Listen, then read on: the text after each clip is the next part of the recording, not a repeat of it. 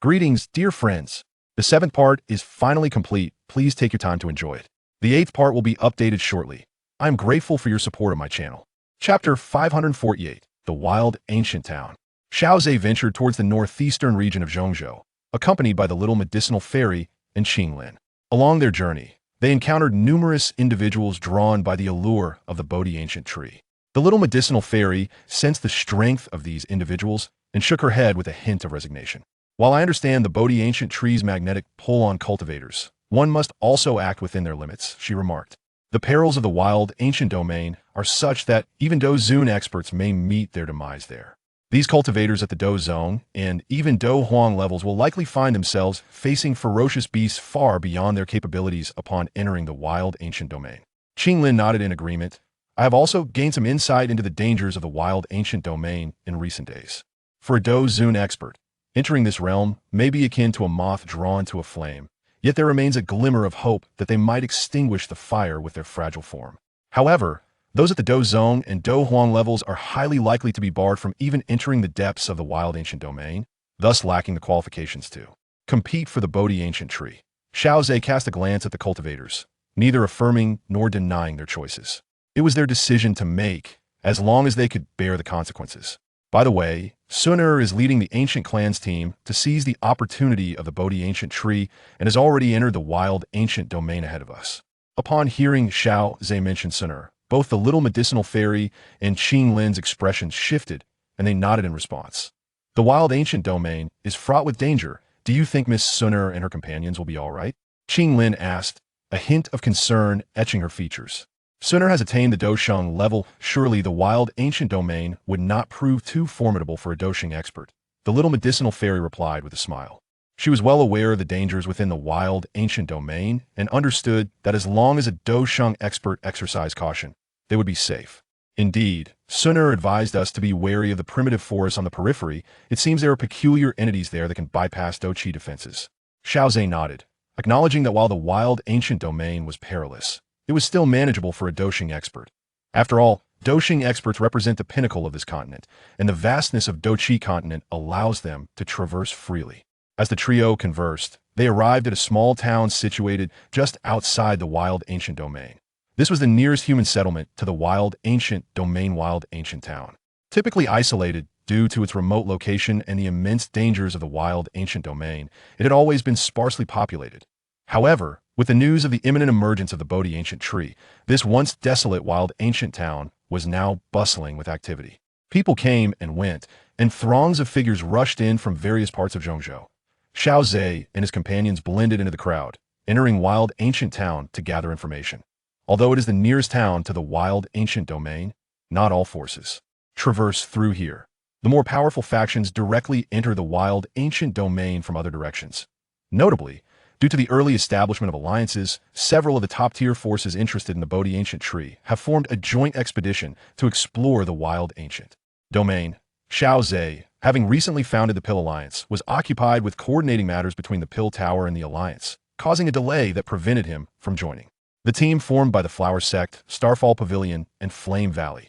With a sweep of his spiritual perception, Xiao Ze scanned the wild ancient town but found no members of the Pill Alliance. It remained uncertain whether they had not entered the wild ancient domain from there, or had already ventured in. Have you heard?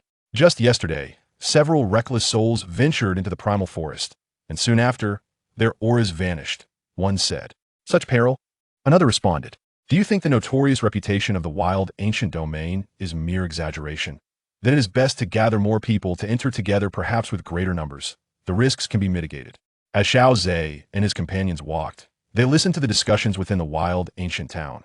They understood the purpose of the gathering. Unlike the formidable powers that could brazenly venture into the wild ancient domain, these rogue cultivators, lacking strong backing, could only gather spontaneously, waiting until they had sufficient numbers to enter together. Is this the method of rogue cultivators? Indeed, everyone has their own approach regardless. They're determined to enter the wild ancient domain. Yet, even so, given the strength of the majority among them, if they insist on forcing their way in, it is likely to end in disaster. The little medical sage and Qinglin conversed casually, their voices drowned out by the bustling crowd, which showed no signs of noticing their exchange. It seems we have arrived just in time, Xiao Ze suddenly remarked, glancing toward the gathering outside the wild ancient town, where significant commotion was unfolding. Those who felt confident in their abilities and wished to take a chance rushed toward the throng forming outside the town. Xiao Ze observed the lingering individuals within the town and nodded slightly. Perhaps they were momentarily impulsive in wanting to enter the wild ancient domain. However, upon witnessing the swift demise of others in the ancient domain, they quickly reconsidered their intentions. Realizing the dangers of the wild ancient domain, they calmed themselves and abandoned thoughts of entering. Xiao Ze and his companions had arrived at the wild ancient domain relatively late. The gathering of such a large number of rogue cultivators likely represented the final wave. It would be nearly impossible to amass thousands more afterward. Following the crowd, they approached the outskirts of the wild ancient town, where towering ancient trees, hundreds of feet tall, stood majestically. The dense canopy obscured the sky, making it difficult for sunlight to penetrate the shadows below. Like towering wooden giants, they stood guard outside the wild ancient domain, their immense forms proclaiming the perils that lay within to all adventurers. Those cultivators who accompanied Xiao Ze were awestruck by the grandeur of the primeval forest. The cacophony of their chatter abruptly silenced. Before the colossal trees, reaching hundreds of feet high, everyone felt a profound sense of insignificancia, humbling reminder of their smallness within the vastness of ancient time. Truly, this is renowned as the most ancient place on the continent, Xiao Ze remarked, gazing at the sprawling, verdant expanse of the ancient woods. As one brave soul took the initiative to step forward, the throng of thousands began its grand march toward the wild ancient domain. Though all who dared venture here possessed the ability to fly, countless bloody lessons had taught them that the dangers on land were surpassed only by those in the skies. Thus, in light of their insufficient strength, none were foolish enough to attempt a direct flight over the ancient forest. Those who had previously dared to try had become sustenance for this primordial woodland, allowing the towering trees to flourish even further. After a brief wait, as the crowd thinned, Xiao Ze, accompanied by the petite healer Qinglin, gracefully entered the primeval forest.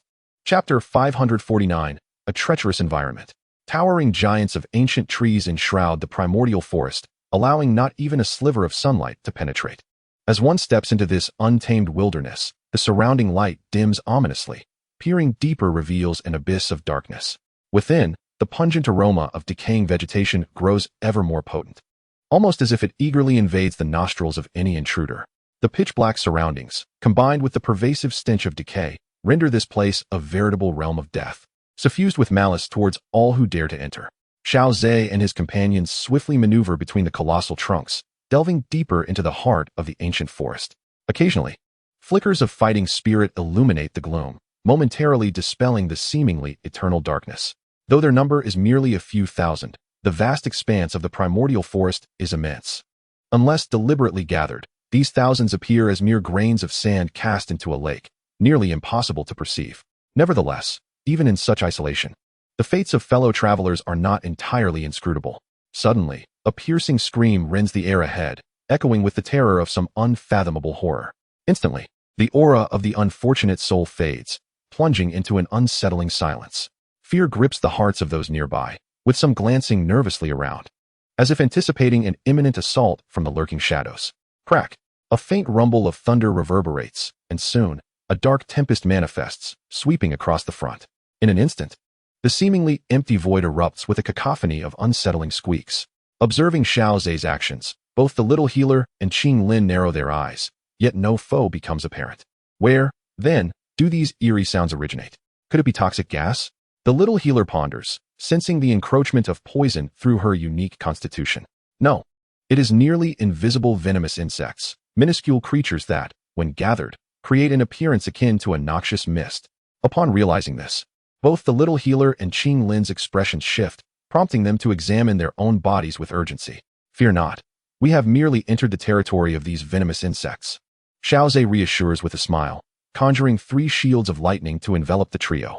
Young Master Xiao Ze, could this be what Miss Xun'er mentioned? Something that disregards the protective aura of fighting spirit? Qinglin muses, her emerald flower rotating gently, revealing the hidden insects under the enhancement of her unique gaze. Indeed, who would have thought that upon stepping into the wild ancient domain, one would confront such a perilous environment?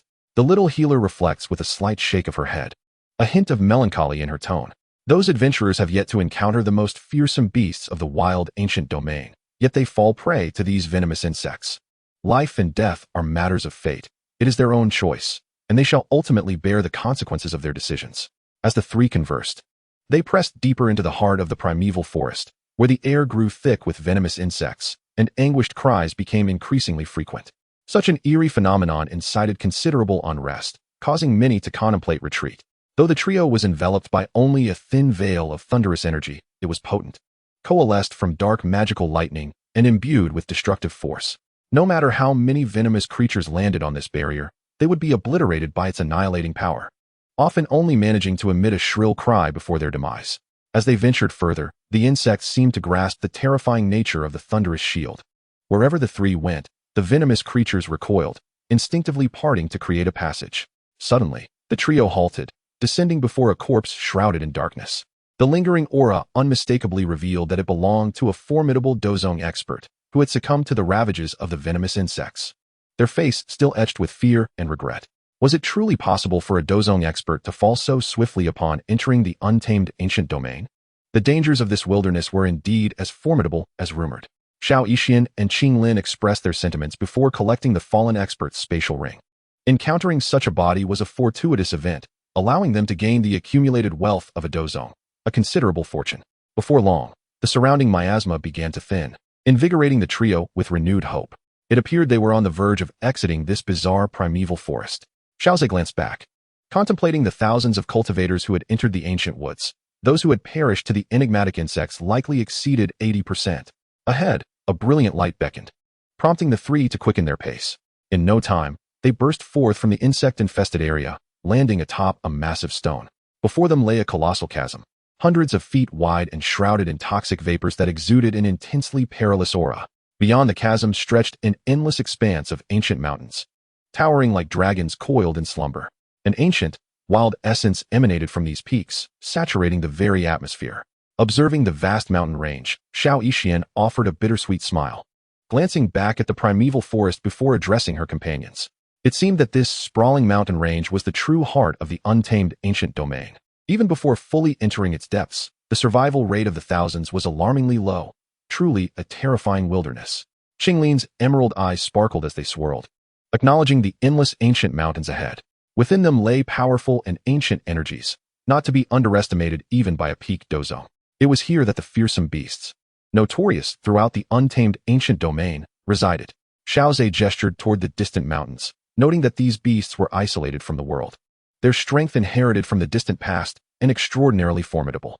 However, it seems that due to their excessively fierce and violent nature, their intelligence pales in comparison to that of equally ranked magical beasts.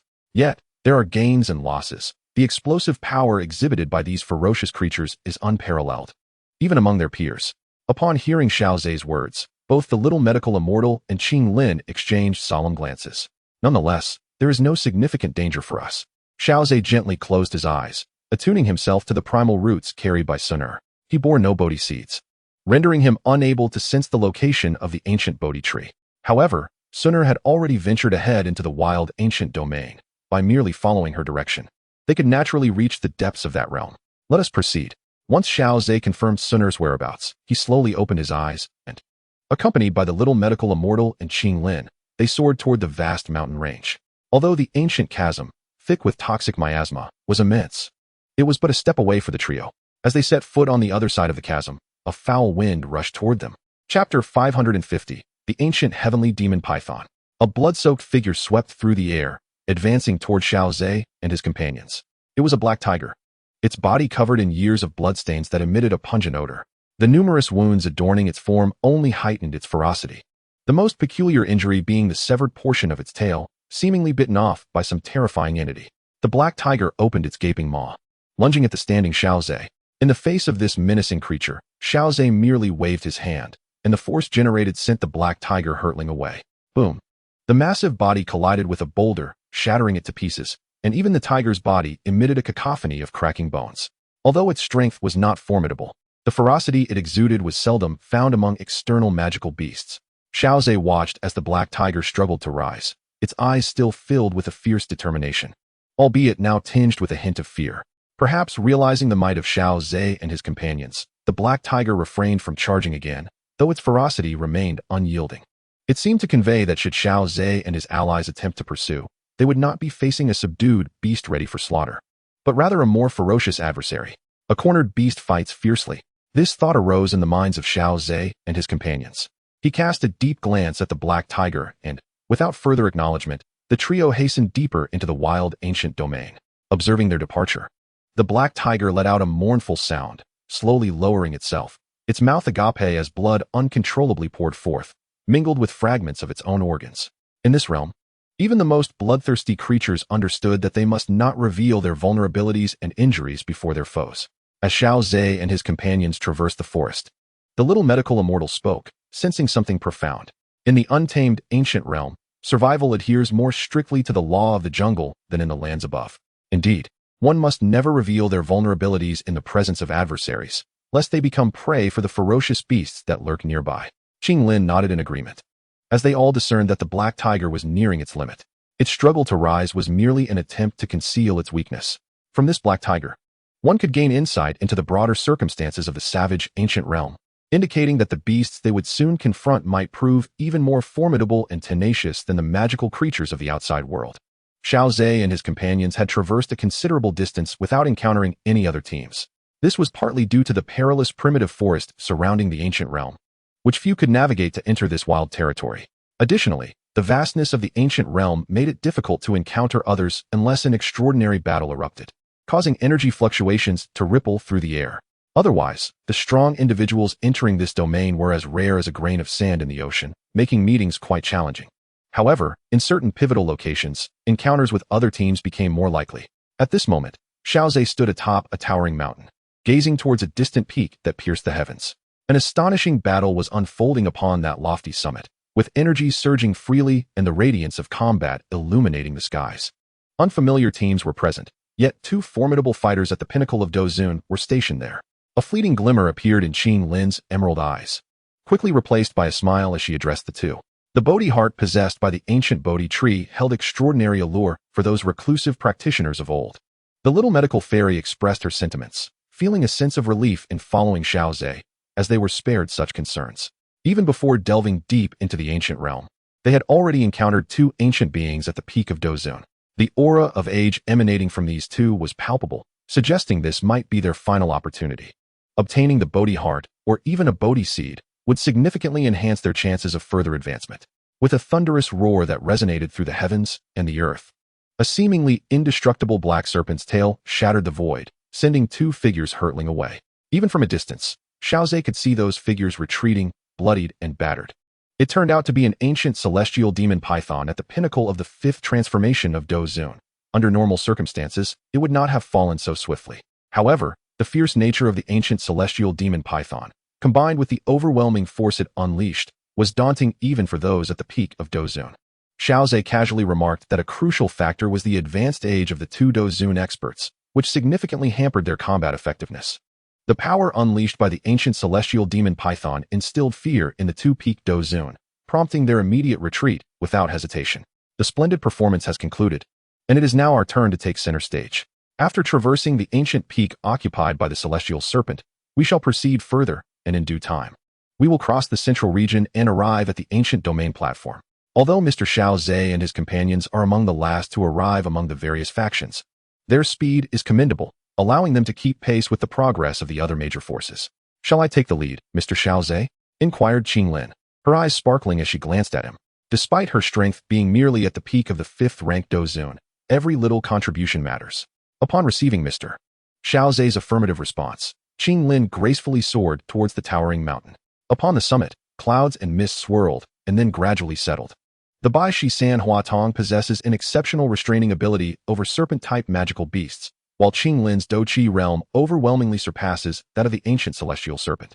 Regardless of how ferocious the ancient celestial serpent might be, it cannot stir any significant turmoil in the face of such a tremendous disadvantage, and it was forcefully subdued by the Bai Shi San Hua Tong.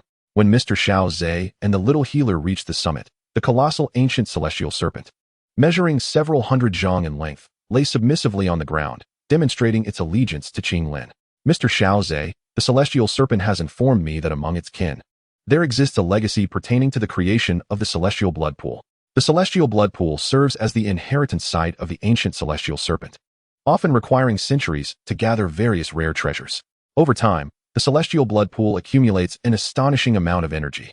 Should an ordinary person venture within, they would likely be instantly overwhelmed and obliterated by the terrifying energy contained therein. Only the descendants of the ancient Celestial Serpent can withstand such formidable power. If one can endure it, the abundant energy would not only elevate their Dou Qi realm, but also significantly enhance their physical form. Upon hearing Qinglin's explanation, Mr. Xiao Ze stroked his chin, contemplating that this indeed seemed to be a treasure trove worth exploring. However, he harbored no overly optimistic expectations. Undeniably, the Celestial Bloodpool is a site of great significance, yet given their current levels, the efficacy of ordinary rare treasures would likely be greatly diminished. Chapter 551, The Celestial Bloodpool. Guided by the ancient Celestial Serpent, the trio traversed a gigantic mountain enveloped in black mist. The peak was perilously steep, brimming with energy, yet devoid of any fierce beasts. Clearly, they had been driven away by the ancient Celestial Serpent. After all, the presence of the Celestial Bloodpool holds unparalleled allure for ferocious beasts. Though the Celestial Bloodpool is the inheritance site of the ancient Celestial Serpent, the abundant energy it contains would also greatly benefit any beast that managed to absorb it. The ancient Celestial Serpent would not wish for its painstakingly gathered treasures, filled with rich energy, to be consumed carelessly due to a moment of negligence. The most prudent course of action is to preemptively expel these beasts, thereby asserting its territorial dominance. Should one depart from this mountain range for any reason, the lingering aura left behind would undoubtedly instill a sense of trepidation in the ferocious beasts. At present, the ancient heavenly demon python willingly leads Xiao Ze and his companions towards the blood pool of the heavenly demon, showcasing the undeniable dominance of the three-flowered eyes of the azure serpent. The lair of the heavenly demon python is nestled within the very heart of the mountain range, whereupon entering, one is immediately enveloped by a chilling dampness. Surrounding them are scattered bones, remnants of both ferocious beasts and human cultivators. It is uncertain which unfortunate souls were captured by the heavenly demon python to serve as sustenance. Xiao Ze cast a glance, shook his head slightly, yet chose to remain silent. In this primal ancient realm, much like in the continent of fighting Qi, the law of the jungle prevails, where the weak are devoured by the strong. Therefore, should one venture forth in search of fortune, one must be prepared to confront dangers, even the possibility of perishing outright. The trio traversed a small hill formed by the accumulation of bones, and finally halted at the cave's end. A pungent scent of blood assaulted their senses, so intense it rendered them slightly dizzy.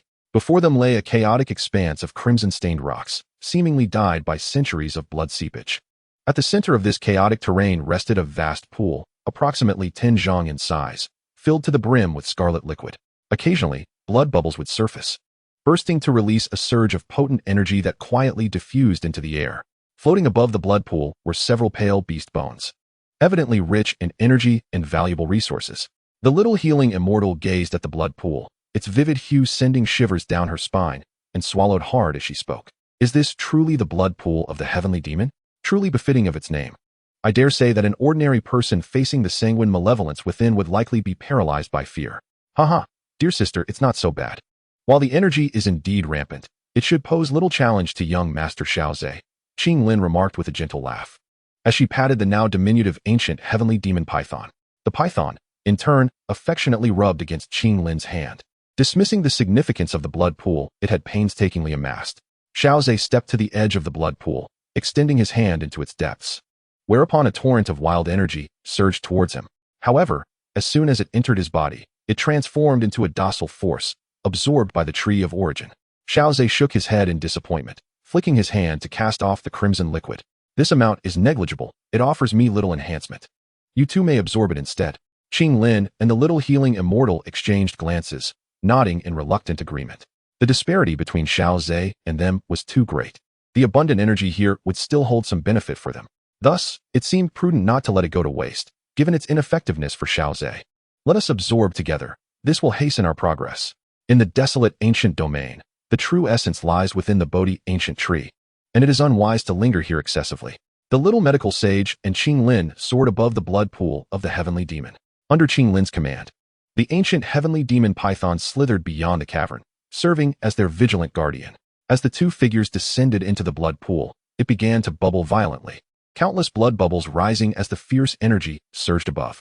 Echoing through the cave, a deep, thunderous resonance reverberated ominously. Gazing at the tumultuous blood pool, Xiao Ze blinked. It seemed the ancient heavenly demon python had infused the pool with rare treasures, endowing it with formidable corrosive energy. Although the garments worn by the little medical sage and Qinglin were crafted from special materials with considerable protective qualities, they could not withstand such intense corrosive energy for long. In an instant, their clothes began to dissolve. Whether due to the reflection of the crimson liquid or their own awareness, a blush rapidly crept across their faces, yet obscured by the scarlet blood. The sight was not entirely clear, merely a vague hint of exposure. Xiao Ze, blinking once more, waved his hand, conjuring a robust energy barrier to envelop the blood pool, ensuring that they would not be distracted by his presence and could concentrate on absorbing the energy within. One must always discern the appropriateness of the moment. This was a critical period for cultivation, and it was unnecessary to let trivial matters disrupt their focus.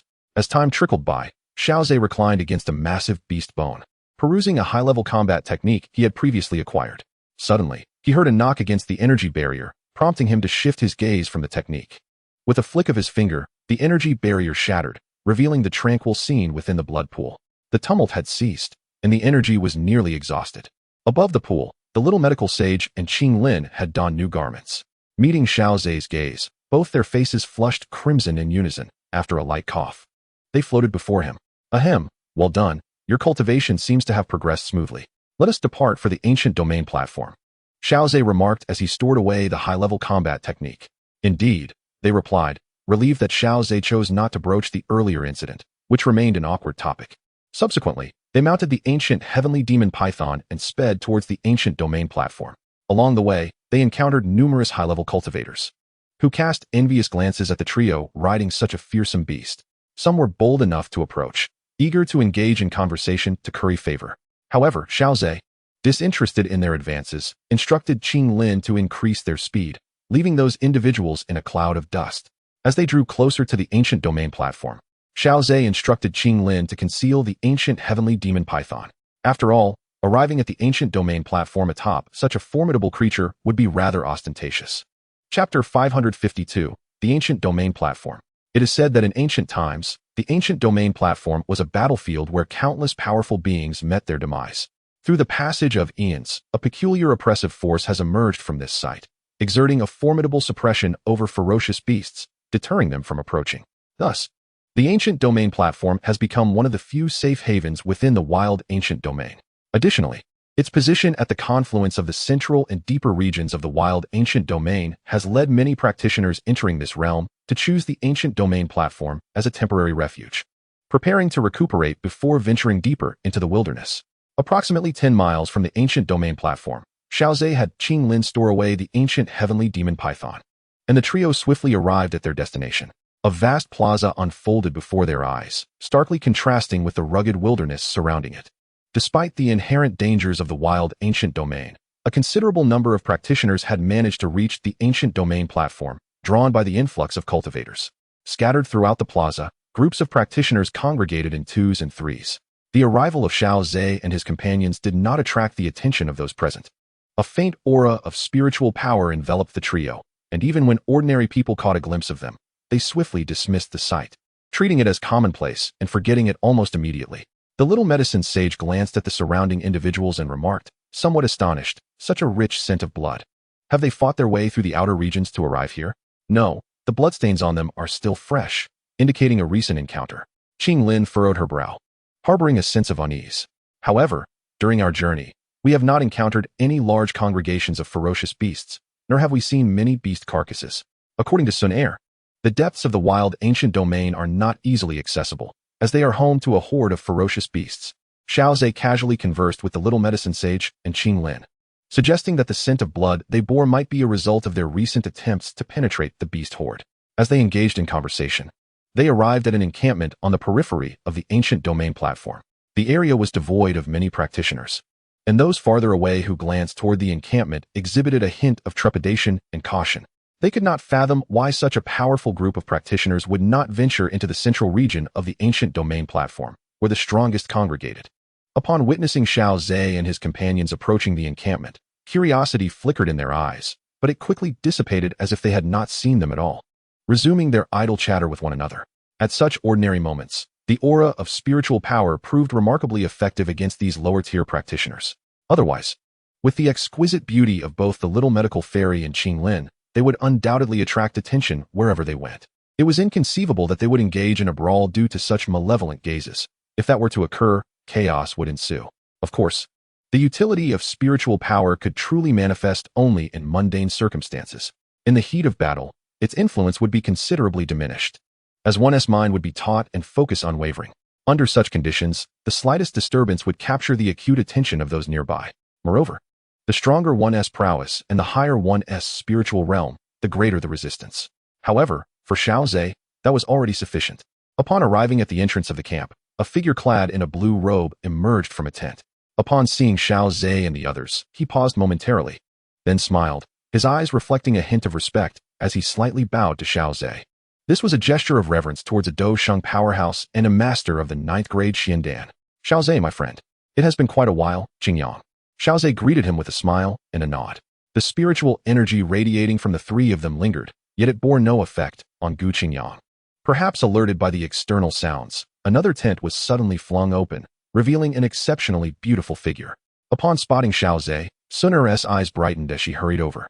Her face adorned with a charming smile, and naturally embraced Xiao Ze. Brother Xiao Ze, it has been too long, Xun'er said cheerfully, wrapping her arms around his, and nodding at the little medical fairy and Qinglin.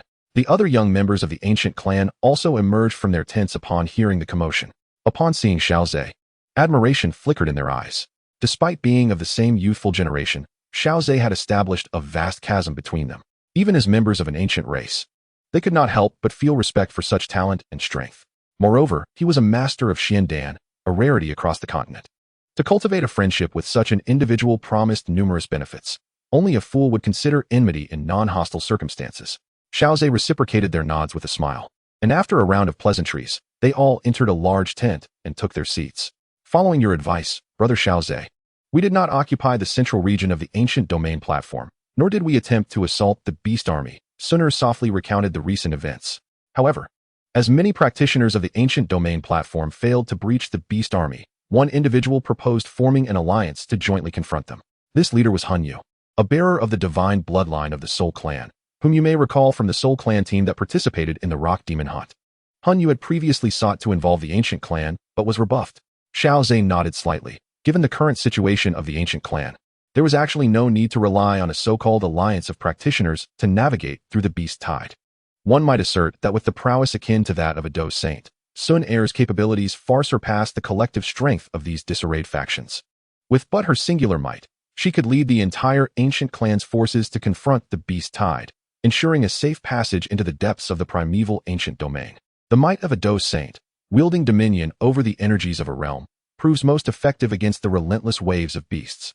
After all, even if the Dou Qi within a Dueling Saint were to be utterly depleted, the energies of this realm are inexhaustible, allowing them to vanquish as many ferocious beasts as they encounter. In such circumstances, the ancient clan need not engage with the alliance. Xiao Ze nodded slightly, as he too was disinclined to involve himself with the alliance. The competition for celestial treasures inherently relies on one's own capabilities. How could Xiao Ze possibly assist those individuals in breaching the beast tide and penetrating the depths of the primeval ancient domain? It seems that the team led by his elder brother, Xiao Yan, has taken residence in the central region of the ancient domain platform and is likely to be swept along by the soul Jade in their assault against the beast tide. Xun'er hesitated for a moment before addressing Xiao Ze. Should I inform my clansmen to notify elder brother Xiao Yan? Chapter 553, A Harmonious Exchange. Upon hearing her words, Xiao Ze raised an eyebrow. Although Xiao Yan was aware of the existence of the ancient races and recognized himself as a descendant of the ancient Xiao Clan, he had not established any connection with the ancient clan. Thus, upon entering the ancient domain platform, he naturally proceeded towards its central region. I shall speak with him personally later to inform him of the situation regarding the soul Jade, Xiao Ze replied. Xun'er nodded in agreement. She was now aligned with Xiao Ze and thus naturally more considerate towards the Xiao family. However, since Xiao Ze seemed to have a clear understanding, she refrained from further comment. Since the soul Jade had formed an alliance to confront the beast tide, it would be prudent for them to test the waters and ascertain just how deep the primeval ancient domain truly is, Xiao Ze casually remarked, displaying little fervor for the Bodhi heart produced by the Bodhi ancient tree. Thus, he remained quite indifferent, able to withdraw at any moment. Unlike other cultivators, who harbored an intense desire for the Bodhi heart and seeds, believing that without them, they could never ascend to the pinnacle of power. For many, the opportunity to advance further, seize greater strength, and attain a longer lifespan is worth every effort. Therefore, even if the beast tide posed significant danger, they would not cower in fear. The members of the ancient clan exhibited no dissent. After all, backed by a Dou Saint, they felt emboldened. If even a Dou Saint were rendered powerless, their involvement would be futile. Following Xiao Ze's establishment of the ancient clan's course of action, everyone dispersed to pursue their individual cultivation, amassing strength for the forthcoming contest over the Bodhi ancient tree's treasures. Xiao Ze also reached out to Xiao Yin through the primal tree. In the central region of the ancient domain platform, Xiao Yin sat cross-legged, meditating to restore his spirit when, suddenly, a ripple emanated from within his storage ring. In a moment of perplexity, Xiao Yin extended his senses into the spatial ring, swiftly retrieving a dragon-shaped jade tablet adorned with a golden tree. Instantly, a torrent of information flooded into his mind. Third brother, I have arrived at the ancient domain platform and gleaned the circumstances therein. The leader of the alliance is none other than the Soul Clan's Soul Jade. Though he appears gentle and refined, he is not one to be trifled with. This alliance is not formed out of benevolence to weather the storm together. It is highly probable that he seeks to leverage the lives of numerous cultivators to pave his way into the depths of the primal ancient domain. This endeavor is fraught with peril. Third brother, if not, shall we venture forth together? Upon receiving this influx of information, Xiao Yin opened his eyes, hesitating momentarily before responding. Fourth brother, there is no need for concern. My journey has been perilous, and I have encountered an abundance of treachery. I am well aware and shall not be easily deceived. Moreover, he intends to harness the strength of other cultivators to confront the beast tide. Is it not true that other cultivators harbor similar intentions? In response to Xiao Yin's assurance, Xiao Ze gently shook his head, refraining from pressing the matter further. This was the essence of Xiao Yin's character. Unless faced with an insurmountable disparity, he would never easily concede or seek assistance from others. Xiao Ze harbored little concern for Xiao Yin. With his current prowess, as long as he was not forcibly trapped within the beast tide, he could extricate himself from any dire circumstances without the threat of mortal peril. Before long, a throng of cultivators surged, exchanging news with fervor. The alliance was on the verge of being finalized, and today they would assault the beast tide, delving into the depths of the primal ancient domain.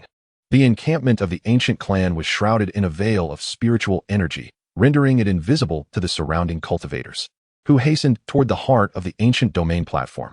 Within the encampment, Xiao Ze raised his gaze to the distance, the overwhelming spiritual energy affording him clarity regarding the events transpiring at the center of the ancient domain platform. At the forefront of the alliance, a figure with flowing hair, a complexion as fair as jade, exuded an air of elegance and refinement. Those unfamiliar with him might easily develop a favorable impression. Soul Jade, wearing a gentle smile, spoke with clarity. Esteemed cultivators, the current situation is unequivocal. The Bodhi Tree lies deep within the primal ancient domain. Yet, blocking our path is an inexhaustible army of ferocious beasts. I trust that each of you has, to some extent, attempted to cross the beast tide. No single faction can achieve this alone. Soul Jade's voice resonated with conviction, instilling a sense of trust among many present, who nodded in agreement. Our only chance lies in forming an alliance, pooling our collective strength, like a sharpened blade piercing through the beast tide, thus allowing us to behold the Bodhi Tree. In this alliance, there are no hierarchies, no one commands all. Our goals are unified, to traverse the beast tide, ensuring that no one is exploited. Upon hearing this, Xiao Ze could not help but smile. It must be said that the cunning of Soul Jade is indeed extraordinary. Capable of maintaining a composed facade while uttering words even he himself finds hard to believe. Of course, if you do not believe him, you may remain here. However, after enduring countless hardships and perils to reach this place, would you truly be willing to abandon your quest? The final words of Soul Jade elicited nods of agreement from the crowd. After all, they had braved numerous dangers in the ancient wilderness for the sake of the Bodhi Tree. To be asked to give up now and return empty-handed would be quite unsatisfactory. The other factions exchanged glances, their expressions contemplative. Just as silence enveloped the gathering, a voice suddenly rang out. It was Jiao Feng, the next leader of the Heavenly Phoenix clan. He spoke first, his eyes shimmering with a peculiar, colorful luster that exuded an unusual pressure. Soul Jade is right. Our Heavenly Phoenix clan has ventured this far and would naturally not wish to abandon our pursuit without even seeing the Bodhi Tree. We, the Heavenly Phoenix clan, are willing to join the alliance. Huh, I am grateful to you, Brother Jiao Feng, Soul Jade replied, a smile gracing his face as he bowed slightly to the distant figure. The willingness of such a powerful faction as the Heavenly Phoenix to join the alliance stirred the hearts of many, and one by one, voices arose in agreement. We also wish to join the alliance and confront the beast tied together. For the sake of the Bodhi Tree, I have already sacrificed some of my men. There is no way I will give up now. Indeed, remaining here yields nothing and incurs great losses. It is far better to take a chance. With this, the matter of the alliance was firmly established. Meanwhile, outside the ancient domain platform, Xiao Ze could not help but shake his head. The interplay between Soul Jade and Jiu Feng had captured the attention of many, solidifying the resolve of those who were previously indecisive to join the alliance, thus becoming stepping stones for Soul Jade as he attempted to confront the beast tide and delve deeper into the ancient wilderness. Chapter 554, each with their calculations. Since everyone has agreed, let us take advantage of the midday hour, when the fierce beasts are at their most lethargic, and set forth immediately. Upon hearing Soul Jade's words, Xiao Ze hesitated for a moment, then leaped skyward. With his current strength, there should be no entity in this ancient wilderness capable of detecting his presence. However, the attentive Xun'er, Little Medicine Sage, and Qinglin immediately sensed his movement. The three exchanged glances, each coming to a swift decision. In unison, they soared into the sky, while Xun'er left a message for Gu Qingyang. Brother Qingyang, hold your position for now. I will accompany Brother Xiao Ze to assess the situation of the alliance. In the camp, upon receiving Xun'er's message, Gu Qingyang expanded his perception but found no trace of the four within the camp, prompting him to shake his head in resignation. Apart from Xiao Ze and Xun'er, the Little Medical Sage and Qinglin have also established a significant gap from their peers. Naturally, Gu Qingyang understands that the prowess of the Little Medical Sage and Qinglin to surpass the younger generation of ancient races at such a tender age is not solely a testament to their innate talents. It is also likely a result of Xiao Ze's efforts, such as the advantage of having a friend who is a master of the mystic pill. Other leaders of the ancient clans, observing Gu Qingyang's expression, cast curious glances his way. Brother, what troubles you? Xun'er and Xiao Ze have ventured to investigate the situation regarding the alliance's assault on the beast tide, instructing us to remain on standby. The other leaders nodded in understanding, showing no signs of surprise. In this expedition, the decision-maker is Xun'er, who wields absolute authority in this operation. It is not merely her status as the eldest daughter of the Gu clan that grants her this power, but rather her true strength as a formidable Dou Saint. While the routine arrangements may fall to Gu Qingyang, once Xun'er speaks, even the four great leaders must comply. Xiao Ze stood suspended in the void, the vast square beneath him appearing as small as the palm of his hand. The fierce winds at high altitude whipped through his garments. A verdant golden light flickered in his eyes, revealing every detail of the world below. Gazing into the distance, beyond 100 miles from the ancient domain platform, he sensed a vast and fierce aura emanating from the surrounding mountains. It was likely that the army of ferocious beasts lay beyond those hills. Suddenly, three piercing sounds echoed as Xun'er and her companions arrived at Xiao Ze's side in quick succession. Brother Xiao Ze, what is the situation? Xun'er inquired, her gaze fixed on the now diminutive ancient domain platform, which, despite its size, remained crystal clear to her vision. At the center of the platform congregated a multitude of cultivators.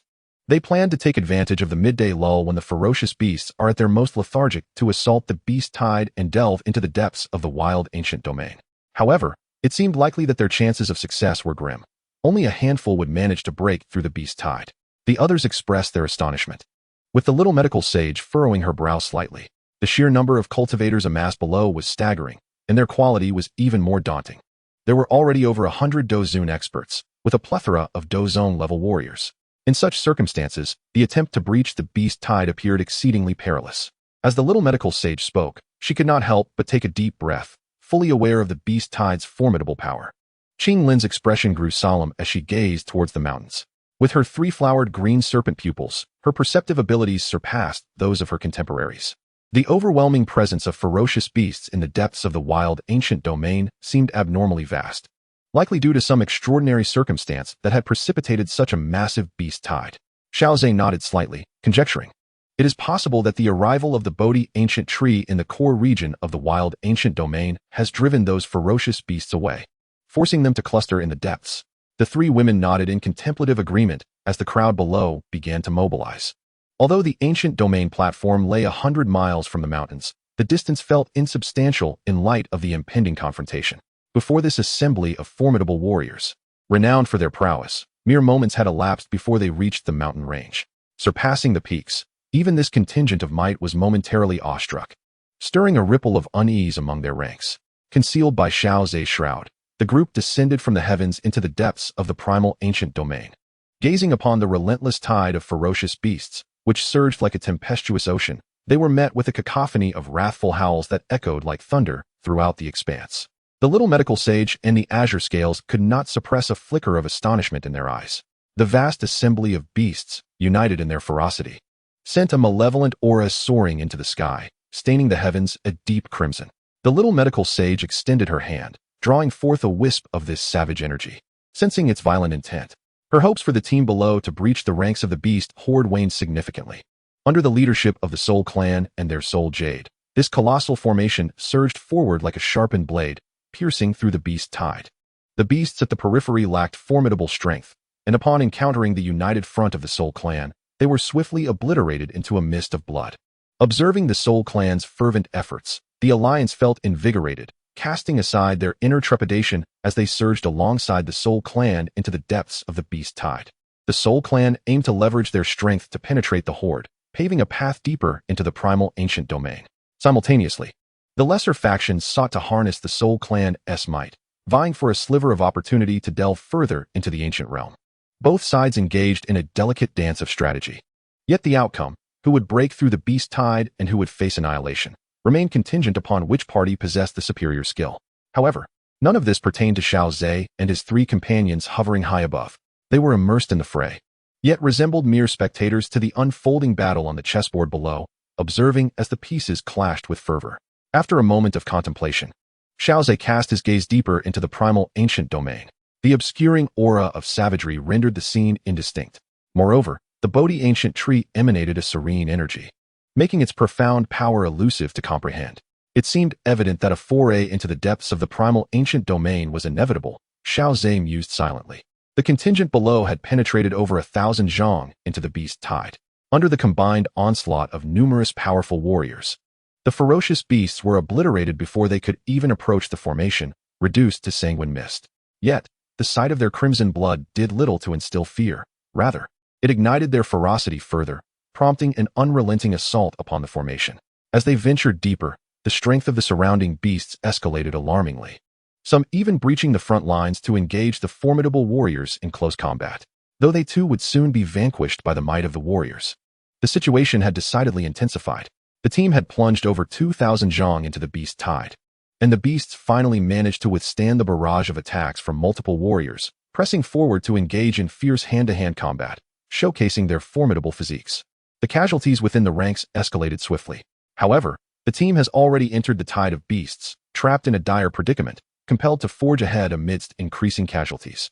In this tumultuous struggle, the majority ultimately become prey to the ferocious beasts. Chapter 555, Ancient Wisdom of Talent. Xiao Ze's gaze subtly shifted towards the team below. As the beast tide gradually encircled them, this seemingly vast group resembled a lone vessel in a tempestuous sea of ferocity, perilously close to capsizing.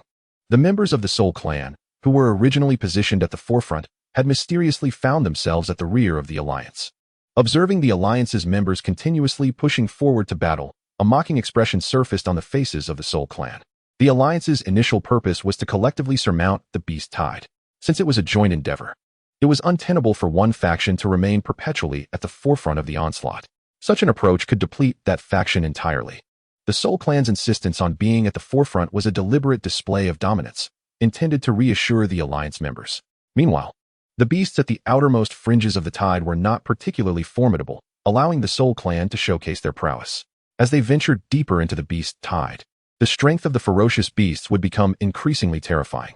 At that juncture, they would feign a lack of fighting spirit, rotate their positions, and stealthily retreat to the back of the team. By then, the Alliance would have penetrated deep into the tide, making retreat impossible. The factions caught in this maelstrom would have no choice but to face the ever-stronger beasts at the forefront until they could no longer withstand the onslaught, leading to a collapse of their formation. Other factions that perceived the Soul Clan's tactics remained silent, harboring no intention to expose their schemes, for they too wished to delve deeper into the ancient wilderness, relying on the strength of the collective. Once the Alliance's formation was completely shattered, they would be closer to the location of the Bodhi Tree. At that point, who could reach the Bodhi Tree would depend solely on their own abilities. In such circumstances, other factions that noticed would also extend their assistance, striving to enhance the team's effectiveness as they ventured further into the beast tide. Xiao Ze, Observing the alliance team nearing collapse, turned to Xun'er and the others. Xun'er, it is time for the ancient clan to charge into the beast tide. Understood. As the leader of this expedition, Xun'er had a responsibility to her kin. It was not feasible to abandon this ancient realm, entering the depths of the wilderness alone unless the peril was overwhelming, necessitating such a desperate measure. Xiao Ze stood alone in the void, gazing downward. His emerald gaze shimmering with ethereal light, appearing quite extraordinary. Yet, amidst the lofty heights, only the relentless gales accompanied him, with no one present to witness the wonder reflected in his eyes. Suddenly, a colossal beast of the Dou Qi level withstood over 100 assaults of fighting spirit and charged towards the alliance team, unleashing unparalleled strength that felled several powerful warriors. The defensive line of the alliance was abruptly torn open, allowing a multitude of ferocious beasts to surge through the breach with relentless ferocity. Observing that the alliance had become ineffective, the members of the Soul Clan, positioned at the rear, ceased their hesitation. They unleashed a staggering wave of fighting spirit, propelling themselves swiftly into the depths of the beast tide. Meanwhile, the remnants of the alliance, witnessing the Soul Clan's unscathed condition, realized they were merely paving the way for others. Other teams still possessing strength followed suit, hastening towards the heart of the beast tide alongside the Soul Clan. Among them, a fire dragon born from a unique flame burst forth, particularly striking in its brilliance. Xiao Ze's gaze fell upon this dragon, confirming its intact state, and he refrained from intervening. The members of the alliance, unwilling to succumb to the jaws of the beasts, summoned their final reserves of strength to fiercely combat the ferocious creatures. Ironically, this diversion drew the attention of the beasts towards them, allowing the Soul Clan and other teams to press deeper into the tide. Xiao Ze's eyes wandered to the far end of the beast tide, where numerous colossal beasts, each towering hundreds of feet, exuded an aura of formidable savagery. His gaze swept over the beasts, narrowing slightly as he peered into the depths of the wild ancient domain. A wave of dense, ethereal energy rippled forth, transforming into various enigmatic forms. Though this energy appeared unremarkable, it possessed the ability to obscure perception, rendering even Xiao Ze, who did not enter its midst, incapable of discerning its true nature. The previously invincible soul power of the heavenly realm, now faced with this ethereal energy, felt akin to gazing through a fog. Truly, a terrifying presence capable of clashing with the might of an emperor of battle. I am still far from that realm. At this juncture, Xiao Ze resolved to descend, opting to land below rather than directly approaching the ancient Bodhi Tree from the heights. The obscured energy, which even he could not penetrate, instilled within him a sense of danger. According to the original narrative, this energy likely harbored the negative emotions stemming from the demise of emperor-level fighters. Should he descend in such a manner, he could inadvertently provoke these lingering sentiments. Thus, one must remain vigilant in the face of the residual power of emperor-level beings. On the other side, although the ancient clan's team lacked the support of the alliance, the protection of a battle saint allowed them to break through at an astonishing pace, leaving the alliance members in awe. Xiao Ze casually hovered in midair, instantly attracting a multitude of furious attacks from the beasts. Among them, a colossal beast, reaching hundreds of feet in height, unleashed a terrifying force capable of rending space itself. Hurtling towards Xiao Ze, as he beheld the massive hand descending upon him, akin to a mountain, Xiao Ze merely tapped his toes, causing his figure to flicker. He appeared atop the beast's forehead and, with a casual gesture, infused his primal imperial flame into the creature's body. The once blood-red beast began to emanate a hint of golden light from within. Under the crimson glow, the beast now presented a striking golden-red hue. A peculiar aura of majesty enveloped the scene, reminiscent of a king among ferocious beasts. Yet, in truth, the essence of that beast had been utterly consumed by the primordial imperial flame. The creature, unable to emit even a sound, collapsed with a thunderous crash. The other beasts rushing towards Xiao Ze, upon encountering the lifeless form of their fallen comrade, seemed to trigger a chain reaction. Their bodies shimmered with a golden-red hue before they too succumbed to the ground. Xiao Ze descended slowly upon the carcass of the beast, and as if he were the pivot of a grand domino effect, the multitude of approaching beasts fell one after another. The ancient clan members, who had ventured deep into the tide of beasts, gazed at Xiao Ze with astonishment. "Let us proceed," Xiao Ze beckoned, leading the way deeper into the wild ancient domain. With a single step, the area around him became devoid of any beastly presence. He gazed into the distance, where, amidst swirling ethereal mists, a colossal ancient tree loomed, its shade vast enough to blanket a significant portion of a city. As Xiao Ze beheld this magnificent sight, an interface notification gradually materialized before him. Bodhi, ancient tree, ancient wisdom. The wisdom of history shall transform into your power. The older it is, the mightier it becomes. The sight of the dark golden letters made his heart race with exhilaration. Dark golden talent. Chapter 556. The attention of the Bodhi Ancient Tree. Ancient wisdom might be the highest level of feedback ability Xiao Ze had encountered thus far. In his excitement, he swiftly began to delve into the details of ancient wisdom. According to the description, the older the existence, shaped by the sediment of history, the more unimaginable power it would bestow. As the highest level of talent Xiao Ze had encountered, it was an opportunity not to be missed. Even if the initial effects were modest, with the passage of time, it would inevitably amplify Xiao Ze's strength. Simply put, it was a growth talent, with potential limits that could surpass imagination. At that moment, Xiao Ze utilized his remaining 3 binding slots to successfully bind the ancient wisdom. However, he had yet to receive any feedback, as the reward required the Bodhi Ancient Tree to enhance this talent. The process of enhancement would ultimately yield results for Xiao Ze. From what he understood about the Bodhi Ancient Tree, it appeared once every millennium, marking a cycle of growth, and only after 100 cycles would it reach maturity. Thus, each appearance of the Bodhi Ancient Tree signified a complete growth cycle. Therefore, Xiao Ze was not concerned about waiting a millennium to receive the feedback of ancient wisdom. Suddenly, a series of whooshing sounds pierced the air as figures began to descend around Xiao Ze. It was the ancient clan members led by Xiao Xun'er. With the prowess of a Dueling Saint, they were able to protect the clan members and arrive ahead of time at the depths of the wild ancient domain. Upon witnessing their safe arrival, Xiao Ze waved towards the tide of beasts. Instantly, the lifeless form of the beast, radiating a golden-red glow, shattered into pieces. A golden essence of the imperial flame transformed into a fiery line, converging towards Xiao Ze's palm. Ultimately, it culminated into a blazing golden flame, which Xiao Ze deftly contained. Just as he encapsulated the golden fire, he suddenly sensed a subtle sensation of being observed, an awareness so elusive that it was nearly imperceptible. It was as if this realm possessed consciousness, scrutinizing Xiao Ze. Were it not for his soul's power, having reached the pinnacle of the heavenly realm, he might have overlooked it entirely. At this level, his perception was astute and keen. Xiao Ze certainly did not consider this a mere illusion. He cast a glance around, and aside from the recently arrived members of the ancient clan, there was no one else present. The source of this enigmatic gaze, within this expanse, could only be the Bodhi Ancient Tree. Xiao Ze raised his eyes towards the colossal ancient tree, standing several thousand zhang away, narrowing his gaze slightly. According to the original text, the Bodhi Ancient Tree had not fully developed sentience. This could be attributed to its overwhelming strength, rendering it incompatible with the birth of consciousness in the eyes of the heavens. Much like the 9 mysterious golden thunder in the void thunder pool, the emergence of sentience was exceedingly arduous. Had it not been for the division of a part of its power to Xiaoyan, thereby diminishing its own strength, it might not have been able to give rise to true consciousness. The Bodhi Ancient Tree could very well be in a similar predicament. Another possibility was that its existence had spanned too long, preventing the full development of sentience. In such circumstances, the Bodhi Ancient Tree possessed only instinctive awareness, acting solely to protect itself and engage in actions beneficial to its own existence. Contemplating this, Xiao Ze pondered whether the display of power he had just exhibited had led the Bodhi Ancient Tree to perceive him as a potential benefactor. The imperial flame, perhaps?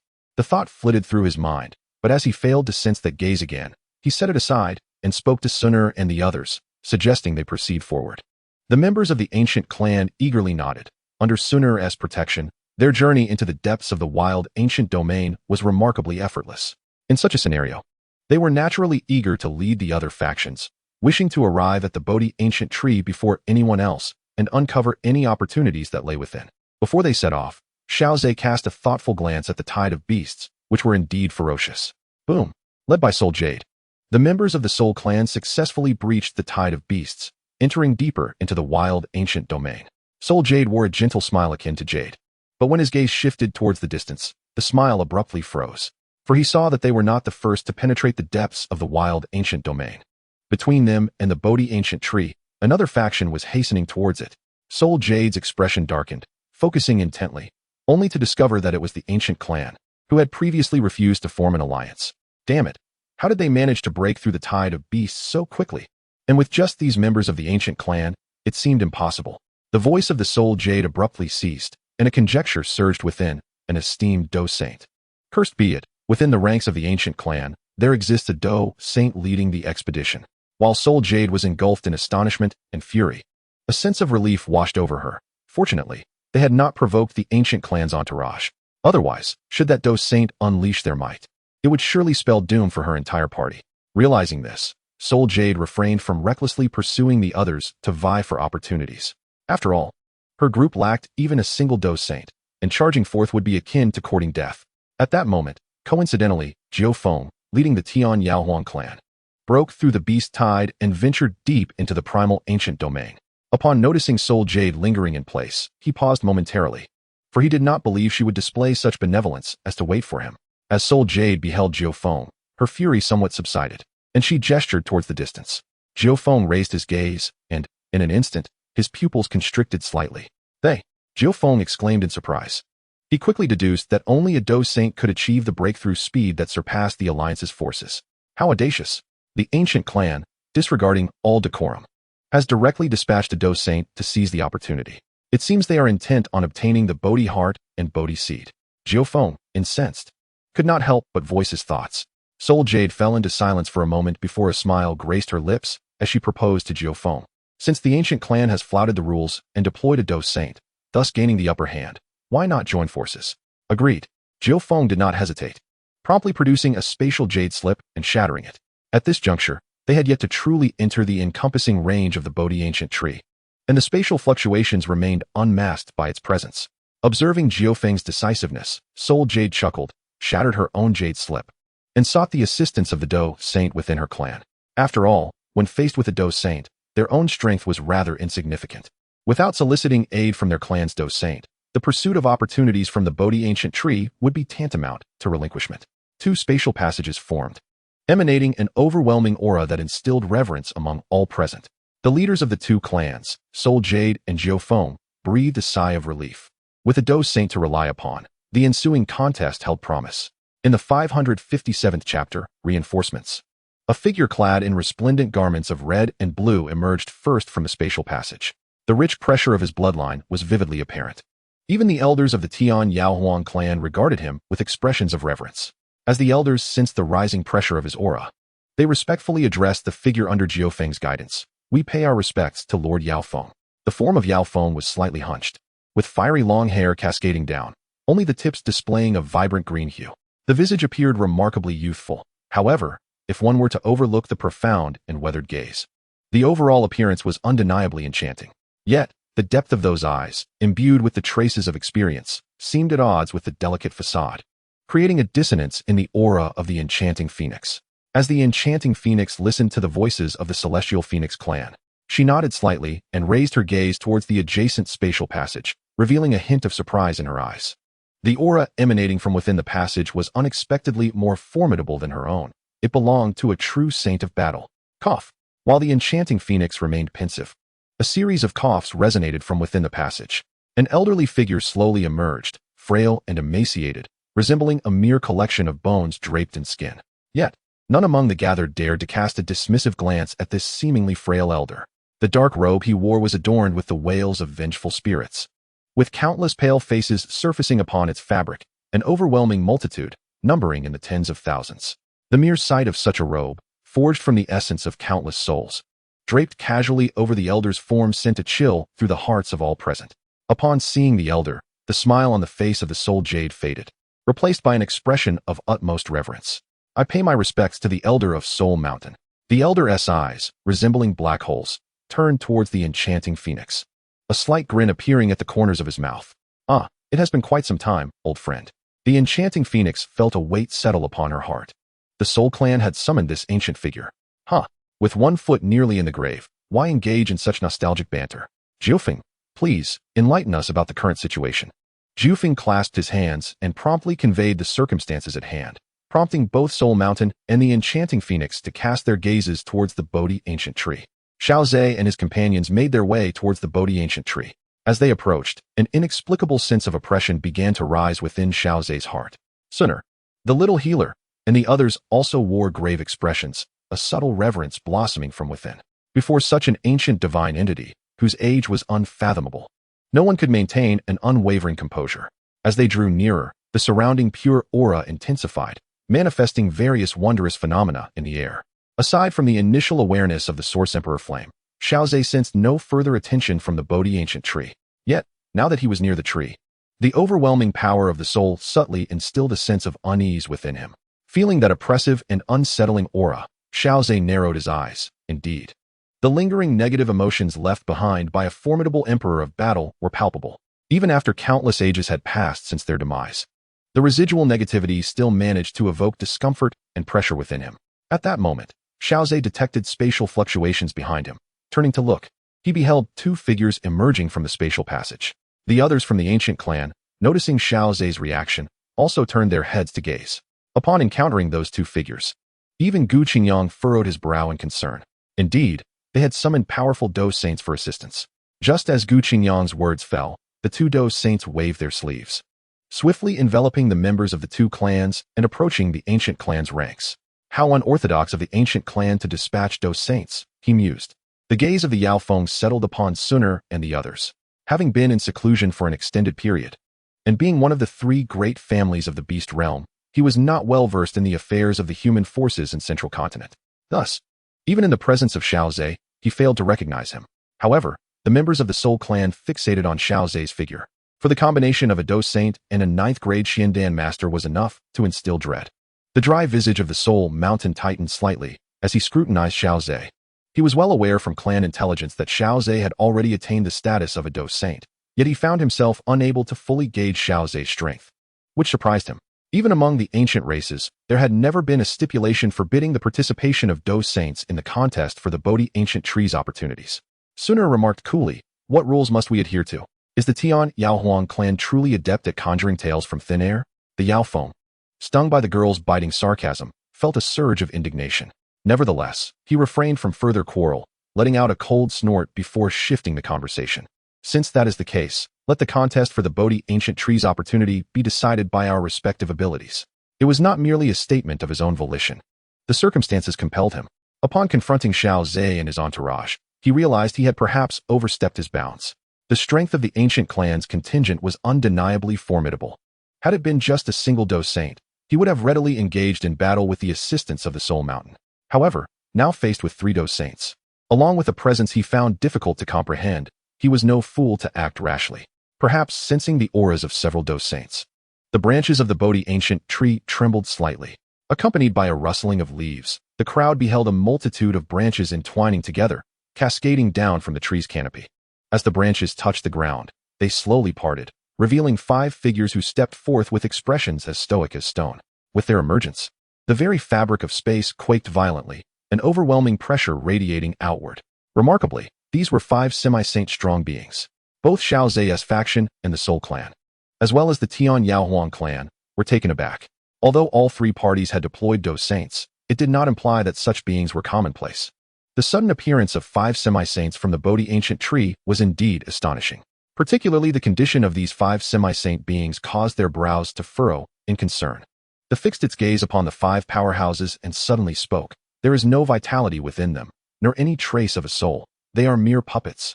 Meanwhile, scrutinized one figure intently, narrowing its eyes slightly, as it realized that the missing semi-saint recorded in the Soul Clan's annals had indeed been transformed into a puppet by the ancient Bodhi Tree. Chapter 558, Strike First. Upon hearing the words of, the gathering was filled with astonished glances directed towards the 5 semi-saints. A semi-saint can also be regarded as a saint, establishing a considerable divide from the tier. The fact that a semi-saint could be refined into a puppet by the ancient Bodhi Tree sent chills down the spines of those cultivators beneath the saint level, who gazed in horror at the Bodhi Tree. Although they had gleaned some understanding of the tree's might through ancient texts and legends, it remained an elusive concept, difficult to truly perceive. The existence of the Bodhi Tree spans an inconceivably long duration, emerging only once every millennium, leading to scant details in the ancient records.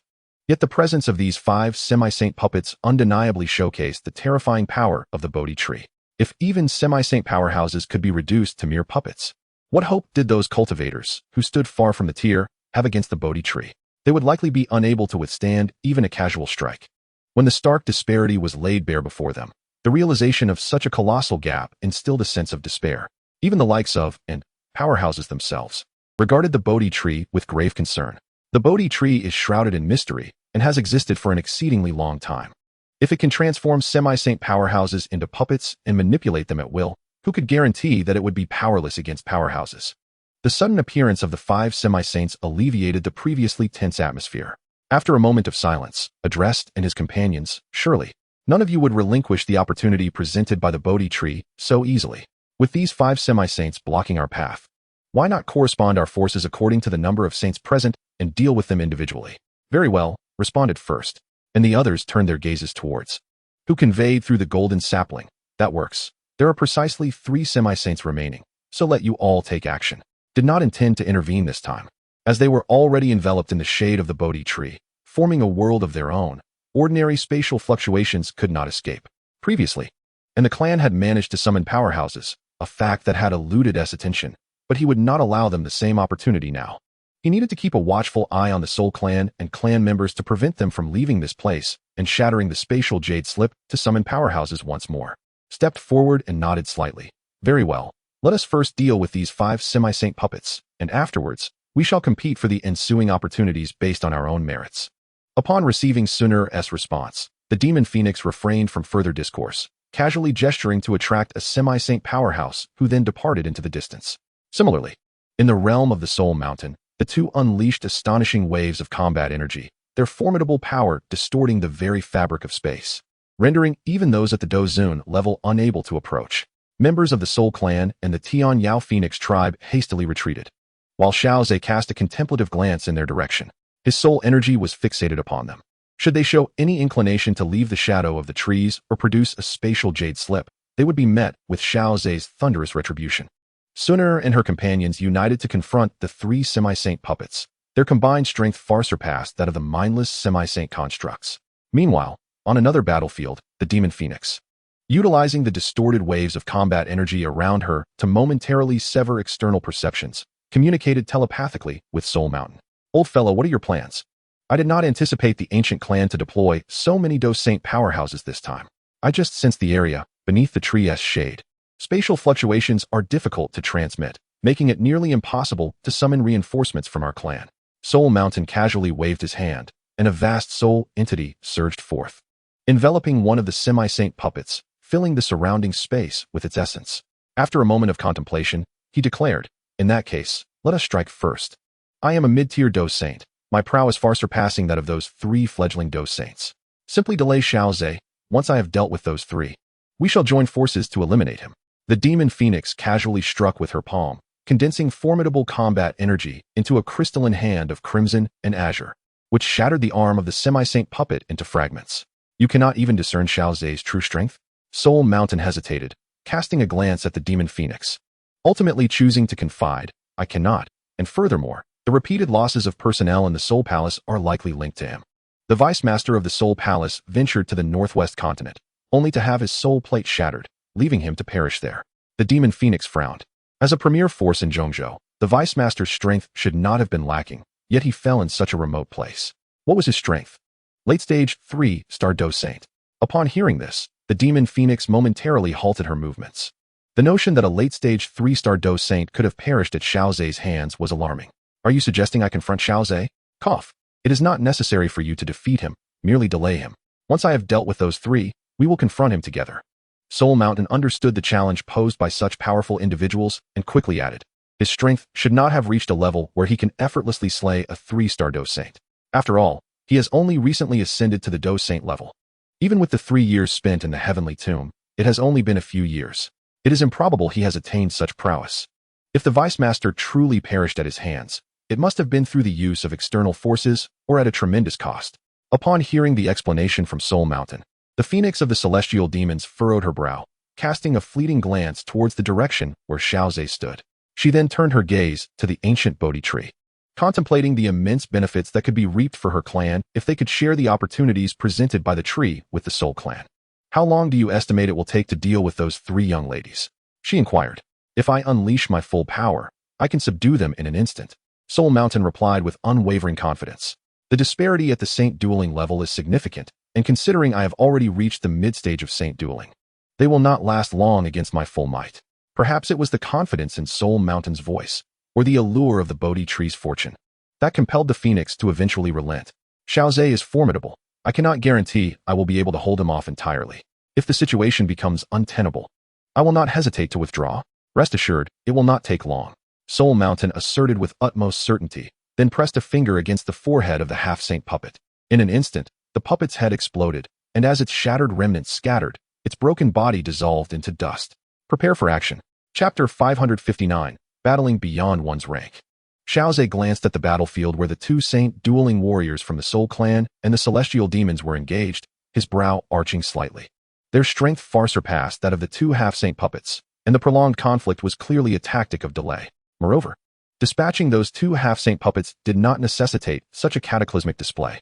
The surrounding space twisted in response, and any ordinary being venturing within would likely be obliterated in an instant.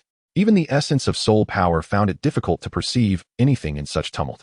Yet, reflecting on this blatant display, Xiao Ze considered his options and subtly directed a few strands of the primordial imperial flame into the earth.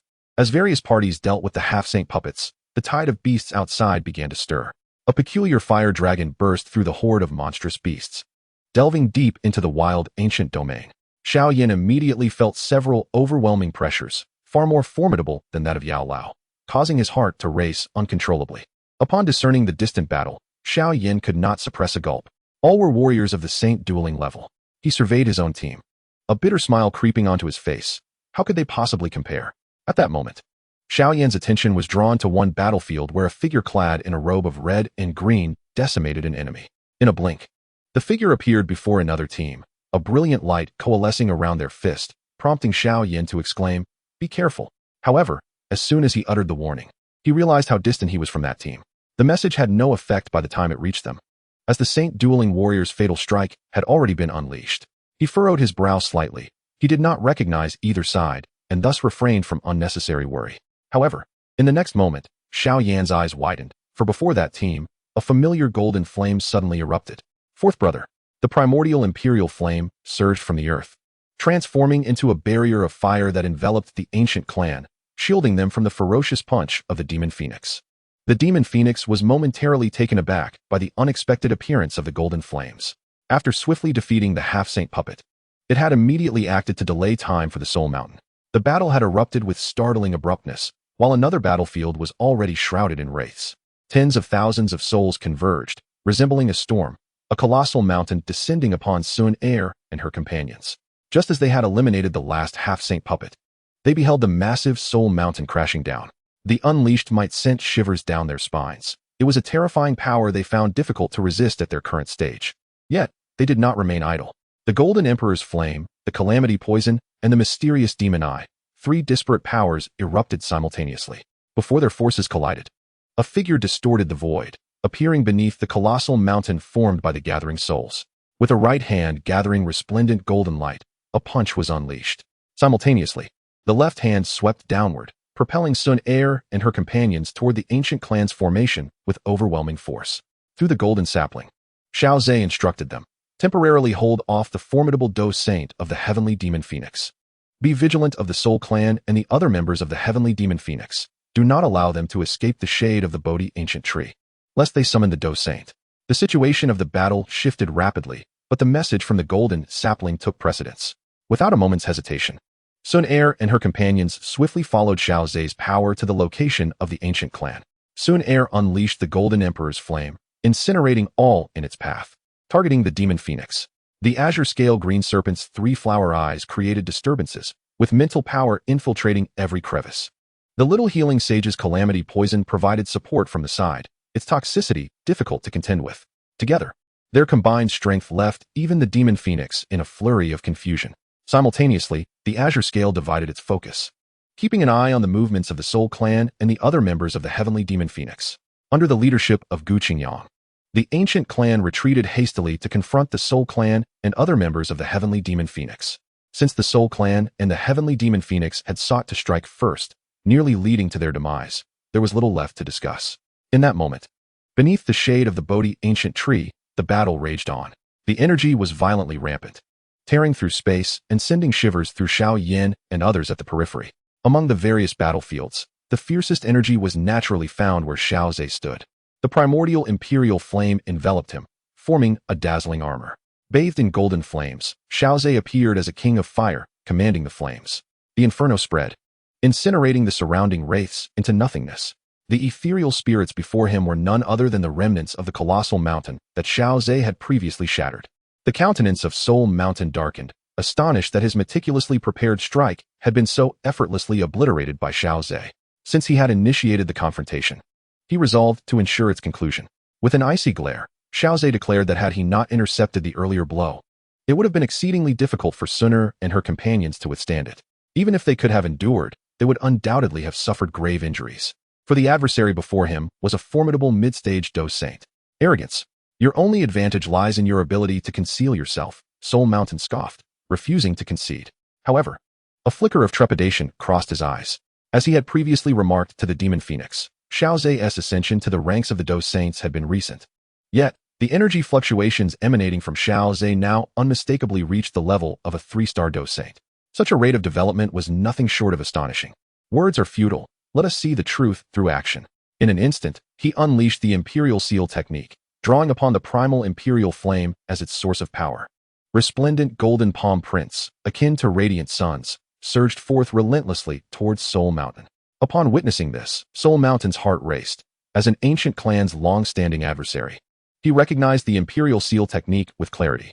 Moreover, it was the 5 seals united, a force potent enough to rival low-tier heavenly techniques.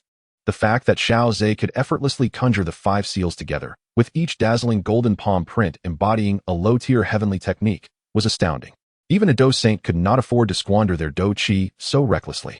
Despite his shock, Soul Mountain dared not underestimate him.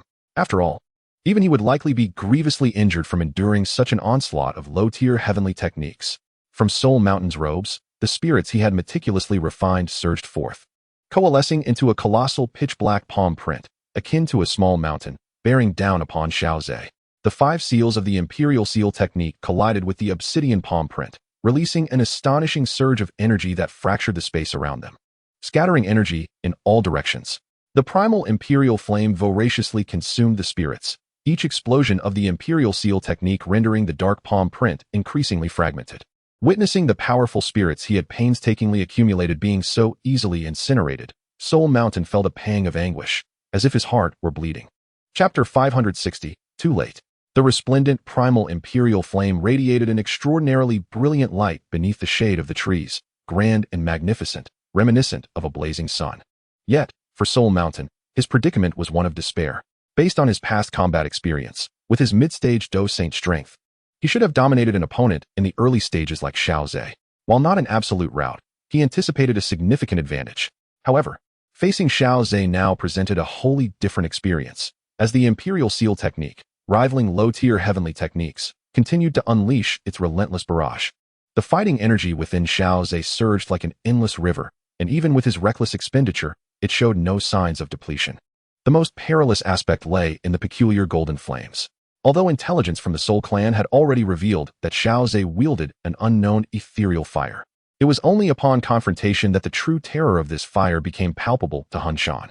The soul entity he had refined upon his robes was no ordinary spirit. When gathered, it posed a formidable challenge even to an average Dou Shang.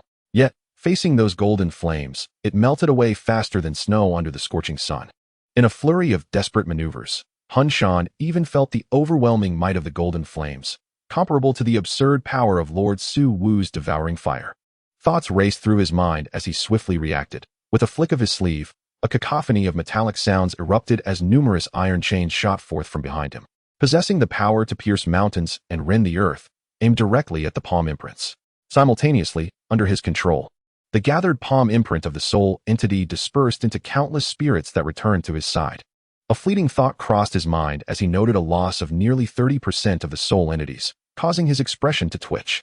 However, even the specially forged iron chains proved futile against the palm imprints, retreating in disarray. The energy surged, and the golden flames illuminated the realm, overwhelming all with a grand, majestic force, causing the Demon Phoenix, facing off against Xun'er and her companions, to be shaken to the core. Upon Xiao Ze's first strike, he sensed that Xiao Ze possessed the strength of a 3-star Dou Shang, albeit at the early stage of Dou Shang. Yet, the current momentum suggested that he held an advantage even against Hun Tiandi, who was situated at the mid-level of Dou Shang. Coupled with the unique abilities of the trio before him, their combined might rendered it difficult for him to secure victory. Aside from the ancient clan's inherited ethereal fire, The eerie poison body and the green serpent's three flower eyes were equally renowned talents, and a moment's carelessness could lead to a downfall. Instinctively, a flicker of retreat surfaced in the heart of the demon phoenix. However, just as this notion of retreat emerged, Hun Tiandi let out a thunderous roar. Raising his withered hand, the terrifying energy coalesced upon it, and the mere act of raising his arm caused the surrounding space to shatter. 10,000 souls, rending heaven claw. With a sweeping motion of his palm, he shattered several imperial seals in a thunderous explosion. Even the pervasive source imperial flames were forcibly extinguished under the onslaught of Hun Tiandi's dreadful energy. Feeling the impact of the energy ripple through his body, Hun Tiandi's complexion paled slightly. Yet, he understood that if he did not make a decisive choice now and allow Xiao Ze to exhibit an overwhelming advantage, the demon phoenix would undoubtedly flee. He had previously made it clear that he did not expect the demon phoenix to delay the three young ladies while he found himself at a disadvantage. Should the phoenix of demons manage to escape, he would undoubtedly find himself confronted by the combined might of four Dou Saints, a situation that could only lead to certain demise. Observing this, Xiao Ze could not help but smile, promptly advancing forward. In truth, with his inexhaustible Dou Qi, he could forcibly employ a multitude of celestial tier Dou techniques to bring Soul Mountain to its knees. After all, this realm exists as a world unto itself, shrouded beneath the canopy of the ancient Bodhi Tree, where the energies of heaven and earth remain stable. Even with the prowess of a Dou Saint, it is exceedingly challenging to forcibly extract these energies for personal use. In such circumstances, should a Dou Saint deplete their Dou Qi, they would be compelled to rely solely on their corporeal form in battle. Abandoning Dou Qi and engaging purely with the Dou Saint's body would significantly diminish their combat effectiveness. Yet, Xiao Ze not only wished to retain Soul Mountain, but also did not intend to let the Dou Saint of the celestial demons escape. Seizing the opportunity of a suitable moment, with the foe fortuitously isolated, it would be a disservice to this rare confluence of time and circumstance not to weaken the strength of both factions. Thus, it was imperative to swiftly capture Soul Mountain. With Xiao Ze's formidable physique, he was most unafraid of close-quarter combat, wielding his strengths against the opponent's weaknesses. With a flourish, he unleashed the Yellow Spring Finger and Yellow Spring Palm. Each gesture radiated a brilliant golden light, crashing towards Soul Mountain. Unfazed, Soul Mountain effortlessly tore apart the Yellow Spring Finger. However, when confronted with the Yellow Spring Palm, he could no longer maintain his previously invulnerable stance. As their clash ensued, the palm imprint shattered, yet the energy coalesced within Soul Mountain's hand also collapsed violently, rendering his already pallid visage even more ashen. Soul Mountain's gaze sharpened, an intermediate celestial tier Dou technique. In mere moments of skirmish, Xiao Ze had already demonstrated 3 such techniques. This depth of foundation instilled a profound sense of dread within Soul Mountain. Now adversaries, Xiao Ze's formidable reserves instilled a great unease in him. Nevertheless, upon witnessing Xiao Ze voluntarily relinquishing the significant advantage of his techniques in favor of close combat, Soul Mountain secretly exhaled in relief. Despite his gaunt appearance, he did not consider himself inferior to Xiao Ze, who had only recently ascended to Dou Saint. With his robes billowing, the previously retracted soul essence converged in his hands, a chilling expression manifesting on Soul Mountain's face. Young one, today you shall learn the consequences of your arrogance. With a fierce roar, Soul Mountain lunged menacingly at Xiao Ze's eyes. Yet, undaunted by this brutal assault, Xiao Ze countered with a punch, radiating resplendent golden light, akin to a great sun surging forth. Boom! Their clash caused the surrounding space to shatter violently, with the pitch-black rifts capable of effortlessly obliterating ordinary Dou zones. Yet, both Xiao Ze and Soul Mountain remained unyielding, effortlessly widening the spatial rifts into black holes, a testament to their Dou Saint bodies. In the blink of an eye, the two engaged in over 100 exchanges, seemingly evenly matched. However, Soul Mountain found himself enveloped in an overwhelming shock. Originally envisioned advantages have, through the course of encounters, utterly transformed into disadvantages. Furthermore, under the relentless onslaught of Xiao Ze, extricating himself has become exceedingly arduous. He could scarcely fathom that within a mere few years since Xiao Ze ascended to the rank of Dou Shang, he has honed his prowess to such an extraordinary degree, even surpassing the most formidable of magical beasts. Remarkably, this achievement has been accomplished while Xiao Ze divided his attention across numerous other domains. Hun Tiandi fixated intently on Xiao Ze, whose tranquil visage was illuminated by golden radiance. He suddenly felt that the Soul Clan's regard for Xiao Ze had been rather insufficient. Even at the peril of provoking an outright war with the ancient clan, it was imperative to summon the esteemed Soul Sage to eliminate this threat. Regrettably, realizing this too late, he found himself ensnared in a precarious situation. Chapter 561, consecutive slayings. Xiao Ze remained oblivious to Hun Tiandi's inner turmoil. Each of his movements imbued with the primordial imperial flame, akin to a resplendent sun. As his heart commanded, he unleashed a myriad of lethal techniques in an instant. Accompanied by the thunderous echoes of annihilation, the black magic thunder flickered amidst the golden flames. The confluence of thunder and fire left indelible marks upon Hun Tiandi. Setting aside the primordial imperial flame, the sheer might of the black magic thunder was sufficient to instill trepidation in Dou Qi powerhouses. With the dual forces of thunder and fire unleashed, Hun Tiandi felt the looming specter of death ever more imminent. Stimulated by this sense of peril, he recognized the monumental threat Xiao Ze posed to the Soul Clan. Without lingering hesitation, a fierce glint appeared in Hun Tiandi's eyes as he ensnared Xiao Ze, the energy within him surging wildly. The sudden shift in offensive caught Xiao Ze off guard. Upon witnessing the desperation in Hun Tiandi's gaze, he comprehended the gravity of the situation. However, rather than fleeing in haste, he concentrated boundless thunderous power, expanding it outward to envelop them in a realm of lightning, obscuring them from external scrutiny. Hun Tiandi gazed in astonishment at the transformed surroundings. In the blink of an eye, the world had morphed into this realm of thunder. The resounding power of lightning illuminated the fact that Xiao Ze's Dou Qi remained inexhaustible. Just as he had surmised, the energy within Xiao Ze seemed to be boundless. Alas, I must concede that not only I, but the entirety of the Soul Clan has underestimated you. Your talent is remarkably extraordinary. Even across the vast annals of the Soul Clan's existence, none have shone as brilliantly as you. It was indeed unfortunate that your lineage hails from the Xiao Clan. Your bloodline has inexorably destined you to be adversarial to my Soul Clan, thus leaving no room for your continued existence. Hun Tiandi spoke with a grotesque expression, a grim smile gracing his features. He laughed not only at the impending conclusion of his own life, but also at the prospect of the Soul Clan vanquishing this profound threat. Do you truly believe that self-detonation can extinguish my life? Xiao Ze suddenly interjected, causing Hun Tiandi's smile to falter abruptly, before swiftly regaining composure. You cannot subdue me in an instant, and my energy is already ignited. Why utter such disingenuous words?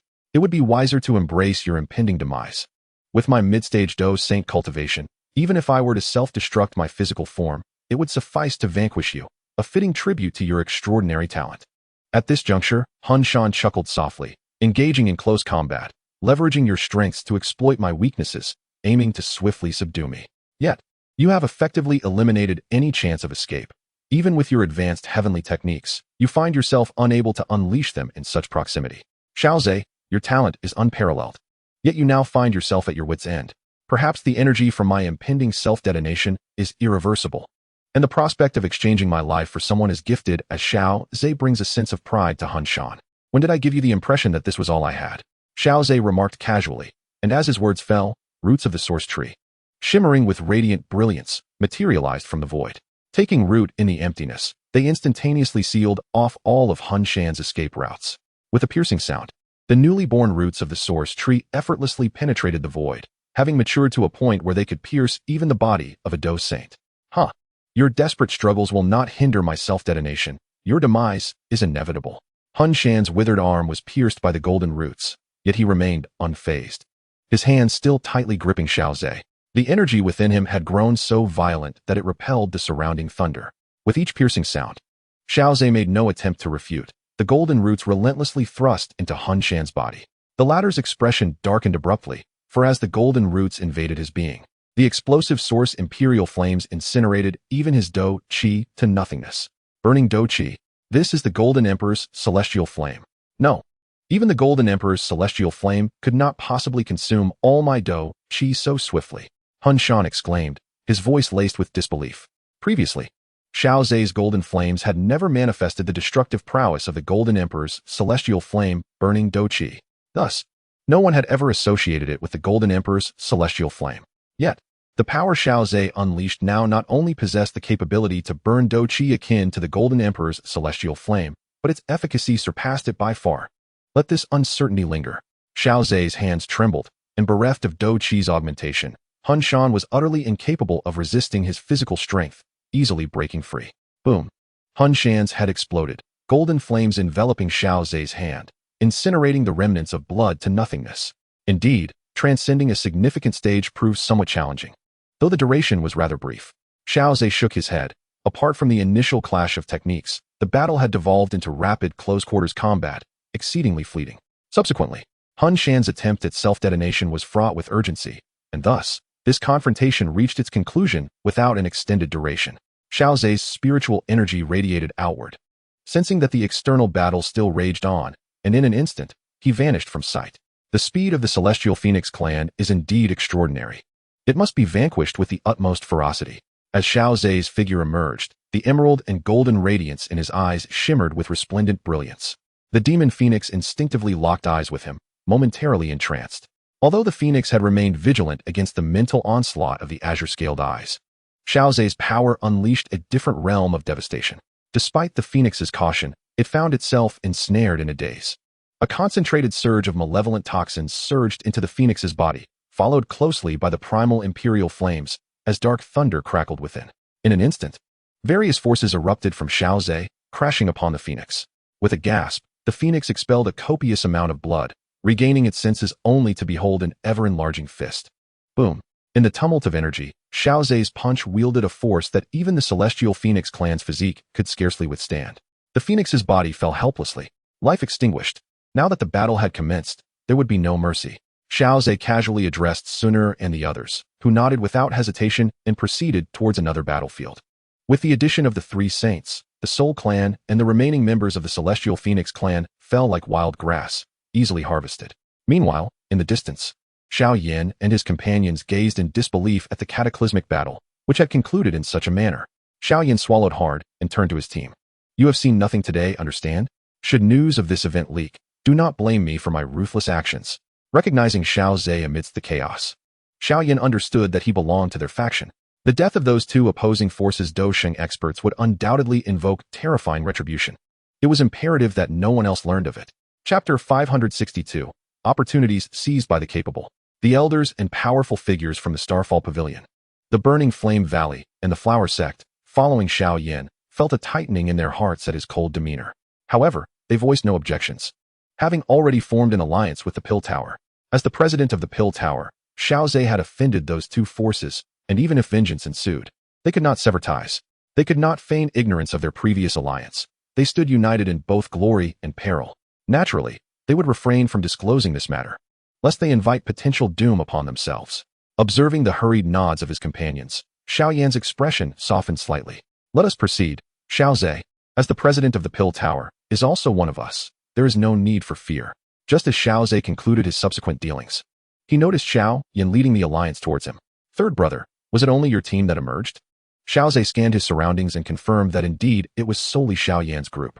Indeed, the coalition tasked with overcoming the beast tide, although the Soul Jade organization has exerted considerable effort, is also fraught with individuals seeking to exploit the situation. Xiao Yan hesitated briefly before continuing, stating that once the united force collapses, they would be left to rely solely on their own abilities to navigate the beast tide. However, I have observed that some individuals, after the dissolution of the coalition, chose not to press on but rather turned away, faced with the prospect of confronting even more formidable beasts deeper within. They opted instead to tackle the weaker creatures on the periphery, which, despite gradually encircling them, posed minimal threat. Upon hearing this, Xiao Ze nodded in agreement, noting that the absence of the ancient clan's participation in the coalition had intensified the pressure on the remaining forces, resulting in inadequate penetration into the depths. While some possessed the capability to attempt further advancement, they ultimately decided to withdraw. In such circumstances, retreating wisely can indeed be a prudent choice. At least the weaker beasts on the outskirts should pose no significant danger, sparing them from a fate akin to those who perished within the jaws of the beasts. After gaining a brief understanding of the situation, Xiao Ze smiled and spoke to the assembled crowd. It was unexpected that matters had culminated in this manner. With the Soul Clan and the Celestial Phoenix clan's withdrawal, the remaining forces were presumably aligned. Xiao Ze facilitated introductions between the ancient clan members and the coalition, and under his guidance, the atmosphere remained amicable. Following a round of pleasantries, Xiao Ze cast another glance at the beast tied outside. It appeared that no other factions had arrived. The opportunity presented by the Bodhi ancient tree was now at hand, and those eager to attempt it could proceed together. A senior elder from the flower sect expressed surprise, inquiring if they too could make an attempt. Certainly, Xiao Ze replied. The Bodhi ancient tree is a rare treasure of heaven and earth. Fortune favors the bold, and it is the capable who shall claim it. At his words, the gazes of the others toward Xiao Ze shifted, recognizing his magnanimity in offering an opportunity despite holding an undeniable advantage. After all, if they were to secure the fortune of the Bodhi Ancient Tree, it would be challenging for others to discern their success without their disclosure. Nevertheless, the Bodhi Ancient Tree harbors its own dangers. The 5 semi-saint puppets previously controlled by the tree serve as a stark reminder that it is not as serene as it appears. I implore you all to assess your capabilities and proceed with caution. Upon hearing Xiao Ze's sincere counsel, the crowd bowed respectfully in gratitude. Does the esteemed Xiao Ze have any further recommendations? Naturally, the higher one's strength, the better. In the event of unforeseen circumstances, one must possess the means to respond. If you wish to pursue the Bodhi heart, it is advisable to be at least at the level of a fighting sovereign. The group nodded in agreement. If one lacked even the prowess of a fighting sovereign, it would be prudent to refrain from recklessly approaching the Bodhi Ancient Tree. After deliberating, some individuals, lacking confidence, chose to remain behind. The remaining members, under Xiao Ze's leadership, advanced toward the towering Bodhi Ancient Tree, their hearts filled with a profound sense of reverence as they drew closer to its majestic presence. Silence enveloped the crowd, the only sound being the soft rustle of footsteps against the ground.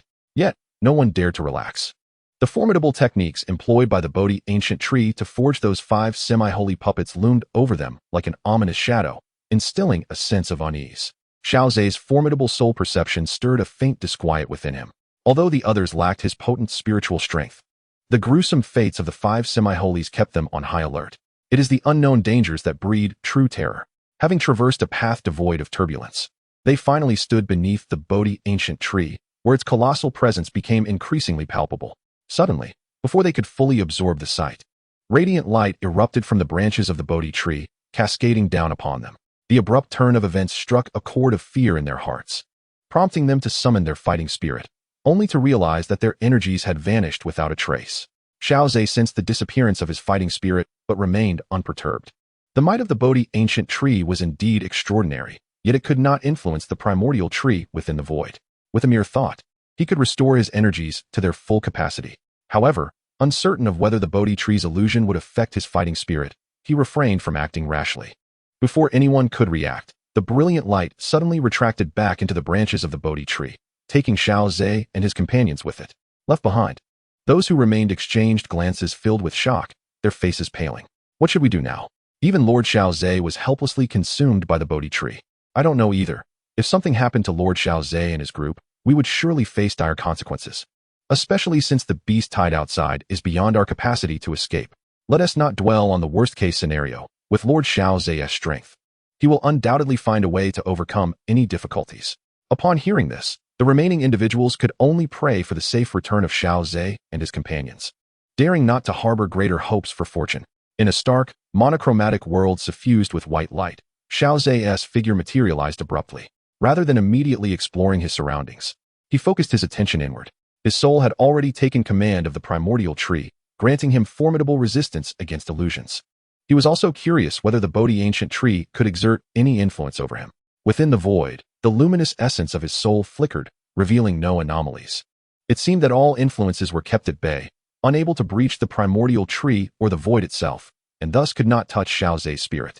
With his situation confirmed, Xiao Ze felt a sense of relief wash over him as he gazed into the expanse of this white-lit realm.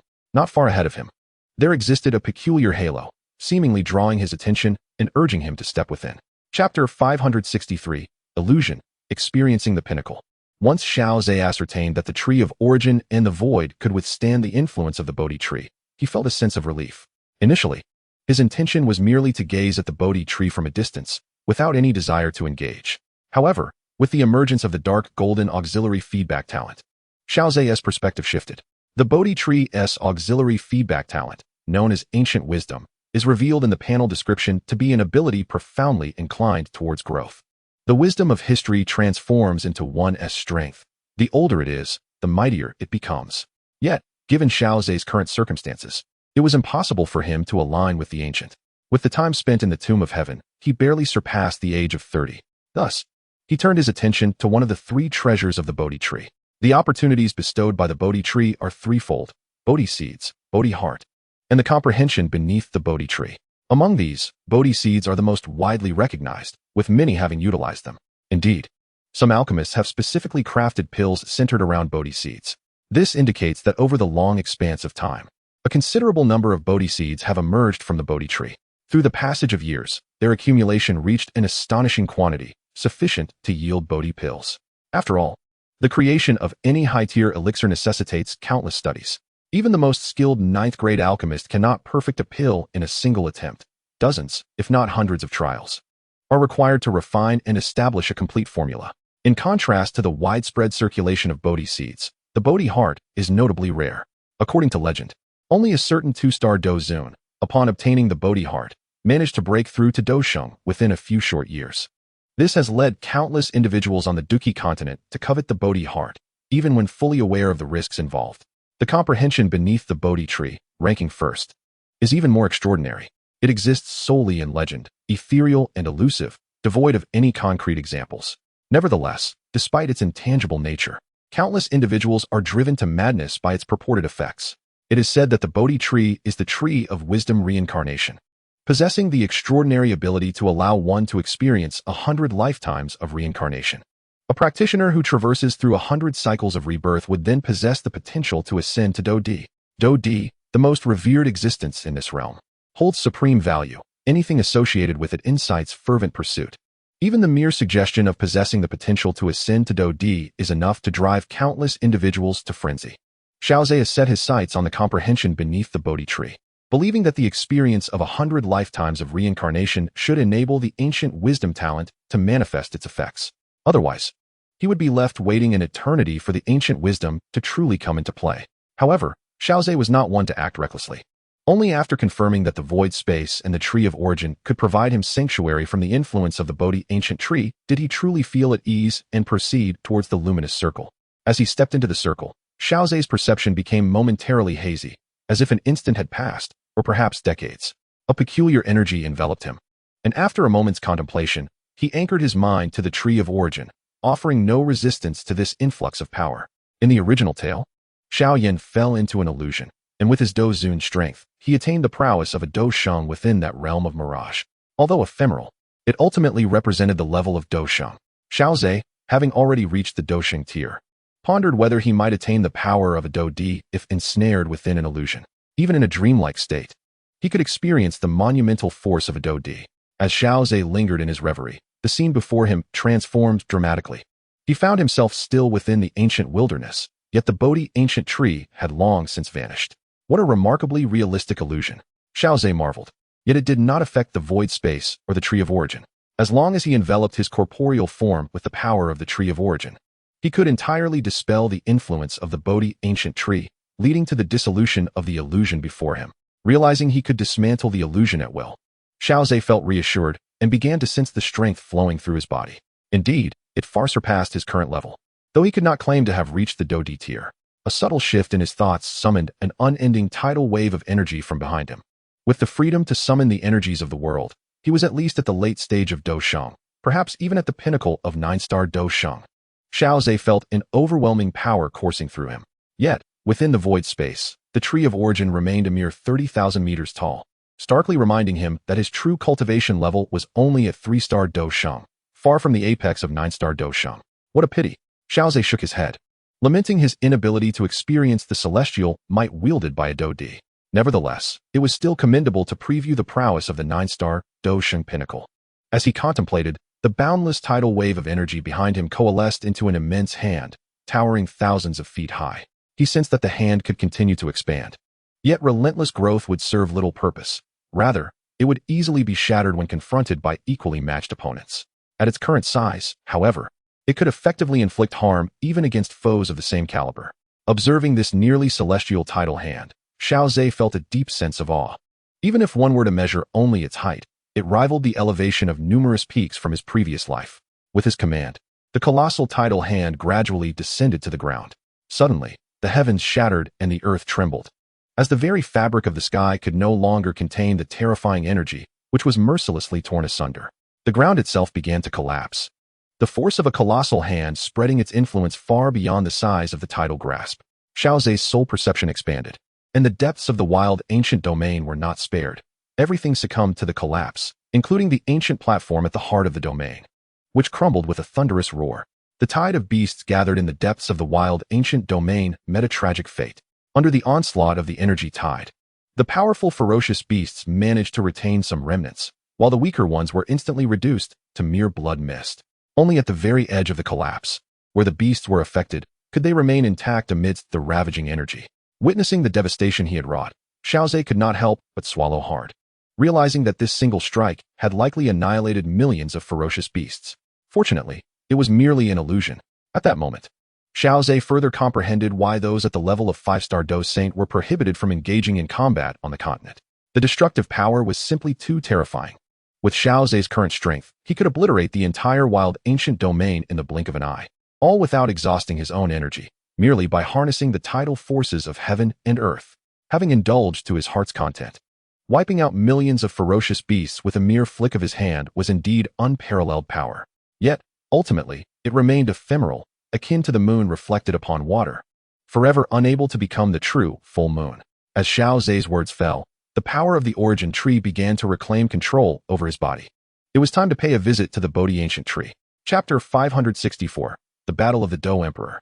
As the power of the origin tree was no longer suppressed by Xiao Ze, it gradually flowed through him, dispelling the influence of the Bodhi ancient tree. The scenery before Xiao Ze shattered instantaneously, transforming into countless fragments like a broken mirror.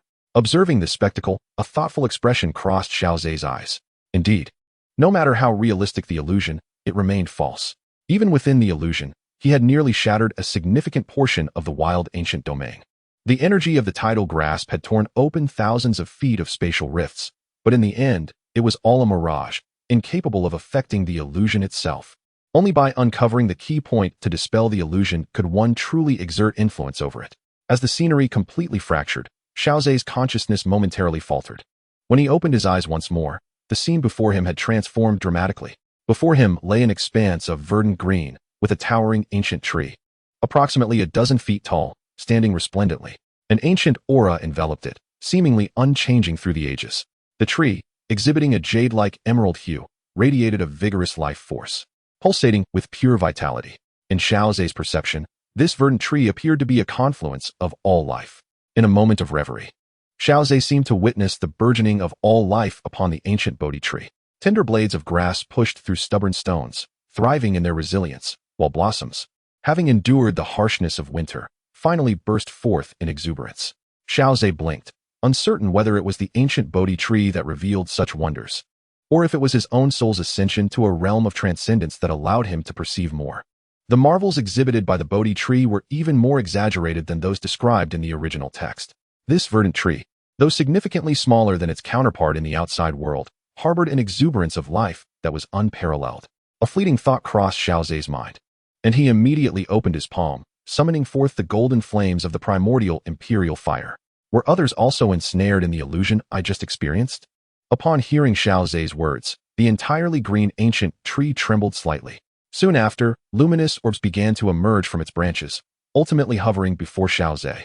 A swift glance confirmed his suspicion. Those who had accompanied him had also entered the illusion, having personally traversed such a vividly realistic mirage and influenced by the Bodhi tree. Discerning the truth proved to be quite challenging. Even if one became aware of the illusion, lacking the power to dispel it meant remaining trapped within a seemingly insurmountable predicament. Before Xiao Ze could speak again, the Bodhi tree offered forth a luminous orb. Within it lay visions of events from the ancient past of the Bodhi tree. Presently, the Bodhi tree stood at merely 1,000 zhang, a mere shadow compared to the 10,000 zhang figure within the orb. What truly weighed upon Xiao Ze's mind was the figure clad in black, standing in midair before the Bodhi tree.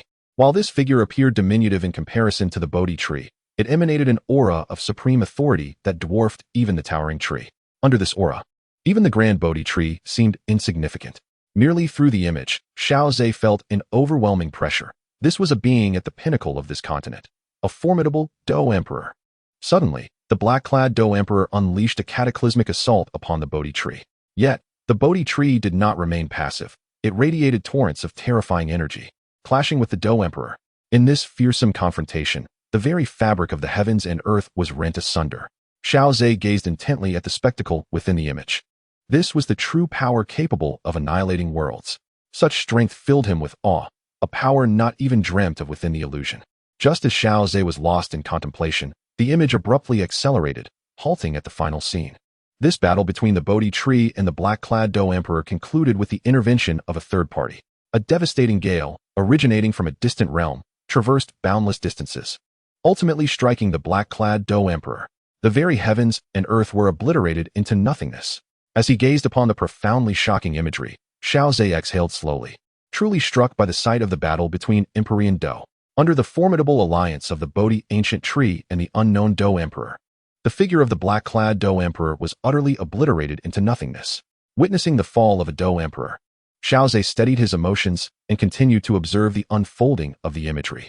Following the demise of the black-clad Dou Emperor, the events did not reach a conclusion. Instead, the void left by the fallen Dou Emperor began to emanate tendrils of dark energy, entwining themselves towards the Bodhi Ancient Tree. As these dark tendrils penetrated the essence of the Bodhi Ancient Tree, the previously pure aura surrounding it gradually took on an almost imperceptible chill.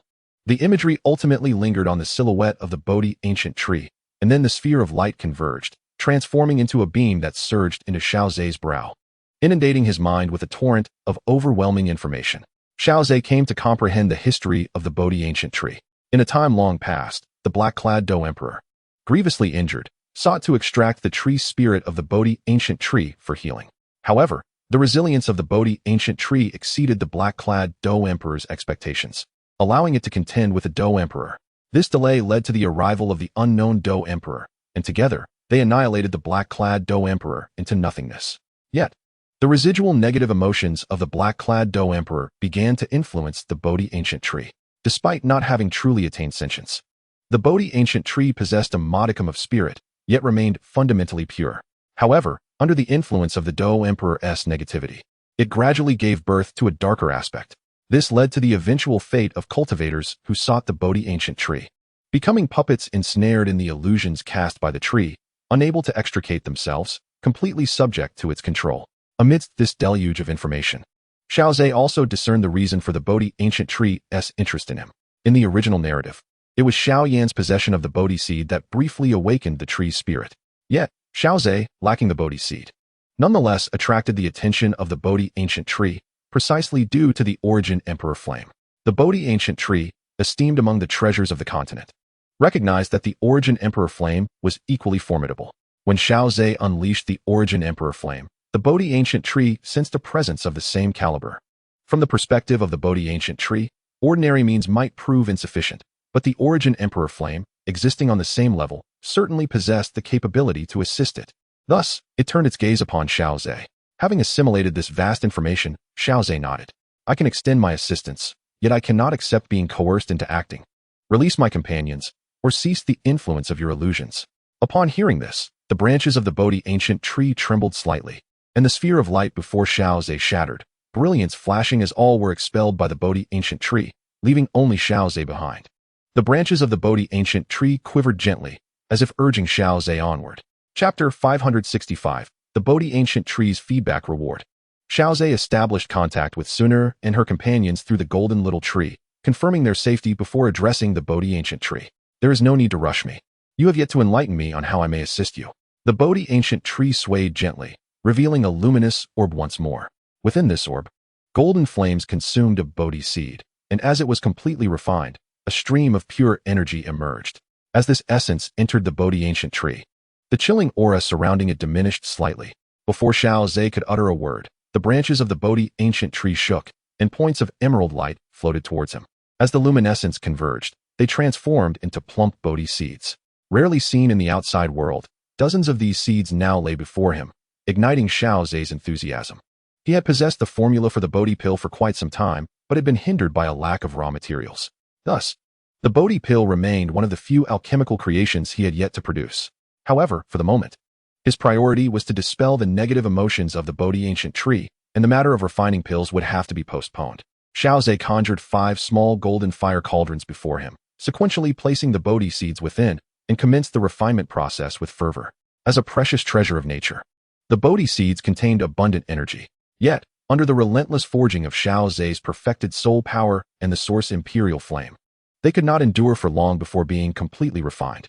They transformed into 5 wisps of pure energy, drifting upwards and merging into the branches of the Bodhi Ancient Tree.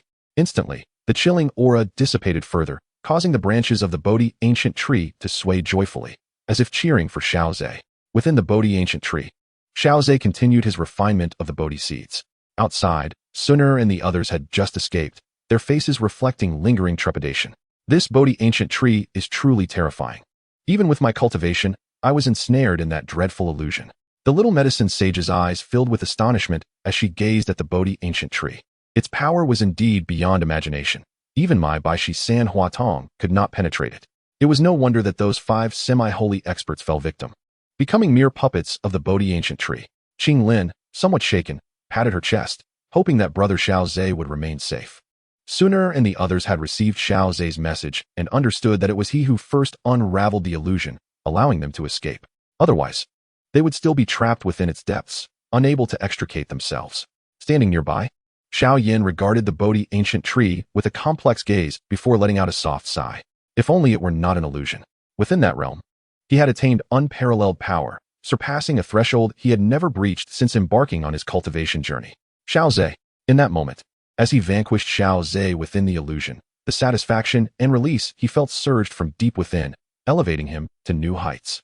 However, before he could fully comprehend the experience, he was abruptly expelled from the illusion by the Bodhi ancient tree.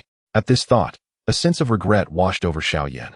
Yet, reflecting on his entrapment within the illusion, unable to discern its nature, he could not help but feel a twinge of frustration, especially as Xiao Ze effortlessly transcended the environment and liberated them all. Indeed, no matter how vivid the illusion may be, it remains ultimately fictitious. Defeating Xiao Ze within the confines of the illusion holds little significance. True transcendence of the soul can only be achieved in reality. Nonetheless, even a fleeting victory within the illusion brings an unparalleled sense of joy and relaxation, as if shedding a burden that had long weighed heavily upon him. Xiao Yin mused inwardly, yet now, having escaped the illusion, he must once again bear those burdens anew. Fortunately, thanks to the reprieve experienced within the illusion, he found those burdens considerably lighter this time. Meanwhile, as the onlookers outside anxiously awaited, Xiao Ze had already completed the refinement of the first batch of Bodhi seeds bestowed by the ancient tree, the last 5 wisps of pure energy ascending gracefully. The chilling aura emanating from the Bodhi tree had significantly lessened compared to before. Observing this, the tree swayed once more, sending dozens of Bodhi seeds floating towards Xiao Ze. A faint twitch of his lips betrayed his thoughts. I am assisting you, and yet you expect me to continue unceasingly. At least grant me a moment's respite. Although the exertion was not excessively taxing for Xiao Ze, the monotony of the refining process became tiresome. He yearned for a brief interlude. After all, he believed that refining 5 seeds simultaneously would yield far superior efficiency. The Bodhi tree, seemingly sensing his sentiment, rustled its leaves apologetically and soon conjured an ancient meditation cushion beneath it. 2 branches swayed over the verdant cushion, as if welcoming Xiao Ze. He ambled over and settled cross-legged upon the cushion, instantly enveloped by an abundance of pure energy. Naturally, he welcomed this influx, absorbing it entirely into his being, gradually elevating the height of the primordial tree within him. Feeling the remarkably pure energy flowing through him, Xiao Ze exhaled contentedly. The energy sourced from the Bodhi tree was so refined that it required no additional processing, allowing for immediate absorption into his internal fighting spirit. As a formidable entity capable of clashing with emperor-level powers, the energy within him was vast beyond imagination. Perhaps due to Xiao Ze's exertion in swiftly refining an entire batch of Bodhi seeds, the Bodhi tree felt an inkling of embarrassment, thus the flow of energy continued unabated. Observing this, Xiao Ze proceeded to conjure 5 golden fire cauldrons once again, beginning the process of refinement anew. Time slipped by swiftly amidst the influx and refinement. And before long, Xiao Ze had refined several batches of Bodhi seeds. Only the Bodhi tree, the very creator of these seeds, could afford to lavish them so freely. Each Bodhi seed, when placed in the outside world, would be deemed an invaluable treasure. The sheer quantity of Bodhi seeds being directly refined could render any faction breathless with regret. Beneath this extravagant display, diligence ultimately bore fruit. When the final 5 wisps of pure energy merged into the ancient Bodhi tree's trunk, the lingering negativity of the Dou Emperor was completely purified. As the last remnants of dark energy were stripped away, the holy verdant Bodhi tree resonated with a low hum, its green radiance illuminating the surrounding realm. Even the vitality emanating from the tree intensified manifold, and the previously perceptible chill vanished entirely. Before him, the Bodhi tree now radiated an extraordinary sense of harmony and tranquility, sanctity and wisdom. Simultaneously, a new notification quietly emerged in Xiao Ze's vision. The Bodhi tree has successfully expelled the Dou Emperor's negative emotions, enhancing the ancient wisdom trait. Congratulations to the host for receiving a 100-fold reward. A wave of unexpected ecstasy washed over Xiao Ze. He had not anticipated that the Dou Emperor's negativity exerted such a comprehensive suppression on the Bodhi Tree, hindering even the enhancement of ancient wisdom. The feedback reward now served to aid both himself and the tree. Chapter 566. Contemplation beneath the Bodhi Tree. As Xiao Ze gazed upon the 100-fold reward for ancient wisdom, a contemplative glimmer sparked in his eyes. Had he received this reward post-contemplation beneath the Bodhi Tree, he might not have entertained too many fanciful notions. However, having already obtained the 100-fold reward, his mind began to whirl with possibilities. If he were to receive the 100-fold reward before entering the cycle of reincarnation, could the cumulative effects lead to an immediate surge in efficacy?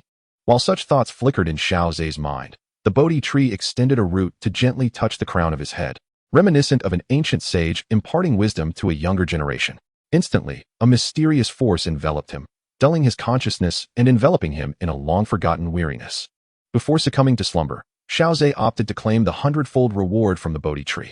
As he drifted into sleep, the Bodhi Tree erupted in a dazzling display of emerald light. Two roots lifted Xiao Ze's form, drawing him closely to the tree's trunk. At the moment of contact, ripples cascaded across the tree's surface as Xiao Ze's body slowly melded into it. The 100-fold reward from the Bodhi Tree intertwined seamlessly with the cycle of reincarnation. On Xiao Ze's panel, the dark golden ancient wisdom shimmered brilliantly, as if continuously showcasing its inherent capabilities. His experience was notably unique, differing from previous encounters with the 100-fold reward. In the past, such rewards had swiftly imparted a sense of dominion over serpentine beasts or inflicted unimaginable anguish. This time, however, the 100-fold reward felt protracted, as if he were ensnared in an extensive dream, layered within layers. In this dream, he may be an ordinary individual, traversing the cycles of life, ultimately concluding with an utterly unremarkable and mundane fate. In the next dream, he might transform into a valiant soldier, battling on the front lines, evading death time and again, and accumulating accolades through his gallant feats. In yet another dream, he could embody a healer, traversing the earth on foot, sampling the myriad herbs of the world, employing his modest medical skills to heal the masses, and penning medical texts for posterity. Everything unfolds like a fleeting dream, a continuous cycle. Outside the ancient Bodhi Tree, Xun'er and the others gazed at Xiao Ze, who sat cross-legged within the tree's trunk, their hearts tinged with apprehension. "Fourth brother," Xiao Yan exclaimed, his expression taut as he involuntarily called out. Xun'er and the others furrowed their brows. However, their unwavering confidence in Xiao Ze kept them from succumbing to panic. There is no need for concern, for this may indeed be a grand opportunity for brother Xiao Ze. Xun'er appeared to contemplate a possibility, her tense expression easing slightly. Curiosity flickered in the eyes of those present. The ancient Bodhi Tree is revered for its three treasures: the Bodhi seeds, the Bodhi heart, and the enlightenment found beneath the Bodhi Tree. Among these, the most ethereal and elusive is the enlightenment beneath the Bodhi Tree, which is said to grant individuals the experience of countless reincarnations, a marvel beyond imagination. Perhaps brother Xiao Ze is currently undergoing such a profound cycle. Xun'er gently caressed the golden tree imprint on her hand, a symbol of Xiao Ze's source of power. Should he encounter any misfortune, it would undoubtedly react. Yet, the golden tree remained remarkably stable, even emanating a faint warmth, as if soothing her. The onlookers, upon hearing this, cast astonished glances toward Xiao Ze. If Xun'er's words held any truth, it indeed signified a tremendous opportunity. The enlightenment beneath the Bodhi Tree, spanning countless reincarnations, is said in legends to possess the potential to elevate one to the realm of Dou Di. Contemplating this, everyone gazed at Xiao Ze with envy. Xun'er continued to caress the golden tree imprint, filled with confidence in Xiao Ze, though she understood that this remained her speculation. She could not assert the reality of the situation. Little Medicine Fairy and Qinglin stood beside Xun'er, their eyes fixated on Xiao Ze's figure. Despite their outward calm, a current of tension coursed through them. They refrained from hastily communicating with Xiao Ze through the golden tree, for if it truly was the enlightenment beneath the Bodhi Tree, it represented a monumental opportunity for him.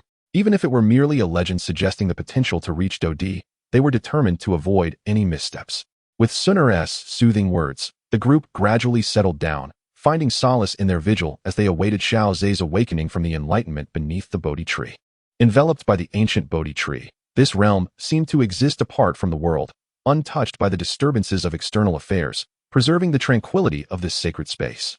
In this tranquil sanctuary, the multitude found solace in their cultivation, where the passage of time appeared to blur into insignificance. In the blink of an eye, over a month had elapsed. Within the sacred embrace of the Bodhi Tree, a sudden fluctuation in Xiao Ze's aura stirred the atmosphere. For the preceding month, his essence had been remarkably stable, as if encased in amber, impervious to external influences. Yet now, a shift in his energy caught the attention of Xun'er and the others, who turned to him with eager anticipation. As the crowd gazed expectantly, Xiao Ze's eyelids fluttered gently before he gradually opened his eyes. His gaze, profoundly deep, radiated the weight of countless experiences, reminiscent of an ancient being that had traversed the vicissitudes of existence, now casting its gaze upon them.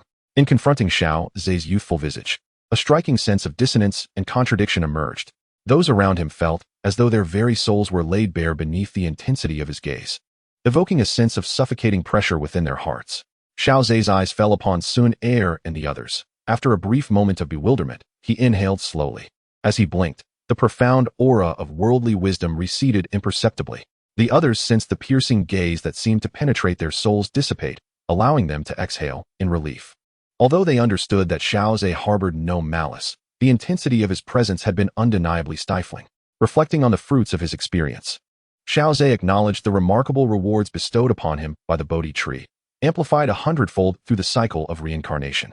The myriad of lifetimes he had traversed felt akin to a vivid simulation of existence. Unlike mere play, this time he had genuinely immersed himself in the rich tapestry of extraordinary and mundane lives. The essence of reincarnation itself served as a monumental enhancement. Each life experienced contributed to the accumulation of ancient wisdom and innate talent. Xiao Ze mused internally, pondering whether the extraordinary effects stemmed from the 100-fold rewards compounded by the cycle of reincarnation, or if mere experience alone sufficed to elevate ancient wisdom. Should the latter be true, it would open a realm of considerable possibilities. After all, even in the continent of fighting spirit, such abilities to navigate illusions were not unheard of. Chapter 567, The Curtain Falls. A fleeting thought traversed Xiao Ze's mind as he rose to step beyond the Bodhi Tree. As he moved forward, the indomitable Bodhi Tree rippled gently, granting him passage. "Brother Xiao Ze," Xun'er exclaimed joyfully, approaching him with eager eyes, carefully assessing him for any signs of injury before wrapping her arms around his. She refrained from publicly inquiring about his condition, aware that revelations of enlightenment beneath the Bodhi Tree, rumored to bestow the potential to ascend to the rank of Dou Qi, could easily sow seeds of discord among the onlookers. Although all present belong to the same faction, matters concerning the realm of the Dou Emperor are inherently significant, warranting utmost caution. "I appreciate your patience," remarked Xiao Ze gently, patting Xun'er's delicate hand, a smile gracing his lips as he addressed the assembly. "It is a relief to see you safe and sound, Xiao Ze," the others responded, offering respectful gestures, their eyes shimmering with curiosity. However, noting Xiao Ze's reticence regarding prior events, they hesitated to inquire further. If the legends held any truth, they pertained to the Dou Emperor realm, secrets not easily divulged. As Xiao Ze and his companions engaged in idle chatter, the grand Bodhi Tree quivered faintly, emanating a dazzling emerald light. The onlookers, sensing an air of tension, instinctively channeled their energy, their gazes fixed upon the tree. Amidst the palpable anxiety, the Bodhi Tree trembled once more, producing a series of soft, muffled sounds. Suddenly, a cascade of emerald specks burst forth from within its boughs, coalescing around Xiao Ze. As the assembly beheld the radiant essence of these emerald orbs, their eyes widened in astonishment. Bodhi seeds. Indeed, these were the exceedingly precious Bodhi seeds. Previously, they had not set their sights on the heart of the Bodhi Tree. After all, the emergence of the Bodhi Tree attracted countless formidable beings, rendering the competition for its heart an unimaginable challenge. In contrast, the likelihood of acquiring Bodhi seeds appeared somewhat more attainable. Yet, witnessing the seeds orbiting Xiao Ze, they were left in a state of astonishment. Could it be that the Bodhi Tree had bestowed these upon him? Xiao Ze extended his palm, and the seeds, akin to fledglings returning to their nest, settled gently in his grasp. "Thank you, esteemed Bodhi," he expressed gratefully. In response to his words, the branches of the Bodhi Tree swayed gently, followed by a tremor. Was the Bodhi Tree preparing to retreat into the earth? Xiao Yixian remarked upon observing this stirring. According to ancient texts, it was indeed so. After yielding Bodhi seeds, the tree would conceal itself until it had amassed sufficient energy to re-emerge. Xun'er, gazing at the majestic Bodhi Tree, nodded slightly. All the gains from this expedition seemed to rest solely upon Xiao Ze, yet they could not be considered empty-handed. Amidst their discourse, the Bodhi Tree quivered again, its roots radiating an intense emerald glow. As this luminescence spread, the tree transformed into a liquid form, melding into the earth. The assembly gazed on in wonder, Realizing this was the manner in which the Bodhi Tree concealed itself from the world. No wonder even the mightiest of Dou saints found it elusive. With the departure of the Bodhi Tree, numerous ferocious beasts from the depths of the wild ancient domain began to converge, eager to reclaim their territory. Observing the diminishing influence of the Bodhi Tree, the approaching beasts caused a subtle shift in the expressions of the crowd. "Let us depart first and deliberate later," Xiao Ze addressed the gathering of fierce beasts, his gaze unwavering. Although these beasts posed little threat in his eyes, slaying them would yield no tangible benefit. Upon hearing his words, the others nodded in agreement. Indeed, as Lord Xiao Ze aptly stated, this desolate ancient domain is hardly a suitable venue for negotiations. Therefore, I implore you all not to resist. I shall escort you out. With a wave of his hand, an enigmatic force enveloped them, and before the beasts could converge, the group vanished in an instant. In the heart of the wild ancient realm, atop a towering peak that pierced the clouds, Xiao Ze and the others reappeared. Xiao Yan observed the shifting scenery before him, his expression shifting subtly. He found this method somewhat inscrutable. Although it involved the manipulation of spatial power, the finesse of it eluded his understanding. Xiao Ze, however, did not hoard the Bodhi seeds entirely for himself, but rather distributed them according to the power dynamics present. The factions assembled were of the same alliance, and he harbored no concerns regarding the distribution of resources. Once the allocation was complete, expressions of delight adorned the faces of the crowd. Though not every individual received a share, each arriving faction was granted a portion, rendering the journey worthwhile. The assembly hastily expressed their gratitude to Xiao Ze, fully aware that his efforts were instrumental in their acquisition of the Bodhi seeds.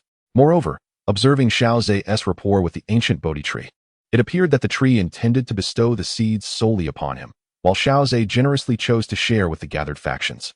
Now that this matter has reached its conclusion, lingering in the wild ancient realm would bear little advantage. Let us return to the alliance. As it was along their path, Xiao Ze conjured a formidable thunder worship, facilitating their return to the alliance. During the journey, Xiao Ze also immersed himself in the essence of ancient wisdom. At the prow of the warship, he sat cross-legged, holding a high-tier combat technique, his reward from prior alchemical endeavors, albeit one he had yet to practice. Pressing the technique to his forehead, a torrent of profound knowledge surged into his mind. Moments later, he slowly opened his eyes, his hands forming seals to conjure a dark crimson energy mark, which he casually propelled forward, transforming into a dark red meteor. It erupted in the void, radiating brilliance akin to the blazing sun, before gradually dissipating. Such astonishing comprehension. A high-tier combat technique that would typically require years for an ordinary individual to master. Yet I have merely begun my studies and already reached an advanced proficiency. How remarkable. As Xiao Ze reflected on this, his gaze shifted, and with a flick of his hand, a jade slip materialized in his palm, an alchemical formula he had acquired long ago. It was the legacy of the ancient alchemist Zhu Yang from the Taishu ancient dragon clan, detailing the concoction of the primordial 9 elixirs. Even though Xiao Ze's alchemical skills have reached the level of a Grand Master in the 9th grade mystic elixirs, his progress in perfecting the Hunyuan 9 elixirs remains rather sluggish. After all, in Xiao Ze's vision, the Hunyuan 9 elixirs, at the 9th grade level, should be further divided into 3 tiers, corresponding to the 9th grade treasure elixirs, 9th grade mystic elixirs, and 9th grade golden elixirs. Currently, Xiao Ze finds himself hindered in the creation of the 9th grade treasure elixir. With the support of ancient wisdom, he may now dare to attempt the creation of the 9th grade treasure elixir. Chapter 568, A Tense Situation. The formulation of a 9th grade treasure elixir is a feat that most alchemists throughout history have scarcely dared to dream of. In fact, the creation of a unique elixir formula is a considerable challenge for many. Although there exists an unwritten rule in the alchemical community that requires each alchemist to possess their own formulated recipes for the sake of exchange, the majority of these formulas are but mere concoctions devoid of any rank. Much like Xiao Yan's first attempt at crafting a recipe for a spring medicine, which failed to even take the form of a proper elixir. If everyone were capable of creating their own formulas, given the vast number of alchemists throughout history, the resulting recipes would likely number in the millions. However, accounting for those that have not been passed down, the total number of formulas throughout the ages scarcely exceeds 100,000. This illustrates the formidable challenge alchemists face in creating their own formulas. Most adhere to the wisdom of their predecessors, methodically refining their craft according to established recipes. A select few, however, manage to innovate upon existing formulas, leading to derivative creations. Only an exceedingly rare few can create entirely new formulas. For instance, the renowned alchemist took years to develop the Foundation Establishment Spirit Liquid, a 2nd grade elixir. The creation of a novel elixir not only demands an extensive accumulation of alchemical knowledge, but also necessitates an abundance of medicinal resources. More importantly, it requires an unwavering determination to refine the elixir time and time again. Moreover, the process is fraught with potential disasters, such as the explosion of the cauldron or catastrophic backlashes. The scarcity of high-grade elixirs is largely due to the exorbitant costs associated with trial and error. Often, the creation of a high-grade formula requires generations of alchemical knowledge to perfect. As for elixirs above the 8th grade, they represent a significant threshold.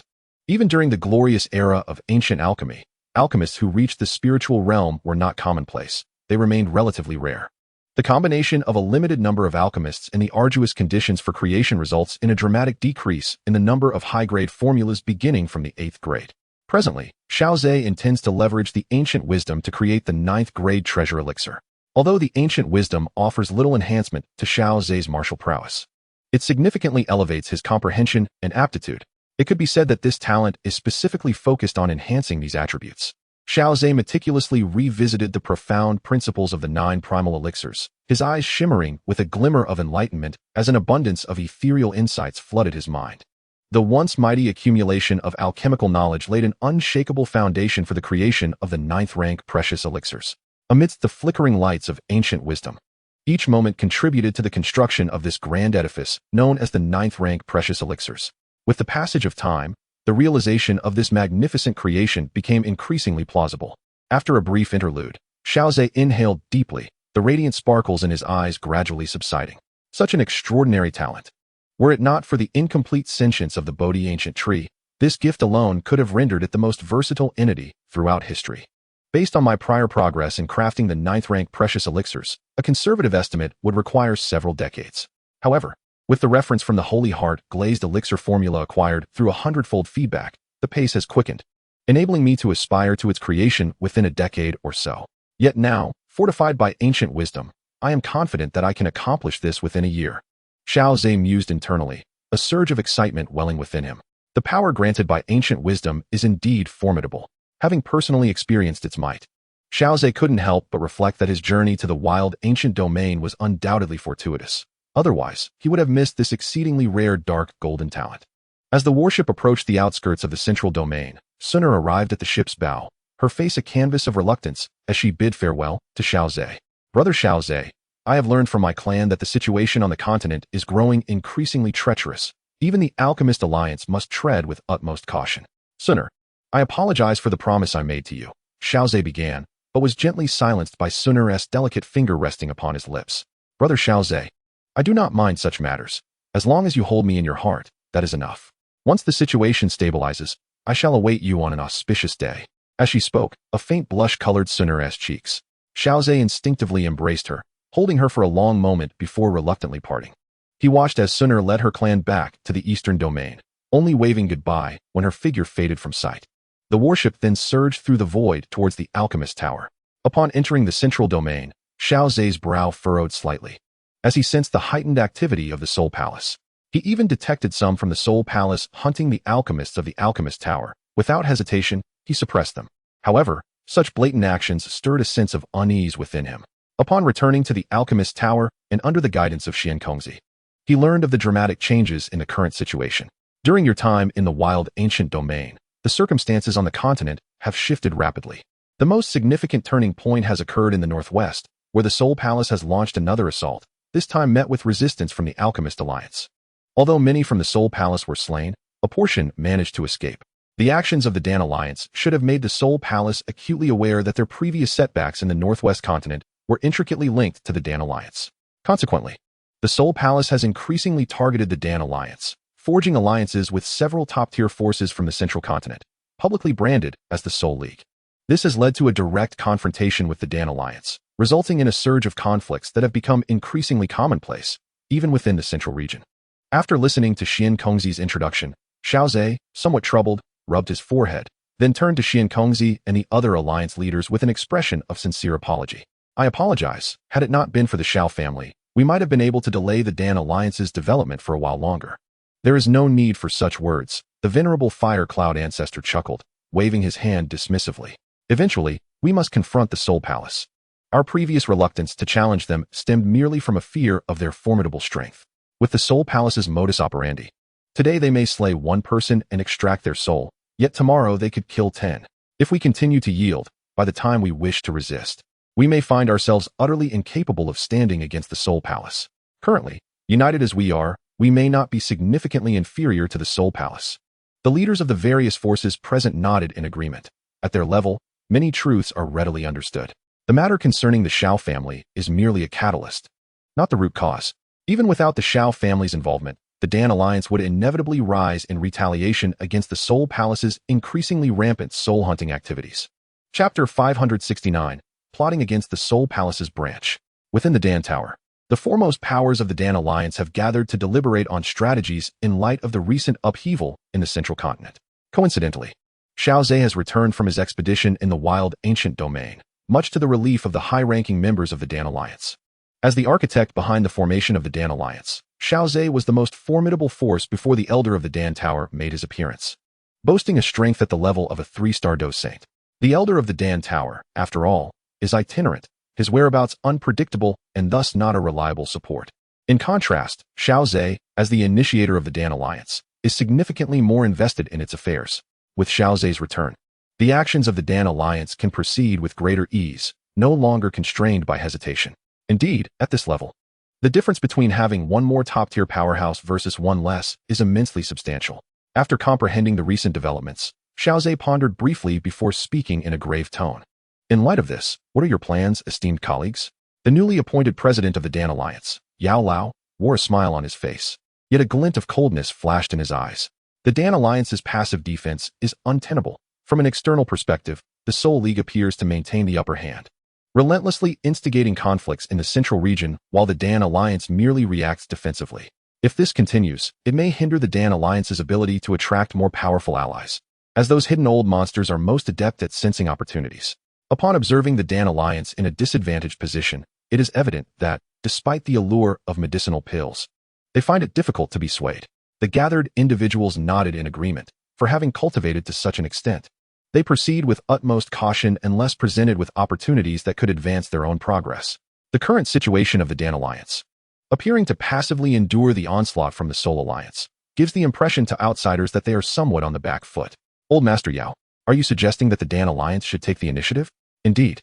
If the denizens of the Soul Palace can brazenly attack alchemists and hunt the souls of the powerful within the Dan Alliance, we cannot remain in a state of passive defense. We must strike back. Through reconnaissance, the Dan Alliance has discerned the locations of most of the Soul Palace's branches. Eliminating those who come to hunt from the Soul Palace may not significantly affect them, as it does not touch upon their core strength. However, if we were to dismantle the long-established branches of the Soul Palace, annihilating both the branch leaders and their deputies, it would surely cause them considerable distress. Indeed, we must launch a decisive counterattack. Remaining in a turtle-like passive defense serves no purpose for our alliance, declared the fiery-tempered ancestor Hui Yun with conviction. At present, our strength does not shy away from the Soul Palace. Thus, we should inflict substantial pain upon them. The assembly either nodded in agreement or voiced their affirmation, having no objections to the notion of taking the initiative. Xiao Ze too had no reservations. Passively enduring attacks was not in his nature. The Soul Palace had already struck the northwest continent twice, with countless assaults directed at the Dan Alliance. In such circumstances, failing to strike back at several branches of the Soul Palace would be an injustice to the tribulations endured during this period. After reaching a consensus, they determined which branches to target. I believe our immediate priority should be to dismantle all branches in the central region. After all, this area serves as the stronghold of the Dan Alliance. If even our foundational base is infiltrated by the branches of the Soul Palace, it would be a cause for concern. To maximize their success and avoid alerting the Soul Palace, it would be prudent to divide their forces.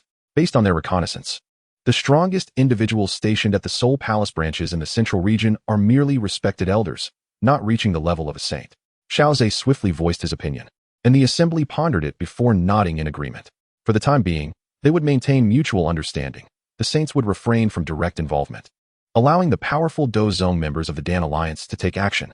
This was a tacit agreement among the top forces of the Central Plains. Resolving conflicts below the saint level would prevent the involvement of saint-level powers. Should a saint-level expert engage in battle, the intensity of the conflict would escalate drastically, resulting in significant casualties. particularly given the reckless actions of certain past forces Saint-level experts who indiscriminately slaughtered the younger generations of opposing factions.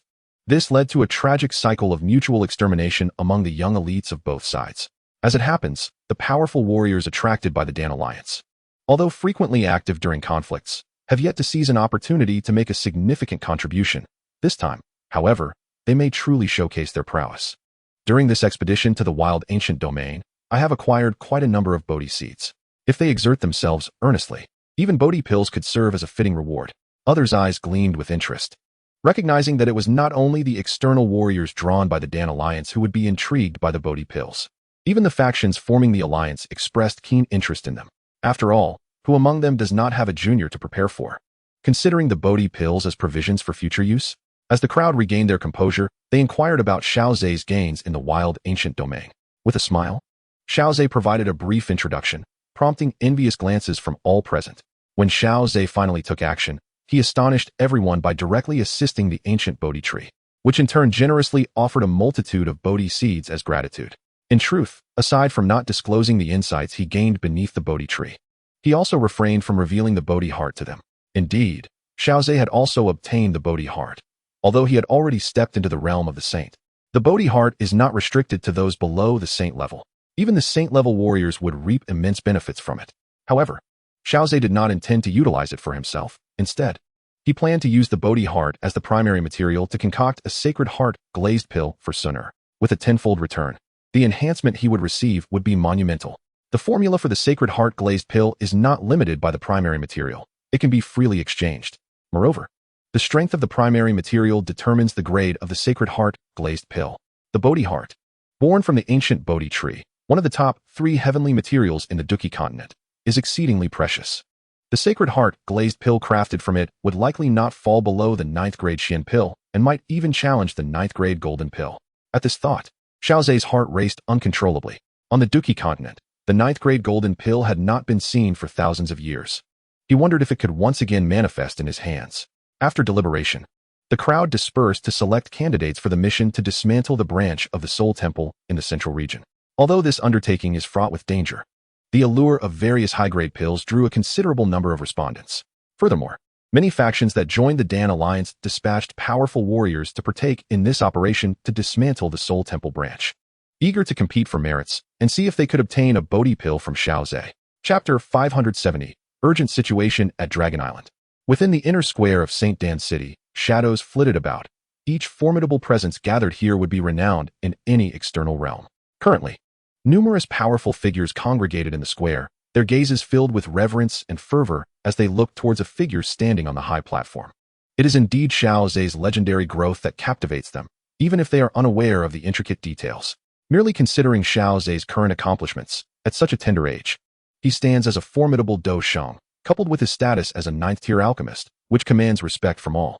Esteemed elders and patrons, you have devoted yourselves tirelessly to the affairs of the Alchemy Alliance, placing yourselves in peril as the vanguard against the Soul Alliance. I, Xiao Ze, express my sincere gratitude to you all. With a solemn demeanor, Xiao Ze bowed in appreciation to the multitude gathered in the plaza. The onlookers displayed varying degrees of joy and excitement, for receiving recognition and gratitude from a Dou Shang was a once-in-a-lifetime honor. After all, Dou Shangs are exalted beings, akin to dragons that elude sight. Rarely do they traverse the Dou Qi Continent, remaining beyond the reach of those of lesser status. The recent endeavor to dismantle the Soul Hall's branches will greatly benefit from your assistance. However, I do not merely speak empty words in hoping for your sacrifices.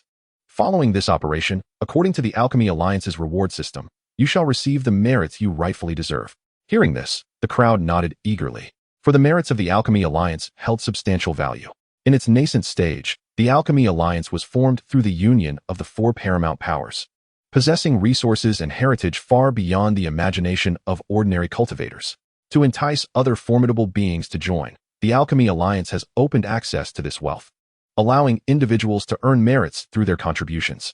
These merits can be exchanged within the Alliance for rare treasures, medicinal pills, combat skills, and techniques, essentially everything one could desire. Should anyone achieve remarkable feats in this mission, the Alchemy Alliance is prepared to offer a Bodhi pill as a reward. As Xiao Ze's words resonated, the crowd's breaths quickened, their eyes glistening with fervor as they gazed upon him. Is what you say true, Lord Xiao Ze? Someone eagerly inquired. Xiao Ze smiled gently in response. You may have heard of the emergence of the ancient Bodhi Tree. I have fortuitously obtained a few Bodhi pills, and thus can indeed offer them as rewards. With Xiao Ze's affirmative reply, the crowd was invigorated, eager to rush to the Soul Hall's branches to slay enemies and accrue merits, all in hopes of earning Xiao Ze's rewards. Observing the surge of battle spirit among the crowd, Xiao Ze maintained his composed smile. Do not rush, my friends. This is a spatial scroll. Should a Dou Sheng level adversary appear, shatter it immediately, and the Dou Shengs of the Alchemy Alliance will respond. This operation is clandestine. We aim to demolish the numerous branches within the central region before the Soul Hall can react. Xiao Ze distributed several spatial scrolls to the leaders of the respective teams. Then, with a flourish of his sleeve, a faint blue energy enveloped the bodies of the gathered individuals like mist. The many strong beings present felt no immediate threat and remained calm, gazing curiously at the surrounding haze. This is my concealment technique. You may attempt to weave your own Dou Qi with this mist, maintaining it around your bodies to diminish the awareness of others. The faces of the crowd exhibited expressions of surprise, as they had not anticipated that Xiao Ze would extend such assistance to them. The ability to mask one's aura and diminish perception proves to be exceedingly advantageous in the midst of battle. We express our gratitude to His Excellency Xiao Ze for his generous aid. Moments later, as Xiao Ze watched the figures of the crowd depart, he murmured to himself, I hope this endeavor proceeds smoothly. Just as he intended to return to the Elder Tower for a brief respite and to continue his studies on the 9th grade treasure pill, he suddenly sensed a message emanating from the roots of the origin tree. Your Excellency Xiao Ze, East Dragon Island is in peril, and Zi Yin has yet to awaken. We implore you to lend your assistance.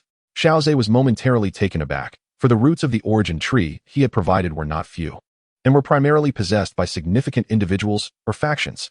As East Dragon Island was the abode of Zi Yin, it naturally possessed a dragon-shaped jade pendant inlaid with a golden tree. He promptly initiated communication with Elder Zhu Li, while simultaneously flickering his form towards the towering black structure. Through his dialogue with Elder Zhu Li, Xiao Ze gleaned the origins of this crisis. It turned out that after Xiao Ze had decimated the 2 armies dispatched by the Dragon Island, the 3 great dragon kings were rendered cautious. In their intelligence, they believed that the Grand Elder and Second Elder of East Dragon Island were in seclusion and could not be disturbed over such trivial matters. However, the fact remained that the elite forces of Dragon Island had perished in East Dragon Island. Subsequent investigations suggested that the battlefield at that time was likely one of overwhelming dominance, aided by an unknown powerful entity, which instilled a sense of trepidation in them. The foremost of the Northern Dragon King was a cunning individual, replete with deceit and unscrupulous methods, having previously proposed an alliance with the Celestial Phoenix Clan, intending to jointly eliminate the recently emerged Zi Yin. Such actions not only trivialized the ancient enmity between the 2 clans, but also invited calamity upon themselves. After all, the chieftain of the Celestial Phoenix Clan was a formidable being of the late 5-star Dou Saint level, while the current Taishu Ancient Dragon Clan was exceedingly weak.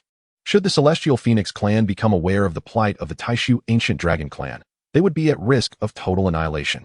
Perhaps the Northern Dragon King, who has always taken pride in his Taishu Ancient Dragon lineage, would not foresee that the Celestial Phoenix Clan, once regarded as their prey since ancient times, might reverse their fate and extinguish them. The shift in circumstances is invariably dictated by the fluctuations of strength. The chieftain of the Celestial Phoenix Clan, Hun Tiandi, is a late-stage 5-star Dou Saint, and presently, no member of the Taishu Ancient Dragon Clan could stand against him. The current crisis facing East Dragon Island is indeed instigated by the Northern Dragon King. Fearing the unknown powerful adversaries, the 3 great Dragon Kings resolved to exert their utmost efforts. Under the leadership of the Northern Dragon King, they collectively established spatial traps along the route to East Dragon Island. Utilizing the power of space as a prison, they enveloped the ancient Dragon Island, not only imprisoning it within, but also severing its spatial connections with the outside world. Even if one were to tear apart the spatial scroll within, the ensuing fluctuations would not escape, nor could they summon any powerful aid. The 3 Dragon Kings, with their overwhelming force, are certainly not merely motivated by a desire to capture the royal bloodline of Xian. Rather, they intend to raze the entire East Dragon Island to the ground, completely eradicating this lineage. In this dire moment, Elder Zhu Li had no choice but to summon the Grand Elder and the Second Elder, who were in seclusion. However, it was disheartening to realize that even with the combined efforts of the Grand Elder and the Second Elder, they would stand no chance against the onslaught of the 3 Dragon Kings. In utter despair, Elder Zhu Li turned to Xiao Ze, seeking his assistance along with that of the Dan Alliance. Xiao Ze discerned that the 3 Dragon Kings were still attempting to persuade surrender, perhaps feeling secure within their spatial cage. They aimed to further coax the inhabitants of East Dragon Island into submission, and should they remain obstinate, they would be utterly annihilated. Noticing a glimmer of hope for a reversal of fate, Xiao Ze refrained from immediately heading to Ancient Dragon Island. Instead, he proceeded to the Black Tower, where he informed the higher-ups of the Dan Alliance of the situation. Chapter 571. Reinforcements to the Ancient Dragon of Taishu. Upon arriving at the Black Tower, Xiao Ze took charge of the operation to dismantle the Soul Palace branch. Most members were already within the Black Tower. Upon receiving Xiao Ze's message, they promptly gathered in the conference hall. "Esteemed colleagues, my friend is in peril, hence I may need to depart for a while," Xiao Ze said. A hint of regret etched on his face, for he had just returned from the wild ancient domain and was now preparing to leave again. He had barely lingered within the Dan Alliance since he was the one who had initiated its formation, and had only just planned the operation to dismantle the Soul Palace branch today. Is the situation truly that urgent? Do we need the Dan Alliance to intervene? Elder Yao inquired upon hearing Xiao Ze's words. "It should be manageable. I can handle it. We are currently engaged in battle with the Soul Alliance, and my departure alone is feasible, but it is not advisable to excessively mobilize the forces of the Dan Alliance," Xiao Ze replied. "Haha, young friend Xiao Ze. You may set forth with confidence. Even if the Soul Alliance launches a massive assault, we old-timers are not to be underestimated," said the ancestor of Firecloud, his face bearing a carefree expression. The current strength of the Dan Alliance is indeed commendable in terms of the visible number of Dou Saints. The Dan Alliance may even have a slight edge. However, they lack a peak powerhouse capable of restraining the master of the Soul Palace. Should the Soul Palace mount a large-scale offensive, resistance may falter, leaving them to rely on the wandering ancestor of the Dan Tower. If the master of the Soul Palace does not intervene, then the strength of the Dan Alliance should suffice to contend with the Soul Alliance. Thank you all for your support. Elder Yao, here is a Bodhi seed. If I am unable to return in a timely manner, I would appreciate your efforts in refining Bodhi pills as a reward for this operation. Elder Yao gazed at the Bodhi seed handed over by Xiao Ze, which was remarkably plump and radiated a vibrant green light, pulsating with a surge of vitality. "Rest assured, I am the leader of the Dan Alliance. Such matters will not go awry." Elder Yao chuckled as he accepted the Bodhi seed. This marked the first proactive action taken by the Dan Alliance against the branch of the Soul Palace. Thus, it is indeed necessary to implement a vigorous incentive, akin to spending a fortune to acquire a prized bone. Previously, he had refined a Bodhi pill, which provided him with considerable experience. The alchemical team that journeyed to the ancient wilderness had, under Xiao Ze's allocation, ensured that each faction possessed a Bodhi seed. Utilizing one of these seeds, Xiao Yan successfully crafted a Bodhi pill and subsequently entered seclusion, preparing to challenge the Dosheng realm.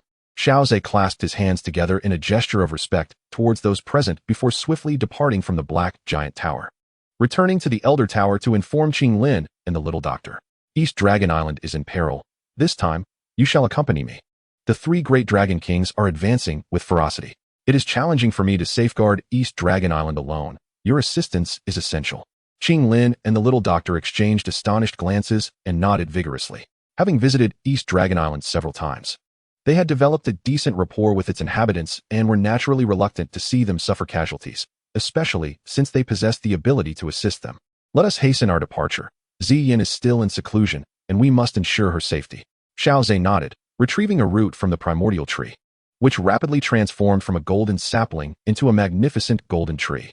The power of space emanated from it, slowly forming a spatial passage at the trunk. Xiao Ze grasped the hands of both women and stepped into the passage, heading towards East Ancient Dragon Island. Upon East Ancient Dragon Island, Julie paced anxiously in place. Previously, the Grand Elder and the Second Elder had engaged in a confrontation with the three Dragon Kings, resulting in no favorable outcome and, in fact, sustaining injuries. Seeing this, Julie hastily approached to mediate, claiming a willingness to consider surrender. However, he requested that the three Dragon Kings grant him some time to persuade the people of East Dragon Island to rescue the Grand Elder and the Second Elder. Fortunately, the power source left by Lord Xiao Ze was extraordinary and could transcend the barriers of the spatial prison, allowing for free communication. Otherwise, East Dragon Island would be in dire straits, and Ziyin would be at risk. Having concluded his communication with Xiao Ze, Elder Julie now awaited the latter's timely assistance. He hoped that the three Dragon Kings would honor their promise and grant him the time needed for persuasion. Outside East Dragon Island, the three Dragon Kings gathered, fixated on the island, now akin to a trapped beast, and casually remarked, "Why grant them the time to struggle? We could entirely eradicate the lineage of East Dragon Island in one decisive strike." "That won't do. The Grand Elder and the Second Elder of East Dragon Island are obstinate. Persuasion is futile. Should we attempt a forceful assault, the self-detonation of the two would likely inflict severe losses upon our Dragon Island. Perhaps Zhu Li possesses a method of persuasion. Besides, we are already ensnared in a spatial prison. No matter what, they cannot turn the tide, as any spatial fluctuations will be intercepted. The Northern Dragon King gazed down upon East Dragon Island, a hint of derision curling at the corners of his mouth. Perhaps they are pinning their hopes on that little girl. Alas, in such a short span of time, she could hardly attain the power of Dou Qi. It was time to impose some pressure on Zhu Li, ensuring that the people of East Dragon Island recognized that surrender was their only option, lest they face a dead end. The North Dragon King declared, his right hand curling into a claw as he viciously grasped toward East Dragon Island. A gash, spanning over 1,000 zhong, suddenly manifested, crashing against the barrier enveloping East Dragon Island, with a series of crackling sounds. The protective shield that cloaked East Dragon Island shattered with a resounding force. Zhu Li, who had been anxiously pacing atop East Dragon Island, rushed forward upon witnessing this scene, his face a mixture of shock and rage. North Dragon King, how can you be so untrustworthy? Haha. I merely wish to remind you that time is running out. Should you fail to provide me with a satisfactory response, the ensuing attacks will inevitably descend upon East Dragon Island. The North Dragon King replied, hands clasped behind his back, his demeanor jovial, though the coldness in his eyes remained unabated. Zhu Li clenched his fists, but upon noticing the presence of the other two formidable Dragon Kings standing behind the North Dragon King, he could only force himself to suppress his fury. It was these three Dragon Kings who had effortlessly injured the Grand Elder and the Second Elder. Behind them loomed an even more terrifying entourage. Each of the three Dragon Islands boasted a 2-star Dou Saint Elder, summoning a total of 6 authentic Dou Saint powerhouses. Beneath them, there were no fewer than 10 half-saint level warriors, alongside numerous Dou Zun level fighters. The combined might of the three Dragon Islands was enough to plunge East Dragon Island into despair. Even with their utmost effort, victory seemed an unattainable hope. Observing the flames of rage in Zhu Li's eyes, the North Dragon King scoffed derisively and unleashed another attack straight at him. Confronted with the overwhelming assault, Zhu Li felt the surge of Dou Qi within him, determined to withstand it. After all, should he evade, East Dragon Island would surely suffer. At that moment, a resplendent golden light coalesced, and a peculiar golden tree suddenly emerged. The spatial passage at its trunk drew the attention of all. From within that passage, a slender, pale hand abruptly extended, effortlessly crushing the North Dragon King's claw mark with a mere grasp. Apologies for the delay. I hope Elder Zhu Li will not hold it against me. At the sound of that familiar voice, Zhu Li was overcome with joy. Lord Xiao Ze. Chapter 572. The Wrath of the Yellow Springs, Unleashed. Zhu Li's face lit up with uncontainable delight as he gazed at the three figures emerging from the spatial passage, his heart racing with excitement. Xiao Ze had effortlessly thwarted the North Dragon King's assault, a testament to his formidable strength. The two figures flanking Xiao Ze also emanated the aura of Dou Saints, filling Zhu Li with profound gratitude. The arrival of 3 Dou Saints to his aid was a debt of gratitude that the Taishu ancient dragon clan could scarcely repay. The North Dragon King, witnessing his attacks so easily dismantled, darkened in countenance, his gaze fixed coldly upon Xiao Ze. Who are you to dare interfere in the affairs of the Taishu ancient dragon clan? Do you presume to represent the clan as mere collateral bloodlines? With no sense of shame, one speaks merely to deceive others, neglecting to recognize their own folly. Xiao Ze extended his hand, and the golden tree transformed back into its original root, resting in his palm as he spoke casually. Upon hearing this, the West Dragon King erupted in fury. Such ridiculous nonsense. Regardless of your strength or origin, if you dare to meddle in the affairs of the ancient dragon clan, be prepared to pay with your life. Xiao Ze sensed the number of powerful figures present. The combined might of the 3 Dragon Islands was indeed formidable. Each of the 3 Dragon Kings had reached the late stage of the 3-star Dou Saint, with the North Dragon King seemingly on the cusp of the 4-star Dou Saint. In the original tale, the trio's combined strength could even pressure the newly ascended 4-star Dou Saint, Ziyin, into perilous straits. Their combat prowess was nothing short of astonishing. Beneath the 3 Dragon Kings, there were also 3 2-star Dou Saints, numerous half-saints, and a multitude of Dou Zun experts. Such a terrifying force could easily dominate all top-tier powers in the Central State, aside from the Soul Palace and the Pill Tower. Let us see the truth of your strength. With that, Xiao Ze swiftly formed seals with his hands, unleashing a terrifying surge of soul power. It coalesced into an imposing figure, remarkably solid, almost tangible. Huang Tianru. As the majestic figure moved with Xiao Ze, its lips parted, and immediately a dreadful and unique wave of energy erupted from its mouth, sweeping forth like a tempest. Seeing the overwhelming numbers of his opponents and having made his declaration, Xiao Ze hesitated no longer. He immediately unleashed his mastery of the advanced heavenly tier Dou technique, Huangquan Tianru. Not only was Huangquan Tianru an advanced heavenly tier technique of exceptional power, but it was also a soul technique, particularly effective against formidable beasts with strong physical bodies but weak souls. Coupled with Xiao Ze's own terrifying soul power, he ranked among the continent's elite in soul mastery, second only to those with imperial-level souls. With the full extent of his soul power at the heavenly realm's pinnacle, the Huangquan Tianru unleashed an immensely terrifying force. In an instant, the very air seemed to still. The North Dragon King, sensing the unfolding Dou technique, turned pale and exclaimed in alarm, "It's a soul technique. Everyone, attack together." The void trembled as if quaking in response to this moment. Upon hearing that peculiar sound wave, the North Dragon King felt a wave of dizziness wash over him, and before he could react, he roared in desperation, channeling his Dou Qi with fervor. The others, shocked and horrified, also began to circulate their Dou Qi in an attempt to counter the terrifying sound wave technique. The attack arrived so suddenly, and given their proximity, they barely had time to fully mobilize their Dou Qi before the dreadful sound wave assault descended upon them. The terrifying soul attack came swiftly and left even faster. As the terrifying sound waves permeated through the coalition of the three islands, a muffled groan emanated from each individual. Suddenly, the three great Dragon Kings stiffened. The West Dragon King and South Dragon King coughed up copious amounts of blood, their faces paling to an unimaginable shade of white. Their minds were assailed by excruciating pain akin to being cleaved by blades, inducing an overwhelming urge to smash their own heads in a desperate attempt to quell the harrowing agony. This torment originated from their very souls. The North Dragon King was the first to regain composure, albeit his complexion remained ghastly pale as he forcefully swallowed the blood that threatened to spill forth. His gaze toward Xiao Ze was imbued with intense malice, for the three Dragon Kings found themselves unexpectedly enduring a celestial-grade advanced combat technique. Yet, their subordinates were far less fortunate. The best off among them were merely 3 2-star Dueling Saints, who were continuously coughing blood and exhibiting signs of severe exhaustion, obviously gravely injured. Meanwhile, those at the semi-saint and Dou Zun levels succumbed to the sound waves as they swept over them, their eyes turning white before they fainted. Their fates uncertain. In their final moment of consciousness, it felt as though their souls were being crushed beneath an immense divine mountain. An unbearable agony, plunging their awareness into darkness.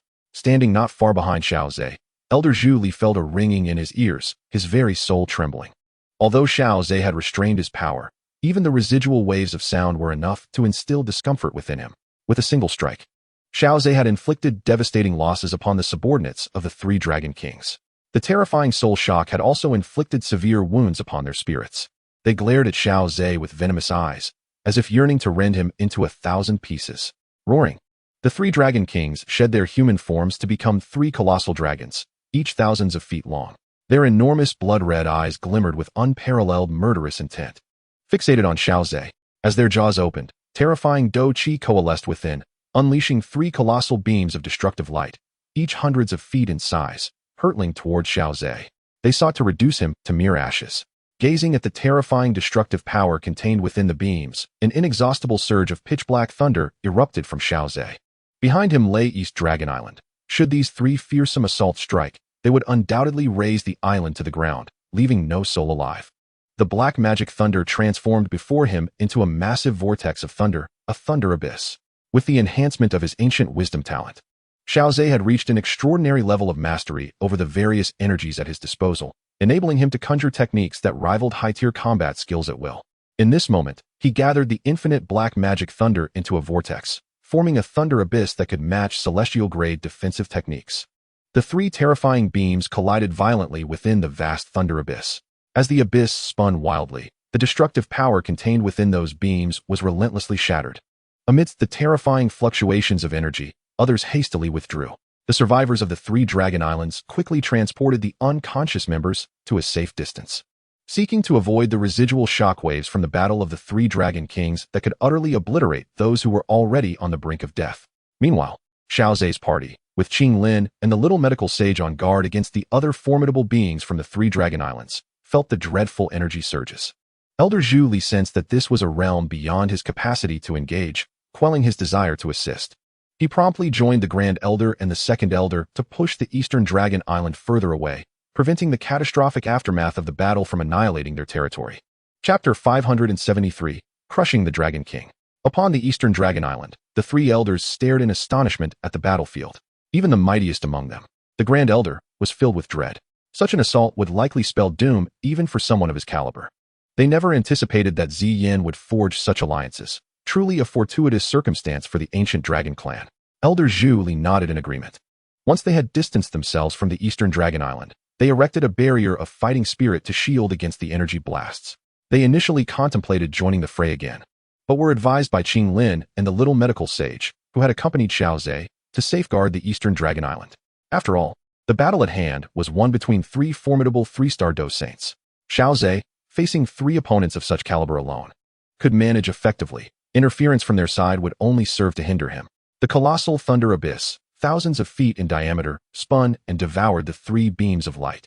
It then erupted with a resounding crash, dispersing into countless bolts of energy-laden thunder that scattered in all directions.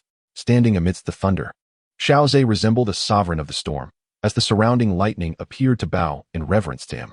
However, the three Dragon Kings, undeterred, were resolute in their intent to slay Xiao Ze at this very location. For in their recent confrontation, they had discerned the true extent of his power. He was merely at the three-star Dou Saint level, perhaps even a stage or two behind their own prowess. Each of the three was in the late stage of the three-star Dou Saint realm, their combined strength far exceeding that of Xiao Ze, making defeat implausible. Even though they had suffered an initial blow from Xiao Ze's advanced heavenly tier fighting technique, the disparity in Dou Qi realm and numbers was not something easily surmountable. Their united force could even pose a threat to early-stage four-star Dou Saints. They merely needed to guard against Xiao Ze employing that extraordinarily powerful heavenly tier technique again. Nonetheless, they were acutely aware that such devastating techniques demanded immense energy, making it unlikely for him to wield it again in quick succession. Yet that particular heavenly tier fighting technique had left an indelible psychological scar, instilling in them a constant caution against Xiao Ze's potential resurgence of that technique. Upon witnessing Xiao Ze once more employ this formidable technique, their instinct would undoubtedly compel them to flee or, more likely, to preemptively interrupt him.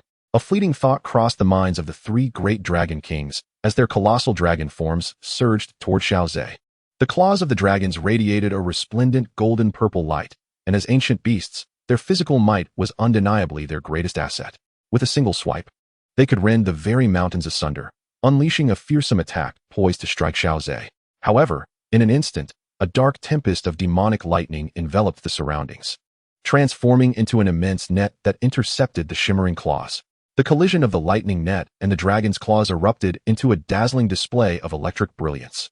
The inky bolts of thunder crackled against the dragon's scales, inflicting myriad small wounds that elicited a furious roar from the Western Dragon King. He opened his massive jaws once more, intending to unleash a concentrated beam of energy upon Xiao Ze.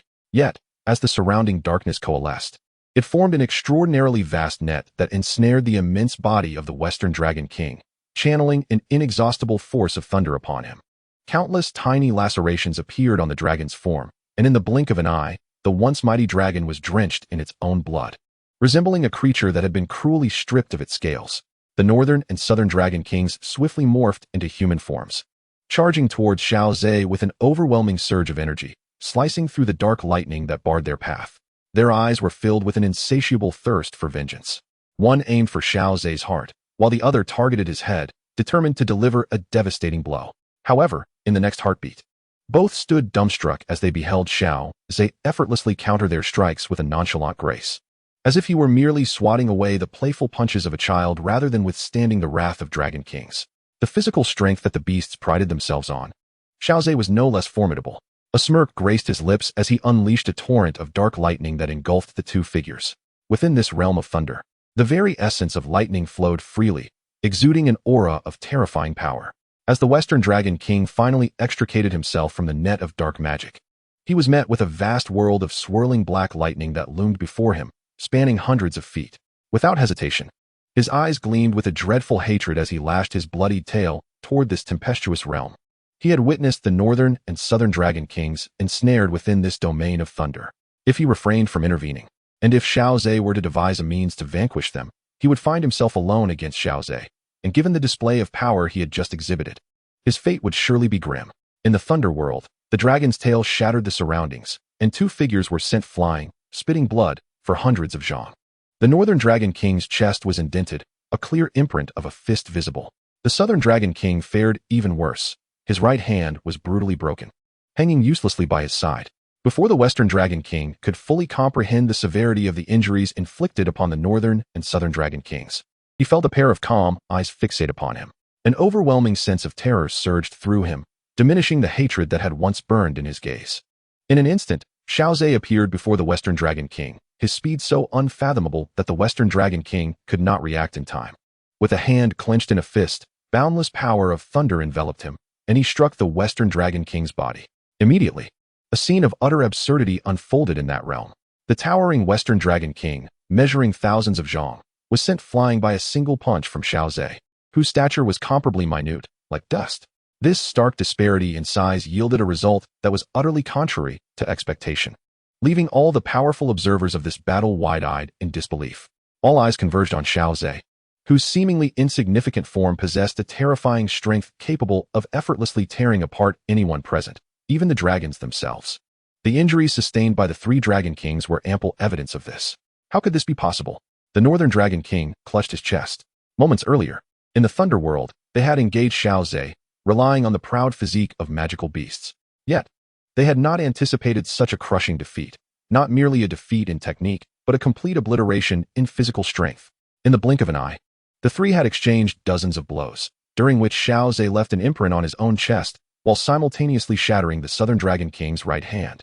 This left him questioning the nature of their lineage. Were they truly the apex of magical beasts, or was Xiao Ze the true pinnacle? Chapter 574, 1 dead, 2 injured. Xiao Ze emanated an overwhelmingly terrifying black thunder. With a mere thought, it coalesced into a thunder dragon several zhong long. The black magic thunder was condensed to an extreme. Even a Dueling Saint would not dare to underestimate the assault of this thunder dragon. The consequences of underestimating such power would surely leave a lasting impression, perhaps even a lifelong memory. Observing the expressions of fear on the faces of the three Dragon Kings, Xiao Ze caressed the body of the thunder dragon, which radiated a scorching, destructive aura.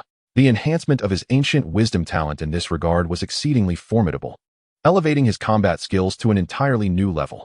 He now possessed an exceptional mastery over his power, capable of shaping it as he desired.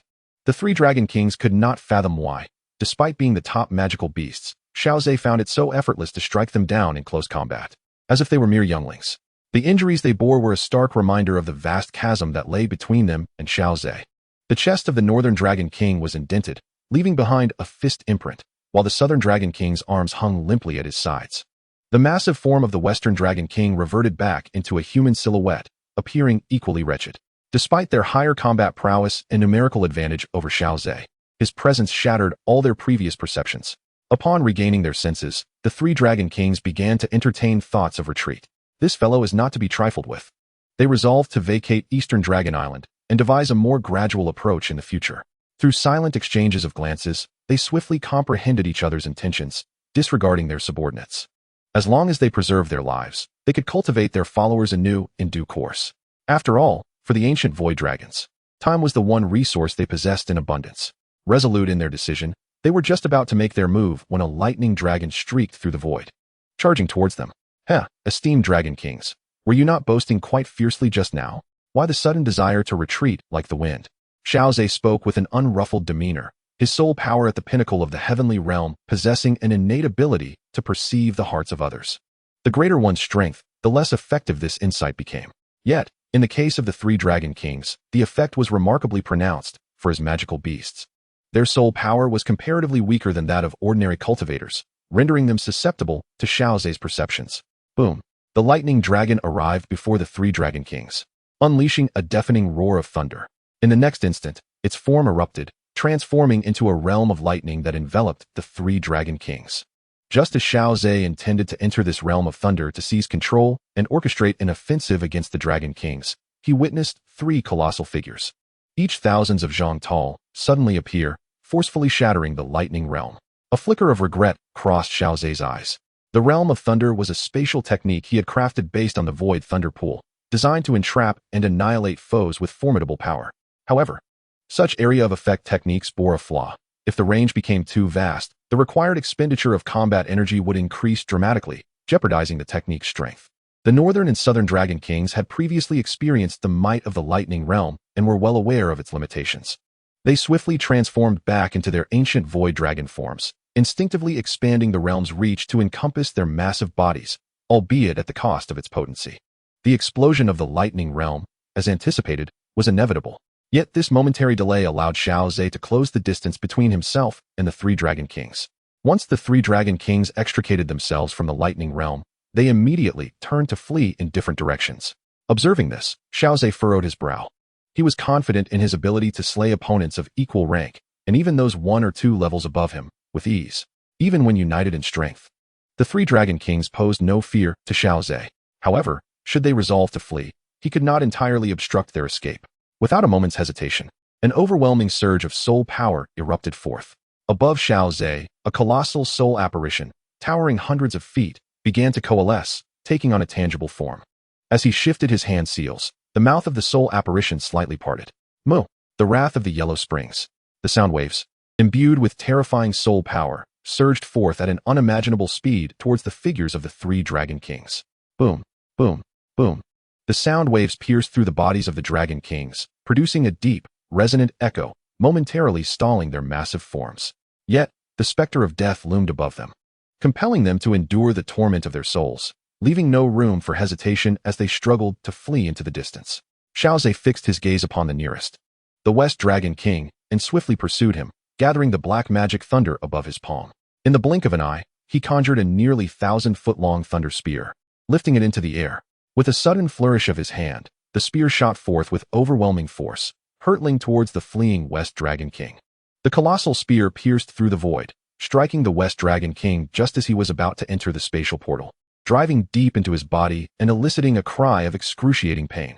The thunder spear erupted, releasing the destructive essence of black magic thunder, tearing the spatial portal to shreds. Xiao Ze turned his attention to the other two Dragon Kings. The North Dragon King, the swiftest of the trio, had already vanished into the portal, leaving only a fragment of his tail behind. In an instant, he was gone. The South Dragon King, while slightly slower, had also managed to get most of his body into the portal. The spatial abilities of the ancient Void Dragon clan were indeed extraordinary, effortlessly manifesting portals for swift escape. It was evident that single-handedly preventing their escape would prove exceedingly challenging. Calculating the distance to the South Dragon King, Xiao Ze promptly abandoned the idea of intercepting another Dragon King. Rushing forth would yield little fruit. Instead, a tempest of thunder erupted from him, surging towards the West Dragon King. In a pitiful state, the West Dragon King bore a massive blood hole in his upper body, crimson liquid cascading into the void. Numerous wounds marred his form, dragon blood flowing like a stream between shattered scales. As he beheld Xiao Ze approaching with the black magic thunder, the West Dragon King recognized the imminent end of his life, a fierce glint igniting in his eyes. If you seek my life, do not expect to escape unscathed. A brilliant purple-golden light erupted from the West Dragon King, radiating a ferocious aura that caused Xiao Ze to falter momentarily. He was preparing for a self-detonation. A deluge of thunder rained down, enveloping an expanse of several thousand feet, as he sought to obliterate the West Dragon King before the self-detonation could occur. Regrettably, the ferocious energy continued to surge forth, forcing Xiao Ze back several thousand feet. Coughing slightly, Xiao Ze felt a sense of discomfort in his chest, despite having employed various defensive measures prior to the energy impact. The demise of two and the injury of one among the three Dragon Kings had effectively resolved the peril facing Dragon Island. Chapter 575, Ziyin emerges. The destructive force of a 3-star Dou Saint's self-detonation was indeed formidable. As the energy diffused, even the distant East Dragon Island felt its repercussions. The coalition of the three Dragon Islands was also significantly affected. Fortunately, the elder of the three Dragon Islands did not neglect his subordinates. He continued to protect those who had fallen into unconsciousness, their fates uncertain. The elder's strength was already at the 2-star Dou Saint level. Although he had suffered from the wrath of the Yellow Springs, severely wounding his soul, he retained a degree of power. Furthermore, the distance from the West Dragon King's explosion allowed them enough time to react, resulting in manageable losses. Qinglin and Xiao Xian observed the terrifying energy storm, finally witnessing the dreadful potency of a Dou Saint's self-detonation. Under their restraint, the elder of the three islands found himself unable to depart. Especially when Xiao Ze turned his gaze upon them, the elder's heart raced with trepidation. As the situation settled, the people of East Dragon Island hurried toward Xiao Ze's position, their voices reaching him before they arrived. We, the representatives of East Dragon Island, express our profound gratitude to Your Excellency Xiao Ze for rescuing us from peril. The three elders of East Dragon Island bowed solemnly to Xiao Ze. Xiao Ze raised his hand, using his Dou Qi to support the three elders. There is no need for concern, for East Dragon Island is aligned with the lineage of the ancient void dragon that supports Ziyin, and I shall lend my assistance willingly. His words made it abundantly clear that his aid was a tribute to Ziyin, thereby enhancing her prestige as a dragon monarch. The three elders nodded in agreement, realizing that their aged appearances were not what had drawn Xiao Ze's earnest support. They felt immense joy in knowing that Ziyin had befriended someone of Xiao Ze's caliber. Gaining such a friend was advantageous not only for themselves, but also immensely beneficial for their clan. Being astute individuals, the three elders discerned the implications of Xiao Ze's statement. Elder Zhu Li quickly interjected, "Rest assured, Your Excellency Xiao Ze. The lineage of East Dragon Island shall undoubtedly support Ziyin as the new dragon monarch of the ancient Void Dragon clan. Should any dissenting clansmen arise, I shall personally crush their heads." The elder and the second elder nodded vigorously, although they were not well acquainted with Xiao Ze, having only truly met him today. It was preferable for communication to be managed by Elder Zhu Li, who often interacted with Xiao Ze. Xiao Ze smiled slightly at their words and chose not to elaborate further, as a mere mention sufficed. To press further would encroach upon the internal matters of the ancient Void Dragon clan, particularly concerning the matters related to the Dragon Emperor. This is of utmost importance. Although Ziyin possesses the most unblemished royal bloodline, there is no justification for excessive intervention. Thus, a mere mention suffices, as too much is as detrimental as too little. Speaking of which, how do the three elders plan to handle the coalition of the three Dragon Islands? The elders exchanged glances, and ultimately, Elder Zhu Li respectfully inquired of Xiao Ze, "Might I ask how you intend to proceed? After all, the peril facing the East Dragon Island is a matter you have single-handedly addressed. These individuals could be considered your captives, even though we share kinship. It would be inappropriate for us to overstep our bounds." I have no particular thoughts on the matter, as it is fundamentally an internal affair of the Taishu ancient dragon clan, Xiao Ze replied, not wishing to take on more than necessary. Were it Ziyin who sought his assistance, he might have been inclined to intervene. However, Ziyin is currently in seclusion, striving to rescue the Taishu ancient dragon clan from its plight, which is already commendable enough. Let us ascertain whether the coalition of the three islands is willing to surrender. Should they express a willingness to capitulate, we must clarify their actions and impose appropriate consequences. After a moment of contemplation, Elder Zhu Li spoke slowly. Should any harm have befallen the East Dragon Island or the Dragon Emperor, they shall not be forgiven. However, if they have not genuinely caused harm to the East Dragon Island, we may consider punishment. And if they are willing to pledge their loyalty to the Dragon Emperor once more, they can be welcomed into our ranks. How do you find this approach, Lord Xiao Ze? Upon hearing this, Xiao Ze shook his head, stating, "There is no need to seek my opinion. The decision rests with the three elders." With Xiao Ze's response, the three elders no longer hesitated and approached the coalition of the three islands. Now, those three who presumptuously claimed kingship, two are gravely wounded, and one has perished in a self-detonation. Do you still wish to serve them? Ziyin is of the bloodline of the former Dragon Emperor, embodying the purest royal lineage of the Taishu ancient dragon clan. Her ascension as the new Dragon Emperor is indisputable. We now present you with an opportunity. Are you willing to once again dedicate yourselves to the Dragon Emperor and serve faithfully, with no regrets? The three elders proclaimed. Their primary audience consisted of the Grand Elder of the Three Islands and other semi-holy beings who retained their consciousness amidst the chaos of prior battles. After all, most beneath them had succumbed to unconsciousness, with their fates uncertain, making inquiry futile. The Grand Elder of the Three Islands and the other semi-holy dragon beings cast their gazes beyond the three elders, resting upon Xiao Ze. Upon seeing Xiao Ze's calm demeanor, seemingly indifferent to the matter, they breathed a sigh of relief. After all, it was under Xiao Ze's protection that they survived. Had he truly wished for their annihilation, they would have been powerless to resist. A mere repetition of the heavenly wrath of the Yellow Spring could obliterate all present. Perhaps the three two-star Dou Saints could endure it once more, but the vast majority beneath them would not withstand a second onslaught. The Grand Elder of the Three Islands exchanged glances, fully aware that the current situation had become irretrievable. Although Xiao Ze appeared indifferent and seemingly disinterested in intervening, they were acutely aware that any act of defiance would provoke his wrath without hesitation.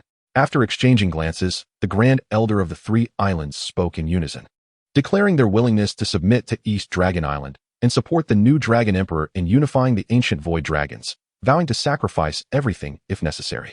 Upon witnessing the Grand Elder's affirmation, the tense expressions of the three elders relaxed slightly. The population of the ancient Void Dragon clan was relatively modest compared to the other two formidable beast clans, and they were reluctant to annihilate all of the Void Dragons from the three islands. Such an action would mean that the ancient Void Dragon clan would require an extensive period to restore their numbers to the current scale. Just as the three elders sought to recruit the three islands into submission, Xiao Ze's eyes brightened, sensing something and gazing towards the direction of the ancient Dragon Island. A magnificent pillar of purple gold light surged skyward from the Dragon Palace, emanating a terrifying pressure of bloodline that compelled all powerful members of the ancient Void Dragon clan to kneel involuntarily. This was a pressure that resonated from the very soul and bloodline. The appearance of the purple gold light instantly conveyed its significance to all members of the ancient Void Dragon clan. Ziyin had emerged from her seclusion. Xiao Ze sensed the aura radiating from the pillar, mid-stage Dou Saint. Ziyin had truly ascended, surpassing even his own Dou Qi realm. He thought to himself, yet his gaze remained fixed on the panel. Fortunately, he too would soon ascend to new heights. Chapter 576, Dragon Phoenix. Dragon Emperor.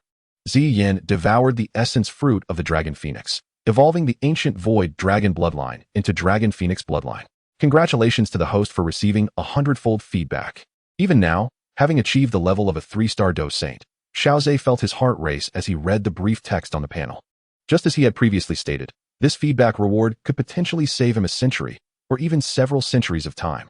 It would enable him to make remarkable progress at the Dou Saint level, propelling him to new heights. As for the extent of his advancement, Xiao Ze could not definitively say, but he could only anticipate the rewards to come. The purple gold light pillar emitted an extraordinarily pure bloodline pressure. Ziyin would not assume that these individuals had come to celebrate her achievement as Dragon Emperor. Instead, it radiated an aura of supreme nobility. Had she known that Ziyin was absorbing the essence of the Dragon Phoenix and attaining the Dragon Phoenix bloodline, they certainly would not have continued to follow the three Dragon Kings. It appeared that her suspicions were correct. These visitors bore ill intentions. With a mere glance, Ziyin discerned the situation at hand. They had not participated in the great battle, and should she refuse, she could easily overturn all prior decisions with a single word. Xiao Ze, what brings you here? Thus, there remained only one possibility. The newcomers were not here for benevolent purposes. Even with the formidable prowess of the Elder Mishima, who stands as one of the elite among the denizens of East Dragon Island, Ziyin found herself lacking the patience to placate them. They had journeyed countless miles to rescue both the island and Ziyin from peril. She admonished them to exercise prudence, warning that if she uncovered any treachery or duplicity among them, she would not hesitate to wield her dragon-slaying sword without mercy. Although the numbers were many, the casualties were evident. Those who had perished or were injured had evidently received a thorough chastisement from Xiao Ze. The Celestial Phoenix Wings, an ancient dragon beast of supreme lineage, boasted the bloodline of the Dragon Phoenix. Without Xiao Ze's timely intervention, the situation on East Dragon Island would have been dire, and Ziyin would have faced grave danger. The Dragon Phoenix bloodline, comparable to the bloodlines of the Emperor Dou, was indeed extraordinary. At this moment, Ziyin cast her gaze upon the coherent members of the allied forces. Listening to the three elders extolling Xiao Ze, a faint smile graced her otherwise stern visage. Elder Zhu Li, witnessing Ziyin's expression, was overwhelmed with joy, his body trembling as he spoke with fervor. The Dragon Phoenix bloodline, when fully matured, could even ascend to the legendary realm of the Emperor Dou, bringing unparalleled glory to the ancient Dragon clan. However, Elder Zhu Li was not overly concerned with how Ziyin managed the situation. Even those who were not born of beastly lineage, such as Xiao Ze, the little medical sage, and Qinglin, felt an indescribable pressure on their souls.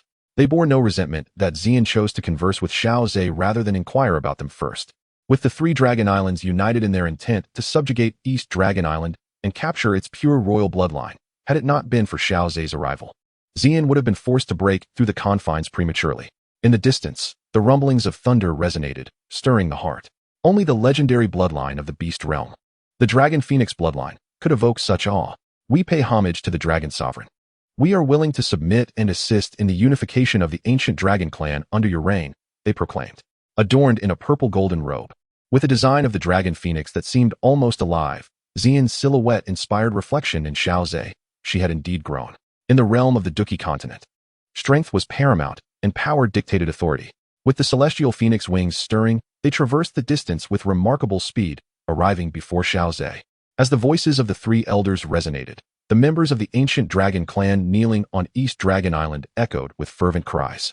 Thus, let us proceed as the three elders have conferred, to address the surrendering clansmen. Ziyin assented, her gaze fixed upon the elders. Xiao Ze nodded appreciatively as he observed Xian deftly manage the affairs of the ancient dragon clan. Her exquisite visage bore a chilling demeanor, her violet golden eyes radiating an immense pressure, as if even the heavens and earth bowed before their might.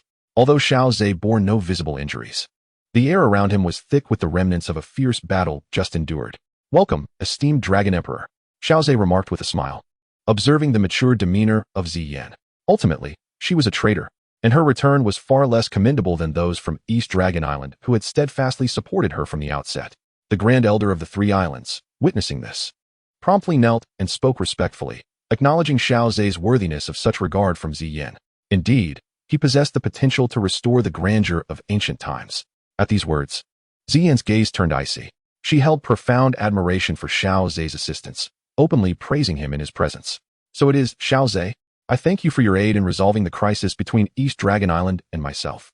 There is no need for such formalities between us. Please consult with the three elders on how to proceed." The magnificent pillar of purple gold light persisted for a moment before shifting as a figure emerged from the Dragon Palace.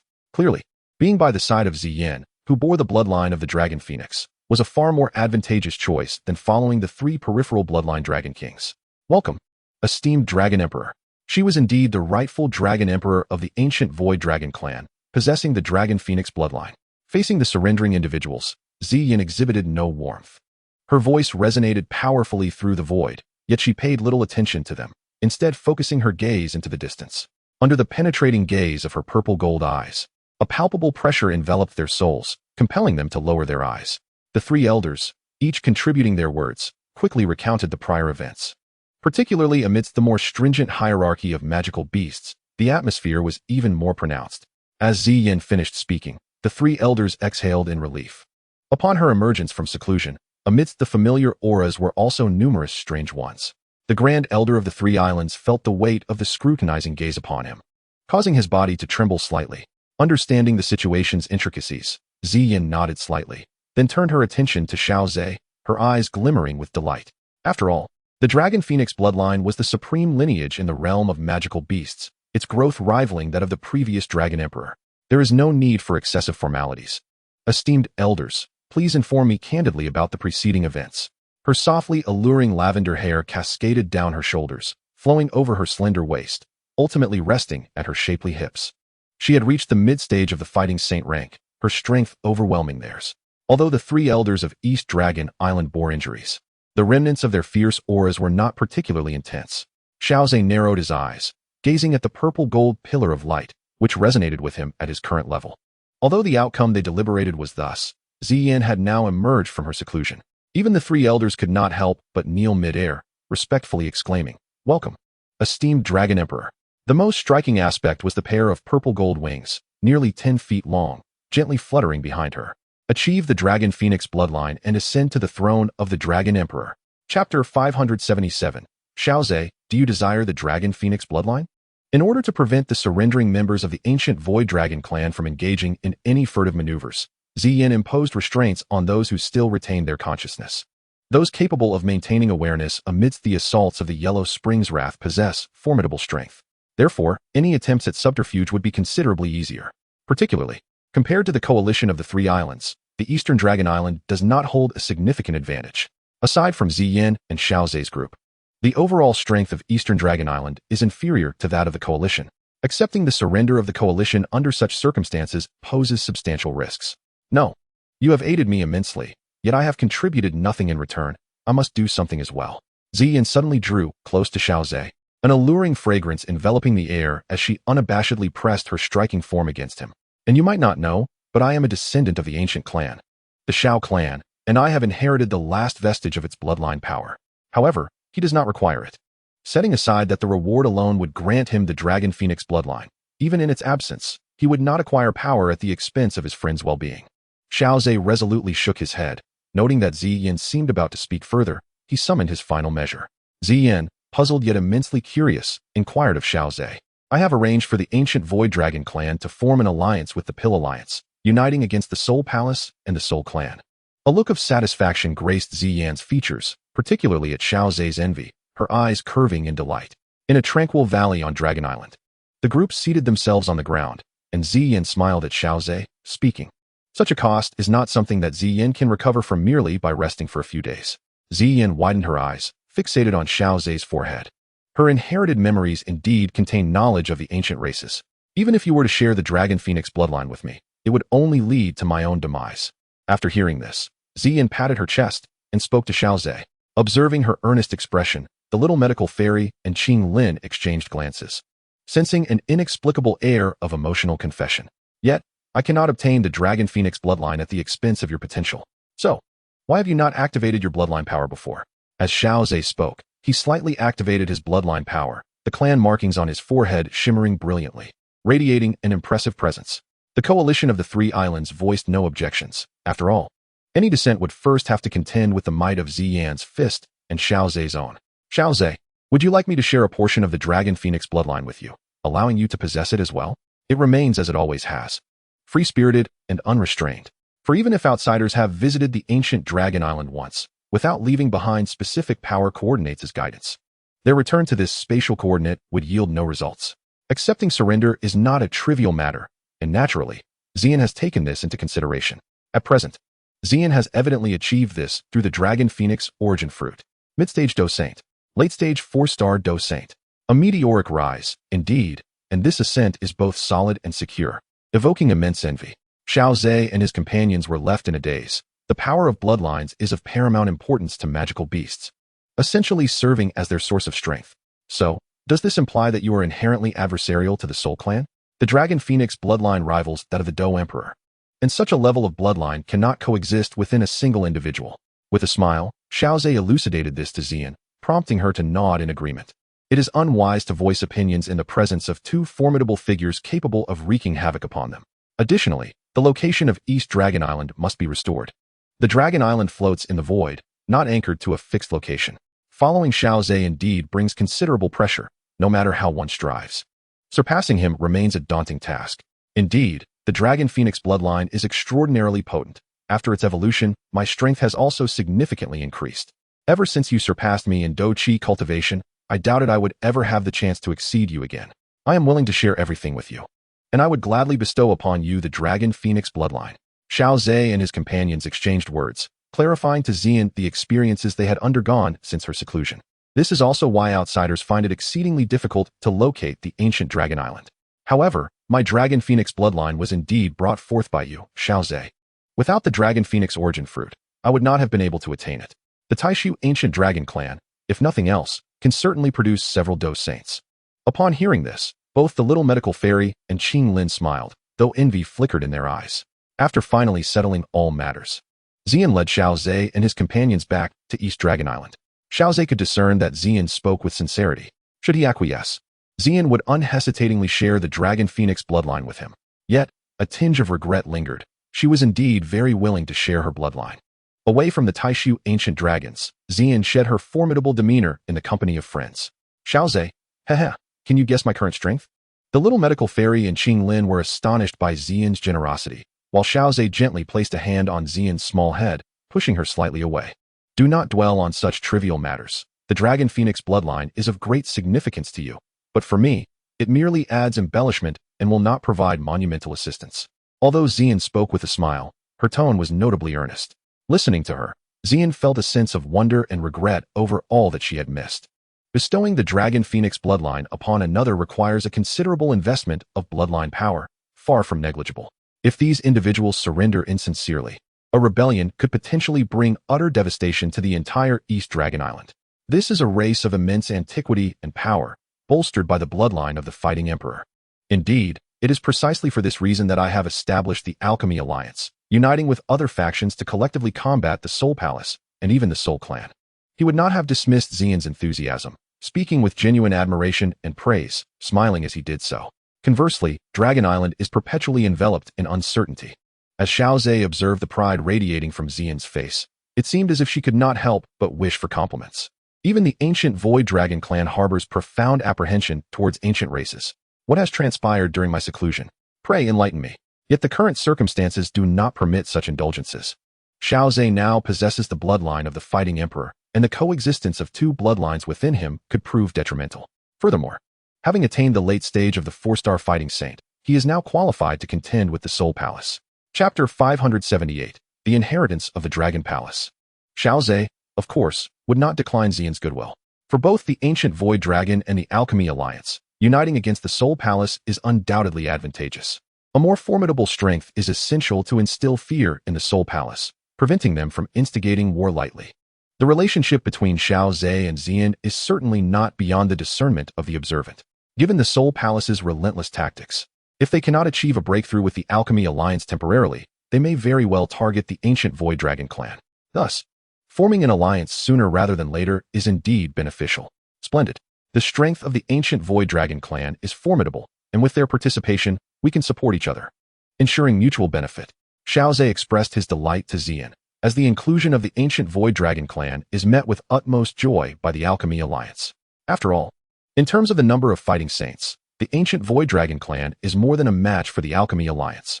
The combined forces would exponentially increase in strength. It is worth noting that the fighting saints of the ancient Void Dragon clan are not merely one-star. Many are seasoned fighting saints who have matured over extensive periods. In terms of tactics and the realm of fighting energy, they surpass the fighting saints of the Alchemy Alliance.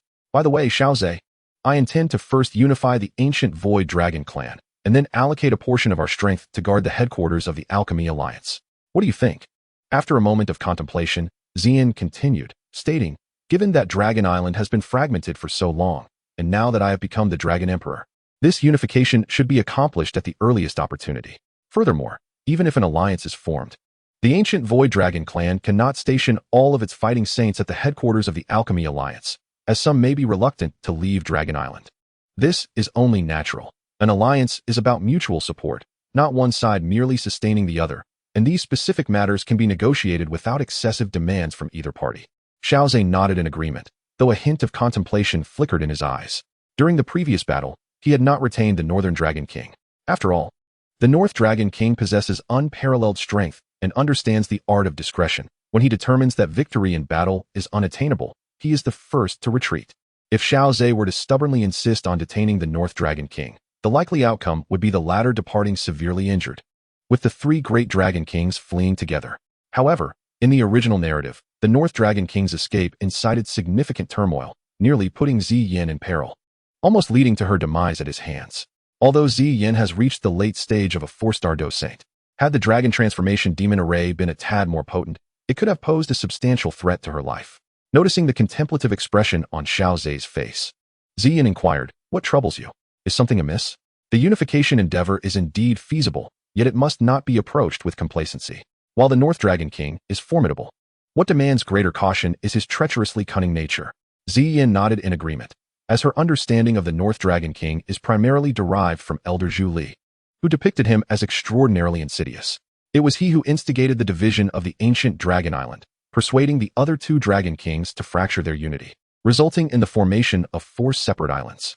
He harbored ambitions beyond merely being an elder on ancient Dragon Island, yearning instead to carve out his own dominion, aspiring to establish himself as a king. Even if he could not ascend to the throne of the entire Tai Su ancient dragon clan, his immense ambition is evident. He is a true figure of ambition and cunning. This setback is unlikely to deter him. Rather, it will likely render him even more unscrupulous. The unification must not be rushed.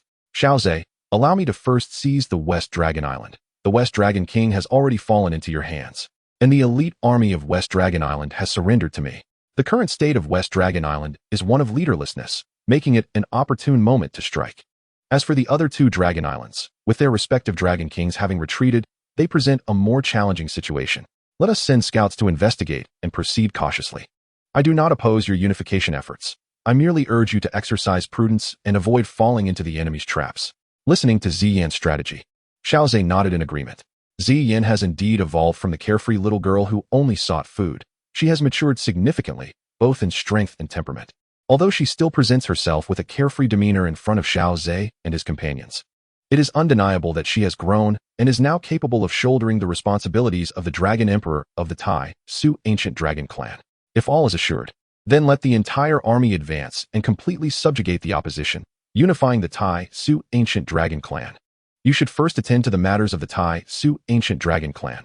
I wish to visit the Void Thunder Pool once more to enhance my own strength. Ziyan, Little Medicinal Sage, and Qinglin all nodded in agreement, recognizing that in matters of strength enhancement, they would not hinder Xiao Ze. Their current ability to sit together in tranquility stems directly from their own formidable power, which instills fear in their enemies. Only with formidable strength can one safeguard all that they cherish, shielding it from the ravages of others. It is precisely this desire to protect what is dear that makes every opportunity for enhancing one's power all the more precious. Stretching languidly, Xian addressed the little medical sage and Qinglin, stating that the Dragon Palace harbors numerous legacies that aid in cultivation, and they could enter to explore if any fortune aligns with them. As a sacred ground of the ancient Void Dragon clan, the Dragon Palace is replete with potent inheritances, perhaps some of which are well suited for them. Xian, that may not be appropriate, considering it belongs to the ancient Void Dragon clan, the little medical sage interjected hastily. Having spent considerable time on ancient Dragon Island, they were well aware of the significance of the Dragon Palace to the ancient Void Dragon clan. You have rendered immense assistance to the ancient Void Dragon clan. Although we are friends in private, the public and the personal must remain distinct. As friends, I can graciously accept your aid, for I know that should you face peril, I would risk my life to assist you. However, as the Dragon Sovereign of the ancient Void Dragon clan, I cannot allow you to unconditionally sacrifice for our clan without recompense. Your contributions to the clan sufficiently warrant your entry into the Dragon Palace. Even the most obstinate elders could not oppose it. Xian grasped the hands of Qinglin and the little medical sage earnestly. Yet, the two remained somewhat hesitant. After all, Xian had just assumed her role as Dragon Sovereign and was opening doors for them, which could easily incite discontent among her kin. The little medical sage and Qinglin exchanged glances with Xiao Ze. The Dragon Palace, being the legacy ground of the ancient Void Dragon clan, indeed holds many opportunities. You may enter and give it a try. At worst, I could exchange my merits to secure your chances of entering the Dragon Palace, Xiao Ze remarked, observing the slight gap in strength between Xian and the two of them. With Xian willing to lend her assistance to bolster their powers, Xiao Ze welcomed it. Chapter 579. The Ancient Void Dragon joins the Pill Alliance. With Xiao Ze's affirmative response, Qinglin and the little medical sage nodded in agreement. Xian, thank you so much. We are truly grateful for your assistance, Sister Xian. Xian smiled, her eyes narrowing with delight, and waved her hand dismissively. In comparison to your contributions to ancient Dragon Island, this is but a trifle. I shall inform the elders of Dragon Island, lest they disturb you. As she spoke, the wings of the phoenix manifested behind her, gently fluttering as she vanished into the valley, leaving only the echoes of wind and thunder. Xian is indeed decisive and swift, the little medical sage remarked, gazing at the residual energy fluctuations with a sense of nostalgia. My upcoming journey to the Void Thunder Pool may take considerable time. Should you acquire any legacies, if there are pressing matters concerning the Pill Alliance, you may return without waiting for my return. Xiao Ze contemplated for a moment, addressing Qinglin and the little medical sage. Could it be that young Master Xiao Ze has made significant progress again? Qinglin exclaimed in astonishment. Not quite, Xiao Ze replied, shaking his head. I have merely been in seclusion at the Saint of Combat stage. The time required for such cultivation is undeniably extensive. I have gleaned some insights. Yet I remain uncertain about the extent of my eventual achievements. With a contemplative look in his eyes, Xiao Ze added, however, within the Void Thunder Pool, I have indeed found what I seek. Noticing Xiao Ze's vague remarks, the two refrained from pressing further. Xiao Ze then retrieved the root of the primordial tree to contact the Alchemy Alliance. As a premier force in the central region, the Alchemy Alliance also serves as a protective power for the Xiao Clan. Thus it occupies a significant place in Xiao Ze's thoughts. He presented the alliance leader, Yao Chun, with a dragon-shaped jade pendant to facilitate communication. Old Master Yao, I have encountered a fortuitous event in the void and may require an extended period for my breakthrough. Should any matters arise, please feel free to reach out to Xiao Yixin and Qinglin. Far away at the headquarters of the Alchemy Alliance, Yao Chun suddenly sensed a peculiar wave emanating from the spatial ring. Rushing to investigate its source, he discovered that it was indeed the dragon-shaped jade pendant gifted by Xiao Ze. Embedded within the pendant was a unique golden sapling, from which the strange energy radiated. As Yao Chun attuned himself to the information, a look of contemplation crossed his face. Xiao Ze's prowess was already among the most formidable within the Alchemy Alliance. Now, with his journey to the boundless void and newfound insights, upon his return, he would likely widen the gap between himself and his disciples. Without delay, Yao Chun replied, imbuing his message with spiritual energy that transformed into several streams of information. Xiao Ze, proceed with your breakthrough without concern for the Alchemy Alliance. The stronger you become, the safer we are. By the way, the task of dismantling the Soul Palace branch in the central region has been executed remarkably well by numerous elders and offerings, completely obliterating all branches of the Soul Palace in that area. With further efforts, we can fortify the central region, making it exceedingly difficult for the Soul Palace to infiltrate. The Bodhi seeds you left behind have also been refined into Bodhi pills as a reward for the elder who excelled in this mission.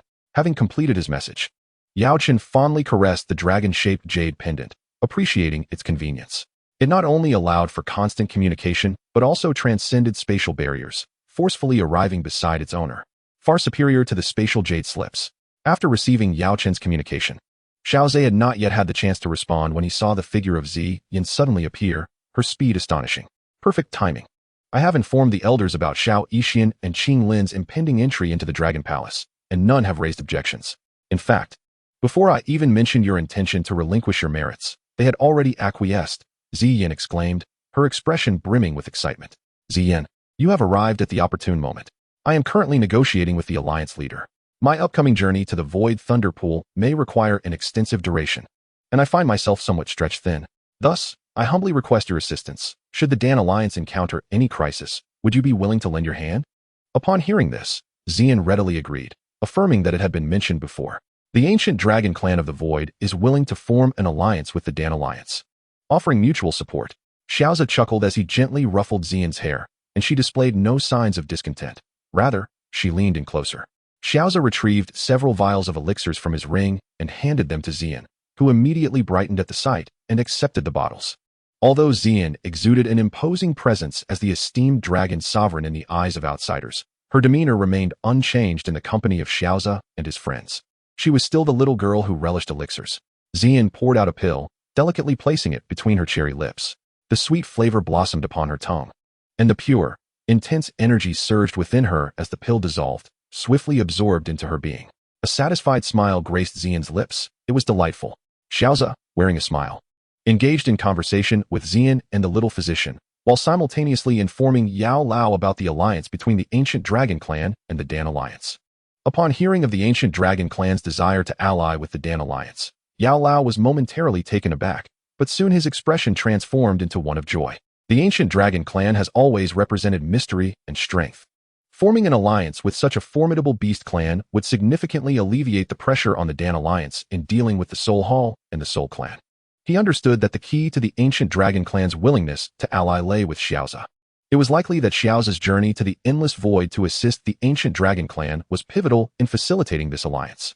After all, the ancient dragon clan thrived in the Endless Void and had no need to involve themselves in the disputes of the Dou Qi Continent, especially not to provoke the mysterious and powerful Soul Clan. It was clear that only Xiao Ze could achieve such a feat for the ancient dragon clan. Yao Lao promptly expressed his gratitude to Xiao Ze, especially when informed of the number of Dou Saints possessed by the ancient dragon clan. The delight on Yao Lao's face was unmistakable as he could not help but stand and pace back and forth in the room, overwhelmed with joy. With the inclusion of the ancient dragon clan, the Dan Alliance would ascend to unprecedented heights of power. Subsequently, Xiao Ze handed a specific root of the primordial tree to Xian to facilitate discussions with Yao Lao regarding the alliance. Normally, the roots of the primordial tree distributed by Xiao Ze could not connect with one another unless he altered them. Otherwise, they could only communicate with Xiao Ze himself. Seeing that Xian and Yao Lao's negotiations were proceeding harmoniously, Xiao Ze breathed a sigh of relief. Following this, he accompanied Xian and the little physician into the Dragon Palace. As he watched their figures disappear within, Xiao Ze stretched leisurely. It is time for me to venture into the Void Thunder Pool. Perhaps by our next encounter, the disparity in our prowess will have shifted. Chapter 580. The Dragon and Phoenix pay their respects. Outside the Void Thunder Pool, the figure of Xiao Ze appeared quietly, enveloped in the power of space. Having visited the Void Thunder Pool several times, this occasion felt the most effortless. The lightning surrounding the pool, in Xiao Ze's current perspective, posed no threat whatsoever, even without any protection. Traversing through it with mere physicality would not harm him in the slightest. The only true danger lay deep within the Void Thunder Pool, where the dense black demonic lightning resided. His visit this time was motivated by the astonishing hundredfold reward awaiting him. Whether he chose to break through on ancient Dragon Island or return to the Pill Alliance headquarters, he would inevitably attract considerable attention, leading to extensive explanations. Rather than weaving a web of excuses, it was far more prudent to come directly to the Void Thunder Pool. With this thought, he took a step forward, and with a distortion of space, his figure vanished from that location. Moments later, when Xiao Ze reappeared, he found himself deep within the Void Thunder Pool. Black demonic lightning, rarely seen by the outside world, surged freely in this realm.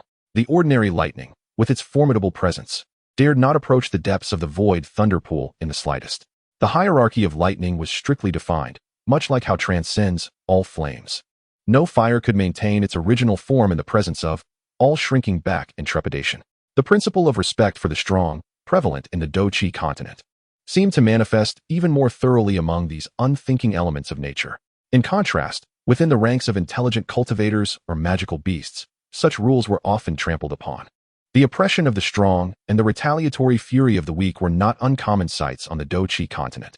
However, most of the time, it was the strong who maintained dominance, leaving the weak powerless to resist.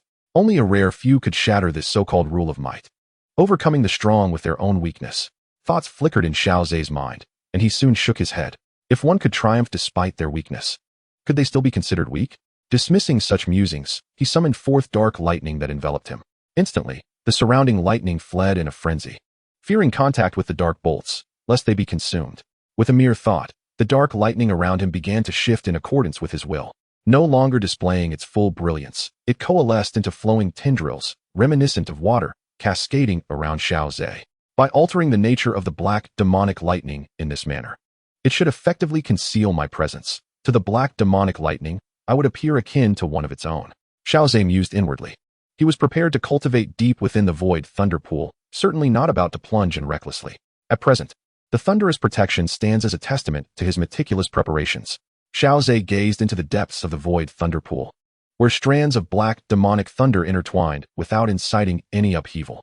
With a subtle shift of his form, he gradually advanced towards the void thunder pool. Intentionally, Xiao Ze collided with a solitary strand of black, demonic thunder. The moment it struck him, a powerful surge of energy radiated from the black, demonic thunder, resonating with the fluidity of the dark energy enveloping him. Subsequently, that strand traversed through Xiao Ze's being, drifting away into the distance without any irregularities. Observing this, Xiao Ze let out a sigh of relief. This method, which he had conjured in haste, had proven successful, a fortunate outcome indeed. Without further hesitation, he proceeded deeper into the thunder pool. Ultimately, Xiao Ze found himself at a convergence of black, demonic thunder. A glance around revealed that the ordinary visage of lightning had vanished, replaced entirely by a sea of inky thunder, akin to serpentine dragons soaring freely through the void. Settling into a meditative posture amidst the ethereal realm, the black, demonic thunder around him rippled like waves. Even those formidable enough to venture into the depths of the void thunder pool could not discern his presence, mistaking it for merely an unusual manifestation of black, demonic thunder. In his heart, Xiao Ze silently rejoiced over receiving the 100-fold feedback reward from Ziyan. In the next instant, a resounding roar echoed within his mind. Boom! An immense flow of feedback energy surged through Xiao Ze's body.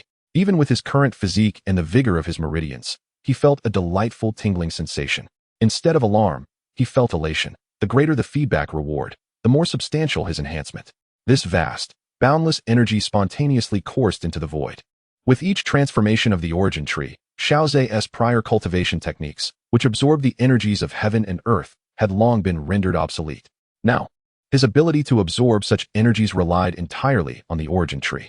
The techniques Xiao Ze once mastered paled in comparison to the origin tree, which required no effort on his part to autonomously devour the energies of the cosmos.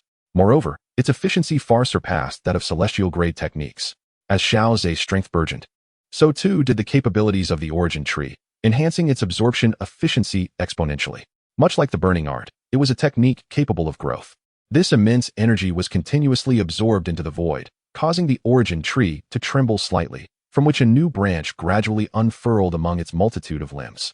Unlike the myriad colors of the ancient wisdom's myriad life forms, this branch encapsulated the essence of countless worlds within its delicate form. Distinct from the vibrant hues of the calamitous poison body, the branch representing the dragon and phoenix bloodline bore only the simple hues of purple and gold. Yet it emanated an overwhelming aura of power. It was as if the true essence of dragons and phoenixes was enshrined within this singular branch. Xiao Ze's consciousness suddenly surged, and he was jolted to the realization that he had received a unique reward of 100-fold feedback.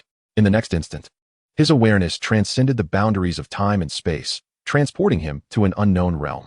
This vast expanse seemed boundless, teeming with countless images of true dragons and phoenixes.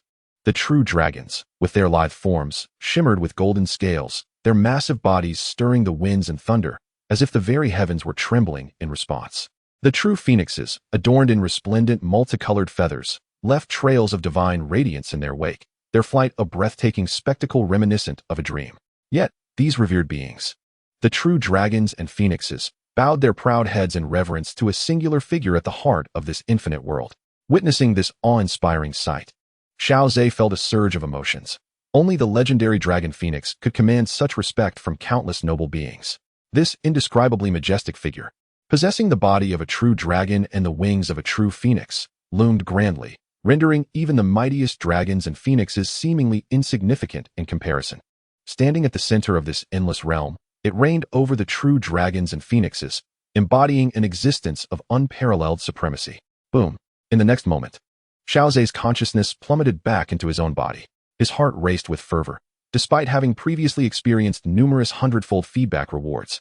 This particular one left the most profound impression on him. Was this the essence of the Dragon Phoenix? Chapter 581, 9 Xian Golden Thunder. Deep within the void's thunder pool, Xiao Ze allowed the source tree to naturally refine the vast energy surrounding it. Meanwhile, he reminisced about the scenes from the special reward.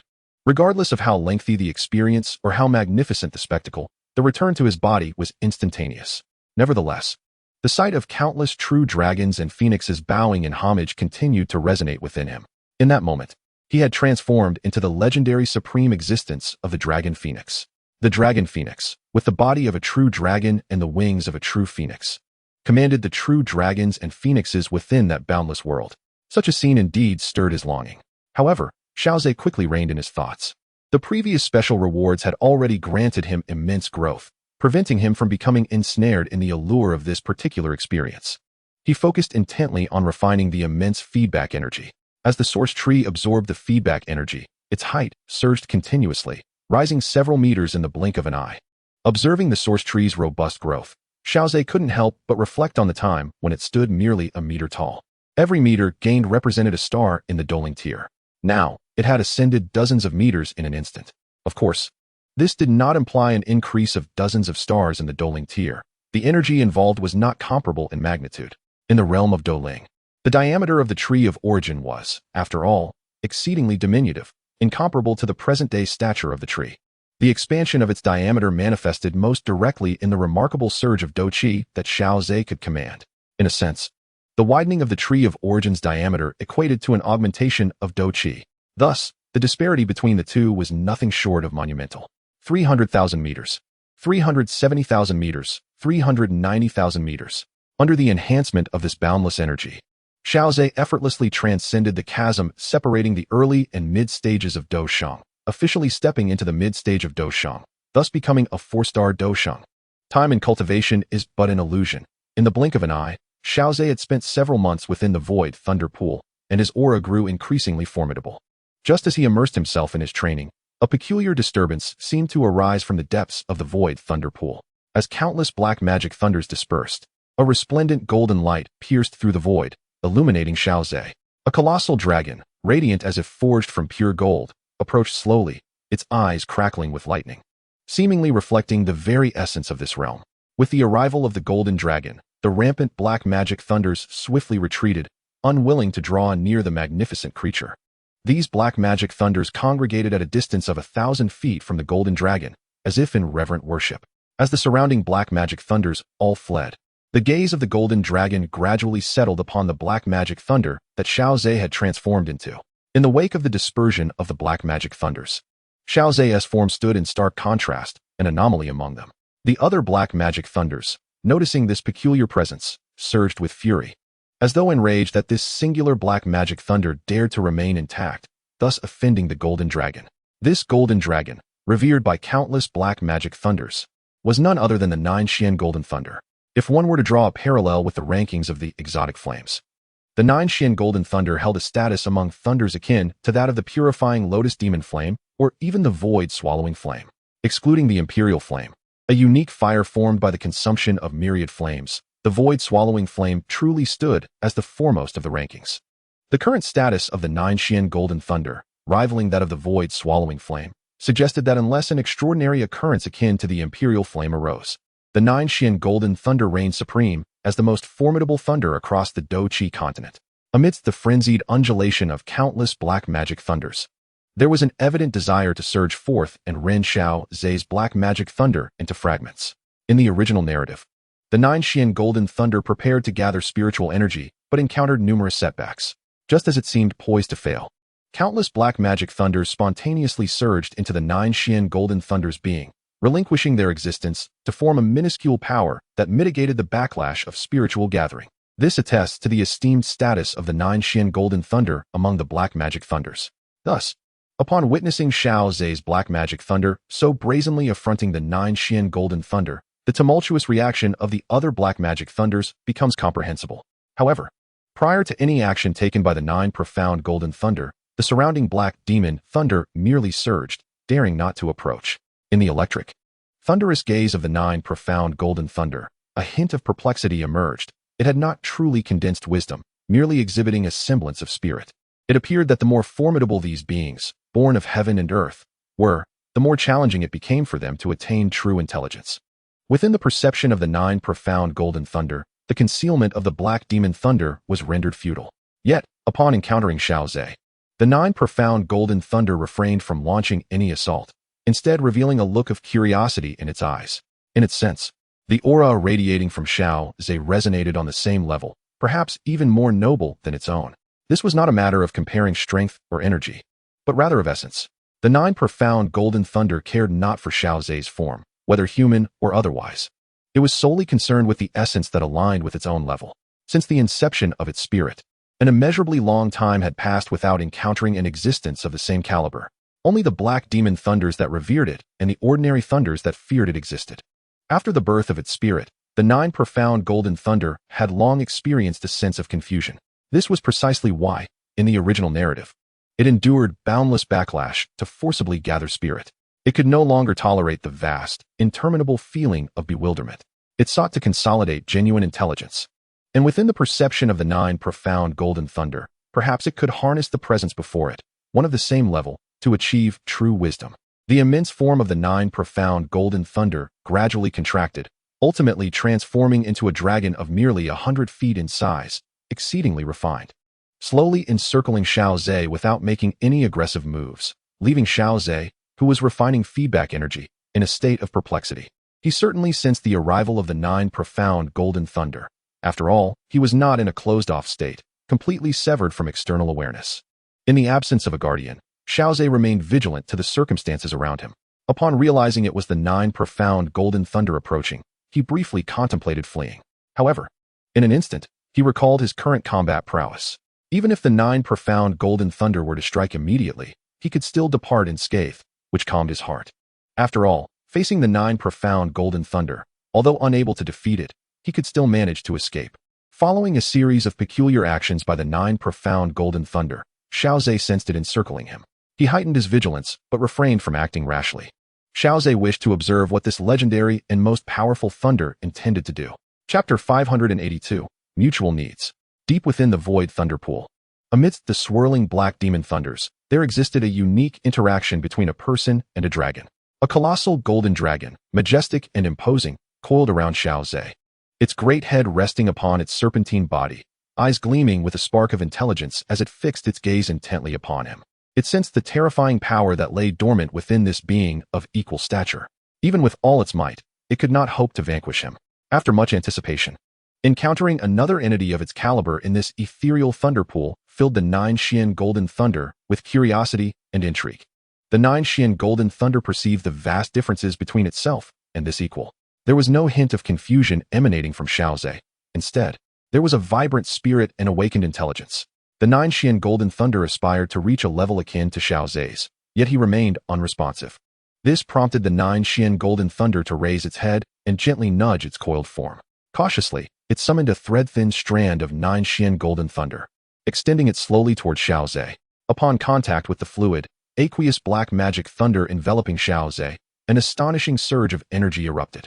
However, this level of energy fluctuation was insufficient to disturb either party. Xiao Ze stood firm, unyielding, undeterred by any malice from the 9 Xian Golden Thunder. With his current state of spiritual enlightenment, he could discern the essence of the 9 Xian Golden Thunder. From his insights, he sensed a yearning from the 9 Xian Golden Thunder, as if it sought to extract something from him. Yet, It seemed that the Nine Xian Golden Thunder itself was at a loss regarding how to acquire what it desired from Xiao Ze. The delicate strand of Nine Xian Golden Thunder served as a mere probe. A flicker of thought crossed Xiao Ze's mind, leading him to speculate. In the original narrative, the Nine Xian Golden Thunder exhibited a profound thirst for gathering spiritual energy, even willing to relinquish its own power, which had reached the level of 7-star Dueling Saint. In pursuit of awakened intelligence, the fine strand of Nine Xian Golden Thunder, washed away by the black magic thunder, gradually dissipated, unable to make contact with Xiao Ze's body. Despite the power hierarchy favoring the Nine Xian Golden Thunder, the sheer disparity in numbers was overwhelming. The continuous onslaught of Xiao Ze's water-like black magic thunder would eventually wear down even the Nine Xian Golden Thunder. Yet, a note of surprise escaped Xiao Ze's lips. With his perfected celestial realm soul power, he could detect that his black magic thunder had absorbed a trace of the Nine Xian Golden Thunder's essence. The recent clash of the two thunderous forces bore a resemblance to Xiao Ze's previous transformation of his own thunder power into black magic thunder. However, at that time, he had relied on his seemingly boundless fighting spirit, expending it at a disturbingly low efficiency to forcibly transform his thunder power into black magic thunder. Had he instead utilized the energy consumed in that transformation to unleash celestial tier combat techniques, he could have sustained them for days on end. Nevertheless, it was evident now that the sacrifices made had yielded remarkable results. The transformation of one's thunderous power into the enigmatic black magic thunder indeed possesses extraordinary might. At that moment, Xiao Ze's ordinary thunder was perhaps somewhat inadequate in the face of the otherworldly flames. Yet now, wielding the black magic thunder, he could contend even against the most formidable of these flames. Presently, the Nine Xian Gold Thunder seemed to engage in such a confrontation. As the slender thread of Nine Xian Gold Thunder was utterly consumed, its dragon head gently lifted.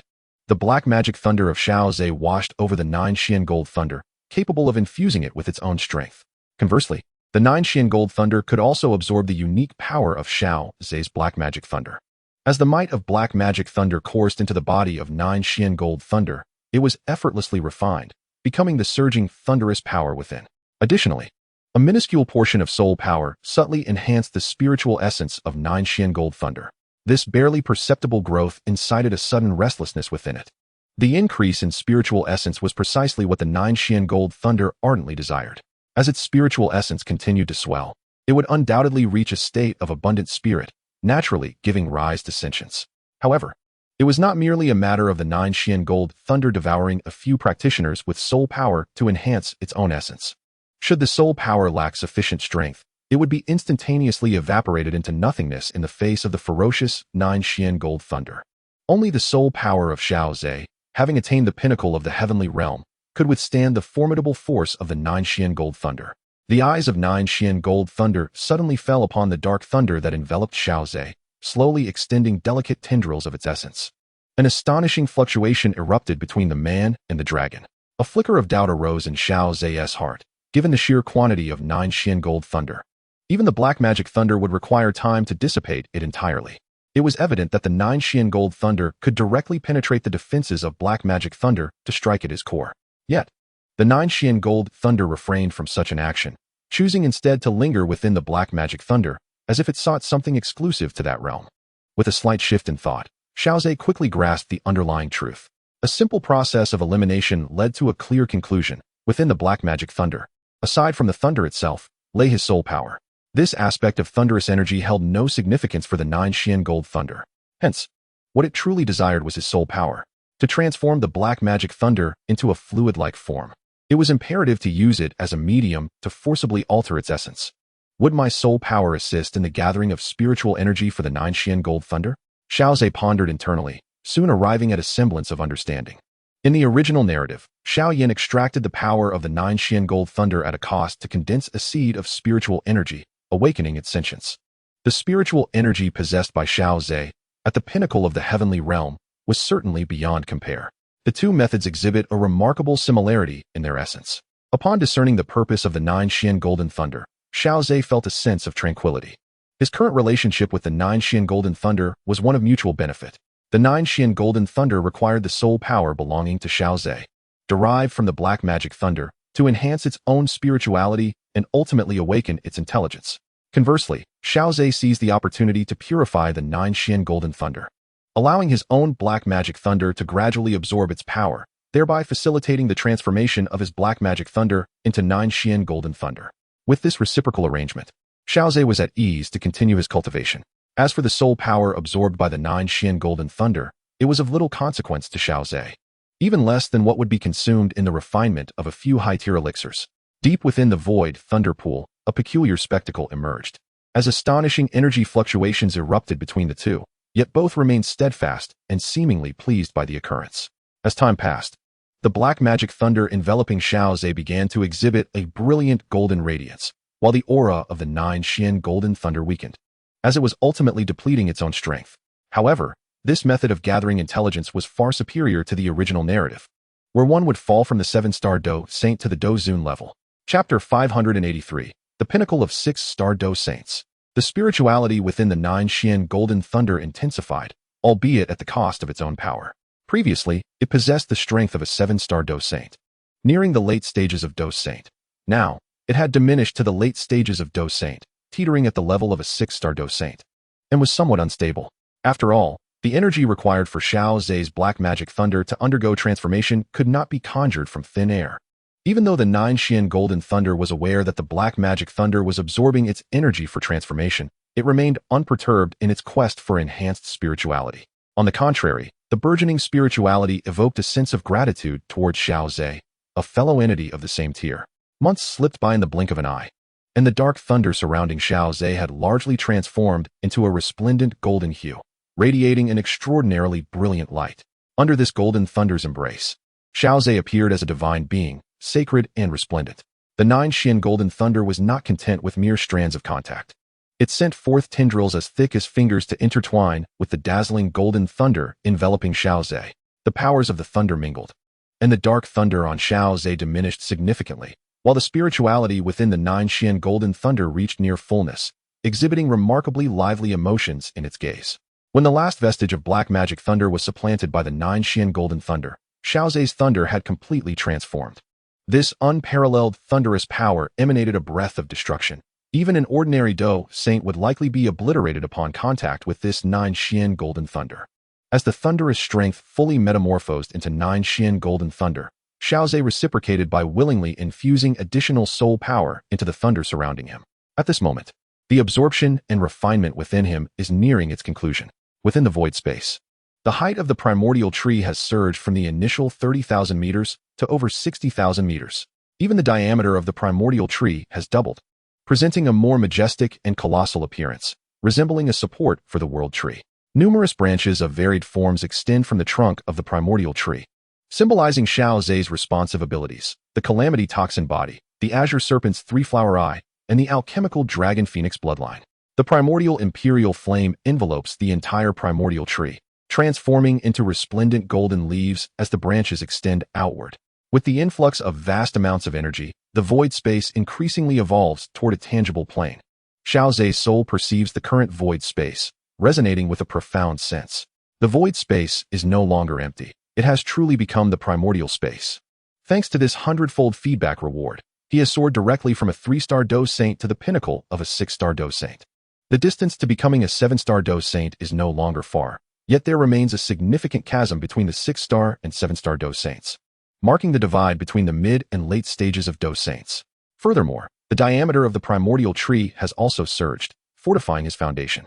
Simultaneously, the transformation of the primordial space is increasingly promising, Xiao Ze muses. In his view, the greatest advantage of the primordial space is not merely its ability to assist him in breaking through the Dou Emperor realm. If the primordial space truly evolves toward the plane's direction, even upon reaching the Great Thousand Worlds, its assistance would be immensely beneficial. Currently, utilizing part of the energy from the 100-fold feedback reward to evolve the primordial space is advantageous for his future development. Enhancing the primordial space now is far preferable to expending countless resources in the future to achieve the same. Xiao Ze has already undergone such an enhancement of the primordial tree's diameter. Therefore, he cannot guarantee that solely focusing on elevating his realm without evolving the primordial space or widening the diameter of the primordial tree will not lead to future regrets for his present ambitions.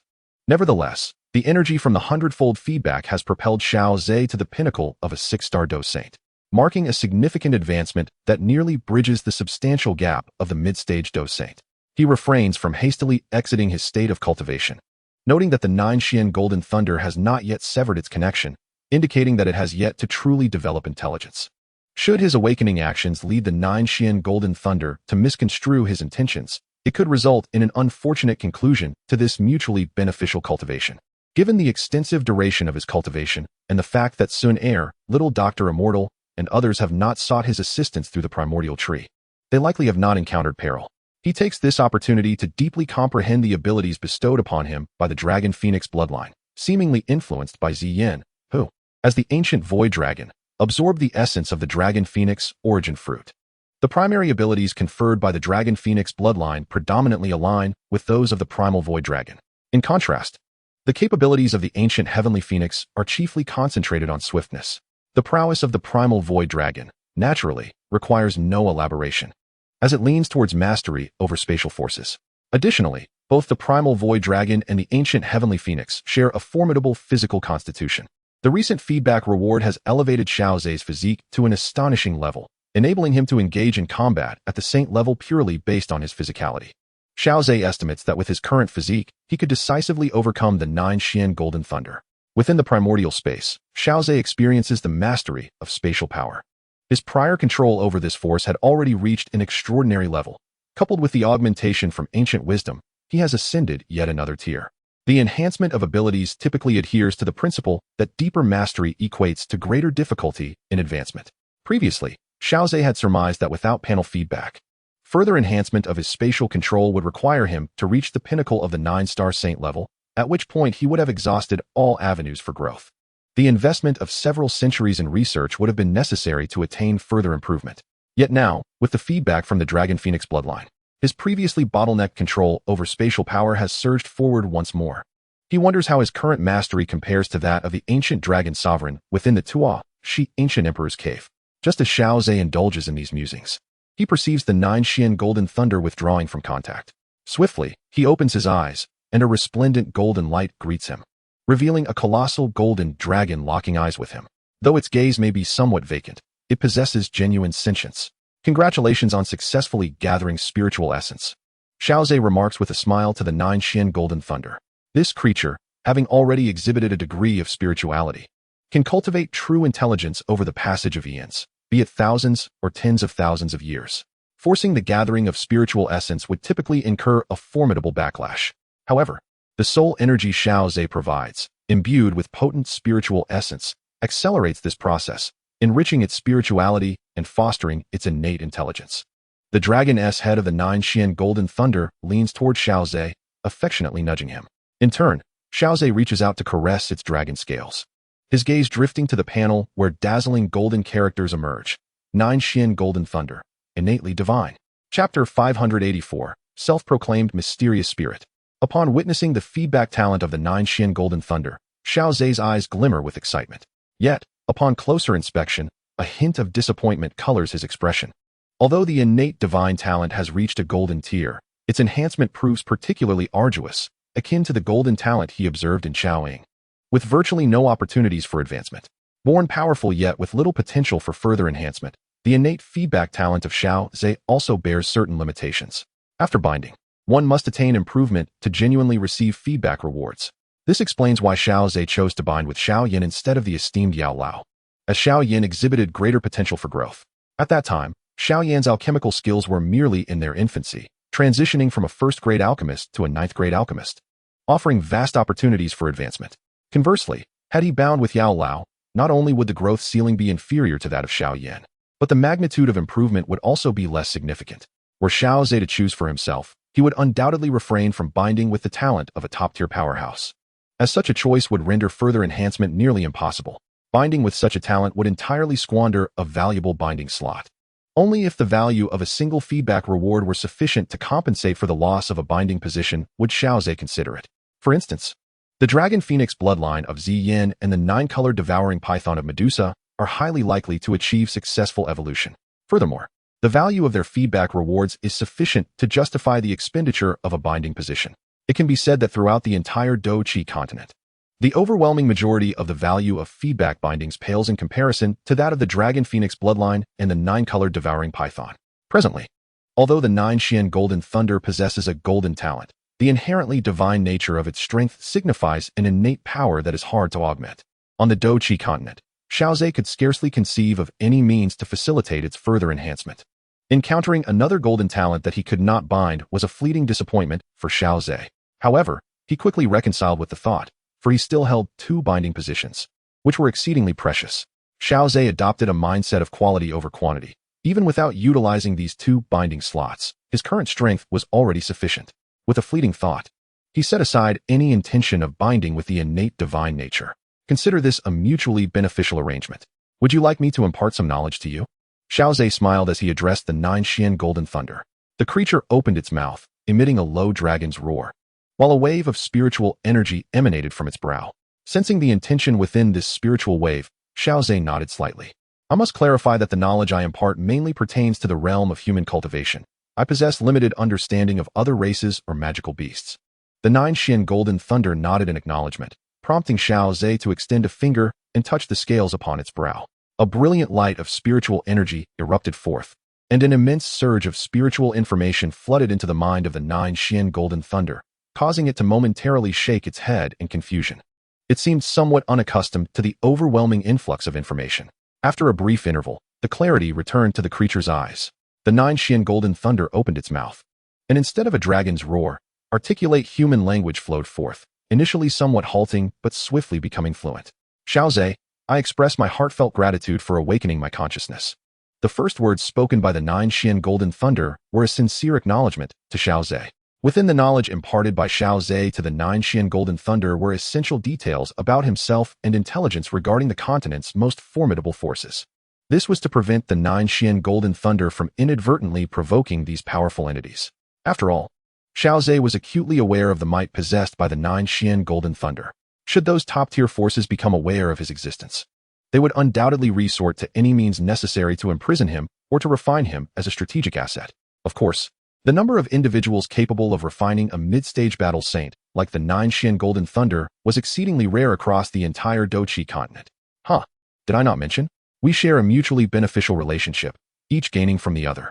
I must also thank you for enabling my thunderous power to transform into the 9 Xian Golden Thunder, Xiao Ze remarked with a serious demeanor. A flicker of contemplation passed through the eyes of the 9 Xian Golden Thunder. Xiao Ze, do you not think I should also have a name of my own? Indeed. The title 9 Xian Golden Thunder is merely a designation bestowed upon you by others.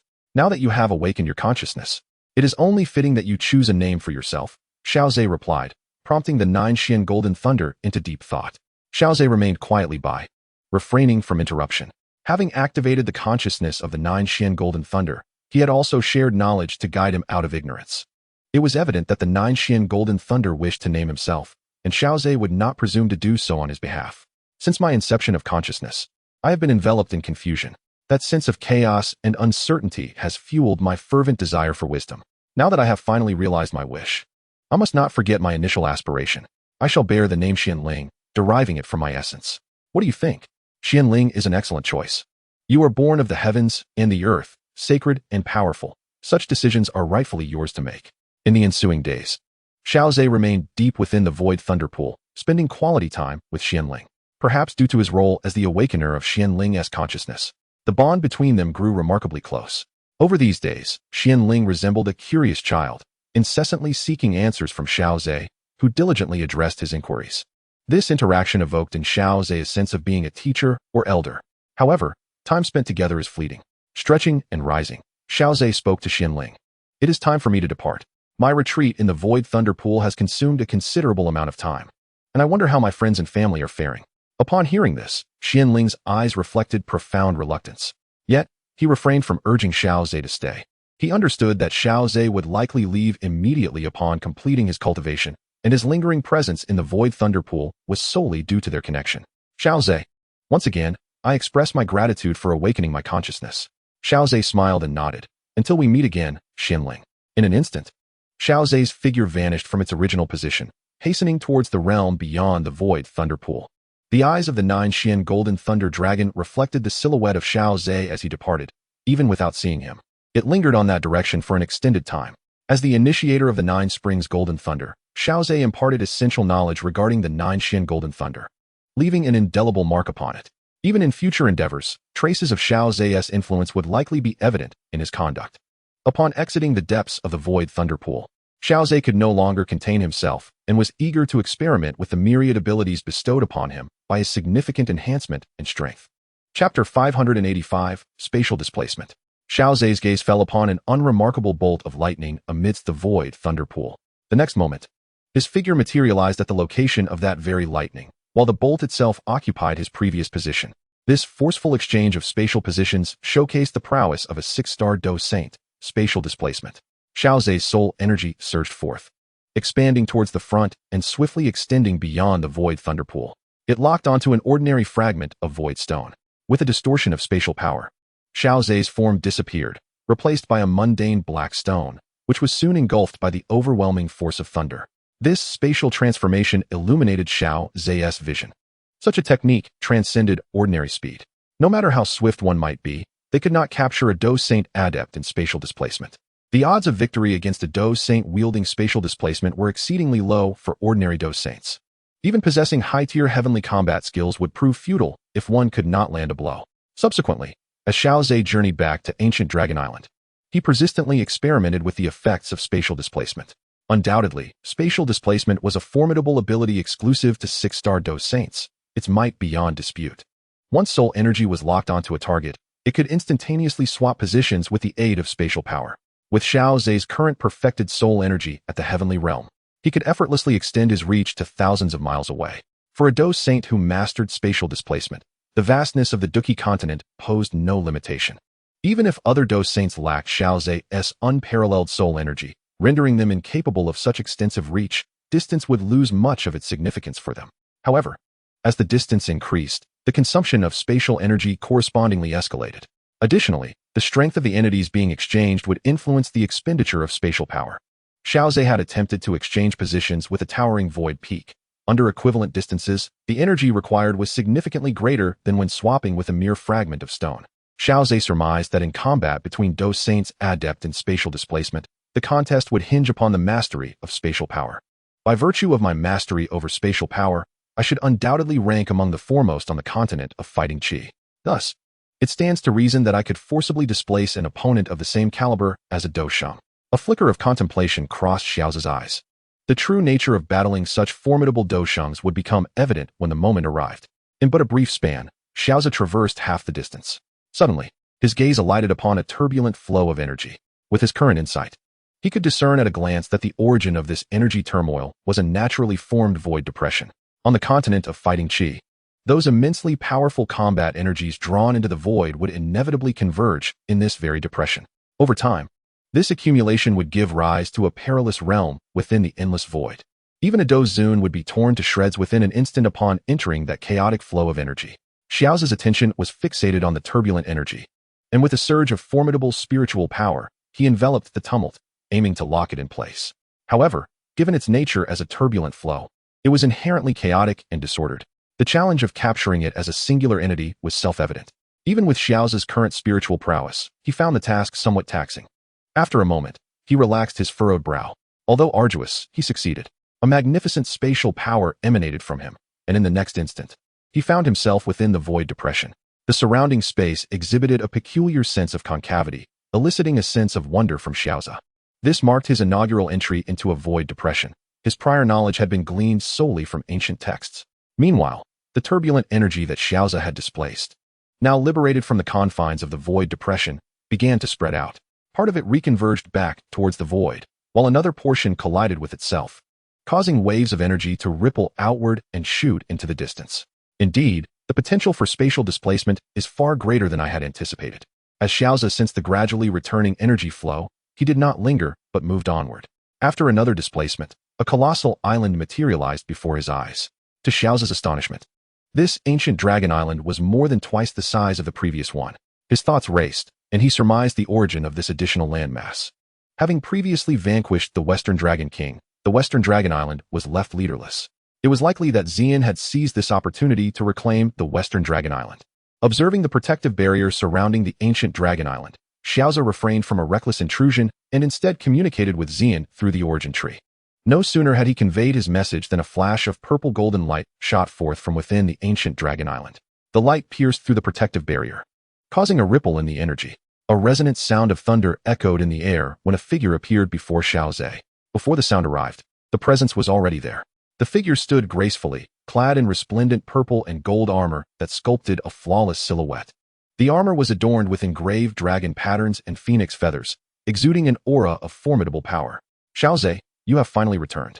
If you had delayed any longer, I might have ventured into the void thunder pool to seek you out, she remarked. Xiao Ze smiled gently and affectionately ruffled Ziyuan's hair. His recent journey to the void thunder pool was filled with fortuitous encounters, albeit extended, during which he encountered the legendary 9 Xian Golden Thunder. The 9 Xian Golden Thunder? Ziyuan momentarily struggled to comprehend. Ancient texts indicated that only the refinement of a 9th-grade golden pill could summon such potent thunder. It was arguably the most supreme thunderous force in the Dou Qi Continent, having not manifested for millennia. Ziyuan's eyes widened in astonishment. Indeed, this was a tremendous opportunity. The emergence of the 9 Xian Golden Thunder could only be drawn by the birth of a 9th-grade golden pill, and she never imagined the void thunder pool could nurture such a phenomenon. Nature was indeed wondrous beyond belief. By the way, Ziyuan, where are the little medical sage and Qinglin? They are currently in the Dragon Palace, receiving their inheritance and have made some progress. They are now in seclusion. If all goes well, they may elevate their strength to a new stage. Xiao Ze nodded, acknowledging that advancing even a small step at the Dueling Saint level was a significant opportunity. After all, not every chance could rival the essence of the Dragon Phoenix fruit. Ziyuan, is the recent transformation of the ancient Dragon Island you're doing? A hint of pride flickered in Ziyuan's eyes as she nodded slightly. Indeed. While the circumstances of the other 2 Dragon Islands remain uncertain, the West Dragon Island was leaderless, so I seized the opportunity to reclaim a Dragon Island. In truth, my urgency in seeking you was also related to the unification of the Dragon Islands. As she spoke, Ziyuan led Xiao Ze back into the ancient Dragon Island. Hearing her words, Xiao Ze raised an eyebrow. Please elaborate. Chapter 586, The Situation of the Dragon Islands. Within the grand and solemn hall of the ancient Dragon Island, Xiao Ze and Ziyuan took their seats. A burly man entered, respectfully greeting the two before presenting them with spiritual fruit and tea. With a courteous demeanor, he bowed once more before exiting and closing the door behind him. Xiao Ze took a sip of the tea, curiosity piqued as he inquired of Ziyuan. When did you become so concerned with such formalities? With no one else around, Ziyuan grabbed a handful of spiritual fruit and popped it into her mouth, rolling her eyes elegantly as she replied, "It's not my desire. It's those old fogies who insist that the Dragon Emperor must maintain dignity and decorum." Ziyuan's casual remarks, though laced with complaints, revealed her intent to avoid provoking the elders over trivial matters, showcasing her discretion amidst the playful banter. Although Xian has ascended to the throne of the Dragon Emperor, she is still under the care of the elders from East Dragon Island until she truly matures. Now, let us discuss the matter at hand. What prompted your urgent summons? Transitioning to serious business, Xian swiftly retracted her complaints. The 2 Dragon Kings suffered severe soul injuries in the recent battle. My actions to reclaim West Dragon Island may have inadvertently alarmed them, perhaps fearing a sequential defeat. North and South Dragon Islands have allied to confront ancient Dragon Island. Following your counsel, I dispatched several elders of the battle sage rank to investigate the conditions of the 2 Dragon Islands, and it appears there are no abnormalities. Upon hearing this, Xiao Ze raised an eyebrow and suggested, why not lead the forces of ancient Dragon Island to directly reclaim the 2 islands? With the 2 Dragon Kings severely wounded, they should not pose a challenge. Did you not previously advise me to exercise caution? Given the significance of unifying ancient Dragon Island, I preferred to wait for your return before proceeding, ensuring absolute certainty. Xian chuckled. Having spent considerable time with Xiao Ze, she had indeed adopted a more cautious demeanor. Very well, let us now mobilize the troops to seize the 2 Dragon Islands. My strength has also increased, and I can manage any unforeseen circumstances that may arise. Xiao Ze nodded in agreement. Since the elders of Battle Sage rank had not detected any anomalies, the dragon transformation array in the hands of the North Dragon King should not have activated yet.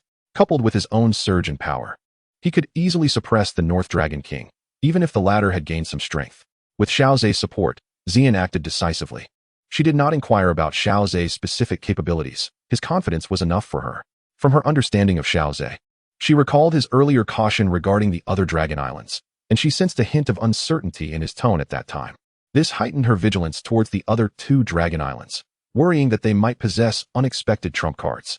With Xiao Ze's return, the overt strength of ancient Dragon Island undoubtedly surpassed that of the North and South Dragon Kings, instilling Xian with ample confidence.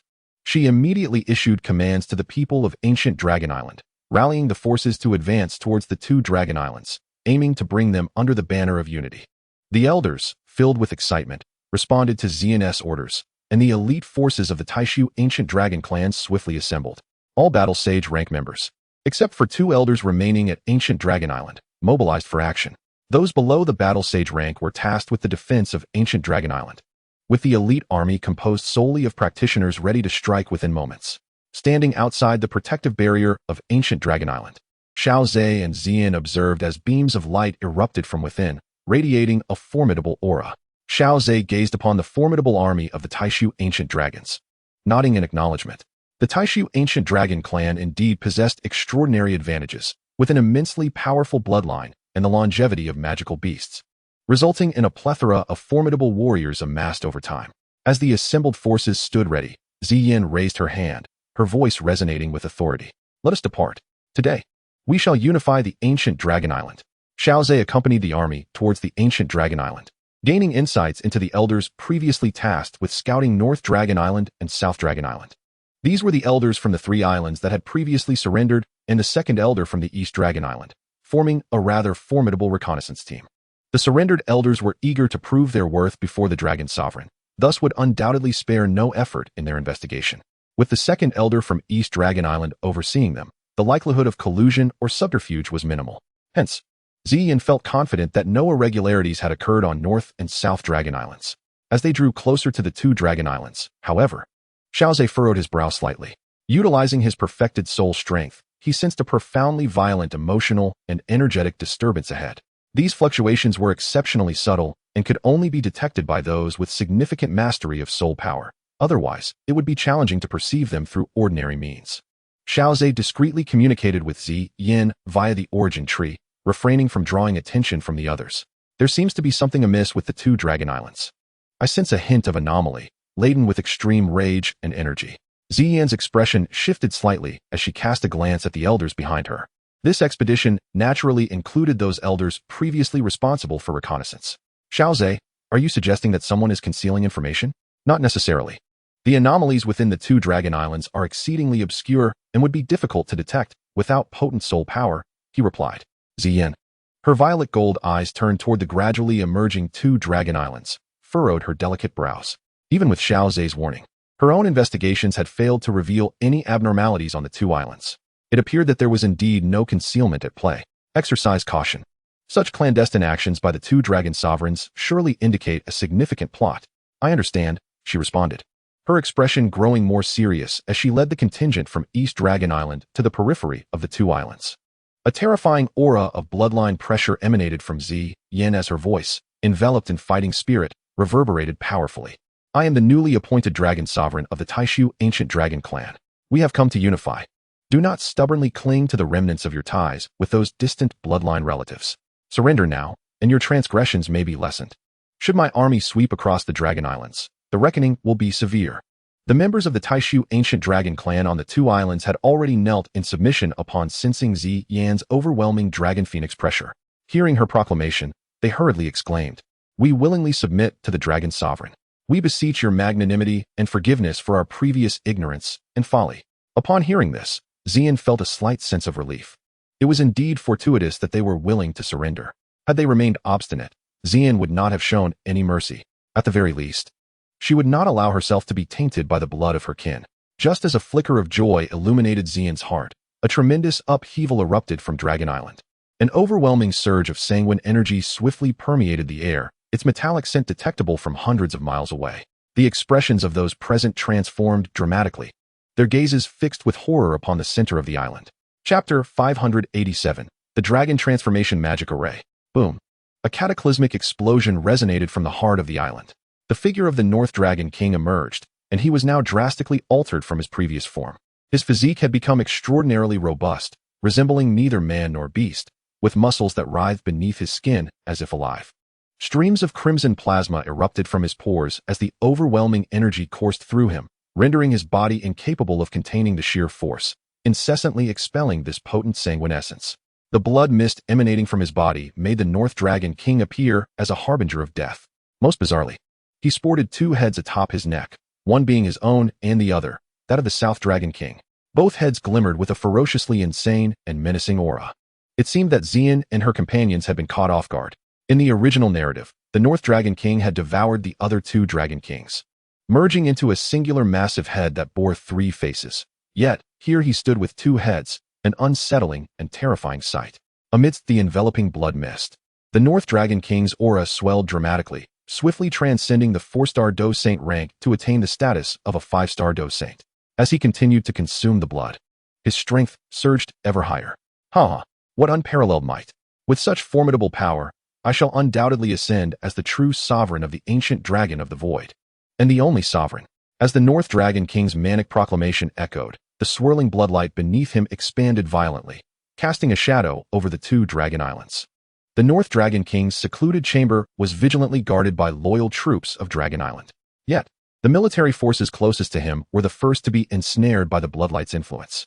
Amidst their anguished cries, the Dragon Island troops were engulfed by the sanguine light, bursting forth into crimson mist that coalesced into blood, surging toward the North Dragon King hovering in the air. With each drop of blood consumed, the North Dragon King's power grew increasingly formidable. This horrifying spectacle instilled a profound terror among the members of the ancient Dragon Clan on the 2 Dragon Islands, prompting them to flee frantically from the North Dragon Island, desperate to avoid being ensnared by the bloodlight and transformed into mere sustenance for the North Dragon King's ascension. The transformation upon Dragon Island transpired in the blink of an eye, and the forces of East Dragon Island were likewise engulfed in panic.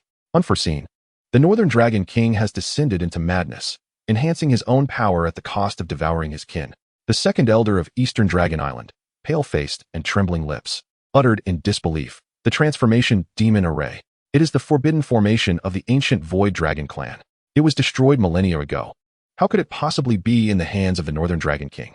In stark contrast to the second elder's uncertainty, the previously surrendering third island elder appeared terror-stricken, hastily explaining to Xian, "Your Majesty, we have absolutely not concealed anything. We were completely unaware of the transformation demon array." The 3 elders were filled with trepidation. Having previously hoped to redeem themselves by fulfilling the investigation task assigned by Your Majesty, they never anticipated that their situation would worsen. If the Dragon Emperor were to believe they intentionally concealed information or obscured the second elder's perception, it would mean their demise. After all, they had already betrayed the 3 Dragon Kings. Given the current madness of the Northern Dragon King, even if they were to return to his service, they would likely become mere sustenance for his growth, devoured in the process. Furthermore, if they failed to clarify matters with the Dragon Emperor, they would find themselves unable to remain on Eastern Dragon Island and could even face the Emperor's wrath. Xian furrowed her brow, fixated on the frenzied figure of the Northern Dragon King within the array. Upon hearing the explanation from the third island elder, she waved her hand, stating, "This matter will be addressed after the great battle concludes. As for merits and demerits, this sovereign shall decide at that time." Upon receiving Xian's directive, the 3 island elders suppressed their inner anxiety and focused on the battlefield. However, even the most seasoned fighting saint elders found themselves powerless against this terrifying forbidden array. Once enveloped by that bloodlight, they would soon be reduced to mere blood, further augmenting the Northern Dragon King's power. Gazing at the horrific array shrouded in bloodlight, Xian gritted her silver teeth and declared, "I shall enter. The others will be responsible for aiding our kin within the island." From her inherited memories, she understood the nature of the transformation demon array. At this juncture, only she and Xiao Ze were qualified to enter the array and confront the Northern Dragon King. Should other elders enter, they would not only be of no assistance, but would instead bolster the Northern Dragon King's strength. "Xiao Ze, lend me your aid. I will hold the Northern Dragon King at bay while I implore you to rescue our people." The emerald golden light in Xiao Ze's eyes gradually dimmed, a touch of regret passing through him. The transformation demon array, indeed a forbidden formation, would require him several moments to unravel. No need. He is merely a 5-star fighting saint. Prepare yourself for battle. Xiao Ze shook his head. The ancient dragons previously devoured by the Northern Dragon King were fiercely loyal subordinates. Now that the Northern Dragon King intended to turn against those who had surrendered, Xiao Ze abandoned the idea of unraveling the forbidden array and addressed Xian and her group directly. Xian was momentarily taken aback, yet she did not hesitate. Swiftly preparing for battle, an ancient dragon spear materialized in her grasp, exuding an aura of antiquity and grandeur. The elders, upon witnessing the appearance of the dragon sovereign, hastily readied themselves for confrontation. "Ha, you traitorous lot. I am not dead yet you rush to surrender. However, you still possess some value. Obediently become my strength," proclaimed the North Dragon King, his mad words resonating as he felt the surroundings shift. In the next moment, he found himself outside Dragon Island, encircled by a throng. Xian was the first to react, thrusting the dragon spear forward. The dark golden lance surged forth like an enraged dragon, unleashing a piercing sound that echoed through the air. At its tip, a dazzling brilliance flickered, the terrifying power coalescing as if any entity before it would be effortlessly pierced through. Clang! Though the North Dragon King was engulfed in madness, his combat experience was formidable. Sensing the anomaly, he summoned a golden longsword imbued with blood energy. Only the purest royal bloodline could forge the Dragon Slayer's sword. The requirements for its creation were stringent. The previous Dragon Sovereign had to attain the rank of a 6-star battle saint to materialize this weapon. Indeed, only a Dragon Sovereign wielding the Dragon Slayer's sword could be deemed a true Dragon Sovereign.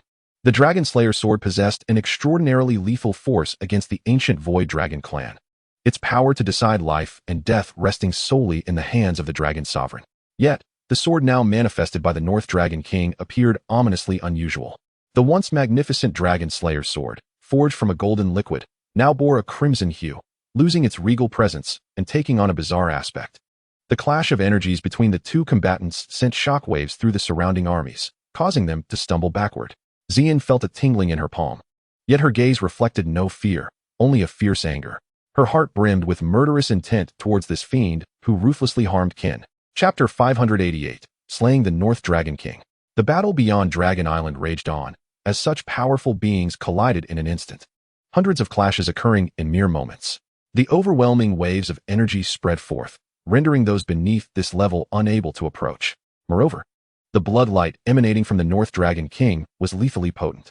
For ordinary clan members, even a mere touch could result in instant dissolution into blood. Although not within the Dragon Transformation Demon array, the blood energy surrounding the North Dragon King posed a significant threat. Even Xian dared not allow this blood energy to taint her. As the North Dragon King swung his blood-colored giant sword, he raved madly. Do you see this Dragon Slayer sword?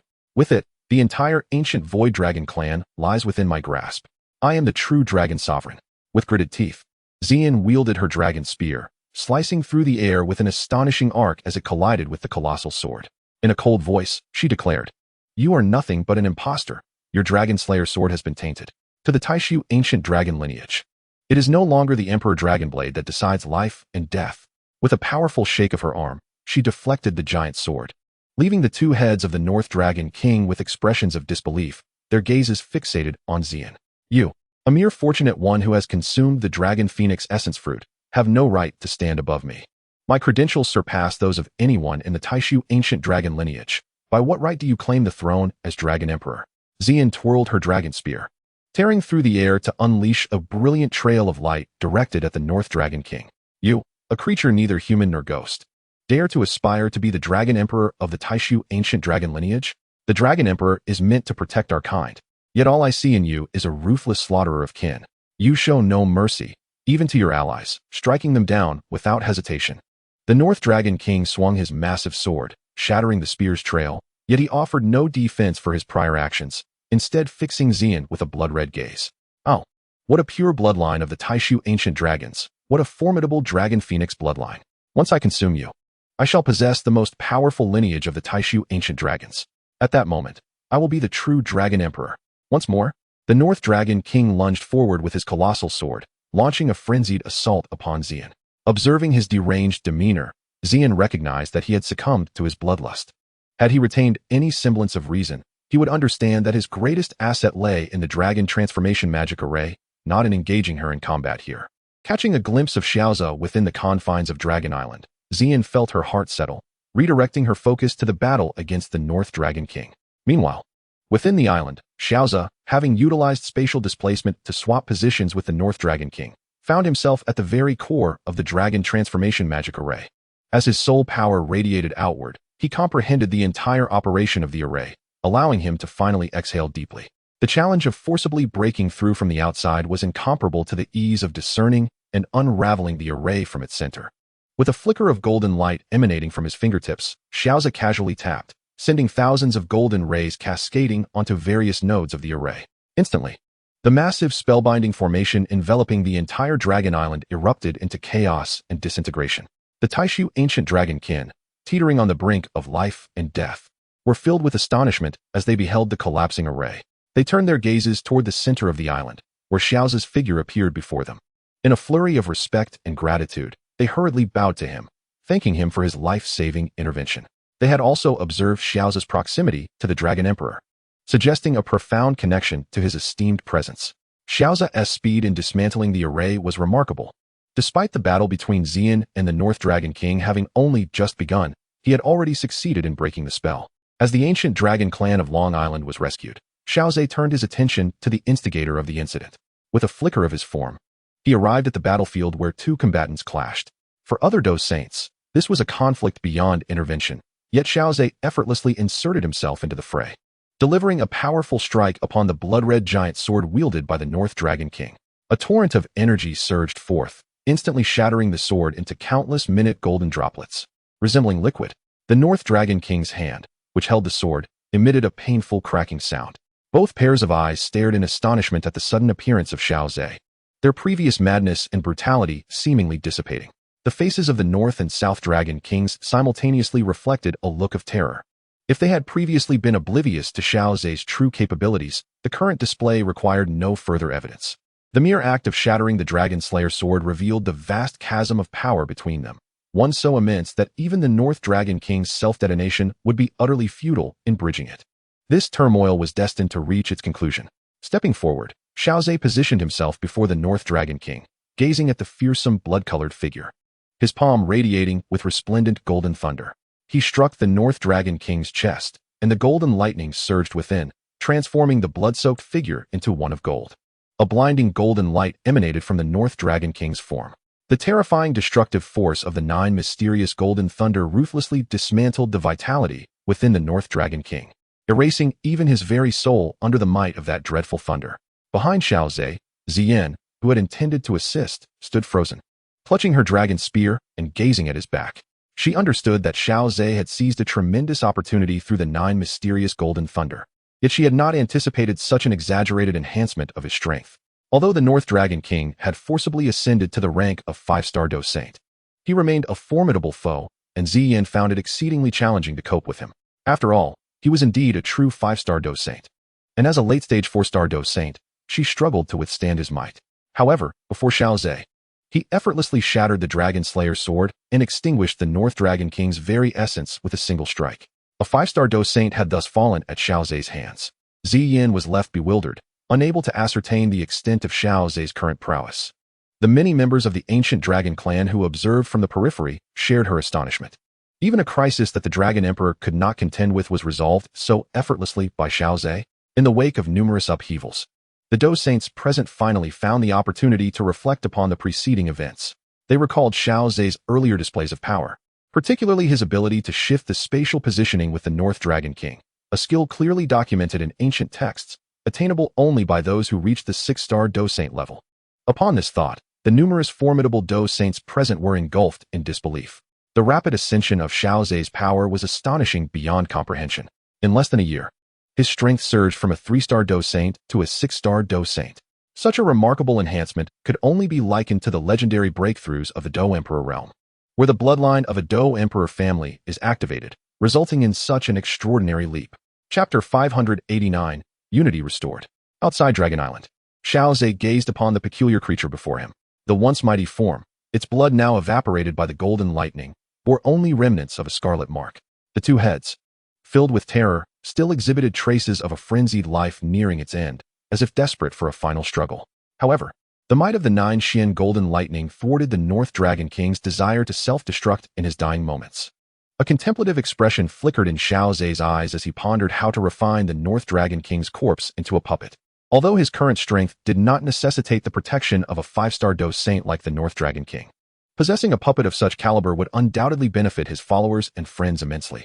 Xian blinked, releasing a sigh of relief as she observed Xiao Ze's silhouette. In her heart, she silently expressed gratitude. Xiao Ze, thank you for standing by my side. Suddenly, Xiao Ze turned to Xian and inquired, Xian, may I take care of the North Dragon King's remains? Of course.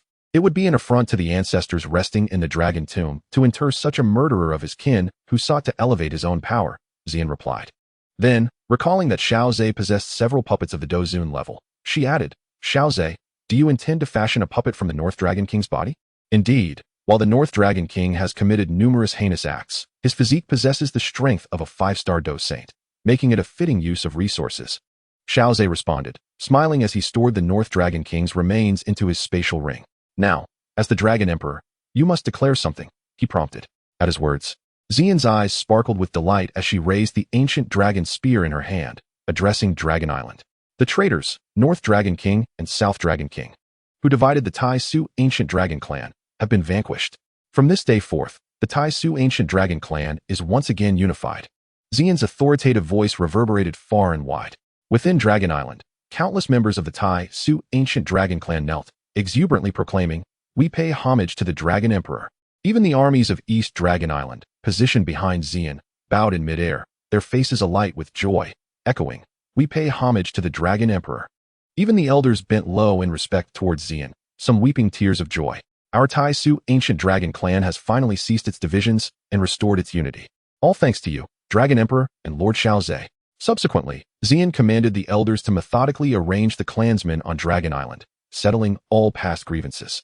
It is worth noting that the vast majority of the clansmen were either coerced or seduced by the 3 Dragon Kings, and had not truly committed the heinous act of slaughtering their kin.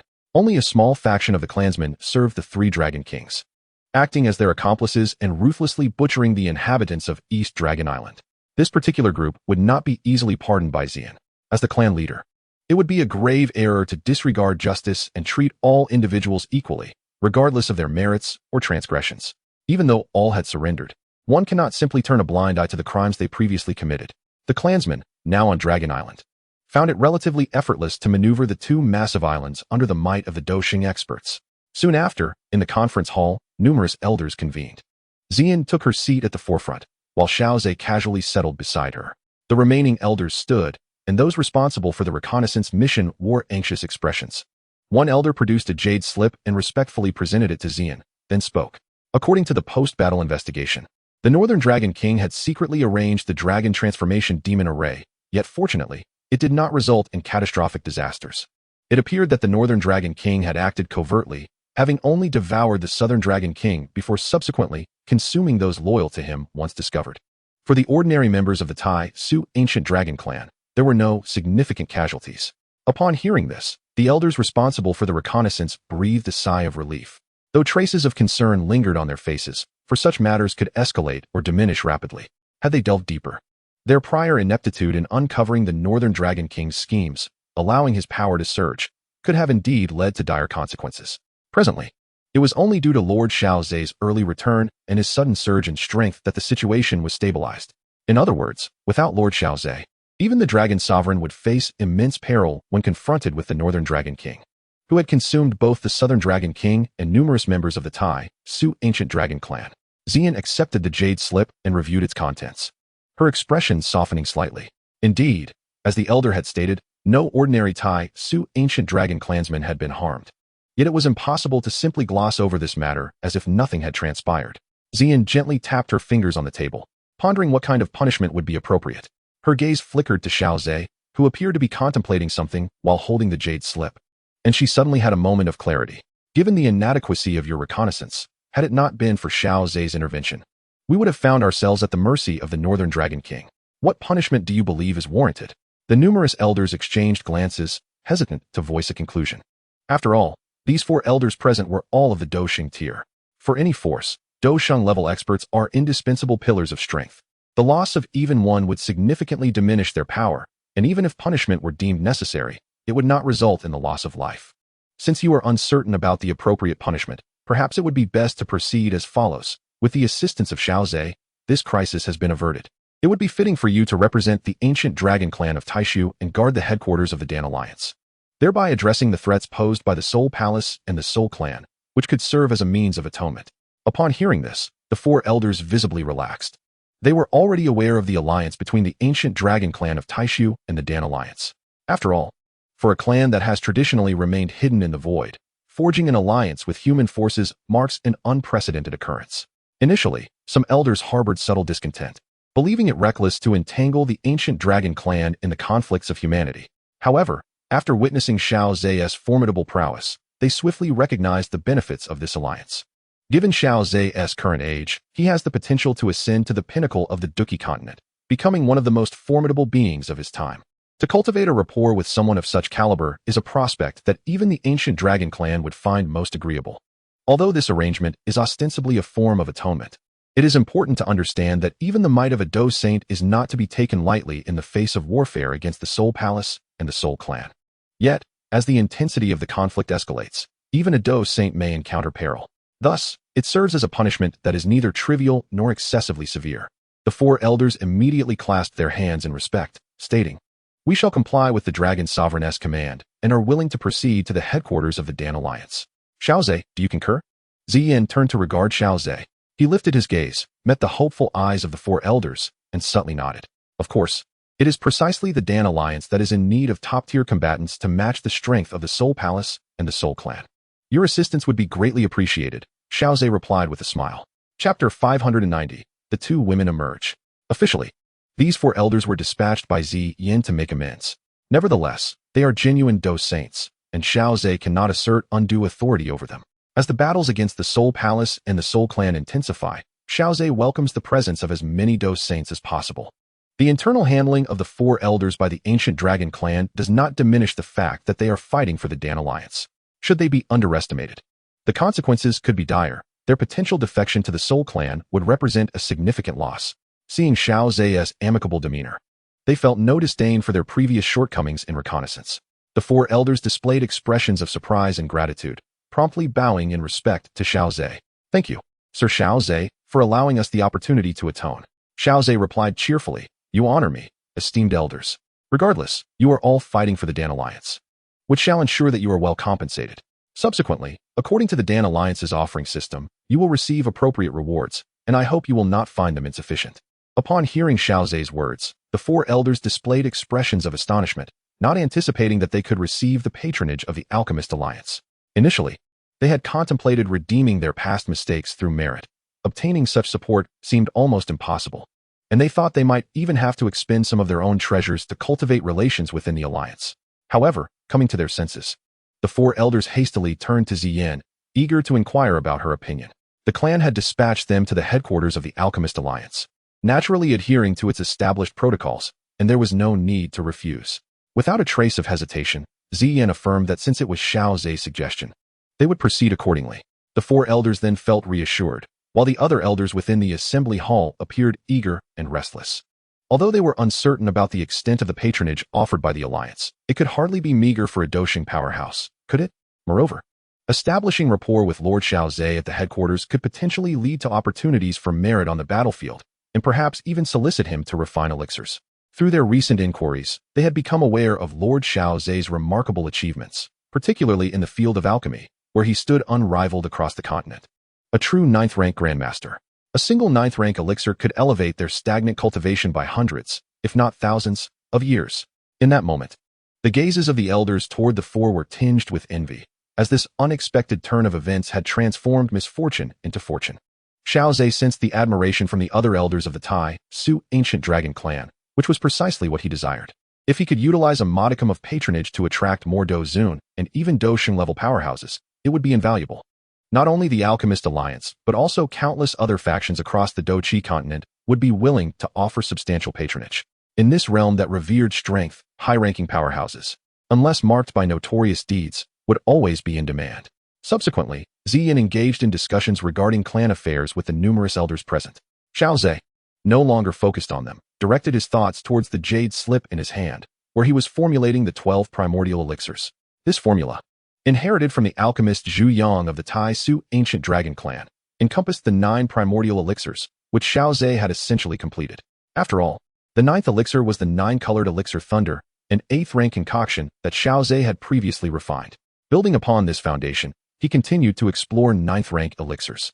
Currently, he had gradually completed the formulation for 9th-rank bout-on-level elixirs, using the Holy Heart glazed elixir as a reference for the main framework. What remained was to methodically conduct experiments to perfect it. Xiao Ze lifted his head and blinked, pressing his fingers against his temples in slight frustration. Even with his current accumulation of medicinal materials, indulging in reckless experiments with 9th-rank formulas was a luxury. After all, 9th-rank elixirs required thousands of rare materials. and even the wealthiest factions on the Dou Qi Continent could scarcely endure such expenditures. Patience would be key. In his heart, Xiao Ze silently reflected when he felt a hand clasp his own. Turning to look, he found Ziyin had concluded her meeting and was seated beside him, curiously inquiring. "What troubles you? Is there something amiss that warrants such a countenance? Do you require my assistance?" Xiao Ze shook his head, replying, "It is nothing. I am merely devising an alchemical formula that necessitates a copious amount of medicinal materials. According to my estimations, it will demand resources worth billions, and the thought of it alone is quite daunting." Upon hearing this, Ziyin smiled and grasped his hand firmly. "While I lack knowledge in the intricacies of alchemy, and am thus powerless in that regard, I can indeed assist with matters concerning resources. The Tai Su ancient dragon clan possesses a vast store of medicinal materials, and given that our clan's alchemists have long been in decline, they may finally find a purpose now. Whatever materials you require, feel free to procure them." Xiao Ze's expression turned contemplative as he recalled that the fundamental alchemical formula he was devising was the 9 elixirs of primordial chaos. The version created by Zhu Yang was tailored to his unique circumstances, requiring an abundance of materials related to magical beasts and spatial powers. The Tai Su ancient dragon clan, having resided in the boundless void, indeed has a substantial reserve of such materials. If he could secure the clan's assistance, the pressure regarding resources would significantly diminish. Noticing Xiao Ze lost in thought, Ziyin assumed he was concerned about opposition from his own clan and continued, "Xiao Ze, you have repeatedly rescued the Tai Su ancient dragon clan from dire predicaments. These materials pale in comparison to your contributions. Furthermore, if you succeed in your endeavor, I can prepare a batch for you to consume, as this is a formula left behind by the esteemed Zhu Yang." Ziyin's words momentarily stunned her, but she quickly recalled the formula left by Zhu Yang. Could it be the 9 elixirs of primordial chaos? In that case, both out of sentiment and reason, our clan must extend its aid. This not only fulfills the last wishes of Zhu Yang, but also brings immense benefits to our clan once perfected. Without delay, Ziyin led Xiao Ze to the repository of medicinal materials located on the 2 Great Dragon Islands. It was not until they returned to the Eastern Dragon Island that Xiao Ze felt a deep sense of satisfaction, for this journey had indeed yielded bountiful rewards. As Xiao Ze and Ziyin strolled out, engaged in light conversation, he sensed 2 familiar auras approaching, causing his brow to lift slightly as he gazed into the distance. 2 figures approached hand in hand. One was clad in a white dress, while the other wore a green robe, their energies restrained. Yet, Xiao Ze could feel a terrifying power within them, akin to a dormant volcano. A smile graced Xiao Ze's face, indicating that the little medical fairy in the azure scale had evidently experienced fruitful results during their seclusion. As they arrived before Xiao Ze, the little medical fairy pointed at the dragon island beneath them, cheerfully remarking, "It seems this journey was quite successful." Ziyin gently shook her head. "It was not as seamless as it appears. It was largely due to Xiao Ze's assistance that we managed to secure the dragon island." Both were somewhat taken aback. Even with Ziyan's strength at the late stage of the 4-star Dueling Saint, was she unable to capture it effortlessly? Ziyin immediately recounted the previous crisis with vivid detail to the 2 companions. Meanwhile, Xiao Ze gazed thoughtfully at the little medical sage. He had previously learned of a spatial coordinate from the elder of the Frost clan, indicating the location of the cold poison secret realm. Now that his strength had sufficiently grown, he might be able to lead the little medical sage there for an attempt. Chapter 591, The Cold Poison Secret Realm. As the little medical sage and Qinglin listened to Ziyin's narration, they couldn't help but feel a twinge of anxiety for her. Had Xiao Ze not accompanied Ziyin to North Dragon Island, she might have truly fallen prey to the hands of the North Dragon King, confronted with the forbidden formation of the ancient dragon clan. After all, that formation, which thrived on devouring the same bloodline to enhance its power, was indeed malevolent, yet it possessed its own formidable strengths. The little medical sage and Ziyin looked at Xiao Ze, both displaying expressions of astonishment. Despite Xiao Ze's previously rapid ascension in cultivation, it paled in comparison to the magnitude of his current enhancement. According to Ziyin's description, a 5-star Dueling Saint could be dispatched by Xiao Ze with merely a couple of slaps. Presently, Xiao Ze's strength was at least that of a 6-star Dueling Saint. For Ziyin had mentioned that only with such prowess could he perform spatial displacement. "Now that we have reminisced, I have a matter to discuss with you," Xiao Ze stated. The 3 women turned their curious gazes toward him. In the midst of impending battle, they urgently required greater strength, and knowing that their powers had increased offered him some reassurance. However, the cultivation required to reach the Dueling Saint stage was not something that could be achieved overnight. Even with their innate talents, it was challenging to break through in a short span of time. The little medical sage expressed her concern, acknowledging that their recent enhancement through the legacy in the Dragon Hall had been significant. Nevertheless, under normal circumstances, advancing even a small stage within the Dueling Saint realm could demand decades, if not centuries, of diligent practice. While this might be arduous for others, Xiao Ze remarked, you, little medical sage, with your unique poison body, may indeed have the potential to progress further from that foundation. His words plunged the three into contemplation. For Xiao Ze had not concealed many matters from them.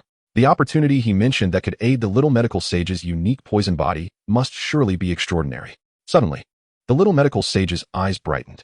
Xiao Ze, are you referring to the secret realm given by that elder of the Frost clan after our assistance? The other two recalled as well, with Qinglin suddenly clapping her jade-like hands in realization. I remember that elder mentioned a 4-star Dou Saint level by Shuang Tian poison scorpion residing deep within the cold poison secret realm.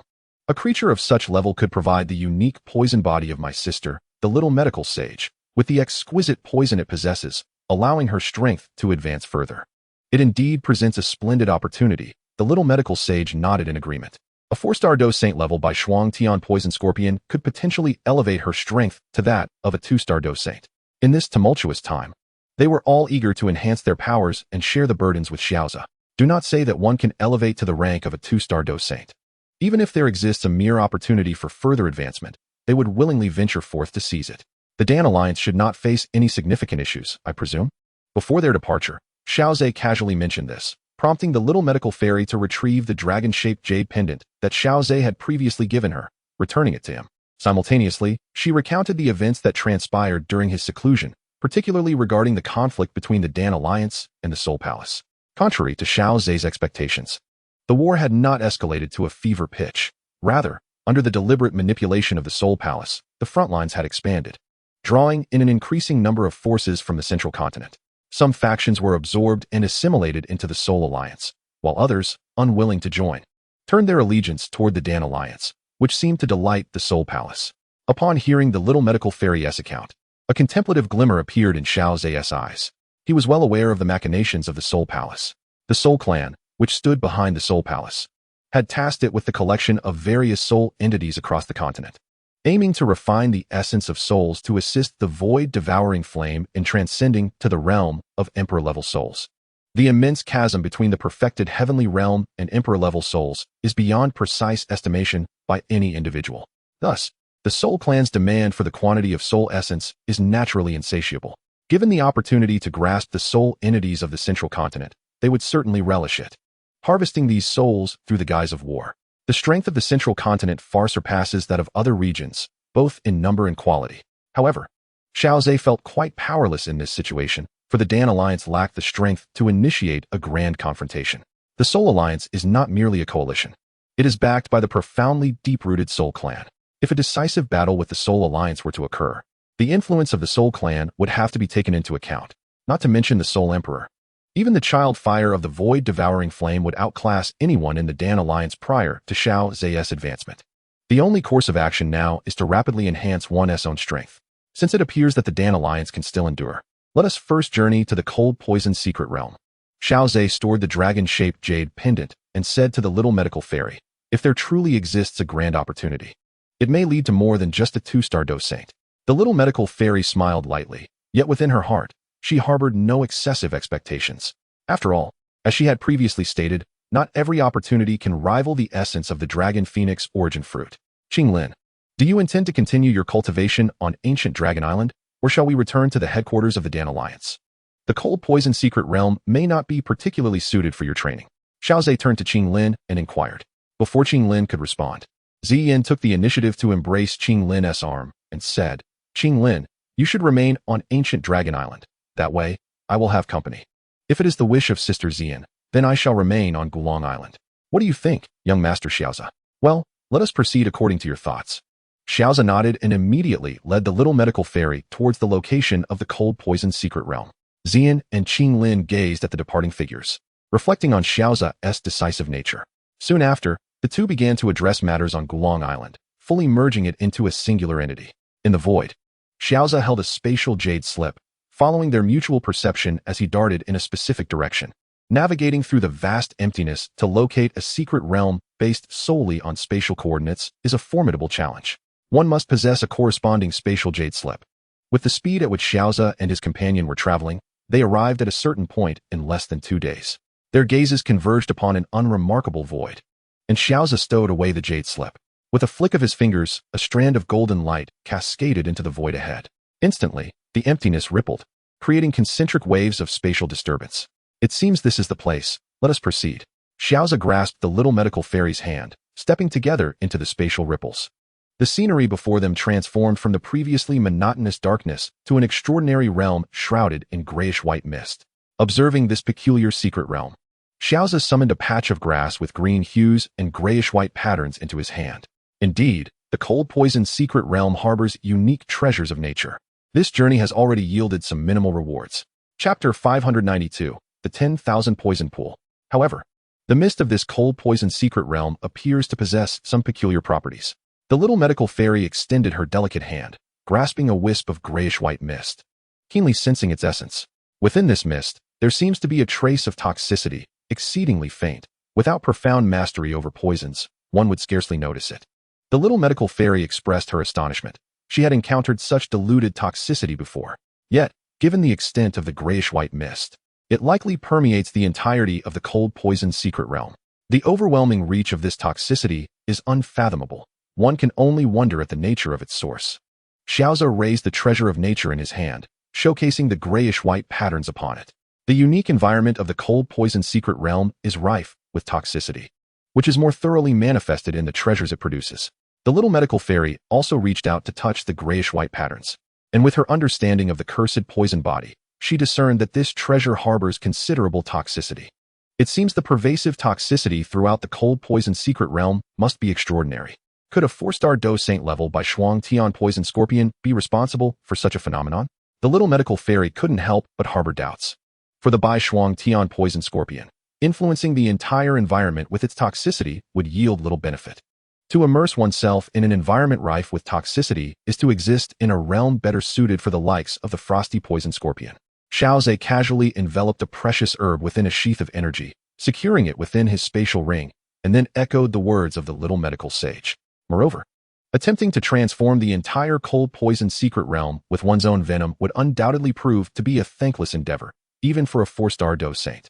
It appears that the pervasive toxicity throughout the cold poison secret realm is not solely the result of the frosty poison scorpion. Rather, there exists a substantial likelihood that the scorpion was drawn to this very toxicity.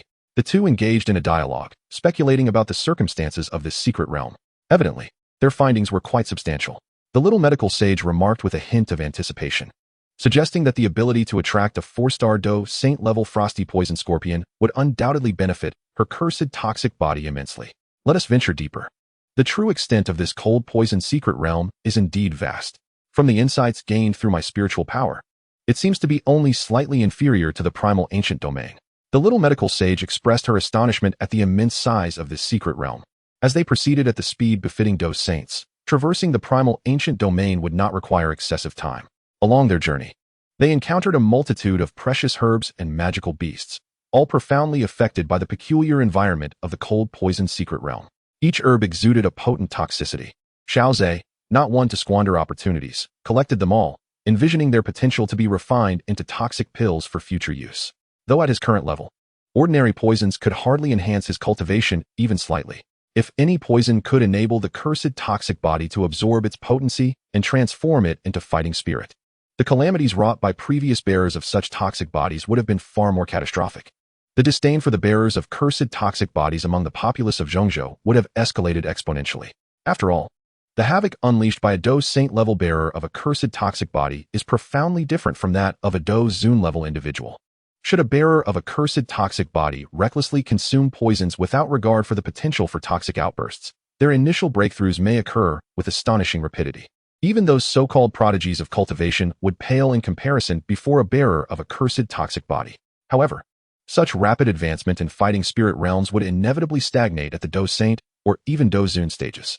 In extreme cases, a toxic outburst could result in demise during the Dou Zong stage. Individuals like the little medical sage, who can perfectly control their cursed toxic bodies, are exceedingly rare throughout history. Moreover, reaching the Dou Saint level with a cursed toxic body is an even more formidable feat yet at the Dou Saint level. A critical concern arises. Ordinary poisons are utterly ineffective. Poisons that could affect a Dou Saint are undoubtedly extraordinary and unparalleled in the world. This also places the little medical fairy alongside the Azure Scale, as both possess unparalleled talents. However, Their gifts are heavily reliant on external factors. When such influences are insufficient to propel them to greater heights, their cultivation speed diminishes significantly, rendering them comparable to the prodigies of ancient races. The little medical fairy requires increasingly formidable poisons, while Azure Scale seeks out mightier serpent-like magical beasts. While it may be feasible to concoct more terrifying poisons through human ingenuity, locating stronger serpent-like magical beasts is a daunting challenge, even across the vast expanse of the Dou Qi Continent. Consequently, both the little medical fairy and Azure Scale lag behind Xun'er, Medusa, and Xian in terms of strength. At present, the cold poison secret realm appears to house an unimaginable toxin. Its virulence envelopes the entire realm, enticing even the 4-star Dueling Saint level by Shuang Tian poison scorpion. Soon, two figures paused mid-air, surrounded by a dense grayish-white mist that rendered visibility nearly non-existent. In such obscurity, a sense of dread would surely arise in the hearts of ordinary individuals, for none could predict the monsters lurking within the murky haze. Xiao Ze, what is it? The little medical fairy inquired, noticing that Xiao Ze was the first to halt. Given his superior strength and soul realm, he undoubtedly sensed something beyond her perception. Xiao Ze extended his hand, gathering the mist ahead to form a mist pearl. As the mist briefly dissipated, it quickly replenished, and he presented the mist pearl to the little medical fairy. Receiving it, she carefully probed the conditions within the pearl, fully aware that Xiao Ze's actions bore deeper significance. Try using your soul perception, he suggested. Following his advice, the little medical fairy gently touched the mist pearl with her soul perception, her face instantly reflecting astonishment. Within the pearl existed a presence capable of inflicting harm upon the soul. Indeed, further ahead, the grayish-white mist possessed the capacity to target the soul. Even with my perfected heavenly realm soul perception, I found myself significantly suppressed and unable to attain immunity. Xiao Ze's gaze revealed his surprise. He had never encountered anything specifically designed to counter soul power before. Even if it could, against his perfected heavenly realm soul force, its efficacy would likely be diminished. Well, there's no need to hesitate. We have come this far. Do we truly intend to turn back? Sensing the little medical fairy's uncertainty, Xiao Ze offered reassurance. And together they ventured into the grayish-white mist. Both understood that they were now delving deeper into the cold poison secret realm. After a moment, they simultaneously came to a halt, for the grayish-white mist had entirely vanished before them. What lay in their sight was a pool shimmering with vibrant colors. What a terrifying and intricate toxicity. The young healer gazed at the shimmering pool of water, exclaiming in astonishment. This was nothing short of the pool of 10,000 poisons. Chapter 593, The Tides of Heaven and Earth. The healer's expression was one of sheer horror as she beheld the vividly colored toxic pool. The potency and complexity of the toxins contained within far surpassed her imagination. How could such a terrifying pool of poison be birthed by nature itself? The intricacy of the toxins left even the young healer, who bore the cursed poison body, utterly astounded. Xiao Ze, too, regarded the pool of 10,000 poisons with a grave countenance. Possessing the same cursed poison body, his understanding of toxins was unrivaled across the entire Dou Qi Continent. Yet, within this very pool, he sensed many toxins unknown to him. Presently, Xiao Ze, merely a 6-star Dueling Saint, could invoke the tidal energies of heaven and earth, a testament to his formidable foundation.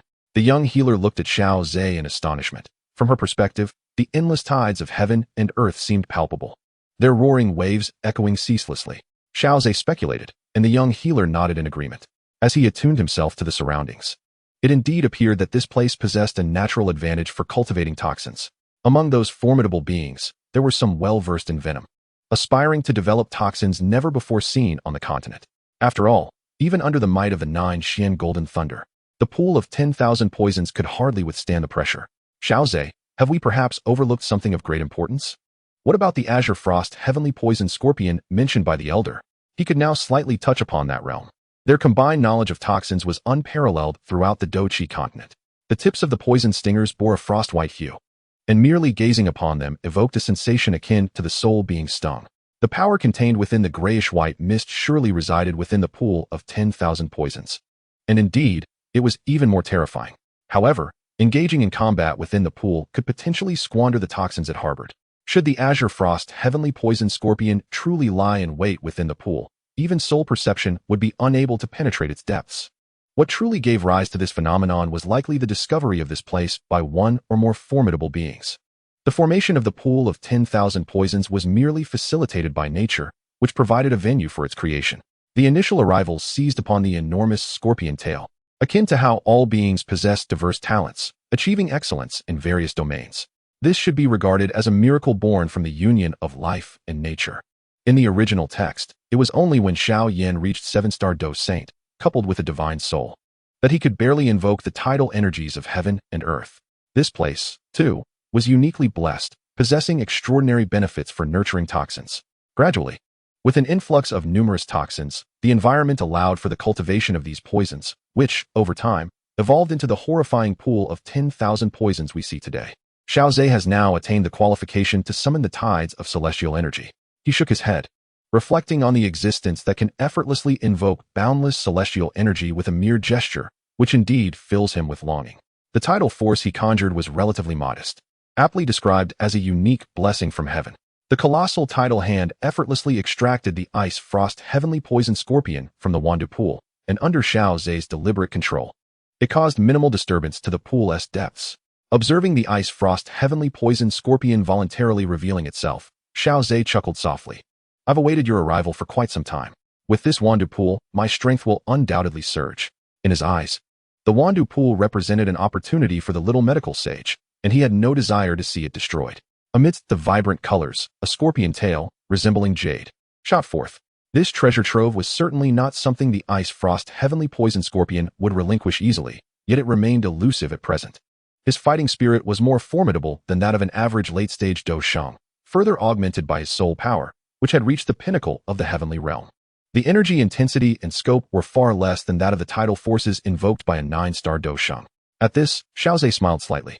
Within the illusion of the Bodhi ancient tree, he had experienced the overwhelming might of a 9-star Dou Shang. The tidal energies of the universe can be said to be a formidable power only grasped by a late-stage Dou Shang. As his words fell, his fighting spirit surged, summoning the energies of the cosmos. The most likely entity hidden within the Wandu pool seemed poised to surprise them.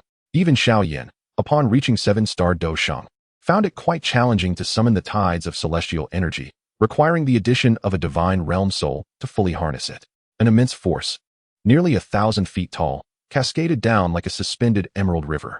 With an opportunity to catch up to them, the little medical sage felt an exhilarating thrill. Boom!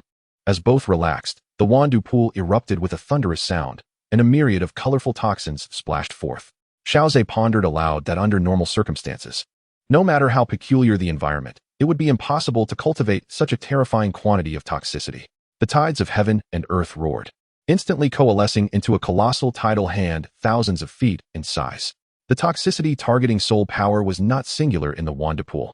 Indeed, given Xiao Ze's strength, extracting the ice-frost heavenly poison scorpion was relatively effortless. Xiao Ze smiled upon hearing this. After all, it was a 4-star Dou Shang, who, had they not been confined here, might have already escaped.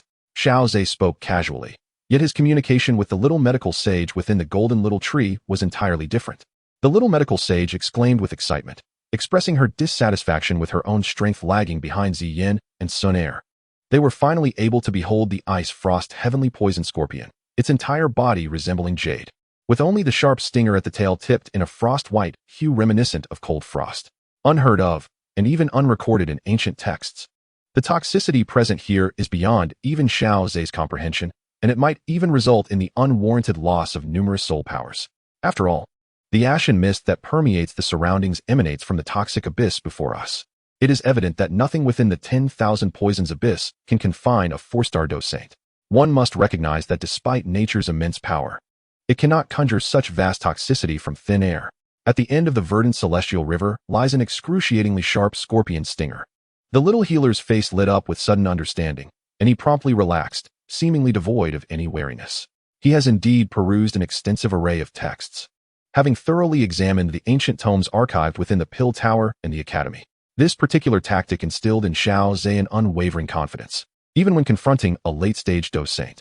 It is likely that a powerful adept in toxic arts first discovered this realm, recognizing it as a prime location for cultivating poison.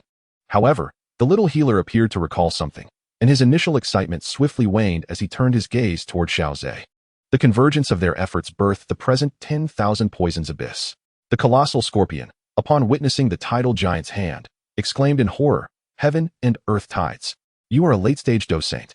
In that instant, a torrent of celestial energy surged behind Xiao Ze, bridging the heavens and the earth. Moreover, this was employed against merely a 4-star Dou Saint, the green frost heavenly poison scorpion.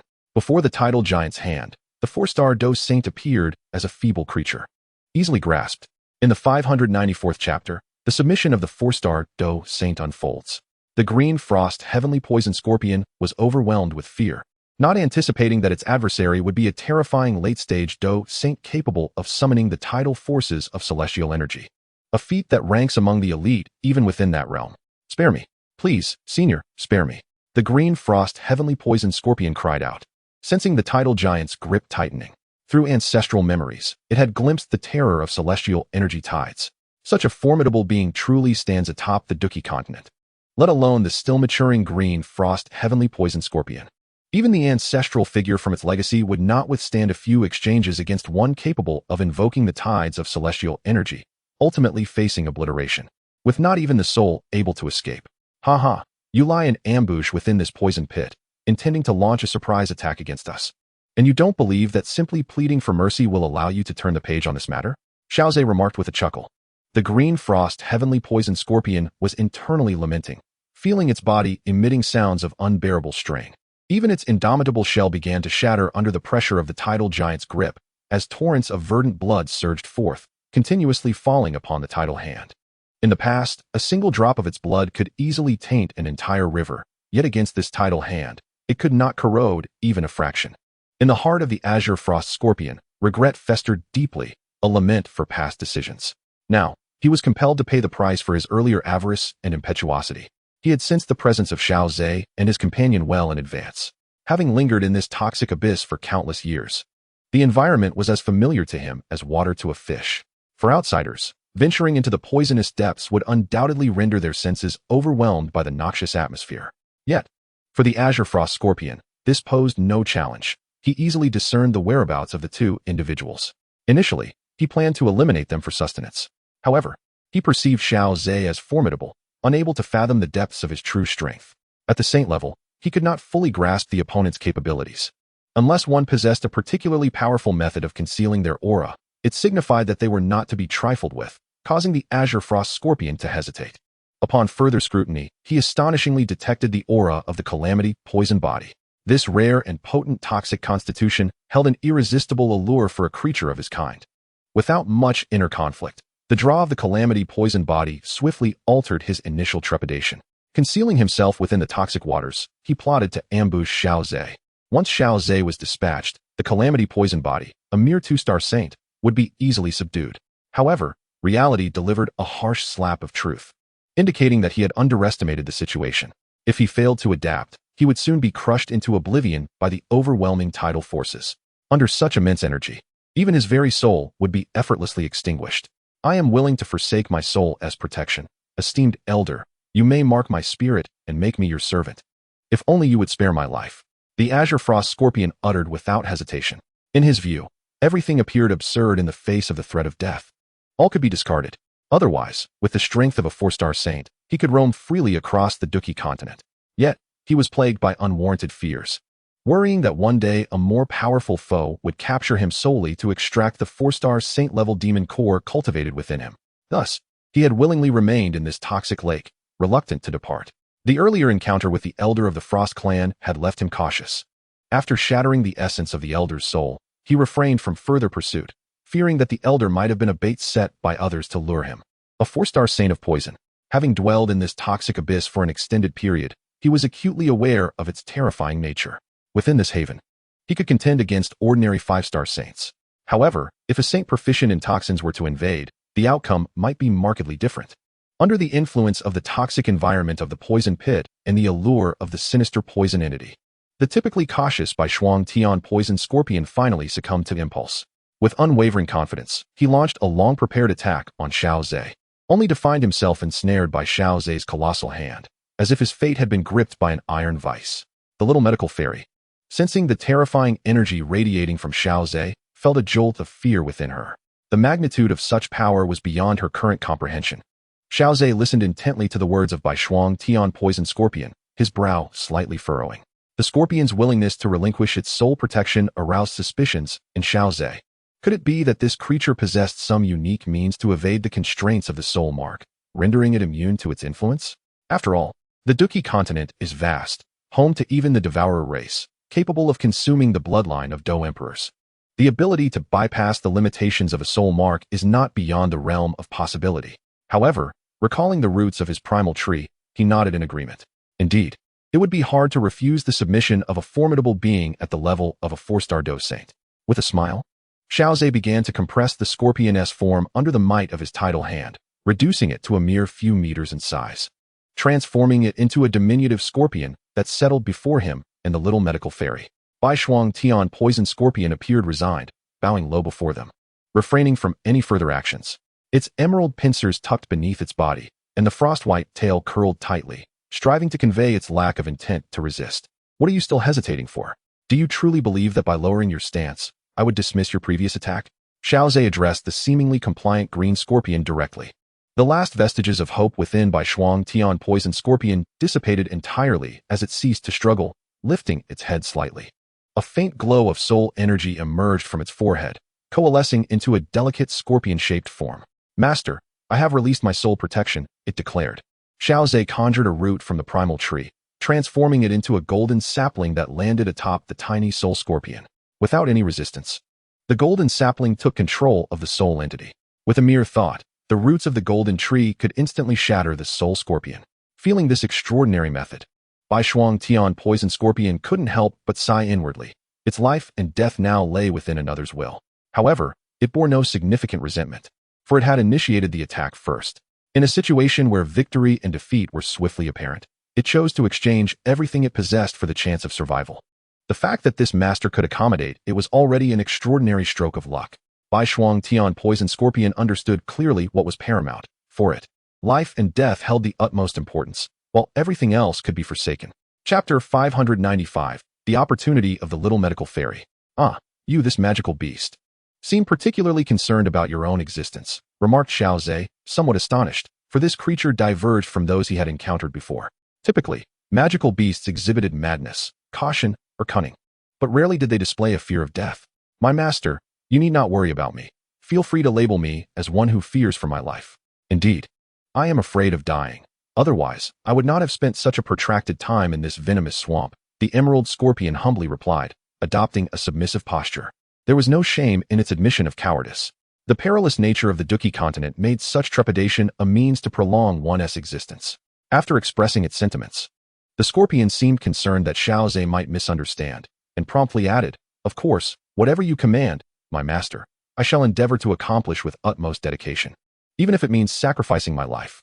Xiao Ze gazed at the emerald scorpion with intrigue. Why? He questioned. Ultimately, the tasks that may cost you your life are those I have compelled you to undertake. If facing a formidable enemy leads to death, and defying my wishes also results in demise, why not inflict a little discomfort upon me before you meet your end? My master, my current plight is a consequence of my inferior skill and prowess, the scorpion buzzed. Were it not for your benevolence in sparing my life, I would likely have perished already. Since you have granted me a measure of life, then sacrificing it in the face of a powerful foe could be seen as a form of repayment. Listening to the scorpion's words, Xiao Ze exchanged glances with the little medicine sage, both shaking their heads in confusion. They struggled to comprehend the scorpion's perspective. Despite Xiao Ze's relatively smooth journey, he firmly believed that should he encounter an insurmountable adversary, he would prefer to perish gloriously rather than live in humiliation. Indeed, the understanding between beings is profoundly complex. Xiao Ze mused, then addressed the Bai Shuang Tian Poison Scorpion. I am Xiao Ze. You may simply call me master. And this is the little medicine sage. Xiao Ze briefly introduced himself, to which the emerald scorpion respectfully responded, Yes. I have the honor of meeting Master Xiao Ze and the esteemed little medicine sage. By the way, how should I address you? Master Xiao Ze, you may refer to me as Tian Scorpion. Do you know the origins of this venomous swamp? I am unaware. I arrived here by mere chance and have no knowledge of how this swamp came to be or its history. Bai Shuang Tian Poison Scorpion replied candidly. Xiao Ze nodded, harboring little hope, and led the little medicine sage to the edge of the wand poison swamp. He extended his hand into the murky depths, various toxins surging along his fingers and into his body. The Bai Shuang Tian Poison Scorpion, trailing behind, was momentarily stunned by the sight. Although Xiao Ze's cultivation was formidable, to plunge his unprotected hand into the venomous swamp and endure its toxins seemed rather audacious. The scorpion could sense the toxins infiltrating Xiao Ze's being. Before long, Xiao Ze shook his hands, casting off the remnants of the venom, and stood up, seemingly unscathed. Not bad. He remarked, the toxicity here is quite remarkable. It should significantly enhance your calamity poison body. During this seclusion, you may emerge as a 5-star Dou Saint, surpassing Ziyan. Xiao Ze assessed, and a look of delight blossomed on the little medical fairy's face. 5-star Dou Saint. Under normal circumstances, it would take her several hundred years of diligent cultivation. But now she could leap forward, filling her heart with uncontainable joy. The Bai Shuang Tian poison scorpion, upon hearing this, cast an envious glance at the little medical fairy. Such a terrifying poisonous pool was far more beneficial to those possessing a calamity poison body than to creatures like themselves.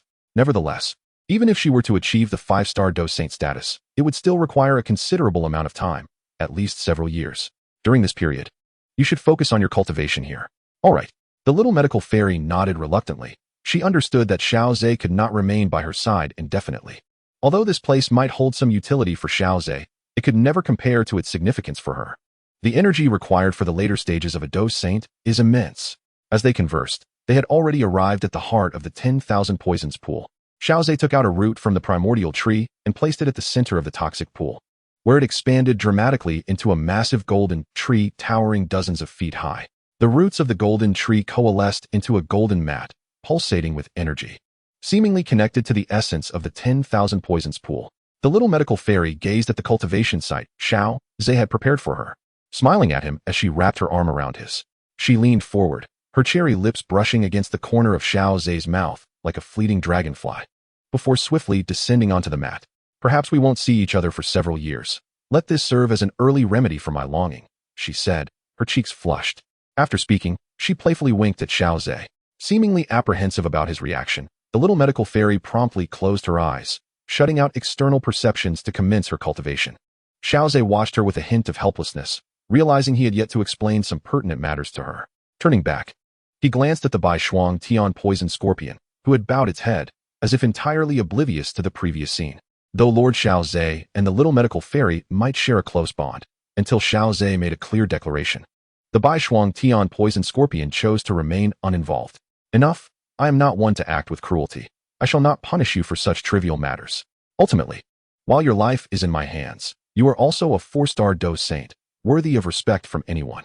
Observing the Bai Shuang Tian poison scorpion's cautious demeanor, Xiao Ze remarked, Yes, Lord Xiao Ze, the scorpion replied, though it remained motionless. Xiao Ze chose not to pursue the matter further and instead directed the Bai Shuang Tian poison scorpion. Although I have established protective measures here, to prevent others from inadvertently entering the cold poison secret realm, it is imperative that you remain here to guard this place. Do you understand? The Azure Frost Heavenly Scorpion bowed low, its body tense, and spoke respectfully. I understand, my lord. Should any enemies dare to invade, my subordinates shall undoubtedly eradicate them at once. If we are unable to contend with them, I will promptly inform Lord Xiao Ze. Until my life is extinguished, the esteemed little medicine sage shall encounter no misfortune. Xiao Ze nodded slightly and lingered for a while longer, utilizing the wand poison pool for cultivation while devising additional protective measures for the little medicine sage. Only when his progress in cultivation reached a standstill did Xiao Ze prepare to depart. At this juncture, he had advanced further towards the 7-star Dou Saint realm. The transition from mid-Dou Saint to late Dou Saint represented a vast chasm. Without extraordinary opportunities, one could only rely on painstaking effort to gradually enhance their abilities. The wand poison pool, in Xiao Ze's estimation, did not constitute a significant opportunity for him. After all, he surmised that the wand poison pool could at most elevate the little medicine sage to the 5-star Dou Saint level, after which its effects on the calamity poison body would be negligible. Chapter 596. The Call for Help from the Demon Shadow. Within the cold poison secret realm, after Xiao Ze had gathered all the heavenly materials and earthly treasures he required, he stretched lazily and gazed deep into the heart of the realm. There lay the retreat of the little medicine sage, for whom he had established numerous protective measures, including a multitude of power source tree roots. With the presence of these roots, Xiao Ze could effortlessly create what could be termed disposable offensive weapons. Since the roots were essentially manifestations of his power source, they could perfectly accommodate his might. Coupled with Xiao Ze's unparalleled quantity of Dou Qi and his remarkable recovery speed, crafting these weapons infused with his power was not a challenge. Among the most convenient and effective were the 9 Xian Golden Thunder and the Source Emperor Flame, for which he had retained 3 roots each. The explosive power unleashed was sufficient to pose a formidable challenge even to an early 6-star Dou Saint.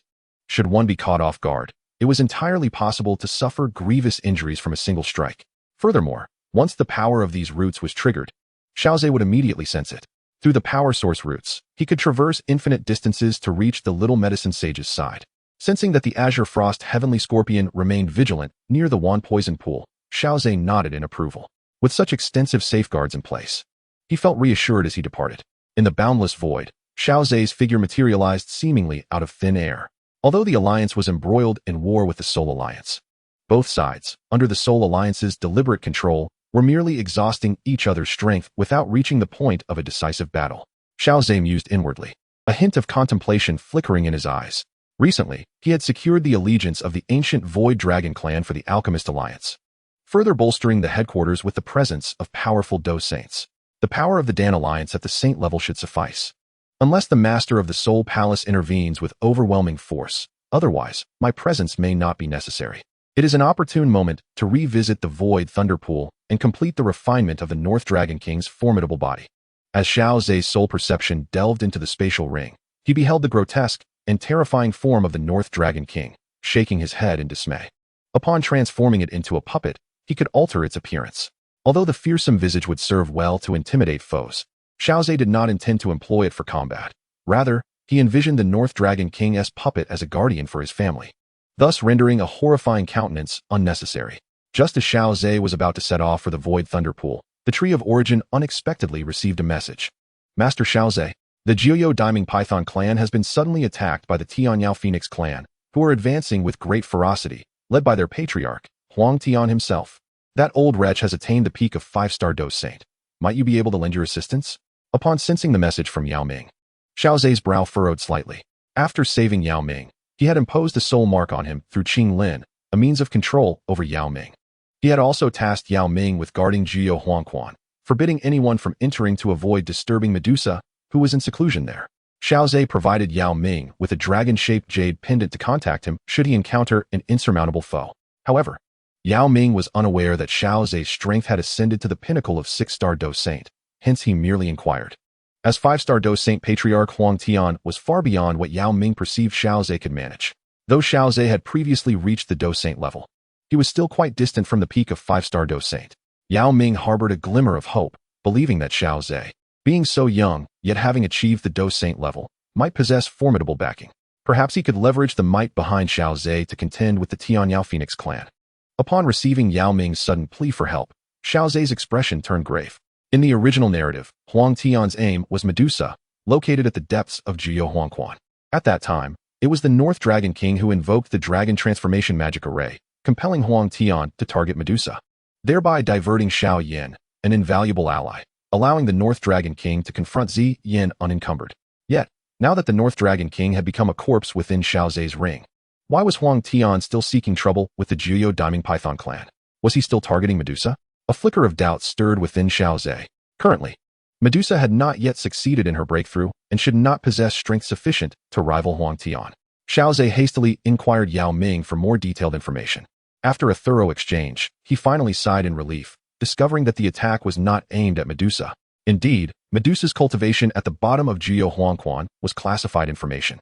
Only Yao Ming and a few others, such as Xiao Ze, were privy to this information, making any possibility of leakage virtually non-existent. How could anyone suddenly direct their efforts against Medusa? The primary reason for the fierce advance of the Celestial Demon Phoenix clan lies in the alliance of the ancient Void Dragon clan with the Pill Alliance, which has significantly intensified the pressure on the Soul Alliance. Consequently, under the leadership of the Soul Palace, the Soul Alliance sought the partnership of another formidable beast clan, the Celestial Demon Phoenix clan. Perhaps the alliance between the Pill Alliance and the ancient Void Dragon clan has sparked new strategies in the Soul Palace. After forging an alliance with the Celestial Demon Phoenix clan, the Soul Alliance set its sights on the 9 Nether Earth Serpent clan. The Soul Palace tasked the Celestial Demon Phoenix clan with persuading the 9 Nether Earth Serpent clan to join the Soul Alliance. This is the reason for the Celestial Demon Phoenix clan's visit. However, Yao Ming is acutely aware that he cannot turn to the Soul Alliance. Xiao Ze, as the president of the Pill Tower, is currently engaged in combat with the Soul Alliance, which was facilitated by the Pill Tower itself. Aligning with the Soul Alliance would mean standing against Xiao Ze. He bears the lingering soul mark left by the azure scales on his own soul. Should he lead the 9 Nether Earth Serpent clan to the Soul Alliance, the day the alliance is announced would mark the end of Yao Ming's life. At the same time, facing the aggressive approach of the Celestial Demon Phoenix clan, Yao Ming cannot naively assume that mere refusal will ensure his safety. If that were the case, the Celestial Demon Phoenix clan would not have dispatched their patriarch, a late-stage 5-star Dou Saint. Upon reflection, Yao Ming understands the intentions of the Celestial Demon Phoenix clan. If enticements of profit fail, they will resort to threats of force. Furthermore, should the Celestial Demon Phoenix clan become more ruthless, realizing that threats fail, they might consider completely exterminating the 9 Nether Earth Serpent clan to prevent them from defecting to the other side. Is this operation solely the work of the Celestial Demon Phoenix clan? Xiao Ze inquired of Yao Ming, for if there were formidable beings from the Soul Clan involved, he would need to heighten his vigilance. If the 4 demon saints of the Soul Clan, or even the void-devouring flame were summoned, it would be a challenging situation to navigate. Of course, even if powerful members of the Soul Clan were to arrive, Xiao Ze would not be intimidated. After all, he possesses the spatial Jade slip given by Xun'er, which allows him to contact Gu Yuan, as long as the Soul Emperor has not fully recovered from his injuries. Gu Yuan, a peak 9-star Dou Saint, wields the terrifying power to wreak havoc on the Soul Clan. Naturally, if Gu Yuan were to take action personally, it would signify the complete outbreak of war between the Soul and Ancient clans. The intensity of such a conflict would far surpass that of the war between the Soul Alliance and the Pill Alliance. Chapter 597, Delay. The territory of the 9 Nether Earth Serpent clan, the Underworld Serpent Vein, is their sacred ground, heavily fortified. Any Snakeman tribe belonging to the underground world seeking entry must undergo stringent scrutiny. Yet at this moment, in the skies above the underworld Serpent Vein, silhouettes with massive wings were standing tall. The immense wings resembled dark clouds, enveloping the sacred grounds of the 9 Nether Demonic Python clan. Such an arrogant posture was undeniably supported by formidable strength. Shadows loomed in the sky, exuding an aura of terror that pervaded the very essence of the Nether Serpent's domain, creating an atmosphere thick with tension. The powerful members of the 9 Nether Demonic Python clan gazed at the figures above, their eyes glinting with cold fury. Like the Celestial Demon Phoenix clan, the 9 Nether Demonic Python clan was one of the 3 great beast families. The current brazen demeanor of the Celestial Demon Phoenix clan felt as though they were trampling upon the 9 Nether Demonic Python clan. This was enough to incite boundless rage within the hearts of the clan's warriors. Yet, the terrifying aura emanating from the leader of the Celestial Demon Phoenix clan restrained them from making any rash moves.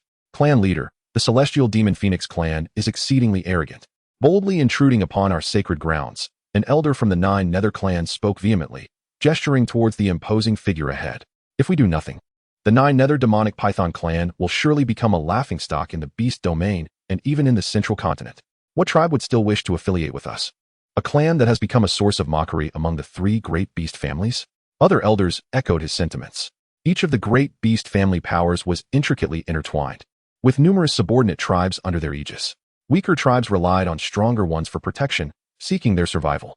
In turn, powerful tribes depended on the multitude of weaker tribes to bolster their own strength and expand their influence, thereby securing greater benefits for themselves.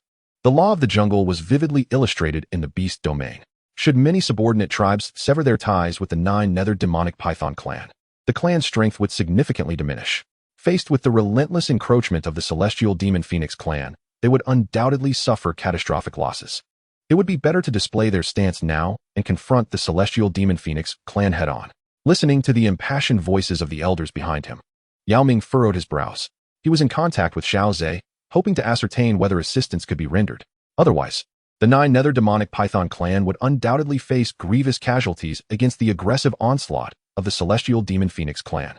The clan leader, Hun Tiandi, was a late-stage 5-star Dou Saint, a level of power unmatched by anyone within their ranks. Acting impulsively could very well plunge the 9 Nether Demonic Python clan into the abyss of destruction. Upon hearing Yao Ming's words, a portion of the elders behind him shifted their expressions. Since Yao Ming had regained control, he had thoroughly reorganized the elders of the clan. Those that remained were fiercely loyal to him. Coupled with Yao Ming's character, many elders had been influenced by him and adopted a rather radical approach. When faced with the invitation from the Celestial Demon Phoenix clan to join the Soul Alliance, these more impulsive elders harbored no intention of joining. Instead, they were eager to confront the Celestial Demon Phoenix clan in battle. Now, I perceive a sense of compromise and hesitation in the words of Yao Ming. A small faction of less radical elders immediately became animated, addressing Yao Ming, Chief. Perhaps we should acquiesce to the demands of the Tianyao Phoenix clan and ally with the Soul Alliance. Ultimately, should we triumph over the Dan Alliance, we could partake in the spoils. With our involvement, the Dan Alliance would no longer be invincible. As soon as these words were uttered, Yao Ming was about to reprimand them when a voice from above interrupted. Hee, Yao Ming, having regained your power. One would assume you are a person of discernment and would not reject the notion of an alliance. While Yao Ming was explaining the current situation to Xiao Ze, he naturally refrained from outright rejecting the proposal, intending to delay his response. The matter of an alliance could plunge my clan into the vortex of war. Such a significant decision could not rest solely upon my shoulders. It necessitates consultation with the numerous elders, surely. The chief of the Tianyao clan would grant me this brief respite. Hovering in midair, Huang Tian furrowed his brow, feeling a sense of unease at Yao Ming's words. From his understanding of Yao Ming, he knew him to be a decisive individual. Once a decision was made, he would not allow for interference. A few years prior, Yao Ming unexpectedly regained control over the Jiuyou Diminmang clan, subsequently initiating a purge of the upper echelons, eliminating those who wavered or displayed disloyalty with covert methods. The remaining members were all staunchly loyal to Yao Ming, indicating a flaw in his argument. He could indeed establish a dictatorship, once he made a decision. None among the upper ranks of the Jiuyou Diminmang would dare to oppose him. Suddenly, a flash of insight struck Huang Tian. How did Yao Ming extricate himself from his previous weakness? How did he manage to reclaim authority over the Jiuyou Diminmang clan overnight? Perched atop a grand demon phoenix, Huang Tian pondered deeply. Yao Ming's current rhetoric contradicted the circumstances within the Jiuyou Diminmang clan. A mysterious force, hypothesized by Huang Tian, must have assisted Yao Ming in regaining control, which stirred a sense of unease within him. Was Yao Ming merely stalling for time? With this thought, the eyes of Huang Tian, accustomed to authority, radiated an aura of command as he decisively declared, Yao Ming, your words appear to be mere stalling tactics. Within the Jiuyou Diminmang clan, you possess absolute power. The upper echelon is filled with your loyal supporters. You could easily establish your will. This current delay, are you hoping for assistance from the Dan Alliance? Even within that alliance, there are none capable of contesting with me. You should abandon that hope. However, it is regrettable that I shall grant you just one more minute to deliberate. After 1 minute, it would be best for you to agree to the alliance. If you refuse, I shall take it upon myself to make that agreement for you. The formidable voice of Huang Tian reverberated, causing the strongest members of the Jiuyou Dimming Python clan to clench their fists. Such an exalted demeanor, coupled with a tone rife with intimidation, incited even those elders who had initially leaned towards an alliance to seethe with anger and fervor. Standing at the forefront, Yao Ming appeared to have received some intelligence. As a smile graced his countenance, there is no need to wait another moment. I can provide you with an answer now. My Jiuyou Dimming Python clan shall not agree to the alliance. Yao Ming articulated each word with deliberate emphasis. Before Huang Tian could react, the dragon-shaped jade pendant hidden within Yao Ming's sleeve shattered, and a golden tree erupted skyward, emanating a grand aura that captured the attention of countless onlookers. Chapter 598, The Ancient Array of the Celestial Phoenix. The sudden turn of events left both great beast clans in utter astonishment. The golden tree, emerging in midair, paled in size compared to their beastly forms. Yet the majestic aura it radiated commanded their respect. Huang Tian's brow furrowed as he pieced together Yao Ming's earlier remarks. It became abundantly clear that this extraordinary phenomenon was Yao Ming's support. Aware of his own power, Yao Ming's decisive rejection of Huang Tian's invitation indicated that the being approaching them was likely not inferior to him. Realizing this, Huang Tian's fighting spirit surged forth. Regardless of the circumstances, the peculiar golden tree was enveloped in spatial fluctuations, signifying that a certain existence was traversing endless space to arrive here. By preemptively destroying this golden tree, he could thwart the arrival of that entity. Once Yao Ming's support was severed, the Jiuyou Dimming Python clan would be at his mercy. Naturally, Huang Tian's intentions did not escape Yao Ming's notice, and his expression grew grave.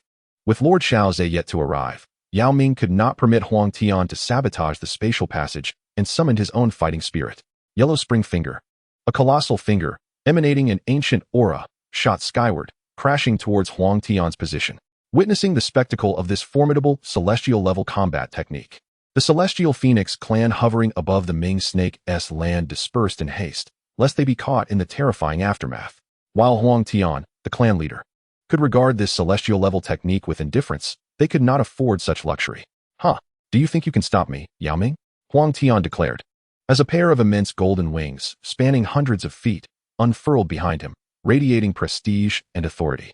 With a subtle flutter of the golden wings, Huang Tian transformed into a series of afterimages, vanishing from sight. He understood that the crux of the matter lay not in confronting Yao Ming, but in obliterating the golden tree. After that, he could address Yao Ming and the Jiuyou Dimming Python clan in earnest. Huang Tian's prowess already surpassed Yao Ming's, and being a member of the Celestial Phoenix clan, he was renowned for his speed across the continent. The vast disparity resulting from the amalgamation of both forces rendered even the formidable Yao Ming incapable of striking Huang Tian, merely obliterating the afterimage left in Huang Tian's wake. Alarmed, Yao Ming's complexion shifted dramatically as he surged forward, attempting to intercept Huang Tian before the golden tree. Haha, too late. Huang Tian chuckled at the sight of Yao Ming's disconcerted expression. The resplendent aura of his fighting spirit coalesced upon his fist, emanating an overwhelming presence, as if even the heavens must bow beneath its might.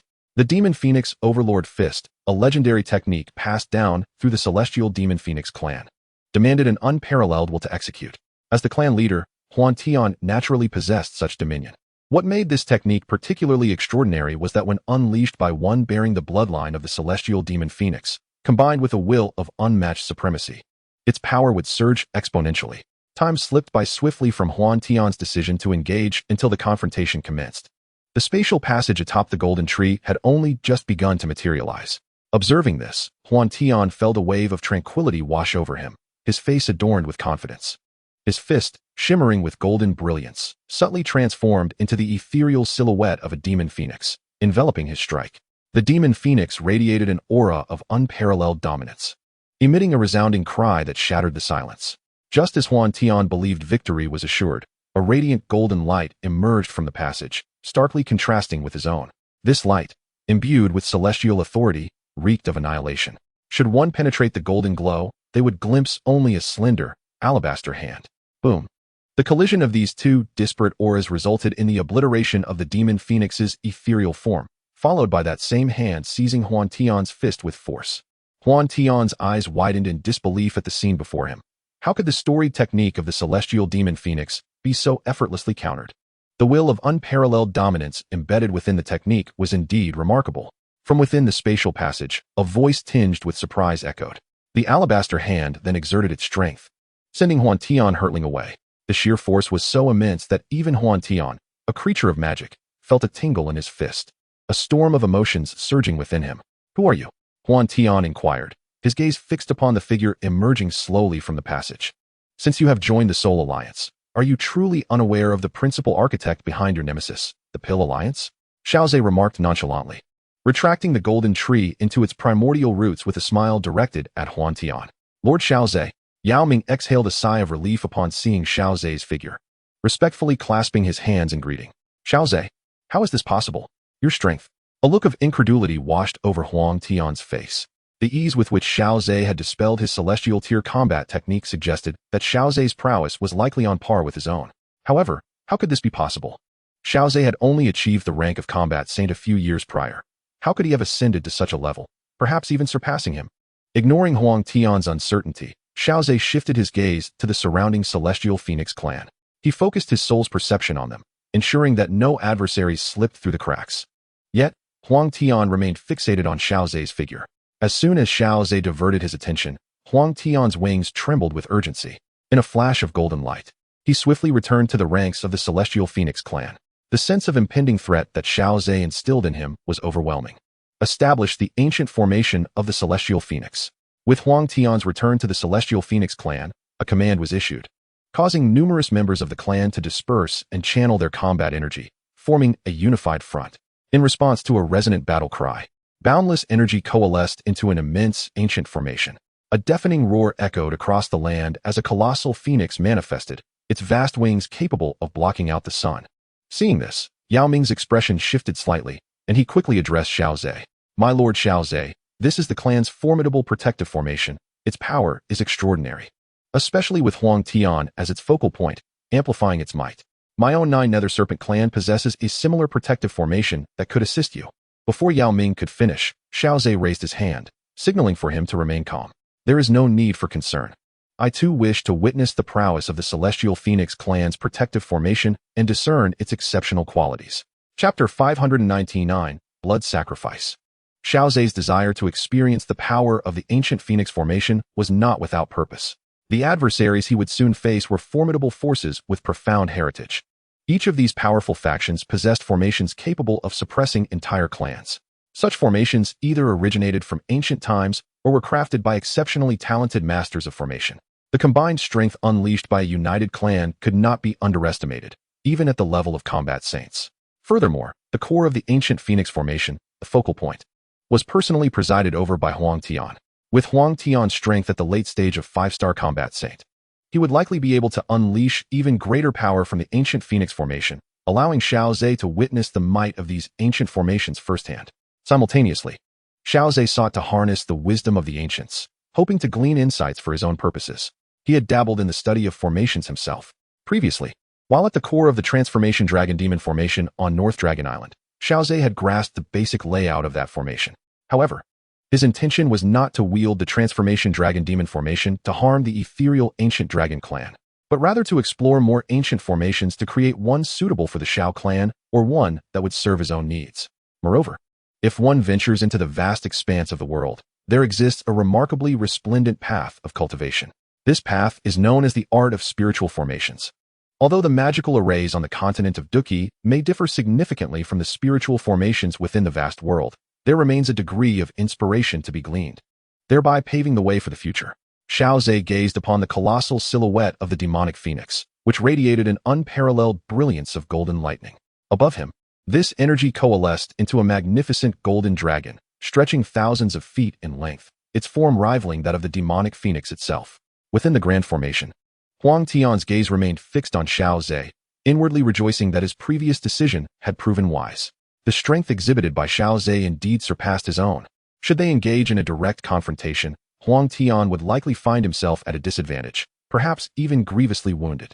However, with the aid of the inherited ancient Phoenix formation, he felt confident that he could triumph over even a 6-star Dou Qi. Seeing the golden dragon materialize around Xiao Ze, Yao Ming was equally astonished. Although the dragon posed no direct threat to him, the crackling lightning surging within it instilled a profound sense of dread. The stray arcs of lightning that brushed against him elicited sharp pangs of pain. Realizing this, Yao Ming couldn't help but bitterly smile. He had not anticipated that upon their reunion, the chasm between him and Lord Xiao Ze would be so vast that he lacked even the qualification to remain in proximity to him. The mere residual energy was enough to inflict discomfort. Noticing the change in Yao Ming's expression, Xiao Ze addressed him. The impending battle may disrupt the veins of the underworld serpent. Yao Ming, you should descend and maintain order to prevent excessive devastation. Yao Ming immediately felt relieved, respectfully clasping his hands before Xiao Ze, then swiftly vanishing into the depths of the underworld serpent's veins to instruct the clan's warriors to prepare protective measures against destruction. In the air, under Hun Tiandi's command, the enormous demonic phoenix, adorned in colorful clouds, flapped its wings and surged toward Xiao Ze. The powerful beats of its wings conjured 2 energy storms capable of rending the very fabric of space, sweeping toward the golden dragon. Reveal your true capabilities. Such tricks cannot deter me, Xiao Ze declared, shaking his head as the colossal dragon above him sprang into action. The divine dragon flicked its tail, effortlessly dispelling the energy storms that threatened to tear through the space. Most of the storm dissipated into the void, transforming into a perilous realm within the emptiness, while a portion crashed down upon the mountains below, erasing vast stretches of terrain. With a resounding roar, the golden lightning dragon unleashed a mighty dragon's cry, summoning countless arcs of lightning that surged forth toward the immense demonic phoenix. These myriad bolts not only enveloped the form of the phoenix, but also ensnared the Celestial Phoenix clan behind it, leaving them equally unable to escape the storm of thunder. A deluge of lightning struck the magical array's barrier, generating intense ripples of energy. A brilliant beam of light erupted from the mouth of the demon phoenix, shooting straight toward Xiao Ze. He deftly manipulated the golden dragon to counter the attack, yet his gaze was fixed upon the ancient formation of the heavenly phoenix. The emerald golden glimmers in his eyes flickered incessantly, bestowing upon him unparalleled insight. Even amidst the myriad barriers of the formation, Xiao Ze could perceive its intricacies with clarity. As the clashes continued, understanding gradually dawned upon him. The demon phoenix, formed by the collective energies as a result of the formation's influence, indeed wielded the strength of all. It was a remarkably effective offensive formation. However, it was merely that, in comparison to the path of alchemy prevalent in the Dou Qi Continent. The formation seemed somewhat insubstantial. It was not as profound and extraordinary as Xiao Ze had anticipated. Contemplating this, Xiao Ze pondered whether his accomplishments in alchemy had led him to perceive the formation as lacking, or if the development of formations in the Dou Qi Continent was not as refined and glorious as he had imagined. While Xiao Ze was deep in thought, the golden dragon had already ensnared the demon phoenix of the formation. The overwhelming power of thunder surged forth, transforming the two colossal beasts entwined in the sky into a dazzling golden sphere. It radiated an extraordinarily brilliant light, illuminating the realm as though a great sun had descended, bringing forth unparalleled warmth and illumination. With a thunderous roar, the terrifying energy erupted, unleashing a wave of destructive force that swept across the surroundings. With the epicenter of the explosion collapsing into a black hole, an immense torrent of celestial energy surged into the void, desperately attempting to mend the shattered space. The demon phoenix of the formation shattered, and the backlash of energy left the members of the heavenly demon phoenix clan pale, each spitting blood, clearly suffering significant injuries. The expression of the core figure, Hun Tiandi, also turned slightly pale, though he did not bleed. Damn it! How could it be this powerful? Hun Tiandi gazed at Xiao Ze's calm demeanor, sensing that the latter's gaze upon them resembled that of one observing the dead, devoid of any emotion. A flicker of realization crossed Hun Tiandi's mind. Although Xiao Ze had no deep-seated hatred towards the heavenly demon phoenix clan, their current allegiance to the Soul Alliance meant that their fates were now intertwined in a relentless struggle. If given the chance to strike decisively against the forces of the Pill Alliance, he would not hesitate to eradicate them entirely. Having understood this, Hun Tiandi relinquished any thoughts of seeking mercy. The events of this day could not possibly end well. But the heavenly demon phoenix clan was not one to cower in fear. Fellow clansmen, heed my command. Transition to the blood sacrifice formation. Yes, the members of the heavenly demon phoenix clan hesitated briefly before responding in unison. The enemy before them was formidable beyond imagination. Yet they resolved to leave behind their mark before meeting their end. Shielded by the barriers of the formation, their communications remained unheard. Xiao Ze, eager to witness what further surprises the ancient formation might hold, observed as the once grand formation became suffused with blood energy. A torrent of sanguine energy surged toward the center of the formation. Xiao Ze raised an eyebrow. Is this the surprise? Chapter 600, The Sacred Shadow of the Phoenix. Within the blood sacrificial array, an overwhelming wave of blood energy flowed incessantly into Hun Tiandi's body, propelled by the formation. As he felt the fighting spirit within him swell, a fierce intent surged in Hun Tiandi's heart. Xiao Ze's strength surpassed his expectations. Even with the ancestral array, he was easily subdued. The summoned array's demonic phoenix could not even touch Xiao Ze before being annihilated by the terrifying golden dragon. Fueled by rage, Hun Tiandi resolved that even in death, he would draw blood from Xiao Ze, leveraging the strength of his kin to leave a mark upon him. However, his animosity toward Xiao Ze was not overwhelmingly intense. Both belonged to the Soul Alliance and the Pill Alliance. The outbreak of war between the two factions meant it was a fight to the death on the battlefield. Today, he had come to persuade the 9 Nether Dark Python clan to join the Soul Alliance, and if persuasion failed, Hun Tiandi would show no mercy. The kin he brought could easily decimate the entire 9 Nether Dark Python clan. Now, with Xiao Ze's arrival, he merely returned to them what they intended to do to the 9 Nether Dark Python clan. Crack. The formation, deprived of the support of numerous members of the Heavenly Demon Phoenix clan, emitted a cracking sound and instantly shattered. Energy surged and blood mist enveloped the scene, obscuring the vision. Xiao Ze narrowed his eyes, standing in the void, his expression calm, yet contemplative regarding the formation. It seemed that the formations on the continent of fighting spirits indeed could not compare to the spiritual arrays of the vast realm. The formations here leaned more towards being collective, unlike the solitary arrays of the vast realm that could block thousands. Your confidence is quite unexpected. I thought the disruption of the formation would compel you to act prematurely. Hun Tiandi's voice emerged from the blood mist. Xiao Ze smiled at these words, waving his hand to conjure a violent whirlwind that dispersed most of the blood mist, revealing Hun Tiandi's figure. The originally purple-golden robe he wore was now stained with blood. The noble hue of purple gold had been tainted by the sanguine essence. The blood energy filled Hun Tiandi's body, casting a deep red glow upon his face, rendering him somewhat eerie. What astonished Xiao Ze the most was the ferocity radiating from Hun Tiandi, as if everything before him would be torn asunder. It's fine. Even if your kin have bestowed their power upon you, the vast chasm between us cannot be easily bridged, Xiao Ze remarked casually. Hun Tiandi's expression remained unchanged upon hearing this. Indeed, as Xiao Ze suggested, even with the power of his kin, Hun Tiandi still held no assurance of victory against Xiao Ze. After all, if the realm of Dou Saint could be bridged through such means, then the phrase Dou Saint is an insurmountable chasm would indeed become a mere jest. I do not harbor expectations of overcoming you. Your innate talent incites in me a blend of admiration and envy. Achieving the status of Dou Saint in just a few short years, you have surpassed the efforts I have accumulated over millennia. As Hun Tiandi spoke, the vitality within him began to surge. Even if I were to leave a wound upon you today, it would not constitute a betrayal of my promise to my kin. As Huang Tian's words resonated, his limbs and vital points erupted with a torrent of blood. With the explosive sounds of flesh tearing, a copious amount of blood gushed forth from his body. The precious bloodline power, invaluable to beasts, continuously surged out from the myriad wounds upon Huang Tian. In a remarkable manner, this bloodline essence converged upon his forehead, revealing the resplendent, golden ancient phoenix pattern. Xiao Ze observed Huang Tian's actions, and his mind drifted back to the ancient texts he encountered on the ancient dragon island. During his stay on the island, thanks to his connection with the ancient dragons, he was granted access to the ancient tomes that had been passed down through the ages. As two great beast clans that have battled since ancient times, both sides possess a profound understanding of each other's methods. Just as the royal family of the Taishu ancient dragons wields the Dragon Slayer's sword, the royal lineage of the Heavenly Demon Phoenix clan naturally possesses similar capabilities.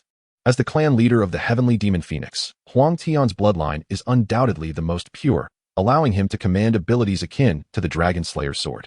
However, unlike the Dragon Slayer's sword, which is specifically designed to target members of the Taishu ancient dragon clan, the Heavenly Demon Phoenix clan has the power to summon the holy shadow of the ancient phoenix. This ability taps into the ancient phoenix power hidden within their bloodline. While such methods to awaken latent powers within the bloodline are not uncommon among the various ancient races and beast clans, the techniques of the Heavenly Demon Phoenix clan are particularly intense. They can invest boundless bloodline power to amplify the ancient phoenix force within. Just as Huang Tian is doing now, the wounds erupting from his limbs allow the bloodline essence to flow into him ceaselessly. Even if he were to survive this ordeal, the bloodline power would be rendered entirely useless. At that juncture, not only would he be unable to continue as the clan leader of the Heavenly Demon Phoenix, but he might also struggle to maintain his very existence. Yet Huang Tian remains undeterred, the bloodline power coursing through him, while the ancient phoenix mark on his forehead grows increasingly radiant. Xiao Ze, I am uncertain of your true strength. Are you at the 6-star Dou Saint level? Or have you reached the latter stages of Dou Saint? However, I must express my gratitude for your audacious actions, which have enabled me to summon the holy shadow of the ancient phoenix. Though I may perish today, you shall not emerge unscathed. As Huang Tian's declaration rang out, a surge of Dou Qi erupted, causing even his forehead to explode violently, revealing a gruesome gash. The brilliant golden ancient phoenix pattern drifted forth, and Huang Tian's formidable figure shattered alongside its departure. As if all blood and flesh essence had been drained, his body felt like a mere layer of thin paper, ready to shatter amidst the turbulent surge of energy. Once the ancient phoenix pattern wafted forth, it swiftly became animated, transforming into the sacred visage of a primordial phoenix. It seemed to transcend infinite time and space, resurrecting the vibrant phoenix of antiquity in the present age. The immense and ancient aura it emanated swept through the surroundings. For the ancient phoenix is among the most potent bloodlines of magical beasts. The power of its bloodline, radiating forth, weighed heavily upon the souls of the lower 9 nether underworld python clan, inducing a sense of discomfort. The oppressive force of its lineage left them feeling uneasy. Yet, for Xiao Ze, it was like a gentle breeze caressing his face. When it came to bloodline power, he was by no means inferior. However, he refrained from manifesting the Dragon Phoenix bloodline strength within the Tree of Origin. With his peak strength at the 6-star Dou Saint level, it would be exceedingly difficult for such bloodline pressure to affect him. Xiao Ze gazed at the lively sacred image of the ancient phoenix, alongside the ethereal soul that followed. It was truly madness. Even the power of the soul was fully infused into the ancient phoenix pattern. Yet, the summoned ancient phoenix was indeed extraordinary. One should never underestimate these ancient races with profound heritage, Xiao Ze mused, though his face betrayed no signs of panic. With his current strength, as long as he did not confront a powerhouse at the 9-star Dou Saint level, he could preserve his life. This was the fundamental reason he allowed the phoenix to ascend. Strength is the foundation of confidence, no matter how many schemes the phoenix might devise. Xiao Ze could dismantle them with his formidable power. Chapter 601. Erroneous choices lead to the worst outcomes. Just as Xiao Ze pondered, the wafting ancient phoenix surged with the wind, transforming in an instant into a colossal shadow towering tens of thousands of feet high, obscuring the sky and sun, unleashing an overwhelming bloodline pressure. This force compelled countless beings in this subterranean world to bow low, unable to confront the terrifying bloodline power from antiquity.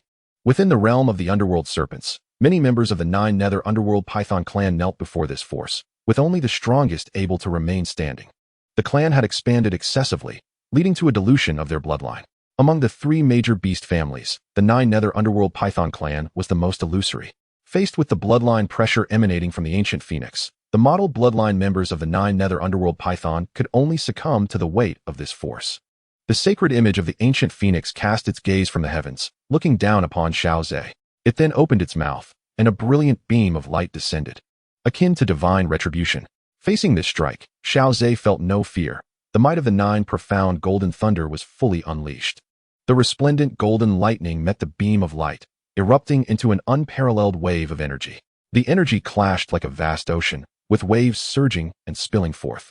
Xiao Ze, harnessing the power of his soul, swiftly pinpointed a trace of energy near the ancient celestial phoenix's sacred shadow, executing a spatial shift. In an instant, he materialized before the majestic phantasm of the ancient phoenix. Clenching his fist tightly, he cultivated within it a golden flame that seemed capable of incinerating all existence. With a thunderous impact, his fist collided with the colossal figure of the ancient celestial phoenix, forcefully repelling it. Compared to the towering shadow of the ancient phoenix, Xiao Ze's form appeared diminutive, akin to a speck of dust, yet the might of his strike was enough to leave onlookers in astonishment. Countless spectators gazed up at this spectacle, their expressions frozen in disbelief, as if witnessing a minuscule particle sending a grand mountain soaring. The once mighty phoenix, heavenly spirit, now a mere soul entity, could not help but feel a flicker of despair. Was it possible that even the ancient celestial phoenix's sacred shadow was powerless against him? Within the depths of the underworld, the elders of the 9 serpent clan, who had been unsettled by the emergence of the ancient phoenix as shadow, felt all their anxieties dissipate upon witnessing this scene, their faces alight with ecstasy. Initially, they had harbored dissatisfaction at their clan leader yielding to a mere human, believing it tarnished the dignity of the 9 serpent clan. However, seeing the unfolding events, a unanimous thought surged within them. It was indeed fortunate that their leader could forge a connection with Lord Xiao Ze. At the forefront, the demon Ming was particularly exhilarated. His fists clenched in anticipation. With his vast experience, he could discern Xiao Ze's previous methods. The spatial shift was a technique only accessible to those of the 6-star Dueling Saint rank or higher. Though Xiao Ze had previously navigated the array of the Phoenix clan with apparent ease, his true strength remained elusive until now. The display of power he demonstrated clearly indicated to the assembled saints that Xiao Ze's fighting spirit level was at least that of a 6-star Dueling Saint. What thrilled Ming the most was Xiao Ze's youth. As a Dueling Saint, his age was remarkably tender. With such prodigious talent, it was not inconceivable that he could ascend to become one of the most formidable figures in the Dou Qi Continent. The 9 Serpent Clans' association with Xiao Ze was indeed a monumental stroke of fortune. High above, Xiao Ze regarded the ancient celestial phoenix's sacred shadow, which he had just repelled, with a hint of surprise. This embodiment of bloodline power possessed a corporeal form that seemed almost lifelike, feeling a mixture of astonishment and understanding. He recalled that upon reaching a certain level of soul mastery, even without a physical body, one's soul could still manifest as if it were a living being. The ancient celestial phoenix's sacred shadow shook its head, evidently affected by Xiao Ze's punch. With a resounding roar, the sacred shadow's wings trembled, unleashing an overwhelming surge of fighting spirit that reverberated through the realm like the crashing of tides. Xiao Ze's gaze sharpened. Had it truly reached the late stage of the Dueling Saint rank? As the thought briefly crossed Xiao Ze's mind, he swiftly dismissed it. He was not yet at that level. His earlier confrontation with the ancient Phoenix Saint Shadow revealed that his power certainly did not reach the peak of the Dueling Saint realm. After all, the strength of Hun Tiandi, who summoned the ancient Phoenix Saint Shadow, was merely at the late stage of a 5-star Dueling Saint. Even if he were to sacrifice all his bloodline power and augment it with his soul strength, it would be impossible to elevate himself by 2 stars to reach the peak of the Dueling Saint realm. Was it solely due to the peculiar properties of the ancient Phoenix bloodline that he was able to draw upon the tides of celestial energy? This fleeting thought passed through Xiao Ze's mind as he unleashed the 9 Xian Golden Thunder and the original Emperor Flame in rapid succession. These 2 forces were inherently formidable, capable of stirring even the hearts of Dueling Saint experts. As Xiao Ze wielded them simultaneously, their might shattered the very fabric of space itself. The 9 Xian Golden Thunder split into countless arcs of lightning, transforming the surrounding realm into a tempest of thunder. Countless bolts rained down, crashing upon the ancient Phoenix Saint Shadow, the sound of the golden thunder resonating explosively within the minds of all present. In contrast to the terrifying grandeur of the 9 Xian Golden Thunder, the original Emperor Flame was far more understated. Licks of flame descended upon the ancient Phoenix Saint Shadow, each flame effortlessly piercing through its resplendent feathers. The feathers, suffused with terrifying energy, were easily consumed by the original Emperor Flame. Regardless of how the ancient Phoenix struggled, The original Emperor Flame clung to its feathers as if they were part of its very being, utterly unshakable. Soon thereafter, the imposing ancient phoenix Saint Shadow, which once dominated the heavens, was utterly reduced to nothingness under the relentless onslaught of the 9 Xian Golden Thunder and the original Emperor Flame. This summoned ancient phoenix possessed no true intelligence. It was merely a vessel of extreme energy and instinctual combat awareness. Faced with Xiao Ze's relentless bombardment, it could not stir a single wave before being obliterated.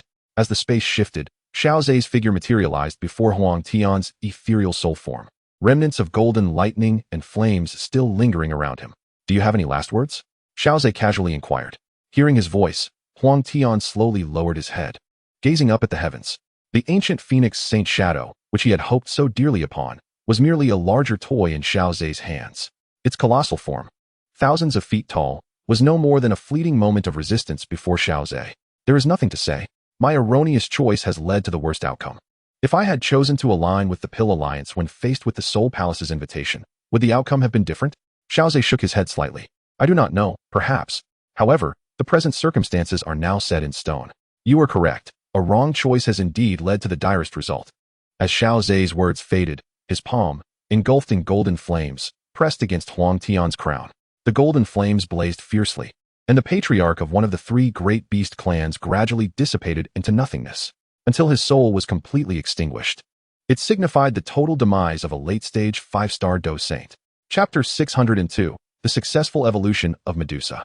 The complete annihilation of the celestial foes of the Phoenix clan marked the resolution of a tumultuous chapter, as the soul of the Phoenix King dissipated into oblivion. The inhabitants of the Nether Serpentess realm rejoiced with uncontainable elation. Some even knelt before Xiao Ze, a gesture of profound respect. However, the majority remained unfamiliar with Xiao Ze, scarcely aware of his illustrious name. Thus, they bowed in silence, their reverence palpable yet unvoiced. The gratitude emanating from the members of the 9 Nether Serpent clan was unmistakably sincere. Had Xiao Ze not intervened in their direst hour, the clan might have faced utter annihilation. Under the guidance of Yao Ming, the formidable members of the 9 Nether Serpent clan approached Xiao Ze. In the presence of his tranquil gaze, they felt a shiver of trepidation, suppressing any sign of peculiarity as they respectfully greeted him. We pay our respects to Lord Xiao Ze. Xiao Ze nodded slightly and smiled at Yao Ming, expressing his gratitude. I appreciate your vigilance over the 9 Nether Hades during this time. Lord Xiao Ze, it is merely my duty, Yao Ming replied hastily. Xiao Ze shook his head, producing several vials of high-grade elixirs to hand to Yao Ming. In my presence, there is no such thing as mere duty. Rewards are given for merit, and penalties for shortcomings. Your guardianship has indeed aided my cause. As Yao Ming accepted the vials and sensed their contents, astonishment illuminated his countenance. Thank you for your generous reward, Lord Xiao Ze. Let us not call it a reward. You are not my subordinate. Moreover, should you wish to lead the 9 Nether Serpent clan into the Alchemy Alliance, we shall be allies. Upon hearing Xiao Ze's proposition, the strongmen behind Yao Ming felt a surge of excitement. Given the circumstances, they were no longer entrenched in the pride of their 3 noble beast families. The prospect of joining the Alchemy Alliance was indeed alluring. Not only did Lord Xiao Ze possess the esteemed prowess of a 9th-tier alchemist, but the alliance also boasted a multitude of advanced alchemists. After all, the primary force behind the alliance was the Alchemy Tower. The alchemists within the alliance were undoubtedly the most numerous across the entire continent of martial arts.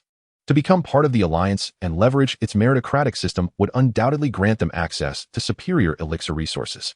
Their standing before Lord Xiao Ze seemed inconsequential, making it challenging to earn his favor. They did not dare to hope for the high-grade elixirs crafted by his own hands as their chieftain might.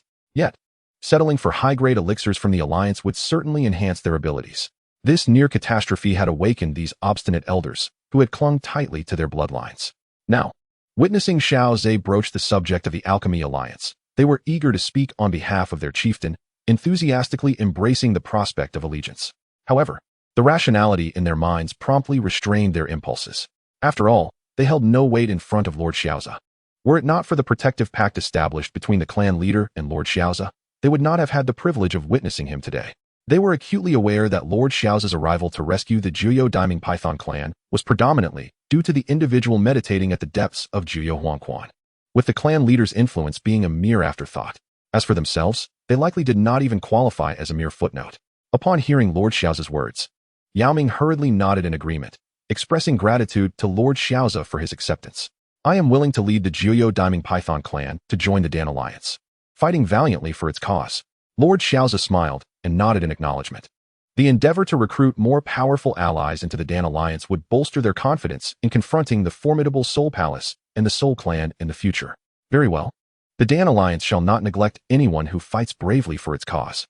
Upon hearing Lord Xiao Ze's affirmation, the elders of the Jiuyou Diamond Python clan were filled with immense excitement, eagerly seeking to curry favor with him. Lord Xiao Ze reciprocated their gestures with a smile, engaging in friendly banter, as they were indeed allies. Subsequently, Yao Ming led Lord Xiao Ze to the Ming Snake Earth Veins, introducing him to numerous members of the Jiuyou Diamond Python clan. This is Lord Xiao Ze, who assisted me in escaping the clutches of Yao Xiaotian, allowing me to reclaim my position as clan leader. Today, once again, Lord Xiao Ze has extended his hand to save our clan from the brink of annihilation. Do pay your respects to him.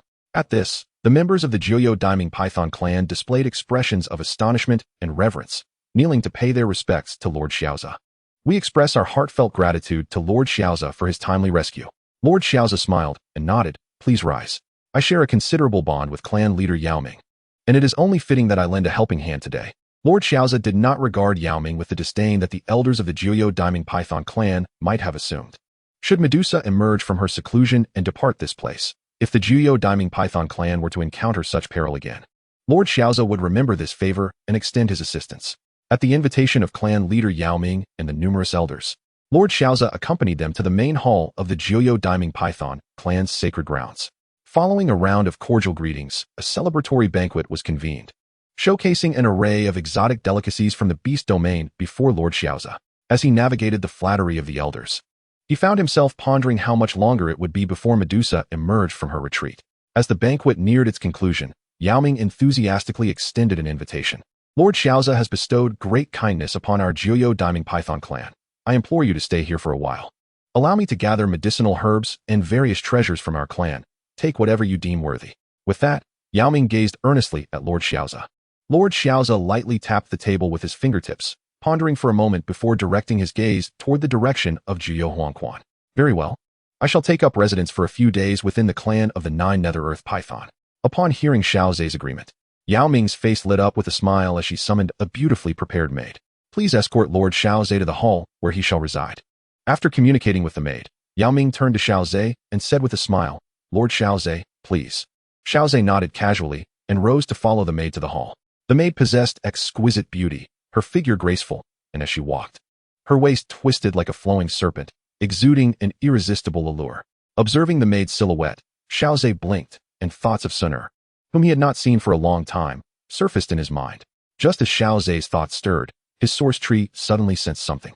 Concurrently, relevant information appeared on his interface. The bloodline of Medusa has successfully evolved into the nine-colored devouring python, triggering a multiple feedback response. Congratulations, host, for receiving a tenfold feedback reward. Chapter 603. This king shall reign above. Upon seeing the notification on the interface, a joyful smile spread across Xiao Ze's face. Medusa had finally succeeded in evolving into the nine-colored devouring python.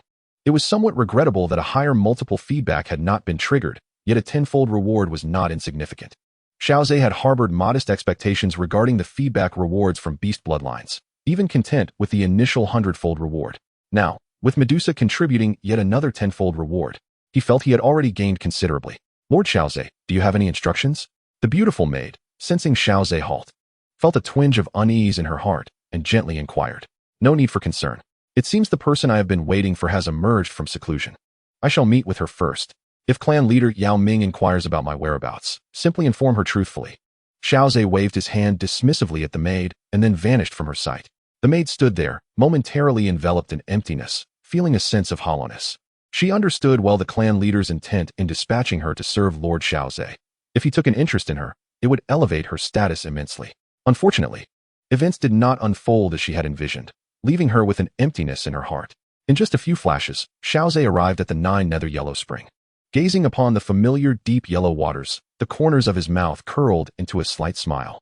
Compared to his prior visit, when he had been somewhat perturbed by the bone-chilling coldness of the Nine Nether Yellow Spring, he could now disregard it entirely. Enveloping himself in a faint layer of energy, Xiao Ze plunged into the depths of the Nine Nether Yellow Spring. The special sensing of the source tree was likely a message relayed by Medusa through the roots of the tree, yet he received no further information. One could only wonder what intentions Medusa harbored. As this thought flickered in his mind, he soon found himself at the bottom of the 9 nether yellow spring. Compared to the past, Xiao Ze's speed in reaching the depths of the 9 nether yellow springs has indeed increased significantly. However, this particular depth is markedly different from before.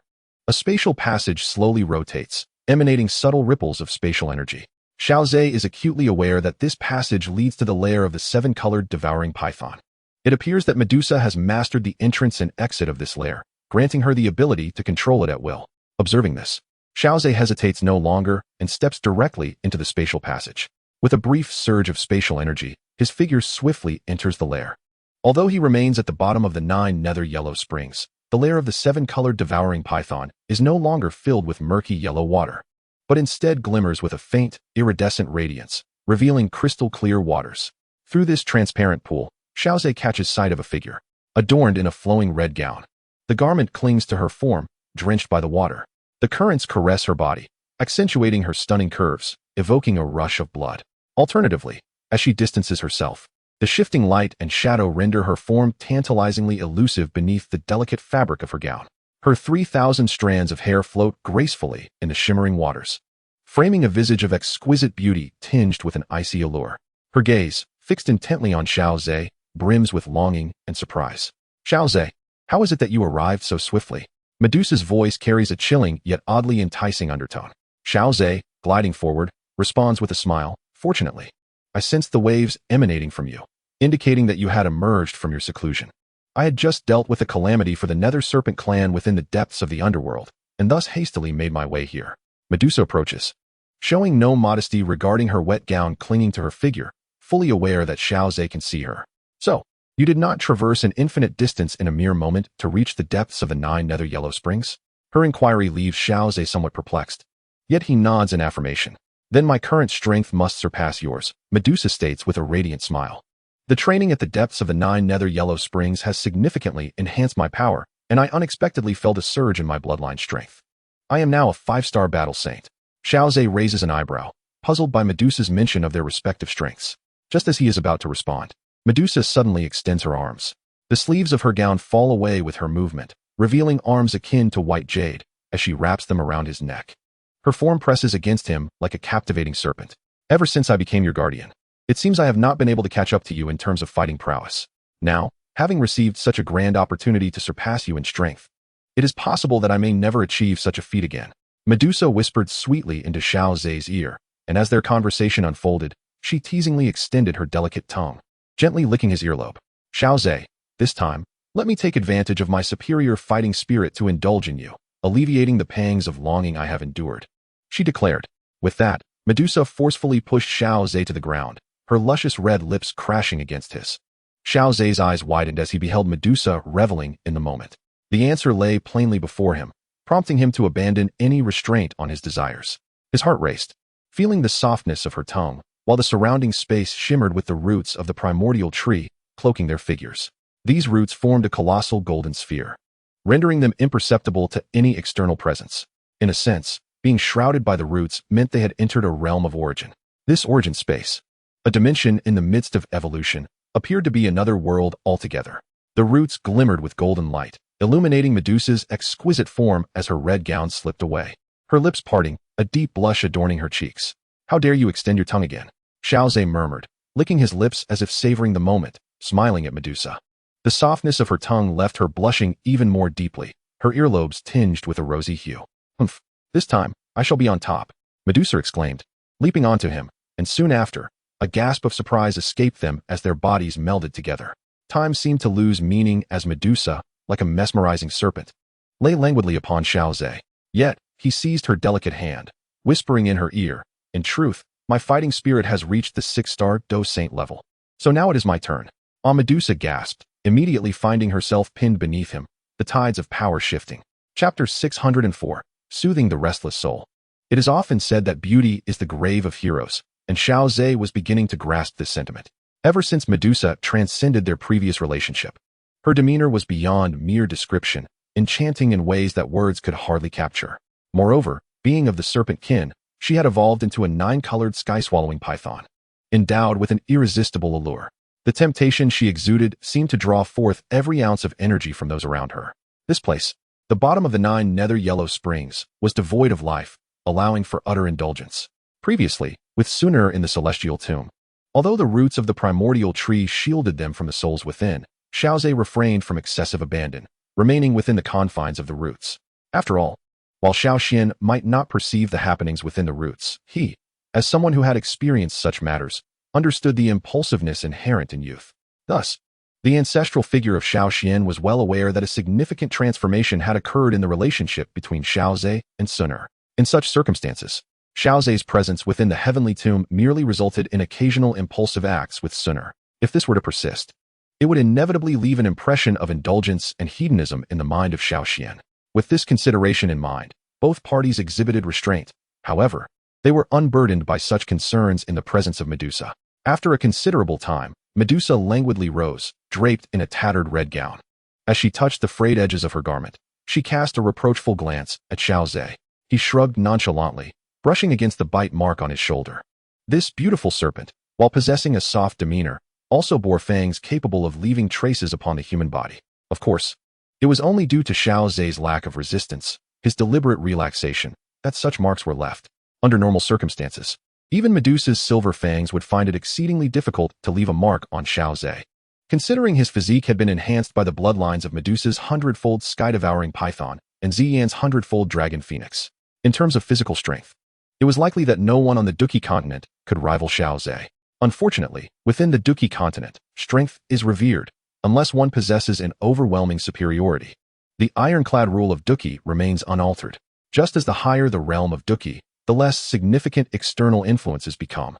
In the early stages, the effects of extraordinary flames are immensely powerful, but upon reaching the Dousheng realm, their efficacy diminishes considerably. For instance, Xiao Yan's 6-colored extraordinary flame, the Destruction Fire Lotus, could not even shake the attacks of the old Dragon Emperor. Xiao Ze's current physical strength was akin to Xiao Yan's extraordinary flames at that time. When confronted by true powerhouses, the effectiveness was merely a struggle for survival. However, against adversaries of a similar level or those slightly superior, he could unleash formidable might. Noticing Xiao Ze's actions, Medusa lightly snorted, letting you take the initiative. Yet, it seems you are rather pleased. As Xiao Ze donned his attire, concealing the bite mark, the remnants of his injuries began to fade quietly. The enhancement of his physique manifested not only in strength, but also in an astonishing recovery capability. If not for Xiao Ze suppressing this ability, such minor wounds would have healed long ago. By the way, I sensed a sudden enhancement in my bloodline power at that time. Could it have been your doing? Medusa approached, adjusting Xiao Ze's clothing. Though she was decisive in battle, once she devoted herself, her loyalty was unwavering. During the recent spatial trading conference, there had been a few gains. Unexpectedly, he had stumbled upon a 9-colored original stone on the spatial town trading street. As Xiao Ze explained, a look of realization appeared on Medusa's face. After all, within the depths of the 9 nether yellow springs, the vibrant lair of the sky-devouring python was entirely under her control upon her entrance. If there truly existed something that could enhance her bloodline power, Medusa would have discovered and utilized it long ago. It was improbable that such a thing would suddenly manifest just as she delved into profound cultivation. After much contemplation, she deduced that the only ones who could potentially trigger the defensive mechanisms left by Xiao Ze were himself and a select few others who had been granted authority over the source tree by him. These individuals were few in number. Only Xun'er, Qinglin, the little medical fairy, Ziyan, and herself. Medusa leaned in and bestowed a kiss, her crimson lips curving in a breathtaking arc as she smiled and spoke to Xiao Ze. Xiao Ze, thank you. Is there really a need for us to express our gratitude? Xiao Ze embraced Medusa's slender waist, savoring the sweetness of her lips. After a prolonged moment, Medusa cast a playful glance at him, feeling as though her lips might swell. All right, we have lingered here for quite some time, and you have been in seclusion at the bottom of the 9 nether yellow springs for long enough. It is time for us to depart. Upon hearing Xiao Ze's words, Medusa nodded in agreement and discarded her tattered red skirt, which had frequently revealed glimpses of her form. She retrieved a fresh garment to cloak her exquisite figure. Once Medusa was ready, Xiao Ze waved his hand, and the roots of the source tree, which had confined them in this realm, gradually loosened. A torrent of colorful pool water surged in, yet the energy protection surrounding both of them ensured that their garments remained unsoiled. Their figures re-emerged, and the unconscious remnants of the sky-devouring pythons drifted over, bowing in reverence to Medusa. After all, her bloodline had evolved into that of the 9-colored sky-devouring python, making her their supreme sovereign. Xiao Ze glanced at the unconscious remnants and inquired of Medusa, how do you plan to deal with these souls? Medusa gazed deeply at the bowing remnants, a hint of sorrow flickering in her eyes as she shook her head. During my previous retreat, they assisted me in my cultivation by gathering the energies of the world. However, the departed are gone. Let them continue to rest here in peace. While I could harness their power, it would be unkind to disturb them further. With my current strength, I am more than capable of confronting any formidable foes. Xiao Ze nodded in agreement, respecting Medusa's decision. In the original narrative, Medusa had been willing to manipulate the remnants of the sky-devouring pythons out of necessity during a crisis against the late-stage 5-star Dueling Saint, Hun Tiandi, when her strength was insufficient. Yet now, with no external threats and Xiao Ze's assistance, there was no need to disturb the ancient ancestors of the sky-devouring pythons. Medusa raised her delicate hand, radiating a brilliant 9-colored light. The brilliance illuminated the lair of the sky-devouring python, soothing the remaining souls. Xiao Ze observed as the unconscious remnants gradually succumbed to tranquility. In a state of silence, the vibrant, soul-bound rainbow-devouring python could endure for an extended period. Xiao Ze gently patted Medusa's shoulder and spoke softly, suggesting that if the opportunity arose, she might attempt to resurrect them, as they were ancestors who had once offered her assistance. Chapter 605, The Art of Puppet Crafting. Space twisted, and the figures of the two appeared at the bottom of the 9 nether yellow springs. The energy enveloping Xiao Ze effortlessly dispelled the surrounding chill, while Medusa, as the 9-colored devouring python, thrived in the depths of the yellow springs. After all, it was evident that the 7-colored devouring python could establish its lair in such an environment, making it remarkably suitable for their survival. Exchanging a glance, the two ascended above the 9 nether yellow springs. With their current prowess, their speed was nothing short of extraordinary. Moments later, they had burst through the deep yellow waters. What should we do next? Medusa stood beside Xiao Ze, her waist adorned with a 9-colored sword, her delicate hand resting upon it. Should any threat arise against Xiao Ze, the sword, concealed within its sheath, would spring forth instantaneously to vanquish the foe. There's no need to be so tense, Xiao Ze remarked, noting Medusa's familiar demeanor. Given our current relationship, you need only to be at ease as the matriarch of the Heavenly Alliance. The guardianship can be set aside. Furthermore, with my present strength, there are but a handful of individuals on the continent of fighting spirits who could pose a fatal threat to me. Upon hearing Xiao Ze refer to her as the matriarch, a faint blush appeared on Medusa's face. Xiao Ze took her delicate hand resting on the sword's hilt and solemnly declared, "Once the situation stabilizes, I shall host the grandest wedding across the continent for you all." At the mention of you all, Medusa's eyes flickered, yet she remained silent. After all, in terms of precedence, she felt overshadowed not only by Xun'er but also by Qinglin, the little girl who always lingered by Xiao Ze's side. "Humph. Entrusting my heart to you was my own choice, and I shall not regret it," Medusa asserted, extending her other hand to join the one Xiao Ze held, enveloping his palm with both hands. "However, should you prove to be overly fickle, do not blame me for being unyielding." A slight cough escaped Xiao Ze, who felt a tad awkward as he replied, "That won't happen." Witnessing Xiao Ze's bashful demeanor, Medusa smiled brightly, playfully licking her red lips with her delicate tongue, exuding an allure of utmost temptation. "If that time comes, I shall first drain you dry, and we'll see how much energy you have left for infidelity." Xiao Ze could only shake his head and chuckle at Medusa's bold words. "All right, let us first pay a visit to the nether serpent's veins and inform Yaoming. It would be rather impolite to leave without a word." Medusa nodded in agreement, her expression shifting to one of ease and leisure, shedding her former air of vigilance. Upon witnessing Medusa's remarkable transformation, Xiao Ze felt a sense of delight. Previously, Medusa's presence by his side was due to her role as a guardian, which constrained him from expressing his true feelings. However, the nature of their relationship had now undergone a significant evolution, making it rather inappropriate for Medusa to continue in that capacity. Additionally, maintaining such tension within his heart would only strip away the joy of their companionship over time.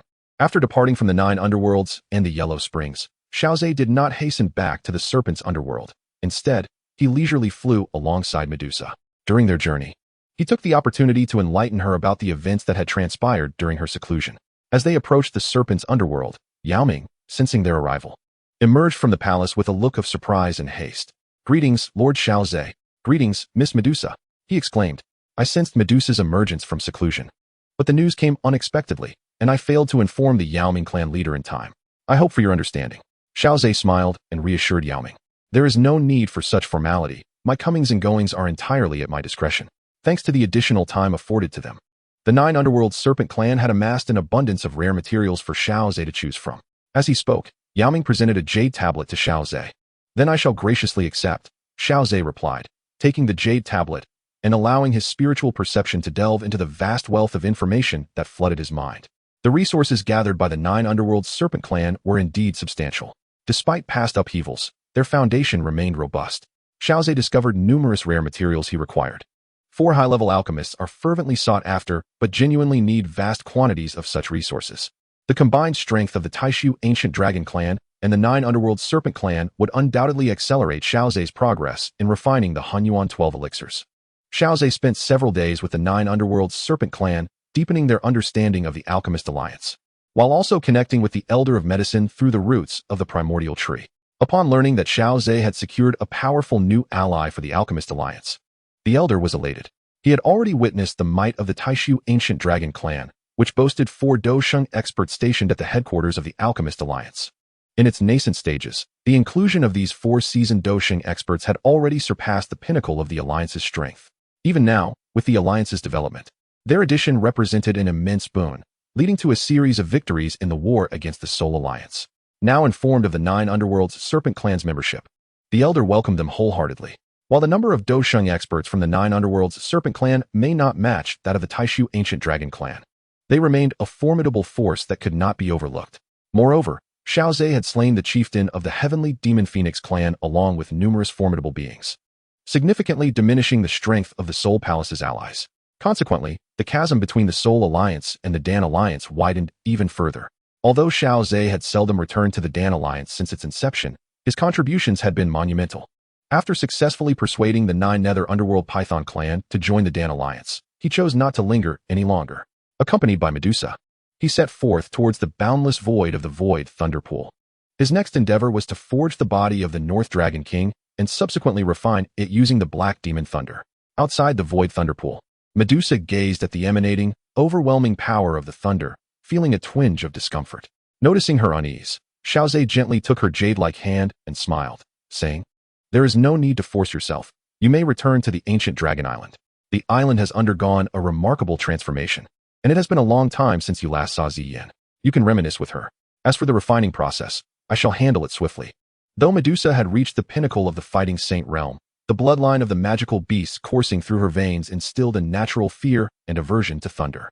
Furthermore, as Xiao Ze intended to delve deep into the Void Thunder Pool, where Black Demon Thunder was rampant, Medusa's immunity to ordinary thunder did not extend to the effects of the Black Demon Thunder. Thus, Xiao Ze preferred not to pressure her, encouraging her to return to the ancient Dragon Island and catch up with Ziyin. Feeling the warmth of Xiao Ze's concern reflected in his eyes, Medusa smiled and nodded. "Then I shall go to the ancient Dragon Island and wait for your return with Ziyin." Xiao Ze watched her silhouette fade away before plunging into the Void Thunder Pool, retrieving the body of the North Dragon King and commencing the puppet forging process. Chapter 606, The Art of Puppetry. Deep within the Void Thunder Pool, Xiao Ze refrained from venturing to the deepest depths to disturb the 9 Xian Golden Thunder. Instead, he sought a place at the boundary between the periphery and the depths. With a slight release of the 9 Xian Golden Thunder, he swiftly dispelled all surrounding lightning. Even the ferocious Black Demon Thunder dared not approach. The Source Emperor flame manifested in his palm, swiftly expanding from a small flicker into a colossal fire cauldron. Subsequently, a peculiar figure was summoned from his storage ring. Despite having perished some time ago, the body remained intact, exuding the lingering aura of its fierce vitality. Upon the robust physique, dark red stains of blood were evident, remnants of dried blood. Even these seemingly ordinary stains harbored considerable energy, for they contained the essence of the Taishu Ancient Dragon Clan that the North Dragon King had been unable to refine in haste. Most notably, 2 grotesque heads were slung over its shoulders, one with closed eyes, while the other glared wide open, seemingly retaining a flicker of divine light even after death. Instead of locking eyes, it seemed as if the lifeless corpse was gazing upon the living. Xiao Ze meticulously scrutinized the form of the Northern Dragon King, circling around it while employing his soul power to sense the state of the king. When he annihilated the Northern Dragon King, he wielded the 9 profound Golden Thunder, which possesses unparalleled destructive capabilities against the soul, ensuring that no remnants of the king's spirit lingered within the carcass. In the original narrative, however, the Northern Dragon King's spirit managed to endure the fiery trials of Xiaoyan's. After all, the crafting of a puppet is not merely a superficial refinement of the body. It requires a thorough integration of materials. Once the puppet is forged, it must be able to be manipulated at will, necessitating the reforging of even its very marrow during the crafting process. In such circumstances, the wood inevitably scorched the entire body, raising the question of how the king's spirit could withstand such flames. Xiao Ze briefly entertained this thought, but soon dismissed it, for the form before him bore no trace of lingering spirit. The annihilative force of the 9 profound golden thunder was sufficient to extinguish all vitality and soul of the Northern Dragon King. With a wave of his hand, a myriad of materials materialized around him. Goldstone powder, cold iron jade core, and roots resembling both jade and gold emanated a peculiar brilliance. The appearance of these materials rendered Xiao Ze less a pharmacist and more akin to a blacksmith, as they seemed more suited for weapon crafting than alchemy. Ordinary puppets lack a soul, relying solely on their formidable physicality. Therefore, the crafting of a puppet entails the reinforcement of its corporeal form. However, the enhancements achieved through crafting have inherent limits. Thus, one must seek even more powerful bodies to elevate the puppet's potential. The materials Xiao Ze selected were capable of further augmenting the already formidable physique of the Northern Dragon King. As he placed the king's fearsome and grotesque form into the fire cauldron, golden flames began to consume the body. Xiao Ze was not particularly adept in the art of puppetry, having rarely engaged in the crafting of puppets. Nonetheless, he had acquired some esoteric methods pertaining to this craft, including ancient techniques for creating human puppets. These methods were exceedingly ruthless, forcibly extracting a powerful being's soul and melding it into the puppet's body, endowing the resultant creation with the combat skills and consciousness of its former self. However, Xiao Ze was disinclined to employ such methods. While a puppet imbued with a soul may offer enhanced control and combat efficacy, it ultimately does not achieve a qualitative leap in power. The prospect of forcibly extracting a strong soul to integrate into a puppet was something Xiao Ze was unwilling to pursue. After Xiao Ze had refined the body of the North Dragon King, the peculiar and fierce dual heads were eradicated. A new head was forged, its visage unremarkable, indistinguishable amidst the throngs of humanity. This marked the preliminary completion of the refining process, which bore a resemblance to the art of puppet crafting. Although my accomplishments in puppet crafting were modest, I found the alchemical arts to be quite intuitive. Xiao Ze mused silently to himself, subsequently introducing various materials into the fire cauldron. Gold and stone powders were fused into the bones of the North Dragon King to enhance its skeletal structure. Frosted iron and jade essence were melded into its sinews, fortifying its musculature. Meanwhile, tendrils resembling gold and jade were employed to reinforce any frail areas, bolstering the North Dragon King's physique from within. This meticulous process demanded considerable time. After several days, all materials were thoroughly integrated into the North Dragon King's form. Observing the figure within the cauldron, Xiao Ze noted that the once massive body of the North Dragon King had considerably diminished, resembling that of an ordinary human. Yet, its strength was unfathomable. Even a typical 5-star Dou Saint would find a punch from the North Dragon King quite unbearable. Remarkably, the reconstituted North Dragon King surpassed even its former self in might. Its power was such that even a 6-star Dou Saint would struggle to subdue it. Although the North Dragon King could not contend with a 6-star Dou Saint either, it could only be said that a 6-star Dou Saint would expend tremendous effort to annihilate the North Dragon King, who, despite its formidable prowess, could not prevail against the vast array of skills and techniques possessed by a 6-star Dou Saint. Xiao Ze pondered, contemplating a potential path of cultivation within the Dou Qi Continent. One could train their own body as a puppet, utilizing an array of rare materials to augment their physical form, thereby rendering it impervious to harm. The Dou Qi Continent was indeed expansive, offering numerous pathways to cultivation beyond the orthodox methods. However, these alternative routes remained largely obscured, either due to their arduous nature or the peril they entailed. After all, a deceased body could be reinforced with an abundance of rare materials, surpassing its former capabilities, as Xiao Ze did. Conversely, a living individual seeking to meld such treasures into their being would face unimaginable suffering and significant danger. A fleeting thought crossed Xiao Ze's mind as he rose to his feet, flicking his fingers to disperse the golden fire cauldron into myriad flames that coalesced in his palm. Finally, with a twist of his wrist, he absorbed them into his being. Gazing at the puppet exuding a chilling aura, Xiao Ze nodded in satisfaction. As one of his few creations in the realm of puppet crafting, he felt a profound sense of contentment. The exceptional quality of this puppet was undeniably attributed to the superior foundation provided by the North Dragon King's original physique. Since you possess no intelligence, I shall refrain from bestowing a name upon you. As Xiao Ze spoke, he exerted his sole power to manipulate the North Dragon King, directing it towards the Black Devil Thunder. His aim was to harness the assault of the Black Devil Thunder to further augment the corporeal form of the North Dragon King. Chapter 607, A Marvel of Heaven and Earth. Deep within the void thunder pool, a figure was repeatedly struck and cast away by the Black Devil Thunder. However, with each strike, the figure absorbed the surging power of the Black Devil Thunder, thus enhancing its own strength. After the North Dragon King was once more hurled away by a colossal bolt of Black Devil Thunder, Xiao Ze gestured with his hand. The North Dragon King, akin to a body forged from a peculiar dark iron, swiftly returned before Xiao Ze. Xiao Ze scrutinized the North Dragon King, nodding in satisfaction. At present, the strength of the North Dragon King was sufficient to contend with beings at the 6-star Dueling Saint level purely based on its physical prowess.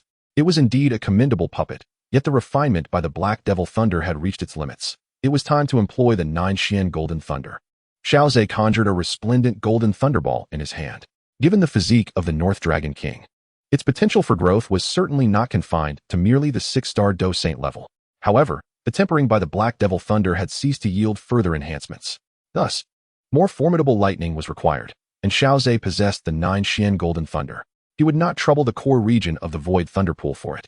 Though the 9 Xian Golden Thunder had already developed a semblance of intelligence, its control over power was perhaps still inferior to Xiao Ze's. As the creator of the North Dragon King, Xiao Ze was intimately familiar with its condition, making the refinement process far more intuitive. He pressed the Golden Thunderball against the North Dragon King's chest. Instantly, the Golden Thunderball flowed like liquid, gradually enveloping the North Dragon King's form. It appeared as if a golden luminescent membrane had been cast over it, with no flicker of lightning visible. Yet beneath the golden radiance, the North Dragon King's body was incessantly absorbing the power of the 9 Xian Golden Thunder. Under Xiao Ze's guidance, the enhancement provided by the 9 Xian Golden Thunder was comprehensive, penetrating every inch of flesh and bone. Such a degree of refinement was beyond the capabilities of either the Black Devil Thunder or the 9 Xian Golden Thunder from the core region. Only Xiao Ze, with his formidable mastery of energy, could achieve this. Xiao Ze observed the consumption rate of the 9 Xian Golden Thunder, a fleeting thought crossing his mind, before he stored the North Dragon King's body within his spatial ring. At the current rate of consumption, replenishing the 9 Xian Golden Thunder every 3 days seemed manageable.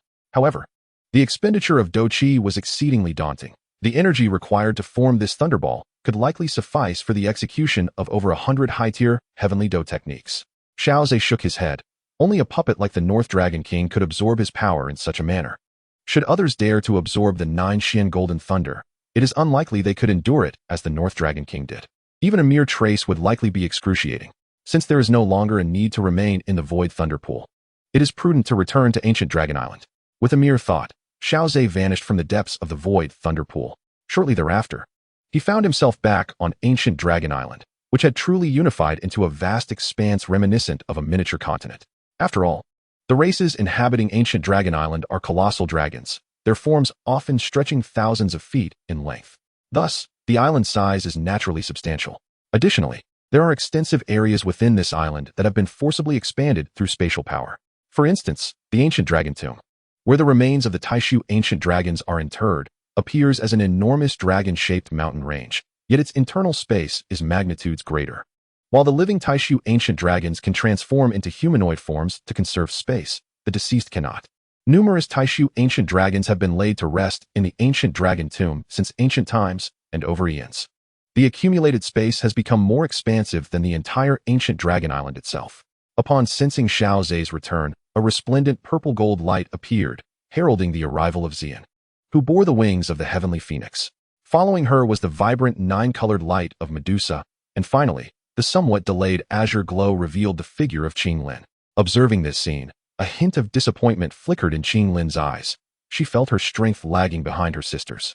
However, this fleeting thought was quickly replaced by a smile as she cheerfully exclaimed, "Young Master Xiao Ze, you have returned."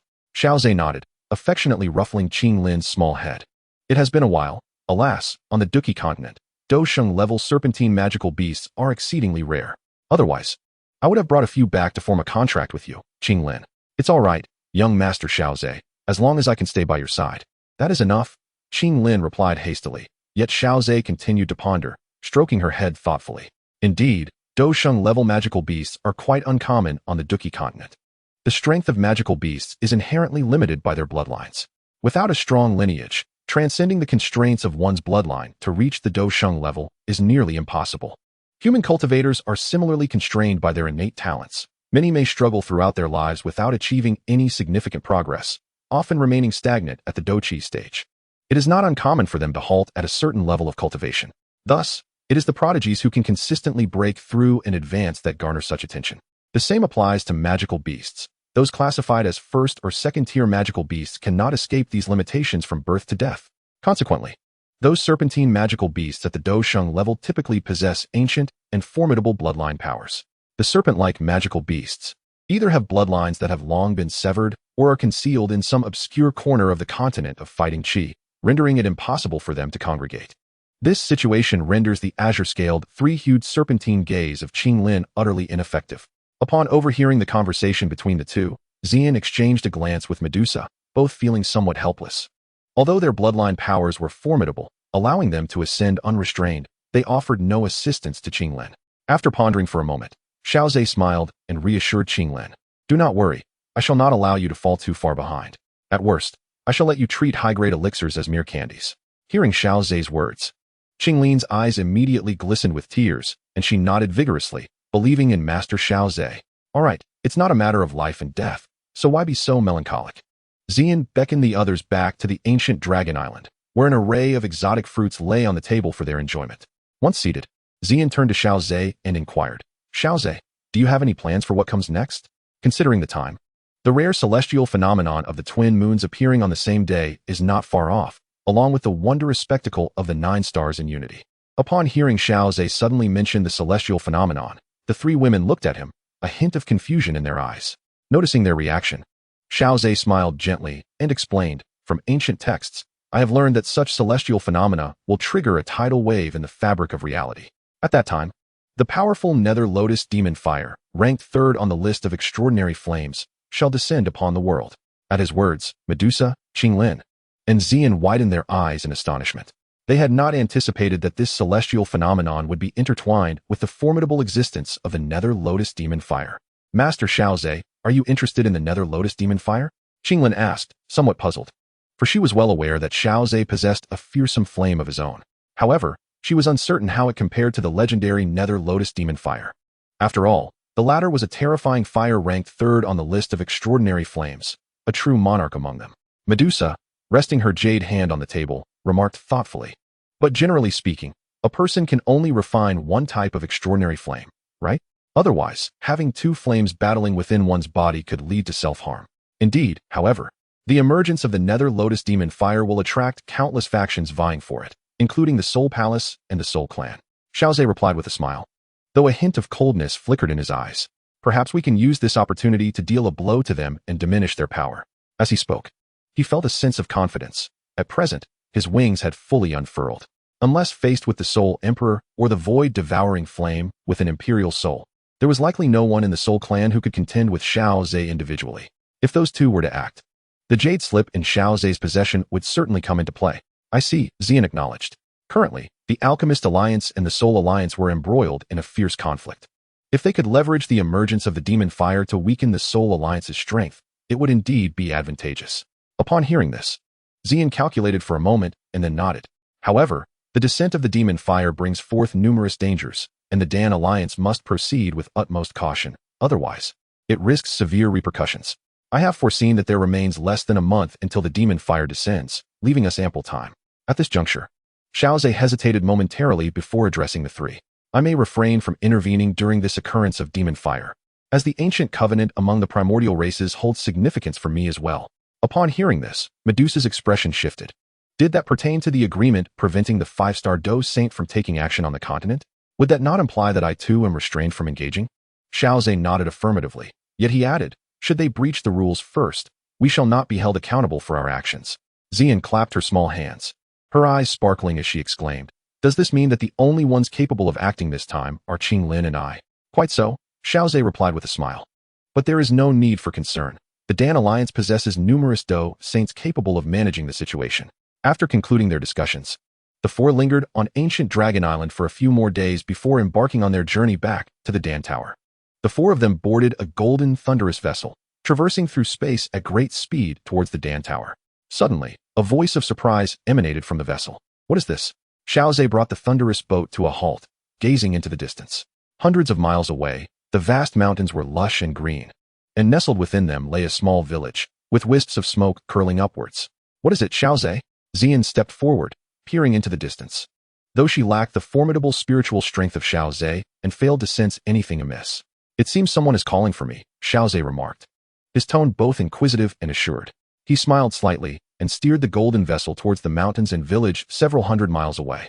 As they drew nearer, the three women finally beheld the village among the mountains. Fields were scattered in clusters, appearing rather unremarkable. Xiao Ze chose not to approach the village directly.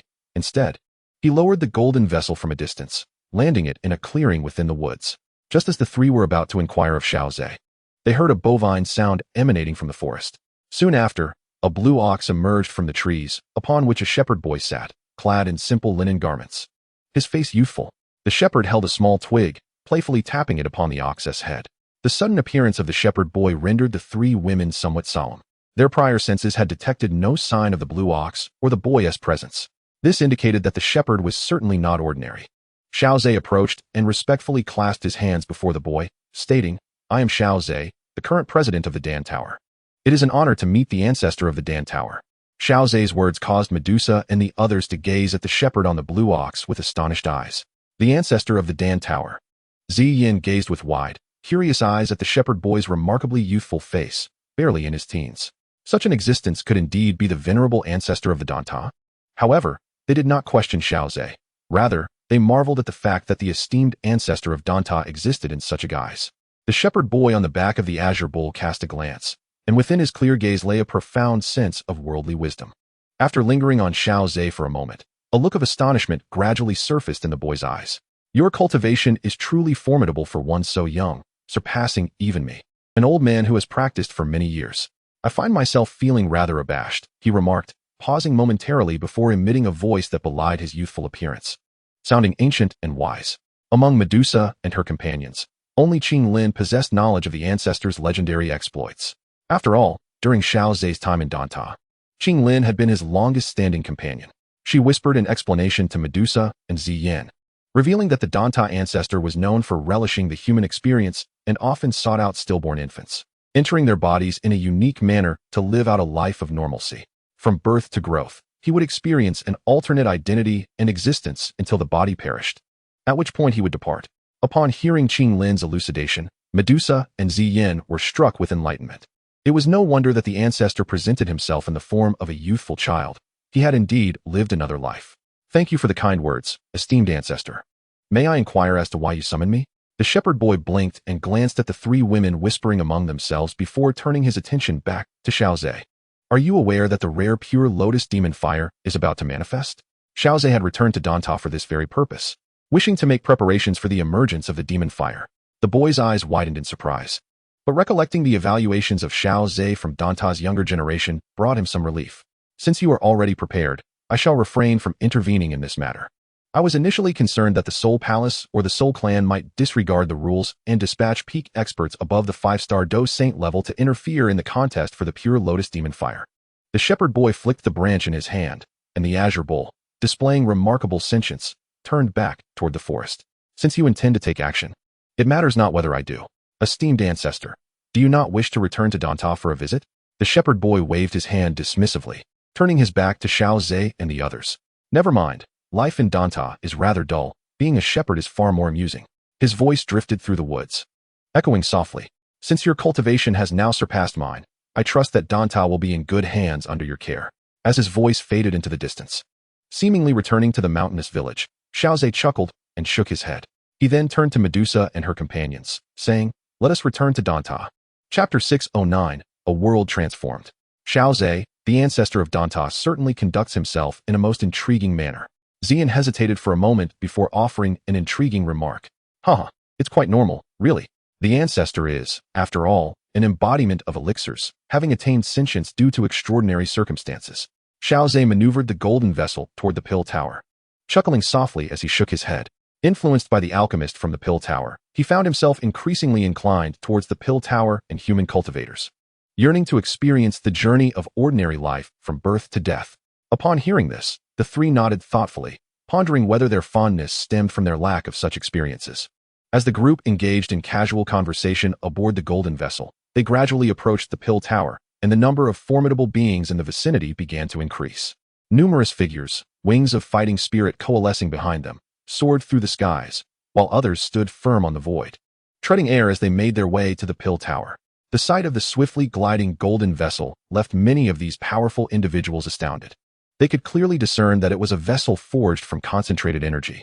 Yet its remarkable speed and stability hinted at a mastery of strength and energy that likely exceeded their comprehension.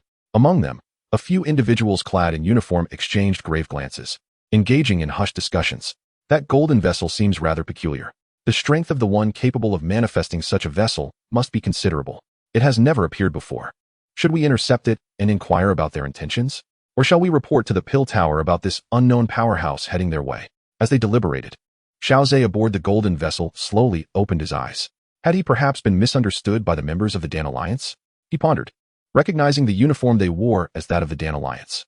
After all, as a unified coalition, they needed such insignia to bolster their cohesion. This fleeting thought crossed his mind before he dismissed it, for he was not an unwelcome visitor. 100 miles from Shangdan City, a figure clad in a blue robe gradually emerged from the void, exuding an extraordinary aura. Friends aboard the vessel, may I request an audience? The Dan Alliance is currently in a state of war and requires confirmation of the identities of incoming unknown powerhouses. Please do not take offense. Sensing the presence of the blue-robed elder, Xiao Ze raised an eyebrow. Was the upper echelon of the Dan Alliance now so fortified that they needed to dispatch a senior semi-saint to scrutinize unknown cultivators? I am Xiao Ze, the president of the Pill Tower, he announced, tossing a jade token towards the blue-robed elder.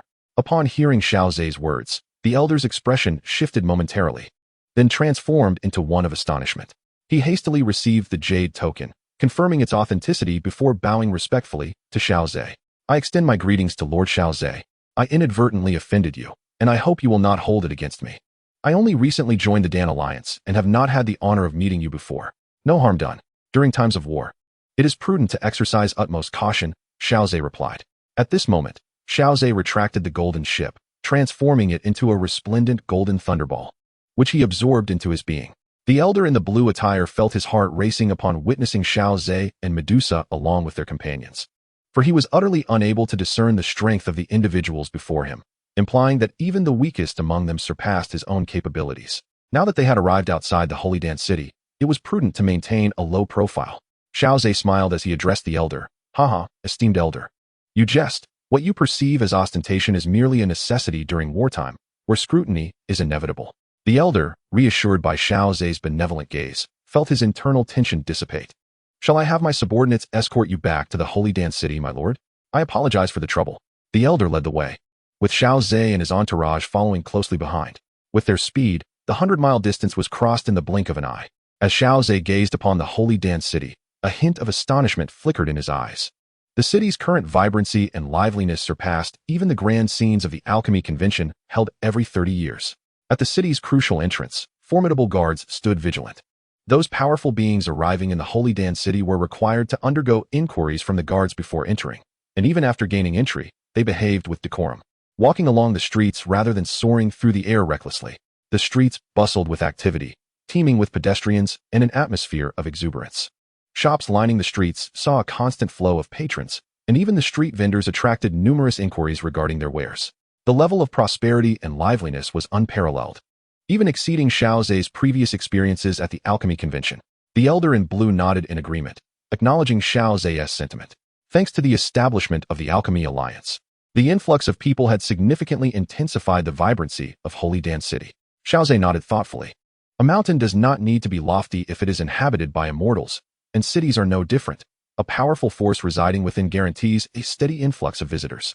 The congregation of formidable beings in Holy Dan City brought forth unparalleled benefits, for in this city, anything one desired necessitated expenditure. Moreover, what drew countless individuals was the extraordinary elixirs available. For practitioners, entering Holy Dan City and encountering the myriad of elixirs, each with unique effects, made it nearly impossible for anyone to resist the temptation to procure them. Under such circumstances, Holy Dan City had undeniably emerged as the most prosperous city in the central continent. With elixirs as the allure, innumerable powerful beings flocked to the city, ready to exchange their treasures for these coveted potions. In such a thriving metropolis, seeking rare materials, exceptional techniques, or formidable weapons was remarkably convenient.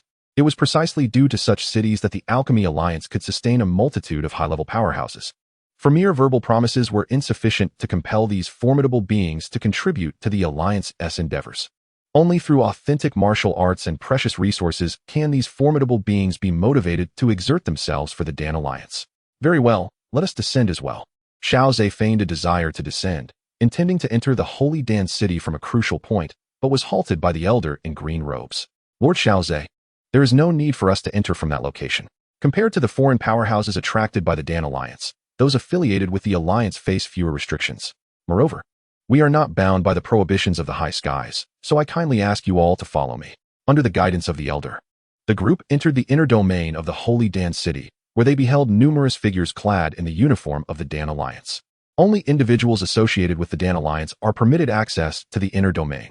Shortly thereafter, Xiao Ze and his companions arrived at the imposing Black Tower of the Dan Pagoda, where they were reunited with familiar faces long missed, Master Yao, Ancestor Huyun, and the twin immortals Qinghua. Master Yao gazed at Xiao Ze with a look of delight. Xiao Ze, you have finally returned. In the Black Tower, all gathered together. And once everyone was seated, the assembly was filled with formidable fighters. After settling in, the eyes of all present converged upon Xiao Ze. Although he held no official position of power within the Dan Alliance, at least not in name, his strength surpassed that of anyone else in the Alliance, save for the long-absent ancestor of the Dan Pagoda. Furthermore, his unparalleled alchemical skills attracted numerous individuals to join the Dan Alliance, drawn by Xiao Ze's illustrious reputation. Thus, while he lacked formal authority, he nonetheless enjoyed a significant status. After a considerable absence, Xiao Ze's return to the Dan Alliance sparked curiosity among the assembly regarding the reasons behind his reappearance. I believe you are all quite curious about my return to the Dan Alliance, Xiao Ze remarked, noticing the intrigue in their eyes, a smile gracing his face. It has been less than a month since the emergence of the pure Lotus demon fire. Across the central state, many factions privy to this matter are likely preparing to attempt once more to subdue the pure Lotus demon fire. Upon hearing this, the expressions of the crowd shifted subtly. The pure Lotus demon fire. Master Yao's demeanor changed. He was well aware that his disciple had acquired several fragments of the map concerning the pure Lotus demon fire. Yet, the absence of one critical piece of information remained a source of regret. While Master Yao understood this, not all the powerful fighters were fully informed. As some did not hail from deeply rooted factions, most of the forces capable of documenting information about the pure Lotus demon fire had legacies spanning over a millennium. Without the accumulation of time, one might not necessarily be aware of the emergence of the pure Lotus demon fire. However, after some of the knowledgeable experts provided hushed explanations, those who were previously puzzled began to exhibit expressions of understanding. They had not anticipated that the matters concerning the pure Lotus demon fire and the pure Lotus demon saint involved entities that were the mightiest from the ancient era of the Dou Qi Continent. It is said that the pure Lotus demon sage ultimately met his demise due to a backlash from the pure Lotus demon fire, leading to his complete fall.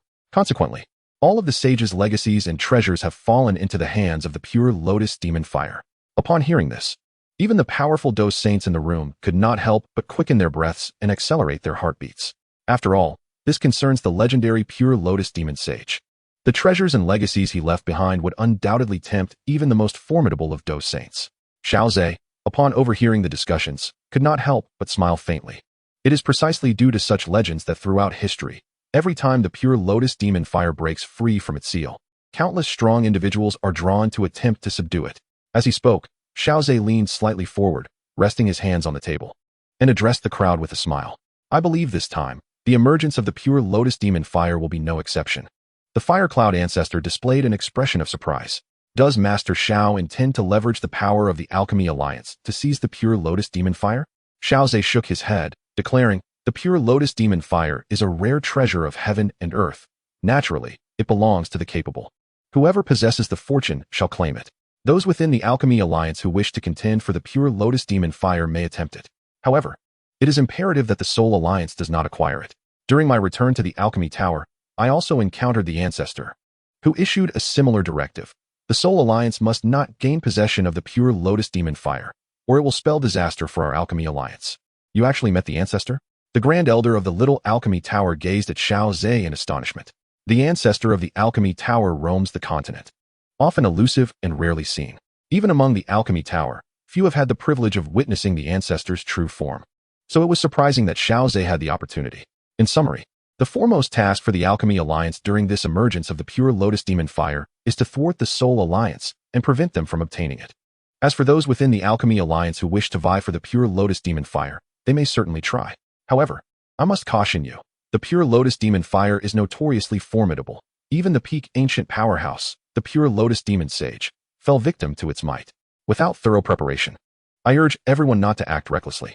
Otherwise, not only might we fail to acquire the pure Lotus Demon Fire, but we may also risk losing our hard-earned cultivation, leading to our demise. Upon hearing this, the atmosphere in the room turned solemn, and the fervor for the pure Lotus Demon Fire was considerably tempered. Xiao Ze's words were not without merit. The greater the allure of the pure Lotus Demon Fire, the more perilous the risks entailed. Even Dou Saints could find themselves ensnared, ultimately facing a fate of death and oblivion. By the way, I have not returned to the Alchemy Alliance for quite some time and am unaware of its current strength. In this endeavor to counter the Soul Alliance, I need to familiarize myself with the present hierarchy of the Alchemy Alliance, Xiao Ze concluded. At that moment, the esteemed Yao Chun, seated at the forefront, responded with a cheerful demeanor. The current state of the Pill Alliance has undergone a remarkable transformation. The number of Dou Saints has surpassed 10. Presently, the Dou Saints stationed within the Pill Tower are all accounted for, with several others engaged in missions yet to return. For a detailed understanding, you may consult the provided information.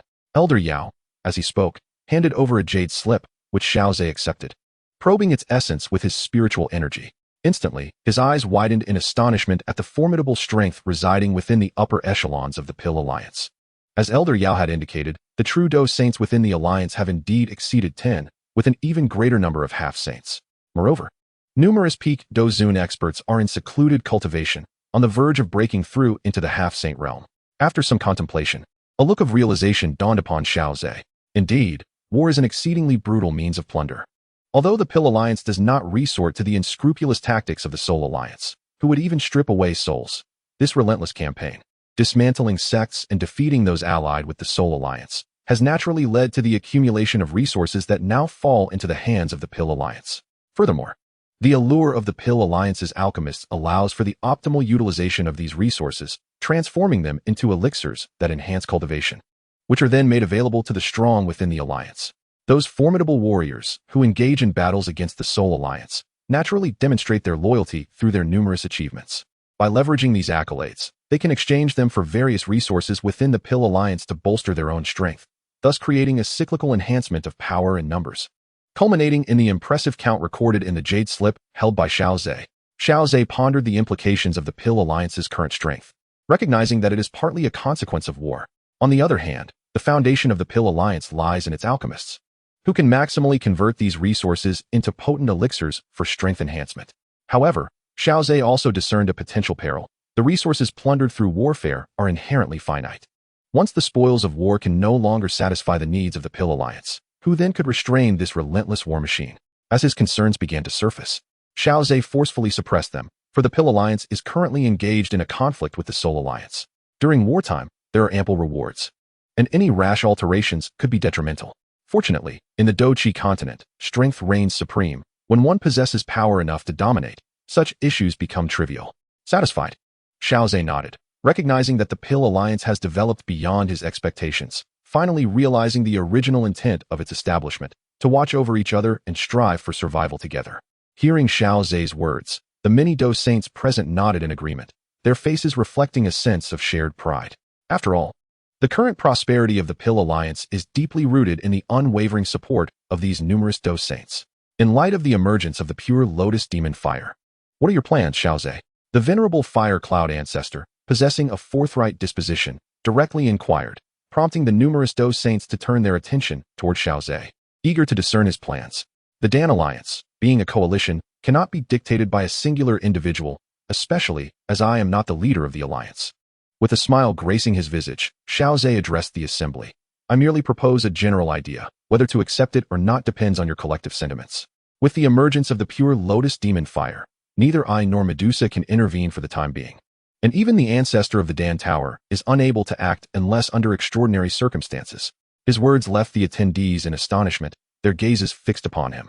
However, one individual reacted promptly, rising in shock, eyes locked on Xiao Ze. Could it be that your strength has reached the level of a 5-star Dou Saint? The audience could not help but swallow hard upon hearing such declarations. Xiao Ze's youth, when compared to the venerable figures present, rendered him scarcely a fraction of their age. and his breakthrough to Dou Saint was achieved in a remarkably brief span. Under such circumstances, the insinuation that he had already attained the status of a 5-star Dou Saint was nothing short of astonishing to the assembled ancient beings. Xiao Ze offered a slight smile and nodded, affirming, "Indeed, not only I but Medusa as well cannot act. We must rely on you." With this confirmation, the expressions of the gathered Dou Saints shifted subtly as they regarded Xiao Ze. What was once a gaze of peers now transformed into one of respect. Medusa, too, received similar acknowledgement, though the crowd expressed less surprise towards her. After all, magical beasts heavily rely on their bloodline powers, and a significant enhancement in such powers can lead to a qualitative leap in strength, something human cultivators can only envy. Yet, such formidable magical beasts with extraordinary bloodline powers are exceedingly rare across the continent of Dou Qi. If you, esteemed Xiao Ze, cannot intervene, who then shall oversee this endeavor? I propose that Ziyin take the helm, as the Dragon Emperor of the ancient Void Dragon clan. She should possess ample understanding of these matters, and her strength is formidable, having also reached the late stage of 4-star Dou Saint. The collective gaze of the Dou Saints turned somewhat numbly towards Ziyin, who offered a gentle smile and nodded in acknowledgement. Envy filled the hearts of the gathered Dou Saints, for being in Xiao Ze's company ensured an abundance of elixirs and opportunities. Alas, such chances were not afforded to them. A fleeting thought passed through their minds, and the Dou Saints unanimously concurred with Ziyin's leadership for this endeavor. In the alliance, strength ultimately reigns supreme. A 4-star Dou Saint stands among the elite of the assembly. If we exclude Xiao Ze and Medusa, Ziyin is undoubtedly the foremost power. Now that the leader has been determined, who wishes to partake in this undertaking? Xiao Ze inquired, his tone laced with amusement. Although the objective of this endeavor is the Soul Alliance, if any among you harbor thoughts regarding the purifying Lotus demon fire, you are ultimately members of the Alchemist Alliance, which will undoubtedly extend its assistance. Upon hearing Xiao Ze's words, the numerous formidable beings present were invigorated. It would be improbable for them to claim disinterest in the purifying Lotus demon fire, not to mention that it possesses the legacy and treasures of the purifying Lotus demon sage. The fire itself is one of the most exceptional anomalous flames on the Dou Qi Continent. Its extraordinary might can even yield remarkable effects at the Dosheng level. If Xiao Ze's assertion holds true, that the Alchemist Alliance will lend them aid in the pursuit of the purifying Lotus demon fire, then perhaps there exists a genuine possibility. The venerable Yao Lao, seated at the forefront, also displayed a flicker of emotion, a hint of joy gracing his countenance. His disciples' cultivation method heavily relies on anomalous flames, making the acquisition of the purifying Lotus demon fire imperative. The opportunity to leverage the power of the Alchemist Alliance could not be more fortuitous. Ultimately, numerous Dosheng powerhouses expressed their willingness to partake in this undertaking, unabashedly revealing their intentions to vie for the purifying Lotus demon fire. Subsequently, discussions regarding the operation commenced, with Xiao Ze refraining from participation, delegating the responsibility to Ziyin. After all, she would be in charge of the ensuing endeavor, so this was merely an opportunity for her to familiarize herself with the proceedings. Not long after, within the Elder Tower of the Alchemist Guild, Xiao Ze stretched languidly and retrieved the jade slip delivered that day. Delving into it with his spiritual energy, he promptly placed it upon the table. As news of the emergence of the purifying Lotus demon fire spread, the central state was abuzz with activity, both overtly and covertly, as numerous factions commenced their maneuvers. Even the ancient sects and families, typically shrouded in secrecy, were drawn by the allure of the purifying Lotus demon fire. Meanwhile, in the northwestern region of the central state, the mountains sealing the purifying Lotus demon fire transformed from a seldom-trodden wilderness into a bustling locale. The central state, already mired in chaos due to the ravages of war, now faces the prospect of further turmoil with the advent of the purifying Lotus demon fire. After all, even the two warring alliances cannot mobilize all forces within the central state. Such an act would undoubtedly incite widespread wrath. Consequently, a significant number of hidden factions have refrained from intervening in the conflict in the central state.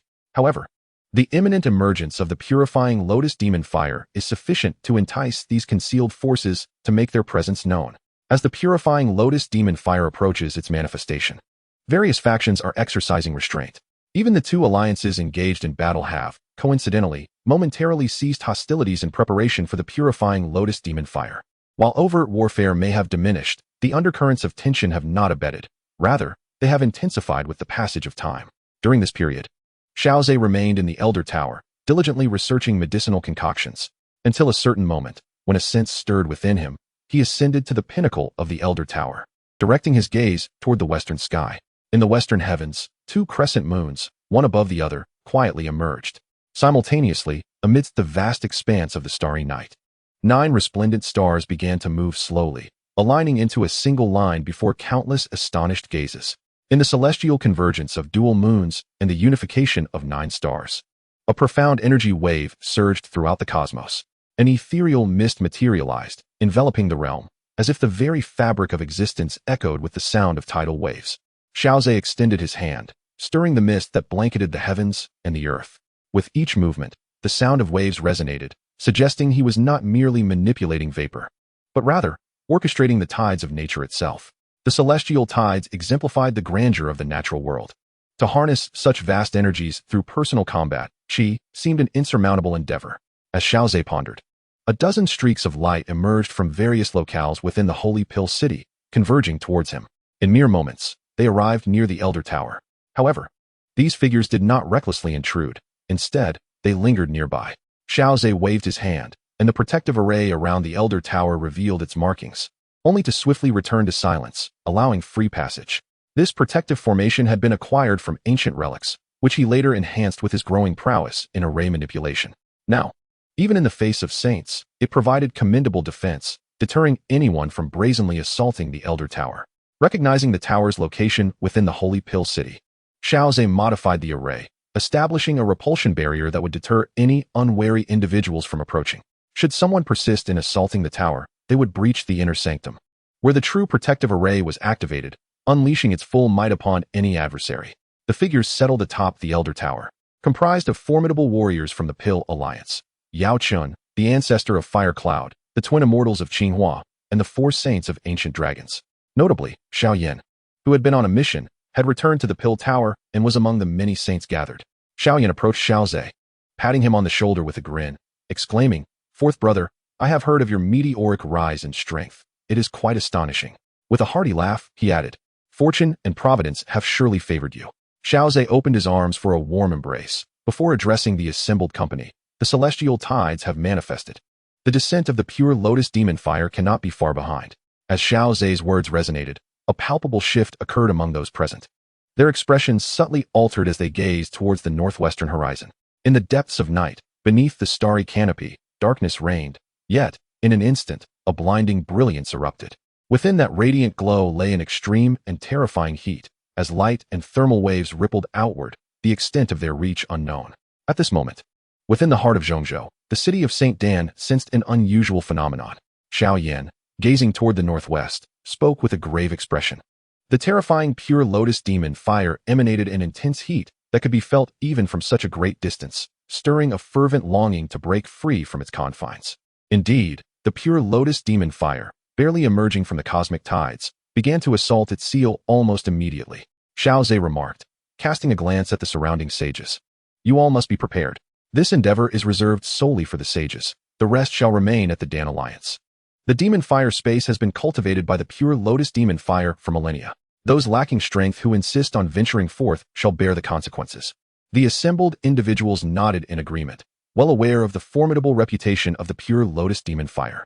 Although its allure was immense, it paled in comparison to the hard-earned cultivation and lives at stake.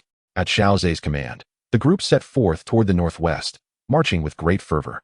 Although only sages were permitted to advance, the years of conflict had bolstered the Dan Alliance's ranks with a considerable number of sages.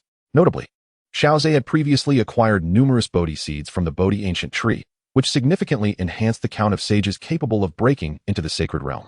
As the Dan Alliance made its move, significant sects and powerful factions across the Zhongzhou continent also began to converge toward the northwest. Within a single night, the entire Zhongzhou was set into motion. The sound of rushing winds filled the air as Xiao Ze and his companions drew closer to their destination. "Young Master Xiao Ze, we are nearing the 1,000-mile radius of the demon fire's descent," Qinglin remarked, his expression grave as he gazed ahead at the blinding light. Akin to a sun plummeting to earth, radiating boundless illumination and heat. Xiao Ze glanced back, noting that his companions were still able to withstand the pressure. After all, the strength of those present was no less than that of the half-saint realm. Not far from their group, another contingent led by a half-saint was also making its way forward. Among them, several high-ranking Dozuns were already drenched in sweat. Xiao Yan observed their condition and remarked gravely, "The pure Lotus demon fire is indeed fearsome. Even the residual heat it emits has left the high-ranking Dozuns in such a state." Thankfully, I heeded your advice, fourth brother, and did not allow Dou Zun warriors from the Alliance to partake in this contest. Otherwise, the casualties would have been catastrophic. Xiao Ze chuckled and shook his head, hoping they did not perceive him as having thwarted their opportunities. The crowd shared a knowing smile, for there were always those who believed they might miraculously tame the pure Lotus demon fire. Yet, Xiao Ze's decision to exclude those below the half-saint realm from this endeavor would inevitably lead some to harbor thoughts of him obstructing their prospects. However, once this venture concluded, it would become evident that any who dared enter the demon fire space without the requisite strength were likely to meet their demise. After all, those who harbor a sense of luck will never be in short supply, Xiao Yan remarked, his gaze subtly indicating the forces that were incessantly converging.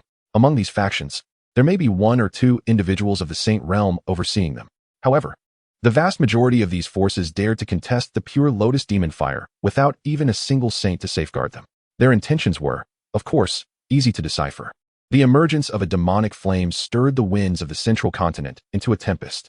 Xiao Ze gestured with a wave of his hand, prompting the group to continue their journey towards the northwest. As the surrounding temperature escalated to an increasingly scorching degree, the group finally arrived at the towering mountains that sealed the demon fire. Yet, upon reaching this location, their expressions subtly shifted.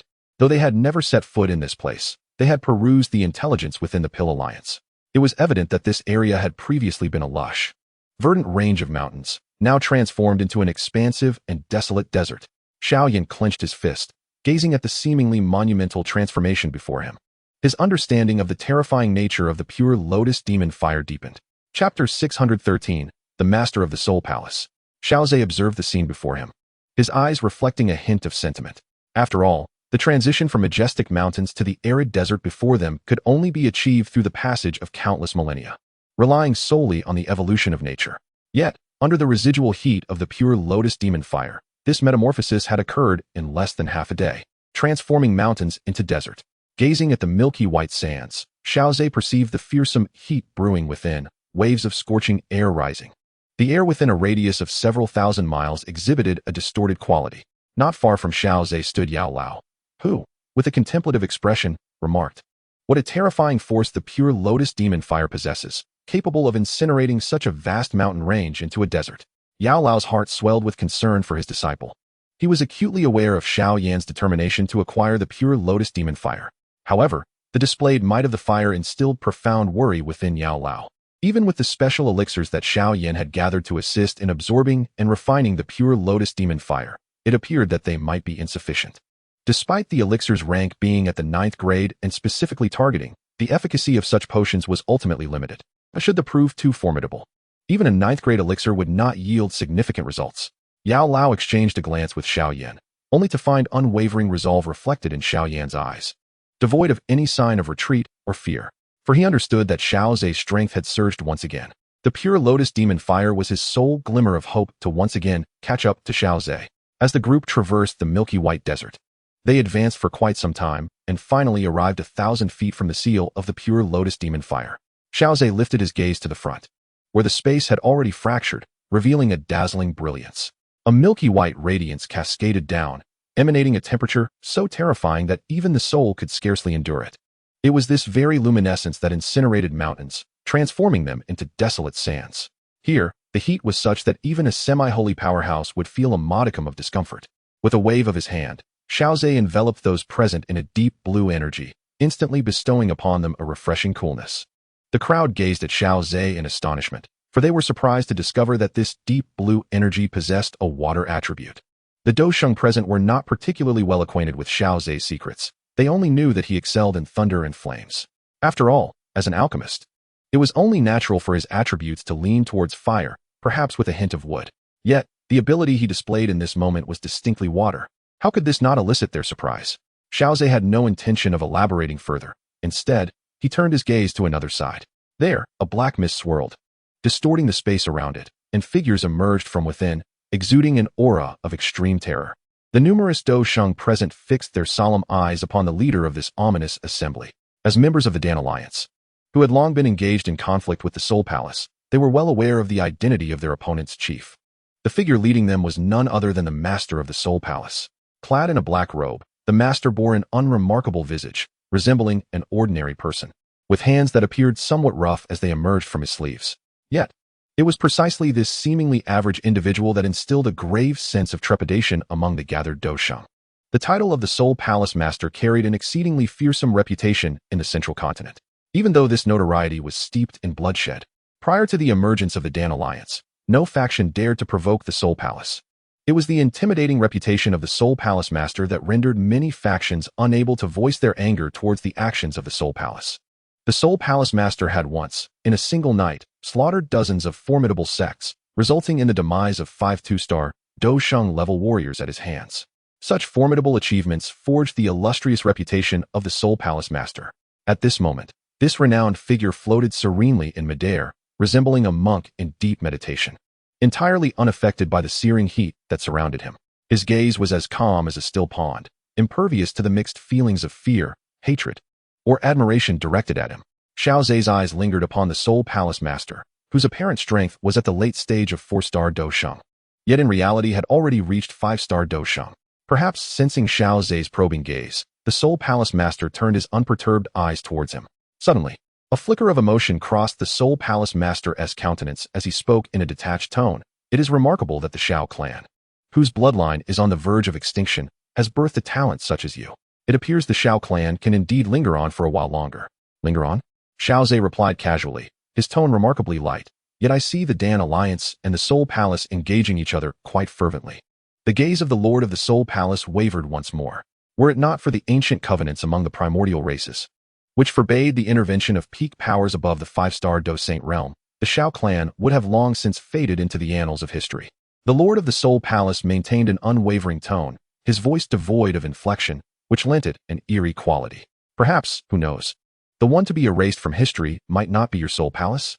Xiao Ze wore a smile, undeterred by the words of the Lord. With a penetrating glance at Xiao Ze, the Lord mused that, given time, he might become another Xiao Xian for the Soul Clan.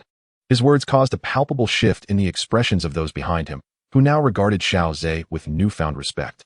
To receive such high praise from the Lord indicated that he would undoubtedly become a formidable adversary for the Soul Clan. If not for the balancing forces of other ancient races, the Soul Clan would have already unleashed their 5-star Dou Saint-level warriors to eliminate Xiao Ze. The Dou Saint powers from the Soul Clan thought to themselves. However, this state of affairs would soon change. The balance of power among the ancient races would soon dissipate. At that time, an unseasoned Xiao Xian would pose no threat to the Soul Clan. After all, even a fully matured Xiao Xian had fallen into the hands of the Soul Clan. Unaware of their inner thoughts, Xiao Ze turned his attention to another direction, where several figures were approaching at remarkable speed. Haha, Xiao Ze, it has been a long time. Your strength grows ever more unfathomable. Upon hearing that boisterous voice, Xiao Ze's smile broadened. He recognized the speaker as the dean. Mang Tianqi swiftly approached Xiao Ze, clapping him on the shoulder. No need for pleasantries. It is thanks to you that my strength has been able to rise once more. As he spoke, a thread of dark thunder crackled at his fingertips, a clear indication that he had successfully transformed his internal thunderous power into black magic thunder. Congratulations, Dean, on your advancement. Xiao Ze could easily discern that Mang Tianqi had indeed stepped into the realm of Dou Saint, now at the mid-stage of a 1-star Dou Saint. After some cordial exchanges, the elderly Mang Tianqi gazed at the cadre of Dou Saint powers behind Xiao Ze, taken aback. You, my friend, have established the Pill Alliance with such fervor. The number of Dou Saints here nearly rivals that of the ancient races. Mang Tianqi's astonishment elicited a modest smile from Xiao Ze. It's not too bad. Perhaps we can barely keep pace in numbers, but the quality remains a formidable challenge.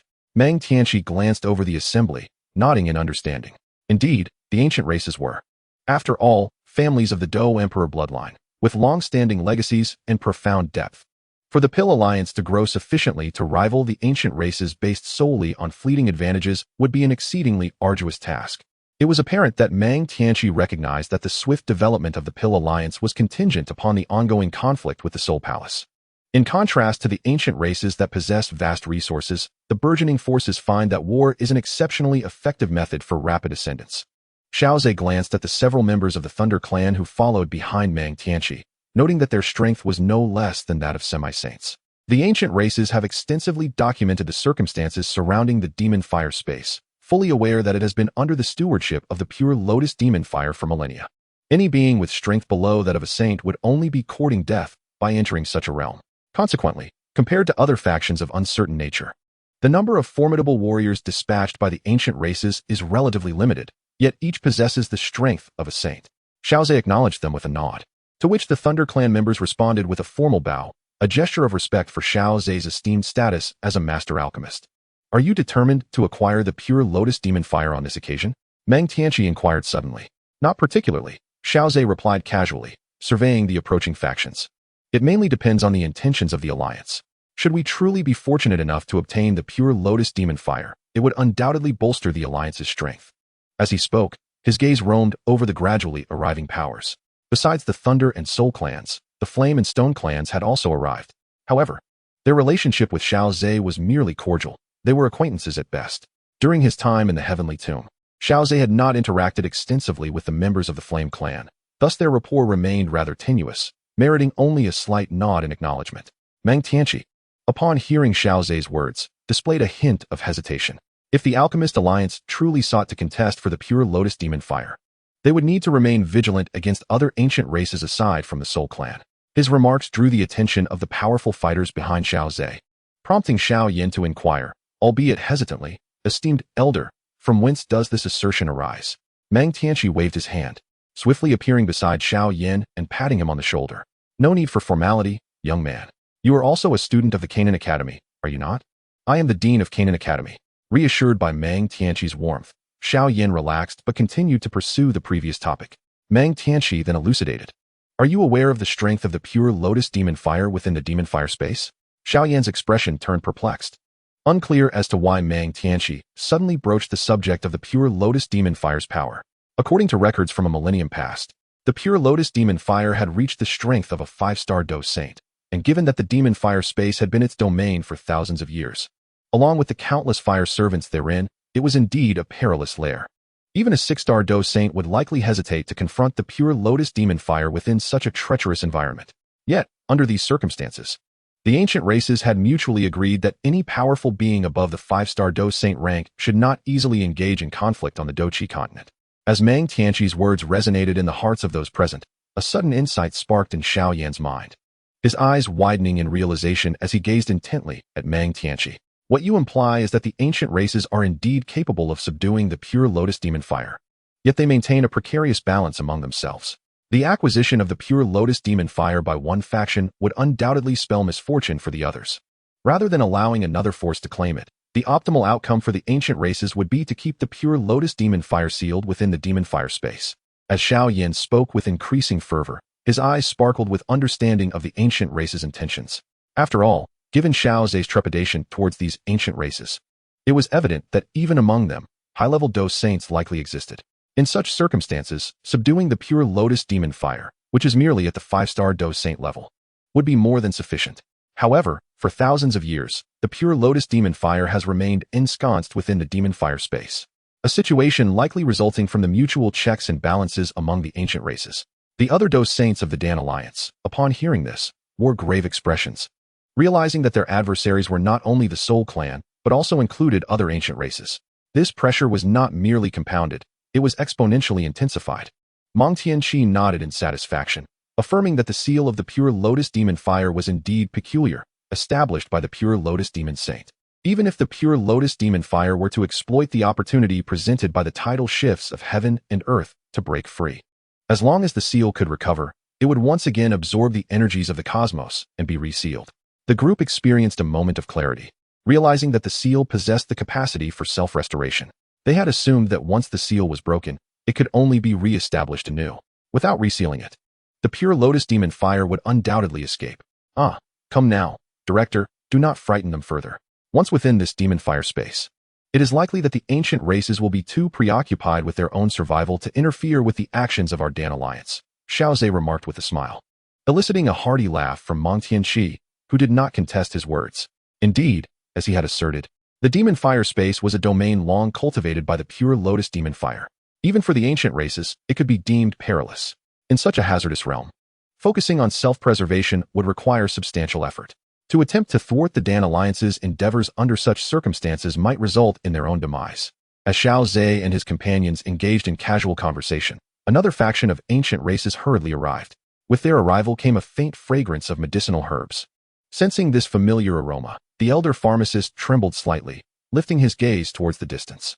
Indeed, the figure imprinted in his memory was swiftly emerging from the space. The elder, clad in the garb of an alchemist with his hands tucked within his sleeves, bore a calm demeanor, though a glint of sharpness flickered in his eyes. Perhaps the intensity of the elder pharmacist's gaze alerted the elder, who then turned towards the direction of Xiao Ze and his group, promptly spotting the figure of the elder pharmacist. Upon encountering the penetrating gaze of the elder Yao, the old man let out a cold chuckle.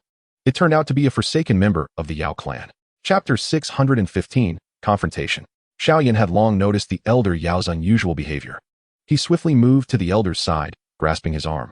Since becoming the elder's disciple, Xiaoyan had traversed countless life and death crises, always accompanied by the elder. It can be said that without the elder, there would be no Xiaoyan today. To Xiaoyan, the elder was both a mentor and a father figure. Witnessing the elder's distress inevitably filled him with concern. Master? At that moment, the cold laughter of Yao Wangguai reached Xiaoyan's ears. After all, Yao Wangguai had no intention of concealing his thoughts. With the perception of a Dou Saint, Yao Wangguai's words clearly resonated with the members of the Dan Alliance, instantly drawing the attention of many Dou Saints towards him. Xiao Ze also cast his gaze upon the trio from the Yao clan. Besides the leader, Yao Wangguai, there were a man and a woman behind him. The man was clad in resplendent robes, with a strikingly handsome, yet somewhat effeminate appearance, his thin lips exuding a hint of coldness and sharpness.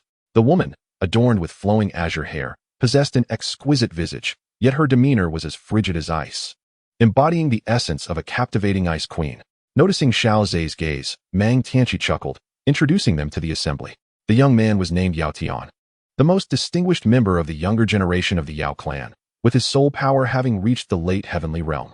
Moreover, he had previously consumed a precious elixir that nearly reached the Xiandan level, elevating his prowess to the mid-stage of a one-star Dou Saint. These two accomplishments rendered Yao Tian the brightest star among the Yao clan's youth. It was rumored that he had once refined a 9th-grade treasure pill, though the veracity of this claim remained to be debated. Upon hearing Mang Tianqi's words, the eyes of the numerous Dou Saints present flickered with intrigue.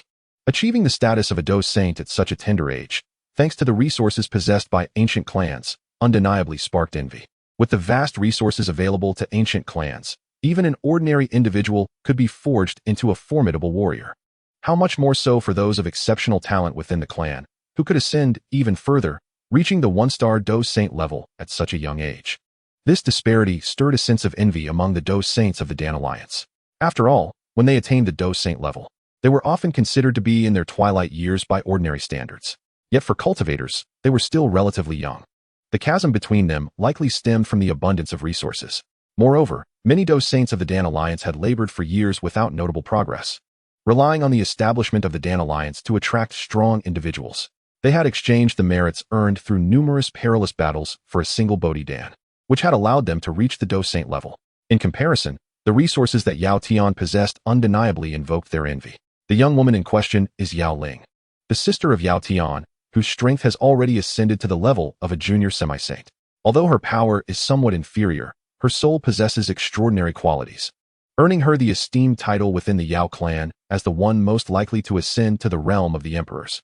Xiao Ze cast a profound gaze upon the icy beauty, revealing a hint of disappointment in his eyes. This was due to the fact that her innate soul talent mirrored that of Chao Ying, naturally formidable, yet virtually incapable of further enhancement, thus rendering her incapable of providing Xiao Ze with any feedback on his own talents. While the Meng Tianqi continued its introduction, Elder Yao interjected, offering an explanation. This elder, known as Yao Wangguai, wields significant authority within the Yao clan, presiding over punishments and possessing the power to dictate the life or death of clan members with a single word. Elder Yao turned his gaze towards Xiaoyan, his voice slightly hoarse as he recounted, "It was Yao Wangguai who, in his misguided judgment, banished me from the Yao clan." Upon hearing Elder Yao's words, Xiaoyan's eyes narrowed slightly, a cold murderous intent swiftly surging within them. The insult to his teacher ignited a fury within him that surpassed any affront to his own dignity. "Rest assured, master, I shall ensure that Yao Wangguai pays a heavy price for this." "Oh, how could a mere two-star Dou Saint like you make me pay?" Yao Wangguai replied, leading Yao Tian and Yao Ling to the forefront of the Dan Alliance's ranks. As he surveyed the number of Dou Saints within the alliance, a look of gravity crossed his face. However, he deemed the strength of these Dou Saints, being merely novice level, not a significant threat, and thus, he felt no inclination to retreat. Clenching his fists, Xiaoyan was poised to strike, but Xiao Ze laid a firm hand on his shoulder, whispering, "Third brother, allow me to handle this." Both Elder Yao and Xiao Yan turned their gazes towards Xiao Ze, nodding in agreement, as they inherently trusted him. Observing Xiao Yan's earlier bravado now silenced by his inquiry, Yao Wangui let out a cold laugh. Beside him, Yao Tian taunted. A discarded member of the Yao clan is but a waste, and his disciples are equally worthless. Ziyin, Xiao Ze spoke calmly, prompting the nearby Ziyin to nod and transform into a radiant golden-purple light, appearing before Yao Tian. With a resounding slap, her jade-like hand struck Yao Tian's face before anyone could react. The force was so great that it sent Yao Tian spiraling through the air, only managing to halt his momentum after several rotations. Possessing the bloodline of the Dragon Phoenix, Ziyin's speed was remarkable, allowing her to deliver a blow before Yao Wangui could even respond, despite both being 4-star Dou Saints. The unexpected turn of events drew the attention of numerous nearby factions. After all, they were all intent on unleashing the pure Lotus demon fire to break through its seal, thus depleting its power before entering the demon fire space. The timing of such a conflict piqued their curiosity, leading many to cast inquisitive glances towards the unfolding scene. Especially notable was the spectacle of Yao Tian being violently hurled and tumbling through the air. He felt the weight of various gazes upon him, as if the fiery sensation on his face was suppressed. The myriad of emotions embedded in those stares ignited a surge of anger and discomfort within him, prompting Yao Tian to roar, "Elder Wangui, eliminate her! How audacious! Does your Dan alliance seek to wage war against my Yao clan?" Yao Wangui, brimming with fighting spirit, cast a cold glare at Ziyin. With a flick of her wrist, Ziyin dismissed the energy crystals enveloping her palm. Unwilling to make contact with any man other than Xiao Ze, "I am of the ancient dragon clan. If you seek trouble, then come forth," she declared fearlessly. Such boldness! Yao Wangui bellowed, as a formidable energy coalesced around his fist, launching towards Ziyin in an instant. In response, a flash of light emanated from her storage ring, revealing a dragon spear in her grasp. Infused with the power of the Dragon Phoenix, she met his assault head-on. The clash of the dragon spear and his fist unleashed a tremendous force, shattering the space within 100 feet in an instant. Chapter 616, A Lesson. With a resounding crack, the surrounding space shattered, and a figure shot forth from the wreckage. Yao Wangui's face shifted through shades of blue and purple, and he swallowed the surge of blood that threatened to escape his throat, his gaze intensely focused on the figure standing with the spear in the void. From a distance, Yao Tian and Yao Ling exchanged astonished glances at Elder Wangui. How could Elder Wangui, equally a late-stage 4-star Dou Saint, find himself at a disadvantage in close combat? The surrounding factions were equally taken aback, even from afar. They could sense the terrifying might of the clash between 4-star Dou Saints. Had they been embroiled in that earlier confrontation, the consequences would have been dire. Even the ancient race's strongmen regarded Ziyin with newfound solemnity. Though they shared the same rank, their combat prowess was markedly different. The Soul Palace Master, Gu Jing Wubua, exhibited a flicker of intrigue in his gaze. The ancient dragon.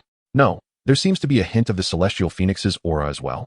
As the Soul Palace Master pondered the essence of Ziyin's power, she gripped her spear at an angle, the purple-golden light flickering ominously, emanating a dangerously potent aura as she exclaimed, "Come again." Upon hearing her words, Yao Wangui's concealed hand trembled involuntarily, and he quickly retorted, "Umph. Is your Dan alliance truly so brazen? Resorting to violence at the slightest disagreement? Today, you rely on sheer numbers. Do you not regard the myriad forces present here?" Ziyin paused slightly. Although she stood on equal footing with Yao Wangui as a late-stage 4-star Dou Saint, her lineage from the Dragon Phoenix bloodline endowed her with a physique far surpassing the ordinary, thus granting her the upper hand in their close-quarters engagement.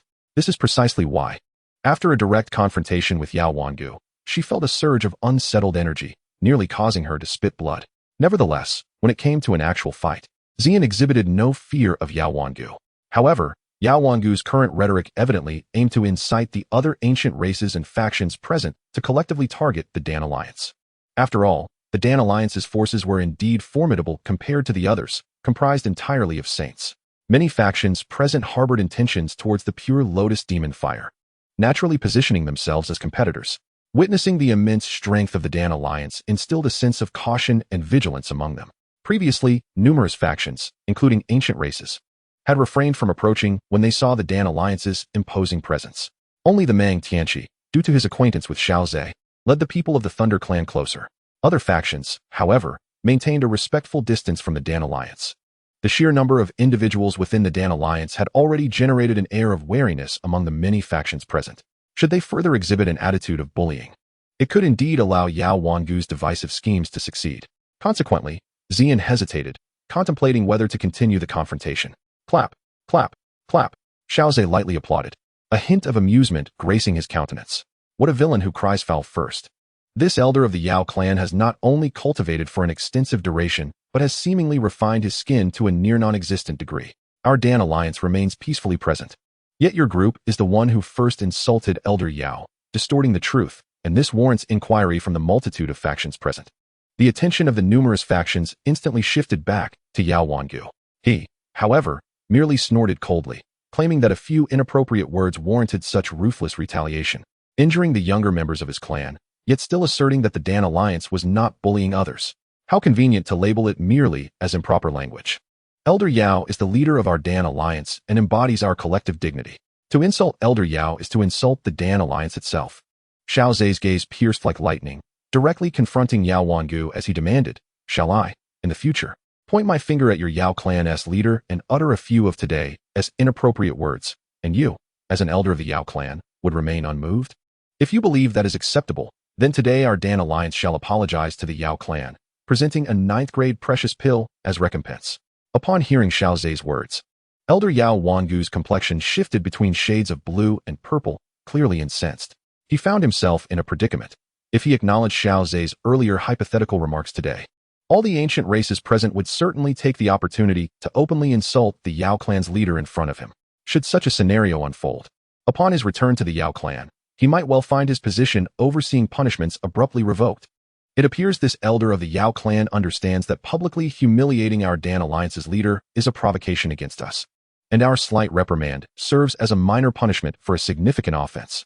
It is my hope that the younger members of the Medicine clan remember this lesson, lest they inadvertently provoke a formidable adversary, leading to their untimely demise. Yao Wangwa clenched his fist tightly within his sleeve, trembling slightly, with veins bulging on the back of his hand, consumed by fury. Having faced defeat against Xian, he was acutely aware of the immense power of the Alchemy Alliance. Realizing that the 3 members of the Medicine clan could not contend with such strength, he sought to rally the numerous factions present to unite against the Alchemy Alliance. Yet, to his dismay, they were outmatched not only in strength, but also in verbal sparring. With a fierce flick of his sleeve, Yao Wangwa addressed Yao Tian and Yao Ling, exclaiming, "Let us depart. The Alchemy Alliance is too powerful to confront. Can we not find a way to evade them?" Before leaving, Yao Tian cast a resentful glance at the Alchemy Alliance's location, only to be supported by his sister, Yao Ling, as they exited. Xiao Ze, of course, noticed Yao Tian's glare, but remained unfazed. If he truly wished to deal with Yao Tian, a mere slap would suffice to extinguish his life. Xiao Ze's words remained as sharp as a blade. Qinglin chuckled beside him, saying, "It has been quite some time since I engaged in such verbal contests. I find myself somewhat out of practice." Xiao Ze shook his head, and then approached Elder Yao and Xiao Yan, discreetly addressing both of them. "I apologize. With so many present today, it would not be prudent to strike decisively.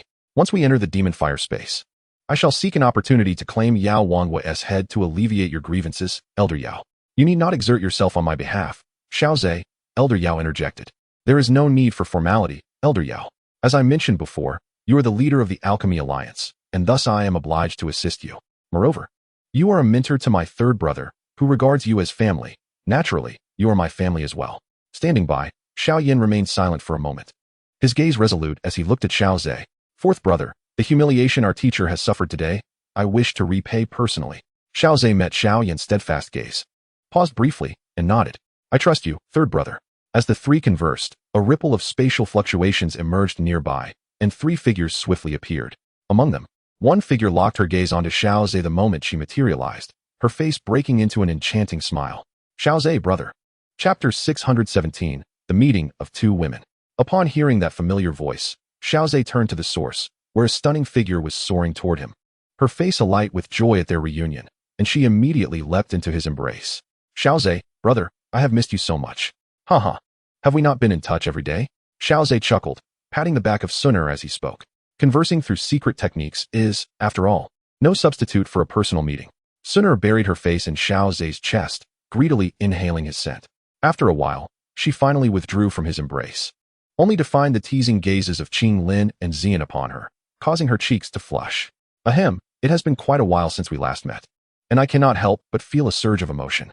Xun'er lightly coughed and smiled as she conversed with Qinglin and Xian.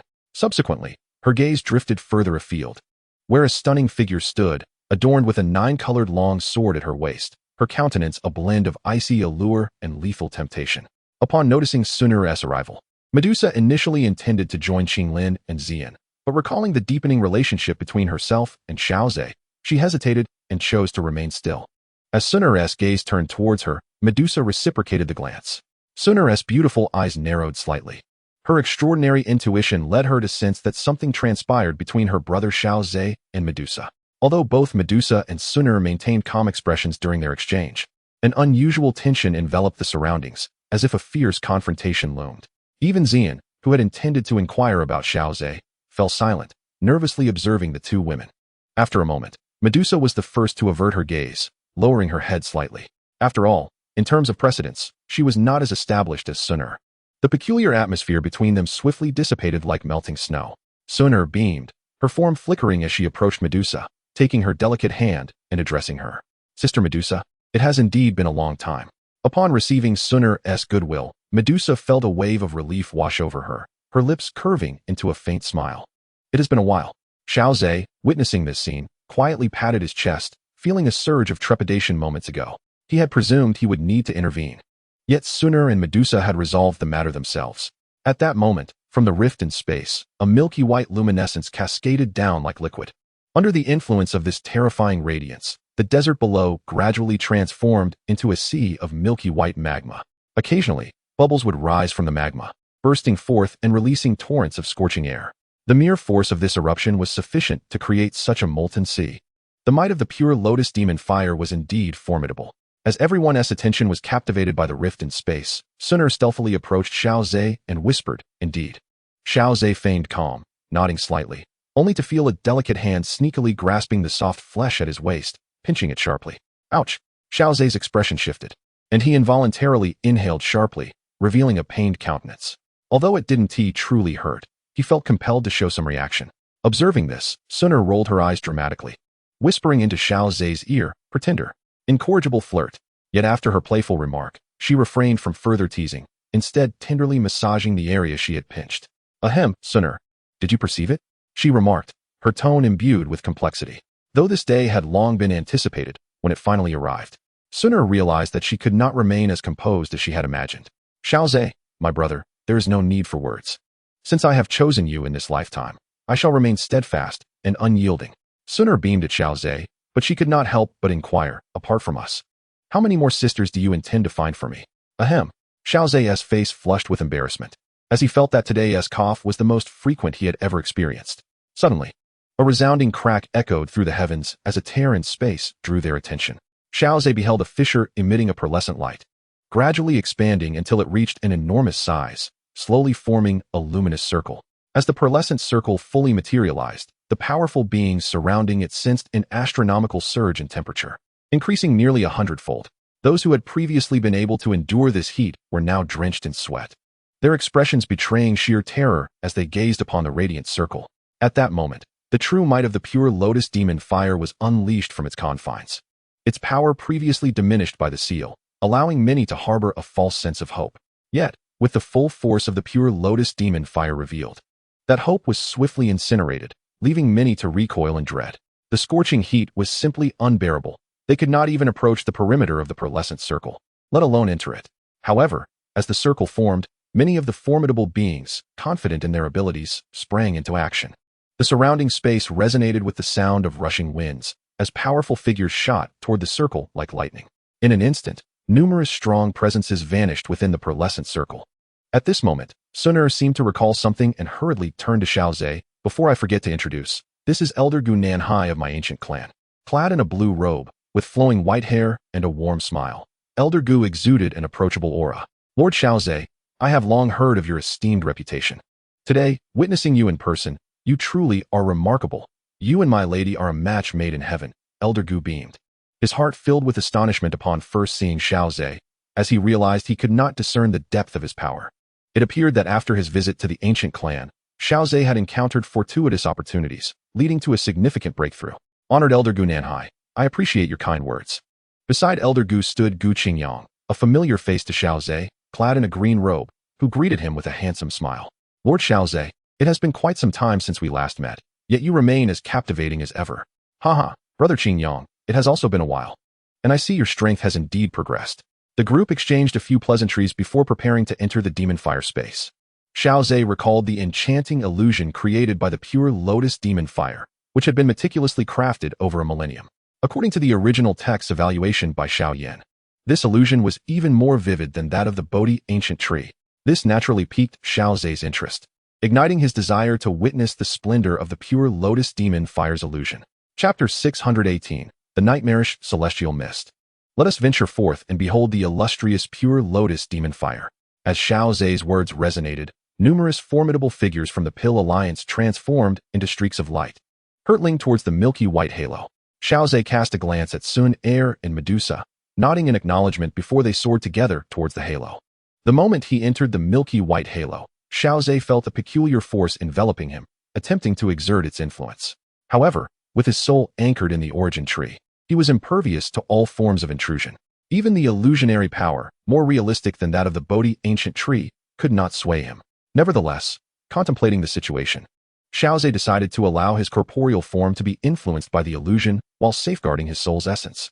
From the original narrative, it was evident that the control exerted by the pure Lotus demon fire over the fire slaves he commanded intensified the closer they were to it. In the story, Xiao Yan assisted his ancestor Xiao Chun in suppressing the control of the pure Lotus demon fire by maintaining a distance. Should one approach the pure Lotus demon fire, Xiao Yan's abilities would be rendered utterly ineffective, leaving Xiao Chun completely at its mercy. Thus, it would be imprudent to shatter the illusion immediately. Instead, he must seek out Xiao Chun within it. Ideally, he would attempt to aid Xiao Chun in breaking free from the pure Lotus demon fire's grip. After all, if he dismantled the illusion too soon, reclaiming Xiao Chun from the clutches of the demon fire would prove exceedingly difficult. As the illusionary power enveloped his body, the scenes before Xiao Ze began to shift dramatically. Yet, when the illusionary force sought to encroach upon the origin space, it was repelled by a golden barrier. If it could not penetrate the origin space, there was little chance it could affect the soul residing within the origin tree. Assured that he could dispel the illusion at will, Xiao Ze felt a sense of relief wash over him. Surveying his surroundings, he found himself amidst milky white flames, radiating an intense heat that quickened his blood. The 9-Xian golden thunder manifested at the surface of his body, transforming into a golden lightning veil that concealed his form, shielding him from the scorching sensation of the surrounding flames. As Xiao Ze blinked, the emerald golden glimmer in his eyes gradually emerged, and the scene before him shifted once more. The milky white flames had vanished, replaced by a misty white fog that enveloped an expanse of several dozen yards. Within this fog, many figures stood still, equally entranced. Some individuals began to scream and shout, their expressions frenzied, as their bodies gradually ignited with a milky white flame. The pure Lotus demon fire is capable of being summoned by one's emotions, originating from the depths of the heart. Once this demonic fire is birthed within, even the soul may be effortlessly reduced to nothingness. Xiao Ze mused to himself. The illusion crafted by the pure Lotus demon fire is a tapestry of truth and falsehood, capable of ensnaring one in layers of illusions, a veritable multi-layered dreamscape. This feat is something even the Bodhi ancient tree struggles to achieve, as it has yet to awaken true sentience. The Bodhi ancient tree can only draw individuals into its illusions through its inherent ability of reincarnation across eons. Thus, in the realm of illusions, it falls slightly short compared to the pure Lotus demon sage. Furthermore, this particular illusion has been meticulously constructed over nearly a millennium, blending the false with the genuine, rendering it astonishingly lifelike. Within this illusion, countless fire servants are mere phantoms, while Xiao Chun remains real. A fleeting thought crossed Xiao Ze's mind as he searched for the figures of the Pill Alliance and familiar companions amidst the milky haze. He soon spotted several members of the Pill Alliance, their bodies yet untouched by the milky white demonic fire, evidently a testament to Xiao Ze's prior admonitions. Within the realm of demonic fire, under the control of the pure Lotus demon fire, one must constantly maintain inner tranquility, otherwise, an emotional upheaval could allow the fire to infiltrate. Xiao Ze flicked his fingers, and several bolts of golden lightning, imbued with soul power, struck the individuals. Instantly, the thunderous resonance filled their minds, causing their bodies to jolt. They suddenly opened their eyes, gazing around in sheer astonishment. Only upon seeing Xiao Ze's figure did they exhale in relief and hurriedly approach him. Thank you, Lord Xiao Ze, for your assistance. This pure Lotus demon fire's illusion is truly formidable. Even we could not break free. Caution is paramount. This realm of demonic fire is akin to a den of dragons and tigers for ordinary Dou Qi practitioners. Maintain your inner peace and do not allow the demonic fire to invade your bodies. Xiao Ze nodded and then led them away from the milky haze. As for the others entangled within the illusion, Xiao Ze harbored no intentions of increasing competition among his allies. After departing the milky fog with his companions, they encountered a vast white platform where Xun'er and others awaited. Brother Xiao Ze, I am relieved to see you are unharmed. I did not expect the pure Lotus demon fire to successfully cultivate the renowned technique of the pure Lotus demon sage, the Nightmare Mist. We were prepared to venture into that mist to rescue you, but we are glad you emerged. Standing beside them, Gu Nanhai also clasped his hands in respect toward Xiao Ze. Indeed, Lord Xiao Ze is extraordinary. The Nightmare Mist is the ultimate technique of the pure Lotus demon sage, said to engulf an entire city, ensnaring hundreds of thousands simultaneously in an illusion, allowing them to live for centuries, only to awaken and realize that their lives were but ephemeral shadows. The remarkable ability of Lord Xiao Ze to extricate himself so swiftly is truly extraordinary. Upon hearing this, the members of the Dan Alliance who followed him gazed at him in astonishment, their eyes reflecting gratitude. Had it not been for Xiao Ze's timely intervention, they would never have been able to escape the formidable technique of the pure Lotus demon saint. Just as Xiao Ze was about to speak, the space surrounding the colossal platform began to distort. Figures enveloped in milky white flames emerged, their hollow eyes devoid of emotion, brandishing spears of the same ethereal fire, fixated on the individuals atop the platform. Be careful, Brother Xiao Ze. These are fire slaves, powerful beings refined by the pure Lotus demon fire. Entirely under its control, an alternative form of puppetry, warned Xun'er. No sooner had her words left her lips than thousands of fire slaves roared in unison, surging towards the massive platform like a tidal wave. Medusa swiftly arrived by Xiao Ze's side, her hand poised on the hilt of her sword, prepared to engage. However, Xiao Ze restrained her hand, and in that fleeting moment, a resplendent golden light swept across, obliterating all the fire slaves that charged at him. Leave it to me, said Xian with a smile, nodding to Xiao Ze, then vigorously wielding her dragon spear once more. Xiao Ze shook his head gently at Medusa, who, upon seeing this, reluctantly released her grip on the sword and stood beside him. With the combined efforts of Gu Nanhai and Xian, any fire slave that dared to approach was instantly torn to shreds. The 4-star Dou Saint could annihilate these fire slaves effortlessly. Yet the undulating space around them showed no signs of abating, as countless fire slaves continued to pour forth. Although their strength was feeble, their sheer numbers were overwhelming, causing unease among the powerful figures on the platform, who glanced apprehensively at the immense milky white gate before them. Continuing in this manner was untenable. It seemed they had no choice but to breach the milky white gate. Chapter 619, The Search for Xiao Chun. As someone reacted first, they charged towards the milky white gate. With a wave of their hand, hundreds of magnificent energy streams struck the gate, resulting in a thunderous explosion as the vast door shattered. As the milky white gate crumbled, the relentless surge of fire slaves halted abruptly. The crowd hurriedly rushed towards the passage beyond the gate. Though these fire slaves posed no immediate threat, as they could easily be exterminated in swathes, they seemed inexhaustible, endless in their numbers. Within the realm of demon fire, the very essence of the world was tainted by its power. Even the Dou Saints dared not carelessly absorb and refine the energy infused with demon fire, for an excess of such power within their bodies could one day incinerate their very life force and soul into nothingness. Thus, unless they were utterly desperate, it was inconceivable to absorb and refine this energy from the world. In such dire circumstances, confronted by an endless onslaught of fiery slaves, they would merely exhaust their inner fighting spirit, leading only to death in the end. Thus, they had no choice but to enter the vast, milky white gate. Within the ranks of the Dan Alliance, although Xiao Ze and Medusa could not engage directly, their sheer numbers allowed them to advance with relentless momentum. Before the boundless demon fire palace, Xiao Ze and his companions paused, gazing at the towering structure that loomed thousands of feet high, their brows furrowing slightly in apprehension. Inside the palace, a multitude of fiery slaves gathered, their energies intertwining to form a colossal, milky white dragon above them, radiating a menacing aura. How many of these demon fire palaces have we breached? Xiaoyan asked, a hint of numbness and fatigue creeping into his voice. Over 20, I believe. The strength of the fiery slaves within has already reached the level of Dozuan, Ziyin responded, gripping her dragon spear with a serious expression. The sheer number of peak Dozuan fiery slaves posed a considerable challenge, even for powerful Dosheng warriors. Despite their numbers and the many demon fire palaces they had traversed, some members of their team were beginning to feel desensitized. However, upon catching sight of Xiao Ze, their spirits were instantly lifted. Although Xiao Ze had not yet taken action, his mere presence instilled in them a sense of fearlessness. With a fierce thrust of her dragon spear, Ziyin carved a massive gash hundreds of feet wide, marking the commencement of their assault on the Demon Fire Palace. The others followed closely, as her spear tore a breach through the throngs of fiery slaves within. They surged forward to the palace's depths, where, with a powerful flick of her spear, she shattered a gigantic door into fragments. Their figures swiftly darted inside.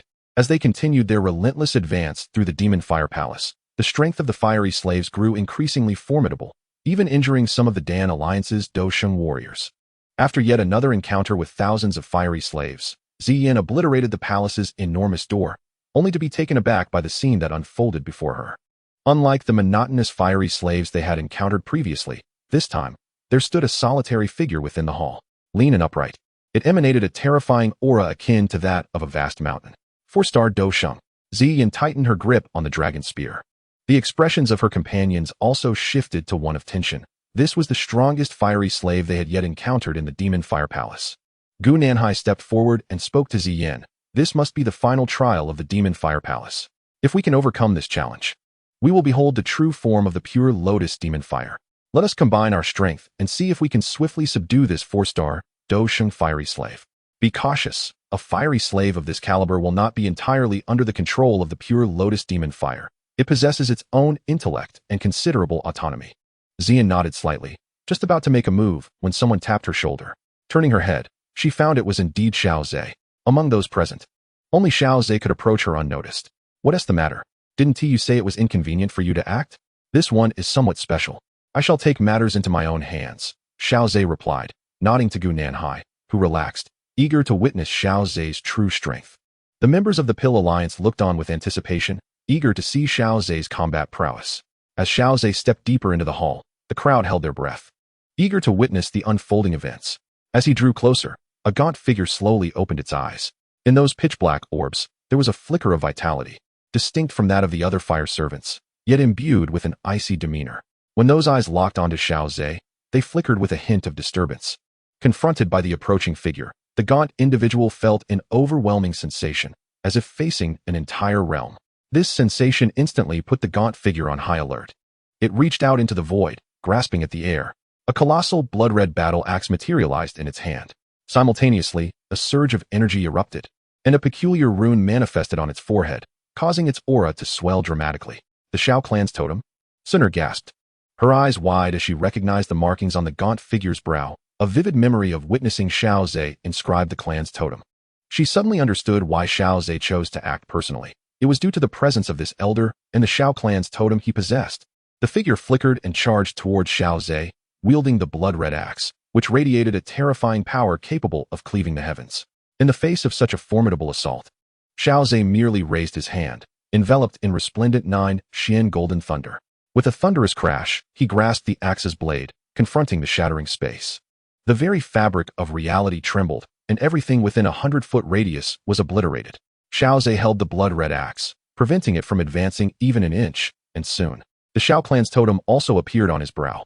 Upon seeing the totem, the gaunt figure halted, fixated on Xiao Ze's emblem.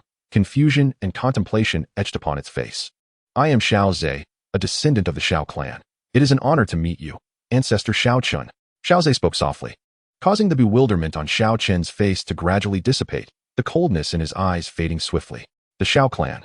Xiao Chen's voice was hoarse, as if he had not spoken in countless years. You are of the Xiao Clan.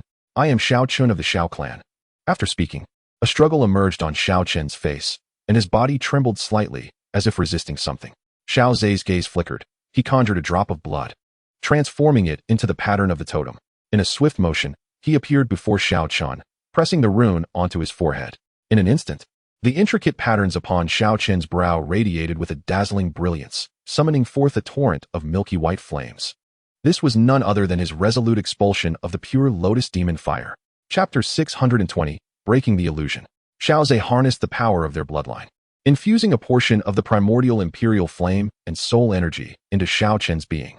The soul energy dismantled the illusionary force, while the primordial imperial flame served to suppress the pure Lotus demon fire. These two formidable energies were inherently designed to counteract the control exerted upon Xiao Chun by the pure Lotus demon fire. Furthermore, with Xiao Ze drawing upon the power of the Xiao clan's bloodline, which was of the same origin as Xiao Chen's, there was no risk of harm befalling him. Thus, when this peculiar rune, crafted from bloodline energy, entered Xiao Chen's body, it surged forth like a breaking wave, forcefully driving the pure Lotus demon fire out. The influence of the illusionary force began to wane, and with Xiao Chen actively resisting the power of the pure Lotus demon fire, his progress in breaking free from its grasp was promising. Xiao Ze released his grip, and the blood-red giant axe crashed heavily to the ground. At that moment, Xiao Chun was preoccupied with liberating himself from the control of the pure Lotus demon fire, paying little heed to the blood axe. Humph, having been expelled. Do you wish to return? Xiao Ze observed the pure Lotus demon fire attempting to re-enter Xiao Chen's body, and with a disdainful huff, he waved his hand, conjuring a dense net of 9 Xian golden thunder that obliterated all remnants of the pure Lotus demon fire into nothingness. Whoosh! The sound of rushing winds heralded the arrival of Xiao Yin and others, who swiftly approached Xiao Ze. Xiao Yin regarded Xiao Chun with a complex expression, remarking, "Fourth brother. Is this truly an ancestor of the Xiao clan?" Indeed, the bloodline flowing within him is the very essence of the Xiao clan's heritage, Xiao Ze affirmed with a nod. Previously, when seeking wisdom from ancestor Xiao Xian regarding ancient matters, he mentioned ancestor Xiao Chun, whose distinguishing feature was this blood-red giant axe. Casting a glance at the imposing blood-red axe on the ground, Xiao Yin acknowledged its remarkable uniqueness. Is ancestor Xiao Chun unharmed? After receiving Xiao Ze's reassuring confirmation, he expressed his concern, as this was indeed his own ancestor. He is well. I am currently endeavoring to break the control the pure Lotus demon fire has over him. And thus far, the endeavor proceeds smoothly. Just as Xiao Ze's words faded, Xiao Chen's body trembled violently. A mass of pure Lotus demon fire, roughly the size of a fist, erupted from the crown of his head. Xiao Ze, swift of hand and eye, conjured a golden thunder that formed an encompassing net, capturing the mass of pure Lotus demon fire, which was subsequently annihilated by the 9 Xian golden thunder. Slowly, Xiao Chen opened his eyes, gazing in disbelief at his own hands. The sensation of complete control over his being was one he had not experienced in a millennium. He never anticipated the opportunity to feel it once more. You are a descendant of the Xiao clan? What is the current state of the Xiao clan? Xiao Chun hastily turned to Xiao Ze, inquiring earnestly. Ancestor Xiao Chun, this is my third brother, Xiao Yin. We are both descendants of the Xiao clan. As for the current state of the clan, under the introductions of Xiao Ze and Xiao Yin, Xiao Chen's countenance darkened, and with a voice quivering slightly, he uttered, I never anticipated that even brother Xiao Xian has perished. Bowing his head, his fists clenched tightly, a trickle of blood seeped through his fingers. Xiao Ze and Xiao Yin exchanged a glance, both enveloped in silence. They understood all too well the profound regret harbored by Xiao Chen's ancestor. Yet, even if Xiao Chen's ancestor remained within the Xiao clan, the outcome of the great battle a millennium ago would have been unalterable. The Xiao clan was then in a state of severe decline, while the Soul clan was overwhelmingly powerful. No, I must take you away from the demon fire space. You two are the last hope of the Xiao clan. Once you grow, you will undoubtedly restore the glory of the clan. Xiao Chen rallied, addressing Xiao Ze and Xiao Yin. Achieving the level of Dueling Saint at such a young age was something even Xiao Chun himself could not claim to surpass. In comparison to Xiao Ze, he was even further behind. It was a stroke of fortune for the Xiao clan to have birthed such extraordinary talents amidst the complete depletion of their bloodline power. And they absolutely could not allow these two to perish within the demon fire space. Ancestor Xiao Chun, could you guide us to the location of the pure Lotus demon fire? We wish to attempt to subdue it. Xiao Yin interjected. Xiao Chun furrowed his brow as he looked at Xiao Yin. Although your talent is unparalleled, do not aspire beyond your reach. The current strength of the pure Lotus demon fire has already reached the pinnacle of a 5-star Dueling Saint, and you stand no chance of subduing it. However, we are trapped in this place, with no way to retreat. We must press onward to locate the pure Lotus demon fire. Xiao Yan's words left Xiao Chun in contemplation for a moment, before he nodded in agreement. Very well, I shall lead you to the pure Lotus demon fire. Ancestor Xiao Chun, do you not realize that you are currently within an illusion? Xiao Ze suddenly interrupted, catching Xiao Chun off guard as he was about to turn toward the hall's exit. Are you suggesting that I am also ensnared in an illusion? One could say we are all within an illusion. The nightmarish mist of the pure Lotus demon fire has reached an extraordinary level of cultivation, indeed blurring the lines between reality and illusion, making it utterly indistinguishable. Xiao Ze's words sent a shiver through the hearts of those present. They had battled their way through the demon fire hall to this point, only to discover they were still within an illusion. Lord Xiao Ze, you cannot be jesting. The earlier attacks from the fire servants have wounded us. Such a vivid illusion seems utterly implausible. Xiao Ze did not argue further. With a mere thought, the powers within the primordial space were no longer restrained, and he instantly dispelled the illusionary force that had been imposed upon him. Clarity returned to Xiao Ze's vision. As his soul power surged forth, intertwined with the 9 Xian golden thunder, shattering the illusion painstakingly constructed by the pure Lotus demon fire over nearly a millennium. To break free from an illusion, one must not be ensnared within it. However, with the power of the primordial space, Xiao Ze dispelled the illusionary force that had been affixed to him, extricating himself from the mirage and thereby gaining a clearer insight into its critical aspects. Coupled with Xiao Ze's own soul strength at the pinnacle of the celestial realm and the might of the 9 Xian golden thunder, unraveling the essence of the illusion proved to be a rather effortless endeavor. After all, the pure Lotus demon fire intertwines falsehood with elements of reality, inevitably giving rise to discrepancies within the illusion. By concentrating his power on those tangible elements, he could swiftly dismantle the entire environment. In fact, Xiao Ze had already torn a small rift in the illusion previously when he aided his ancestor, Xiao Xun'er, in completely breaking free from the control of the pure Lotus demon fire. Now, having escaped the illusion, it was even easier for Xiao Ze to dispel it. Immediately, everyone felt a wave of dizziness wash over them. Upon regaining their senses, they were horrified to discover that the surrounding scenery had transformed dramatically. Before their eyes lay an endless expanse of milky white lava sea. In that moment, they fully believed Xiao Ze's words, their hearts gripped with terror. Chapter 621. Fierce Battle Against the Pure Lotus Demon Fire. Over the boundless milky white lava sea floated enormous boulders. Amidst the cluster of boulders behind them, a pearly white halo shimmered, signifying that since their entry into the demon fire space, they had been ensnared in an illusion without making any progress. The grand halls they had previously traversed were all mere phantoms. Gulp. The members of the Pill Alliance swallowed hard, their understanding of the terrifying methods of the pure Lotus demon fire deepening. Lord Xiao Ze, surely we are not still within the illusion? One of the Pill Alliance's combat saints asked, wiping the cold sweat from his brow. Certainly not. This is the interior of the demon fire space, Xiao Ze replied, gazing at a nearby boulder where figures were awakening from the illusion. By piercing through the facade, Xiao Ze disrupted the illusion, which was inherently a unified entity. Once he broke free, others would likewise escape from the mirage. I can't believe everything we experienced was merely an illusion, gasped the fiery figure of the Flame Clan, astonished beyond measure. Beside him, a beautiful woman clad in a veil also displayed signs of shock. Such a technique was indeed astonishing. We are truly indebted to Lord Xiao Ze. Had he not intervened, we might have remained trapped in the illusion forever, ultimately becoming mere puppets of the pure Lotus demon fire. A combat saint dressed in yellow robes clasped his hands in gratitude towards Xiao Ze. No matter what lies ahead is crucial to this contest. Let us each rely on our own abilities. Xiao Ze waved his hand and turned his gaze toward the distance, captivating the attention of the others, who followed his line of sight. There, within the milky white lava sea, a colossal lava column, towering hundreds of feet, began to rise. The lava surged upward, forming a column, atop which stood a man clad in white robes. Upon sighting the man in the white robe atop the column of magma, an immediate hush fell over the arena as numerous avaricious and fervent gazes converged upon him.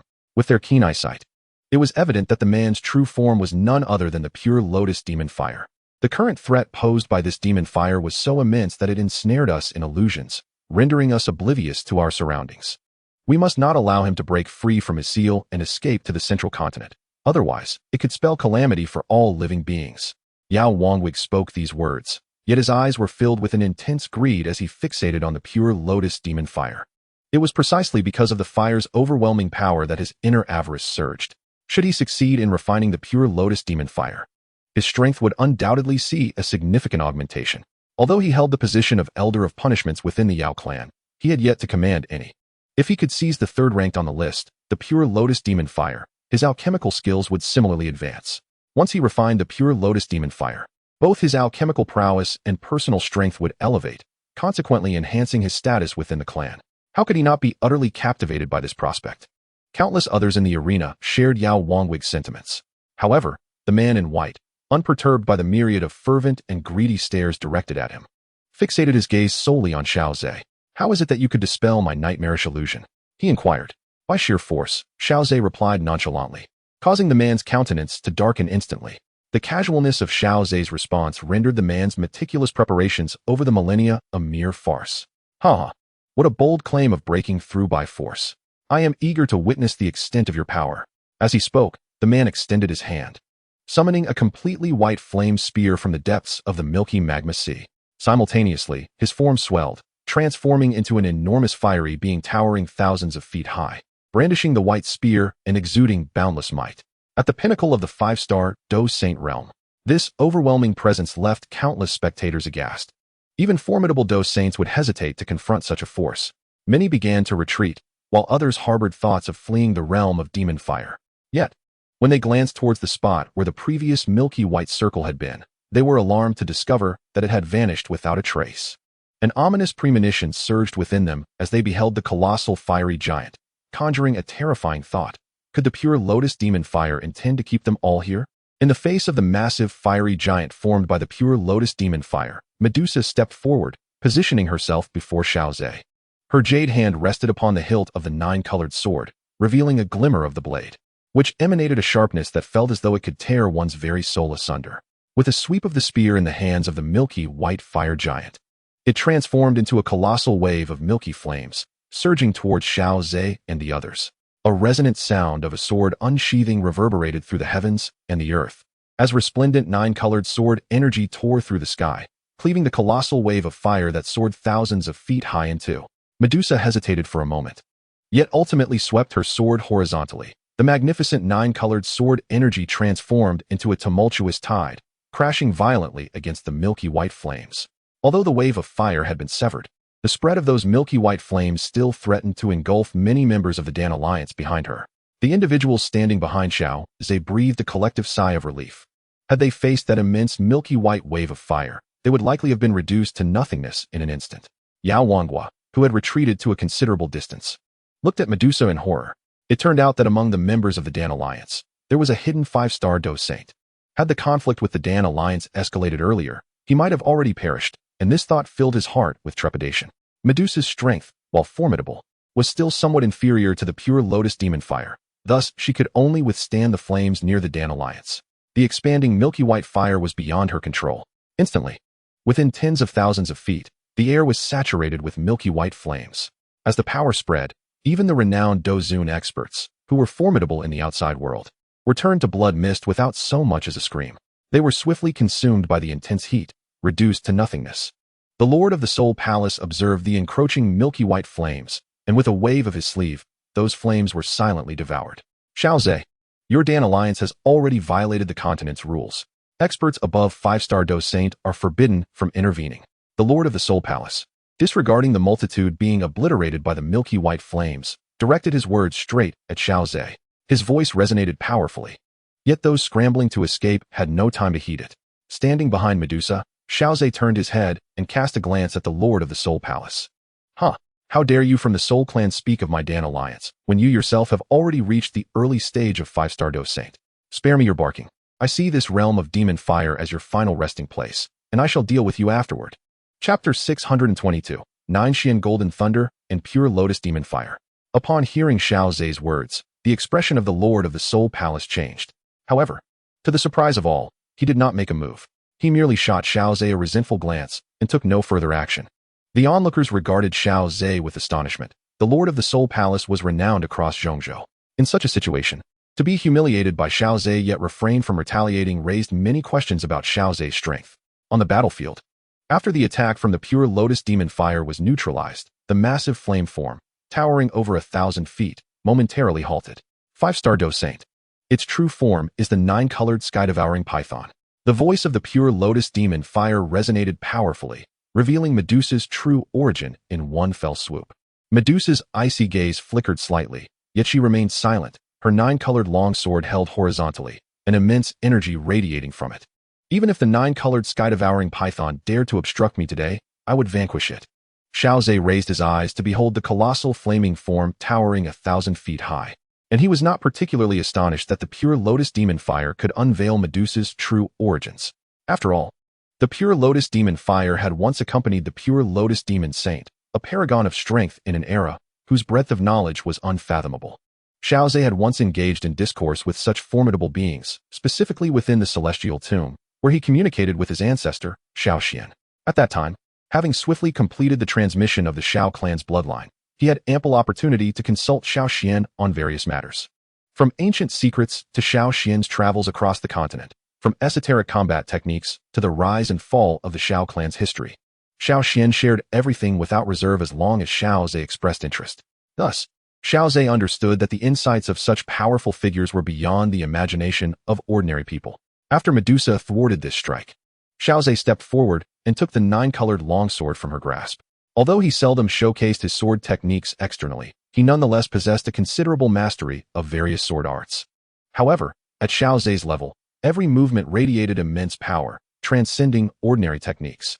Finally willing to act himself, upon seeing Xiao Ze seize the 9-colored longsword, the flaming entity uttered no further words. Its fiery spear, akin to a pillar piercing the heavens, surged fiercely toward Xiao Ze. As he raised his hand, brilliant golden lightning suddenly materialized. The golden lightning, flowing like liquid, enveloped the entire 9-colored longsword in a dazzling golden sheen. With a resounding clang, an extraordinarily refined golden sword energy tore through the heavens, colliding with the pale white flaming spear. This clash represented the convergence of the 9 Xian golden lightning and the pure Lotus demon fire, both wielding tremendous destructive power. The force unleashed from their collision effortlessly rent a chasm tens of thousands of feet deep in the sea of magma, sending towering waves crashing forth and causing the surrounding onlookers, powerful beings themselves, to retreat in terror, fearful of being harmed by the spreading might. Even the Dou Saint strongmen could not guarantee their safety amidst the aftershocks. Is this the 9 Xian golden lightning? The astonished voice of the pure Lotus demon fire reverberated from the fiery form. For although it had always been in close proximity to the pure Lotus demon saint, it had only heard of the 9 Xian golden lightning and never truly witnessed its might. Nevertheless, it was aware of the 9 Xian golden lightning's formidable reputation.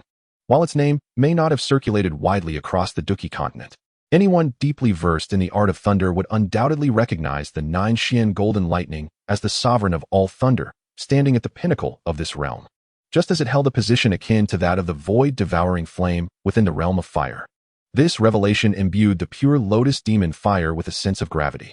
He himself is the sovereign of the flames, fully aware that the monarch of thunder is certainly not to be underestimated. The strength of Xiao Ze, who wields the 9 Xian golden thunder, is undoubtedly formidable. It appears I have underestimated you. The tone of the pure Lotus demon fire still harbors an element of brutal ferocity, regardless of who stands before him. Regardless of their might, today he shall exert every ounce of his power to slay them. No one shall impede his escape today. The colossal form of flames, nearly 1,000 zhang tall, gradually dissipates, reshaping into a figure clad in white robes. Xiao Ze, brandishing the resplendent 9-colored longsword, is not naive enough to believe that the pure Lotus demon fire has relinquished its will to resist. After millennia of confinement, the pure Lotus demon fire is driven to madness in its quest for liberation. Even if faced with the former pure Lotus demon saint, the demon fire would strike with ferocity, let alone Xiao Ze. Just as a fleeting thought crossed Xiao Ze's mind, the demon fire, swirling throughout the heavens and earth, frantically converged towards the silver-haired man, coalescing into an immense fire giant towering at 10,000 zhang. The demon fire idol. The fiery giant's feet plunged into the sea of magma. Its gargantuan form, even submerged, stood tall and imposing. It emanated an overwhelming pressure that could send shivers through one's very soul. Xiao Ze patted Medusa on the shoulder, urging her to retreat. The might of the demon fire idol, forged from the pure Lotus demon fire, was extraordinarily terrifying. Even a 4-star Dou Saint could be reduced to dust by its single strike, and a 5-star Dou Saint could only barely withstand it. Although Medusa is a 5-star Dou Saint, her presence beside Xiao Ze would not yield significant advantage at this moment. Thus, it would be prudent to send Medusa to the Alchemy Alliance's team for their protection. As Medusa's figure flickered and vanished, Xiao Ze swung his 9-colored longsword, unleashing a torrent of 9 Xian golden thunder.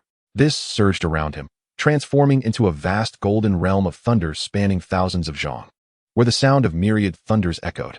The towering fiery giant raised a fist as massive as a mountain, crashing down toward Xiao Ze, akin to a milky white peak descending from the heavens.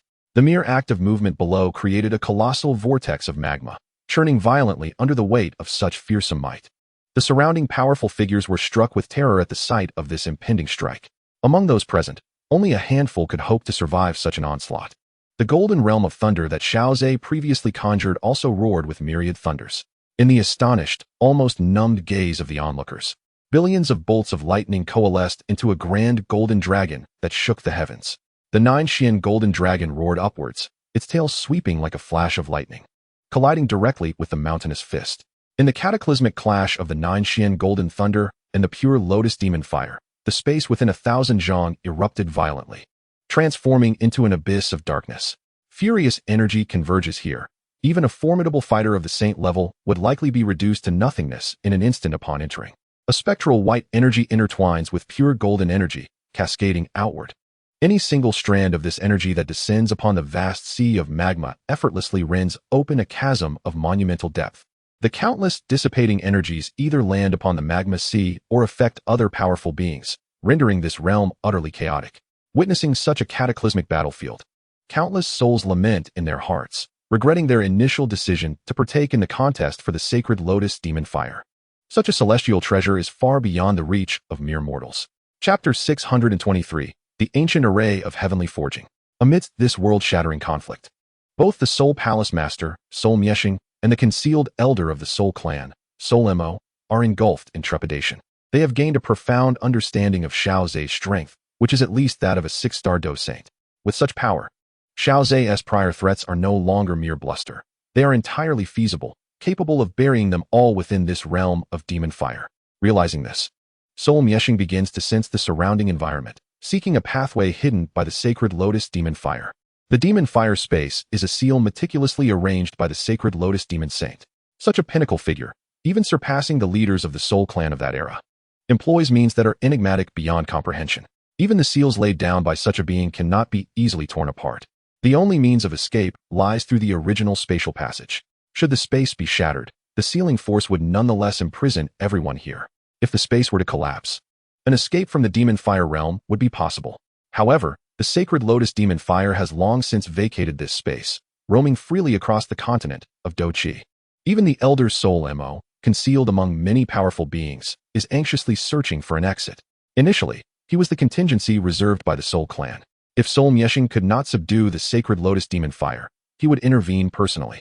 With his strength at the late stage of a 5-star Dou Saint, he is restrained by the ancient clan rules that prevent the dispatch of any beings above 5-star Dou Saint to contest for the sacred lotus demon fire. Under normal circumstances, he would surely seize the sacred lotus demon fire. Yet, an unexpected turn of events has occurred. Currently, the sacred lotus demon fire leverages the unique environment of the demon fire space, and, having cultivated for millennia, possesses the terrifying strength to contend with a 6-star Dou Saint. Moreover, the prowess of the descendant of the Xiao Clan is equally formidable, at least matching that of a 6-star Dou Saint. The clash between the two is capable of annihilating the heavens and the earth. This explains why, among the ancient races, the presence of peak powers above 5-star Dou Saint is not permitted to act freely on the continent. Even the mere aftermath of their battle stirs this boundless sea of magma. The power of diffusion descended upon the sea of magma, instantly stirring it into a tumultuous eruption, causing a rain of magma to fall upon this realm. The harshness of the environment was such that even the mightiest of fighters, the Dou Zun, felt a surge of trepidation. Should the aftermath of battle be added to this chaos, even a Dou Shang would need to tread carefully. Amidst the collective anxiety of the onlookers, the Flame Giant and the 9 mysterious golden dragon had already clashed hundreds of times. Xiao Ze wielded his colorful longsword, slicing through the golden realm with a single stroke, unleashing a torrent of countless bolts of thunder. These innumerable bolts coalesced once more into an immensely powerful 9 mysterious golden dragon. The dragon roared towards the heavens, announcing its presence to all the formidable beings in this realm. Countless spectators stood in stunned silence. Even the pure lotus demon fire above the flame giant widened its eyes in disbelief. Previously, the demon fire had only managed to hold its ground against a single 9 mysterious golden dragon. Yet now, with the appearance of an additional dragon, it was no mere straw that broke the camel's back. Impossible, it must be a bluff. The pure lotus demon fire frantically thought. For if there truly were 2 9 mysterious golden dragons, Xiao Ze's strength would undoubtedly exceed its expectations. Even with its ultimate trump card, it could not assure its victory over Xiao Ze.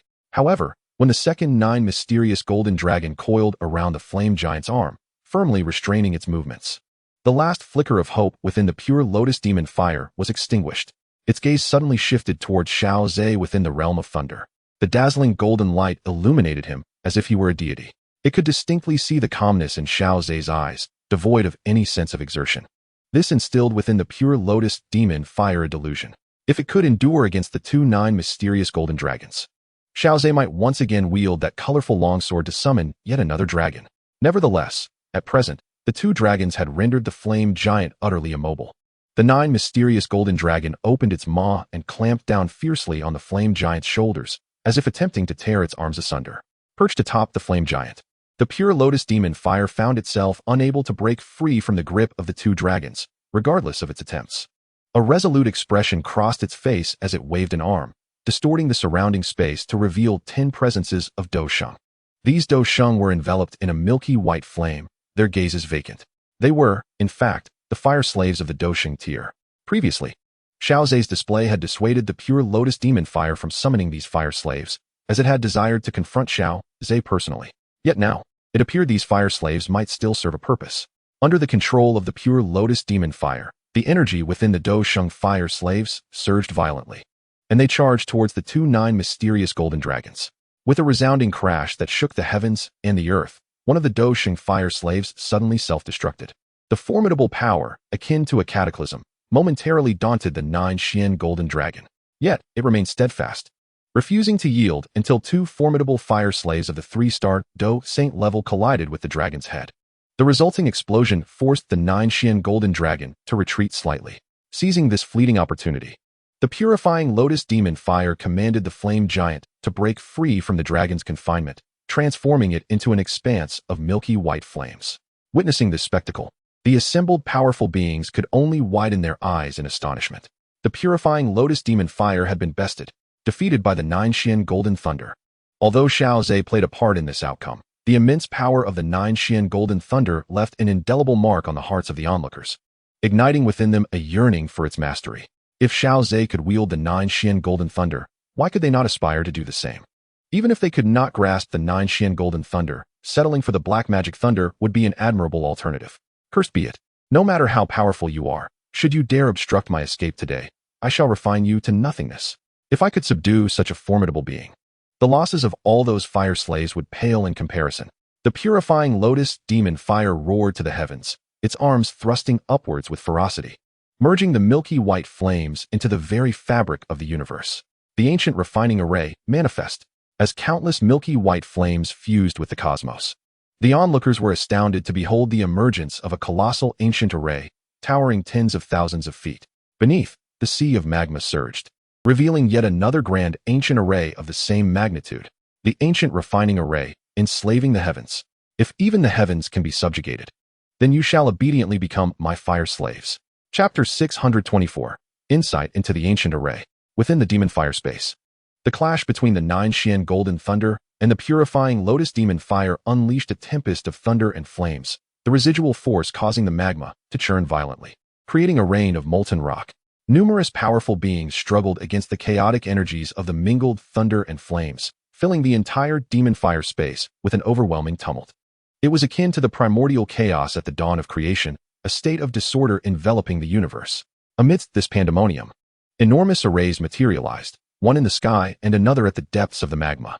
These 2 arrays resembled celestial grinding wheels, intent on pulverizing all existence within this realm into submission. The sole demon elder, concealed in the shadows, paled slightly upon witnessing the vast array manifest in the world. Cursed be it. This is the very seal personally laid down by the purifying Lotus demon saint. How could it be commandeered by the purifying Lotus demon fire? The spatial passage to Zhongzhou has been obscured by the purifying Lotus demon fire, rendering escape utterly hopeless. The old fellow, the purifying Lotus demon saint, could never have anticipated that the seal he crafted with his own hands would fall under my dominion. The purifying Lotus demon fire, sensing the might of the ancient refining array, could not help but erupt into a hearty laugh. Upon hearing the words of the pure Lotus demon fire, the numerous formidable beings present collectively inhaled sharply, their faces paling as they gazed upon the colossal formation in the heavens. Even those at the esteemed level of a 4-star Dueling Saint felt an innate chill upon witnessing this array. The energy emanating from within it was potent enough to obliterate them with ease. The methods left behind by the pure Lotus demon sage were indeed terrifying, explaining why the pure Lotus demon fire had been sealed within this formation for millennia. Now, this formidable array was under the control of the pure Lotus demon fire, and the tides had turned. It was now they who must endure the formidable might of the array. In light of this realization, a profound sense of despair arose among the myriad powerhouses present. Beneath such a grand formation, survival seemed utterly impossible. Just as the atmosphere thickened with hopelessness, Xiao Ze suddenly spoke. Members of the Dan Alliance, swiftly enter the Thunder Domain. His words resonated, instantly capturing the attention of the crowd. Upon hearing Xiao Ze, the Dan Alliance members erupted with joy. Remaining within the formation made them acutely aware of the imminent peril of death.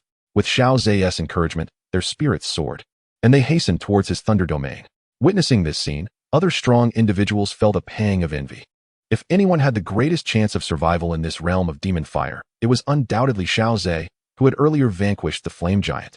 The very fact that Xiao Ze was willing to extend his protection to the Dan Alliance members only deepened their envy. At that moment, a Dueling Saint who had occasional dealings with the Dan Alliance but had not formally joined approached Xiao Ze, clasping his hands in respect. Lord Xiao Ze, might I also be allowed entry into the Thunder Domain? I am willing to offer 1,000 rare treasures in exchange for your protection. Upon hearing the words of the Dueling Saint, the other powerhouses quickly followed suit. Indeed, Xiao Ze was not like the infamous master of the Soul Palace, notorious for his bloodshed in the Central Continent. On the contrary, he treated his own with the utmost kindness.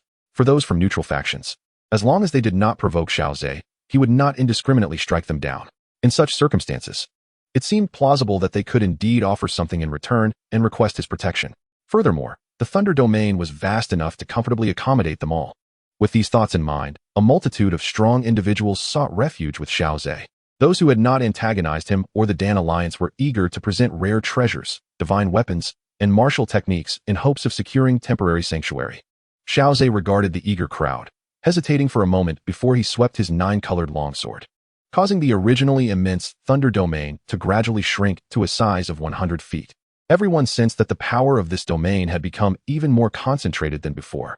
There is no need for formalities.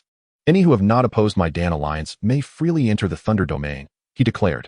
Upon hearing this, the assembled strong individuals were filled with ecstatic joy as they rushed toward the Thunder Domain.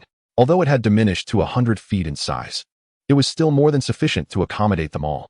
The might of the Thunder Domain has become more refined, and its defensive capabilities have presumably been enhanced.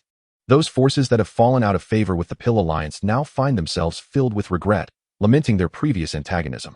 However, upon sensing the terrifying array of laws that permeate the heavens and the earth, they no longer hesitate and hasten towards the Thunder Domain. Even if it requires paying several times the cost, they are determined to enter, for without doing so, no amount of heavenly treasures can secure their lives. Meanwhile, factions such as the Soul Palace and the Medicine Clan remain stationary, their eyes betraying a glimmer of yearning. Yet, they are acutely aware that Xiao Ze cannot extend his protection to them.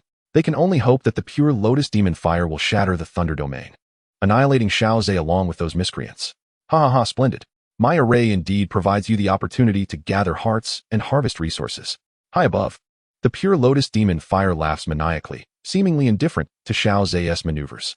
In its perspective, the unveiling of the ancient array of refining heaven has already determined the outcome of this battle. Those who have sought refuge within the Thunder Domain are merely postponing their demise. The pure Lotus demon fire suddenly gestures downward, causing the heavenly array, which comprises the sky and the earth, to tremble violently. An infinite radiance cascades downwards, resembling curtains descending from the heavens, cleansing the chaotic energies of this realm.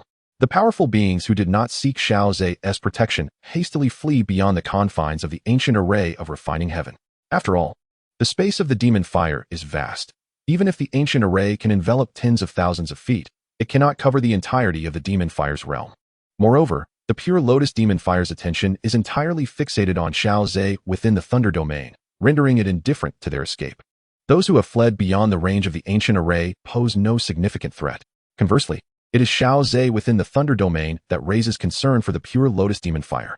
His tranquility is unnerving, as if he possesses the power to alter the very fabric of reality. Thus, the pure Lotus demon fire yearns to obliterate both the Thunder Domain and Xiao Ze as swiftly as possible. Many powerful beings observe this scene, momentarily stunned. The magnificent light cascading from above, while awe-inspiring, is too dispersed in its might. A small fraction that lands within the Thunder Domain fails to shake its defenses. What is the pure Lotus demon fire attempting to achieve? Such scattered power, not only the Thunder Domain, but even I could withstand.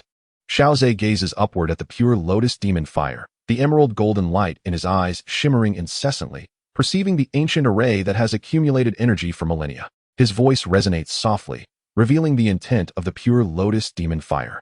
It seeks to cleanse the chaotic energies of the world, allowing the ancient array of refining heaven to accumulate even more power. Upon hearing this, the numerous powerful beings present also take note that those descending beams of light are all striking the earth array of the ancient array.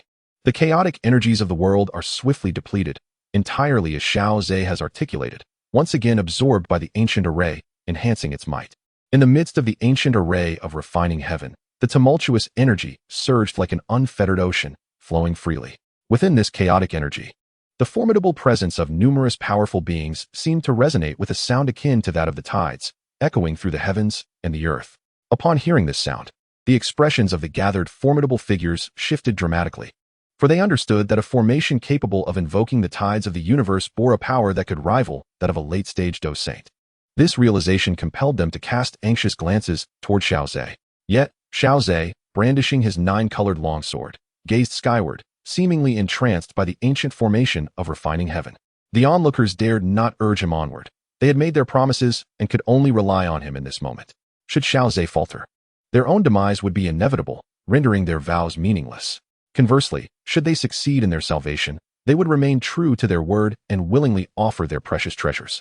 In the face of their own lives, such treasures were of little consequence. Outside the ancient array of refining heaven, the Soul Clan and the Medicinal Clan observed as the energy within the array was entirely consumed, absorbed by the formation itself. The energy surged to an extraordinary extent, even emanating a tidal sound, drawing satisfied smiles upon their faces. Although they would not escape unscathed once the pure Lotus demon fire dealt with Xiao Ze and his companions. The prospect of witnessing Xiao Ze's demise brought them a degree of gratification. Amidst the myriad thoughts of those present, Xiao Ze remained oblivious, his emerald golden gaze reaching its zenith. His ability to perceive the world around him was unleashed in full force.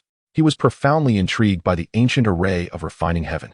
Previously, he had held a rather pessimistic view of the development of formations on the Dou Qi Continent. However, the current situation was proving to be unexpectedly remarkable. The formation laid by the pure Lotus Demon Saint could endure for millennia, continuously absorbing and accumulating the energies of heaven and earth. Moreover, it possessed the capacity to annihilate countless powerful foes with the strength of a single individual, truly embodying the essence of a solitary formation. It bore a resemblance to the grand, expansive spiritual arrays of the vast world. Thus, Xiao Ze found himself pleased to witness the pure Lotus demon fire unleash the ancient array of refining heaven. Although he had been using the Bai Shi San Hua Tong to perceive the formation since breaking the seal, the static state of the formation differed from its fully unleashed prowess. At this moment, Xiao Ze was afforded a clearer view, and a look of satisfaction graced his features. Given sufficient time and effort, he, too, could reconstruct the ancient array of refining heaven. Suddenly, it struck him that his ability to effortlessly discern the formation bore a striking resemblance to the heart-eye state mastered by the spiritual array masters of the vast world. Cultivating to an elevated level of spiritual perception allows one to perceive with an insight so profound that no formation can withstand its gaze. When a spiritual array master of such caliber sets forth a formation, in the next instant, he can replicate an identical array. A fleeting thought crossed Xiao Ze's mind, causing the corners of his mouth to lift slightly. For him, the perceptive prowess of the Bai Shi San Hua Tong surpasses that of coercively binding serpentine beasts. It can achieve effects akin to that of spiritual sight, almost as if it were an innate form of such vision. However, Xiao Ze's Bai Shi San Hua Tong provides a 100-fold feedback reward, indicating that a typical Bai Shi San Hua Tong does not possess such a level of insight. As a new thought flickered through Xiao Ze's mind, he beheld the pure Lotus demon fire above in the heavens, its hands forming seals. The vast energy within the ancient array of heaven surged wildly under its influence. Suddenly, a colossal beam of light, hundreds of feet in magnitude, erupted from the array, embodying an unfathomable force of destruction. Even a 5-star battle saint would be obliterated into nothingness upon facing this radiant pillar. The numerous powerful beings within the Thunder Domain clenched their fists upon witnessing the arrival of this beam, an ominous sense of mortality enveloping them. Confronted with their current helplessness, they regretted their decision to venture into this turmoil, now only hoping for a miracle from Xiao Ze. There was no need for futile struggles. The might of the ancient array of heaven could even claim the lives of 6-star battle saints. The pure Lotus demon fire beamed with a grin as it observed the beam hurtling toward the Thunder Domain. Yet, in the next moment, its smile froze. Its gaze fixated below. Faced with the impending annihilation encapsulated in the light, Xiao Ze refrained from wielding the nine-colored longsword and instead raised his other hand. His palm cradled the air, gradually igniting a golden flame. Upon closer inspection, one could discern that this golden flame harbored myriad hues, resplendent beyond measure. As a manifestation of the power from the source tree, as long as Xiao Ze refrained from employing the Source Emperor flame, no one could possibly perceive that he possessed such a force. Thus, even in the presence of the pure Lotus demon fire, its awareness of Xiao Ze's Source Emperor flame remained elusive. Now, witnessing Xiao Ze channel this flame, its eyes were intently drawn to the blazing inferno.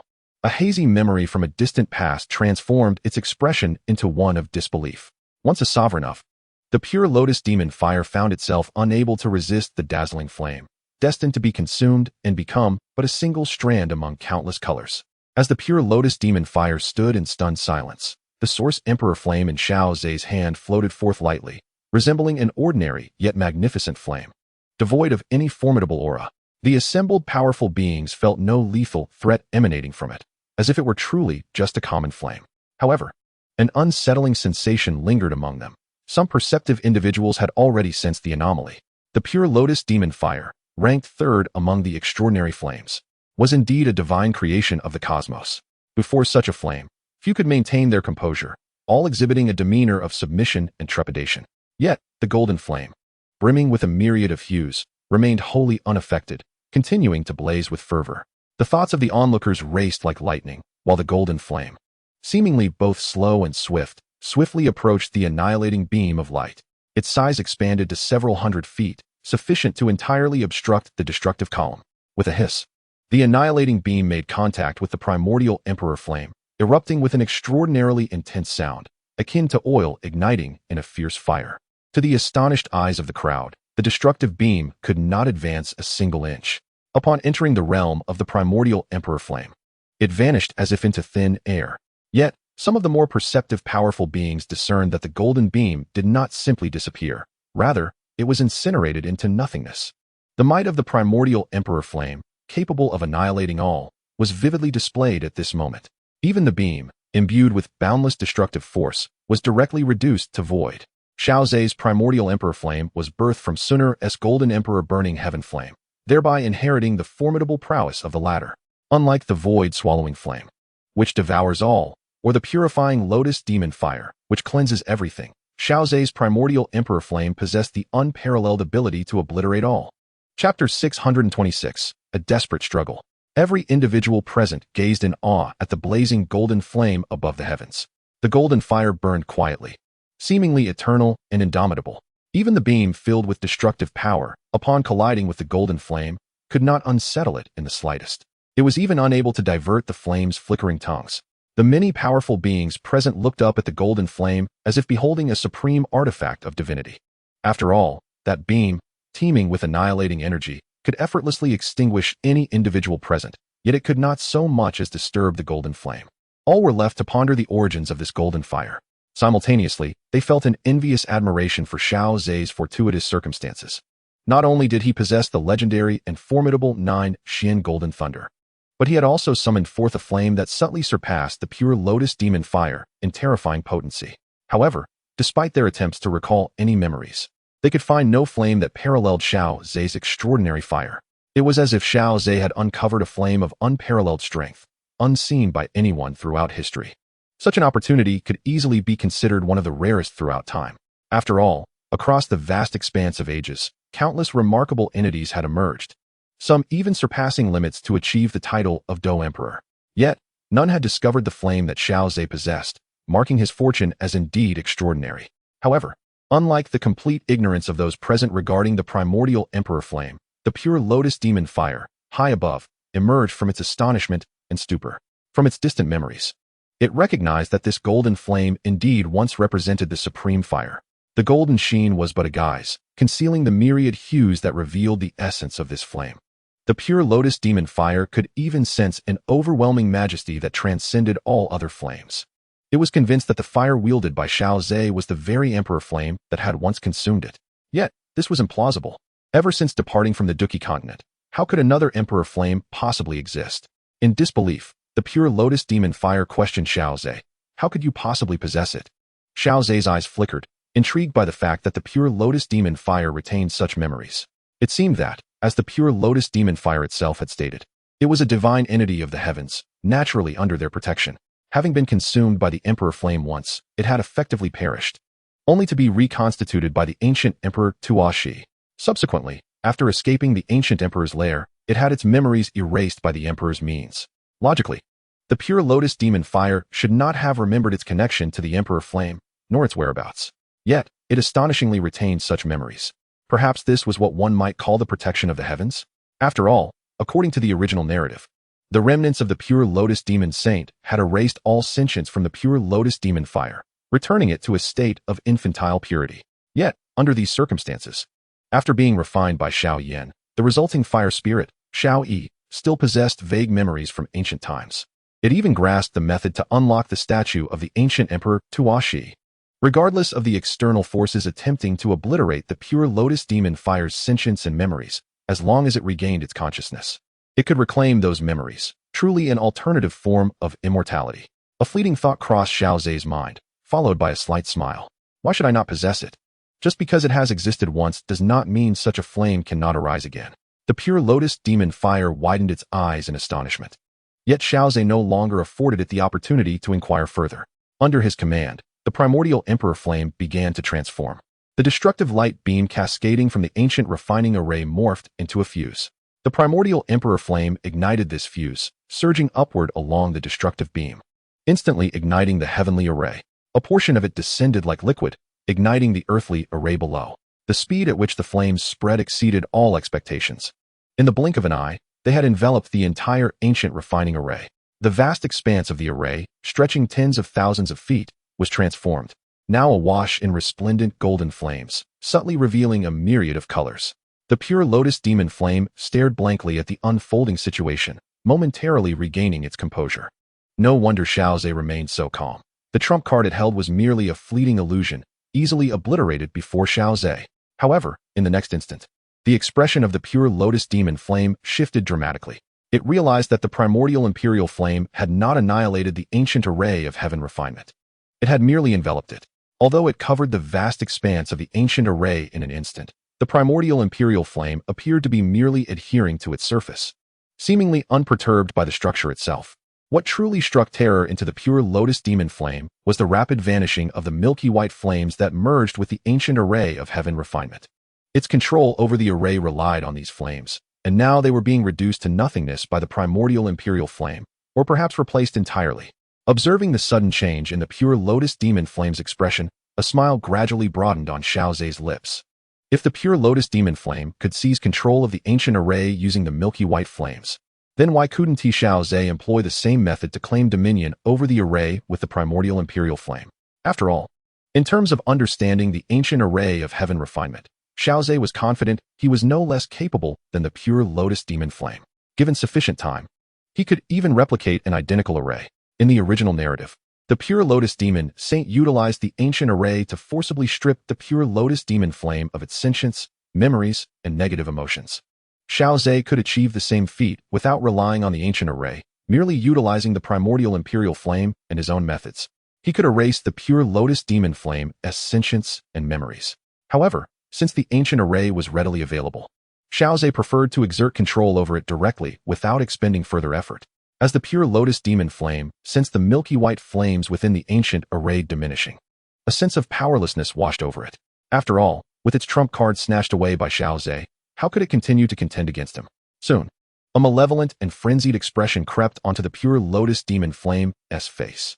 It understood that if it fell into Xiao Ze's hands, he would undoubtedly erase its sentience and memories, just as the pure Lotus Demon Saint had perished under its backlash.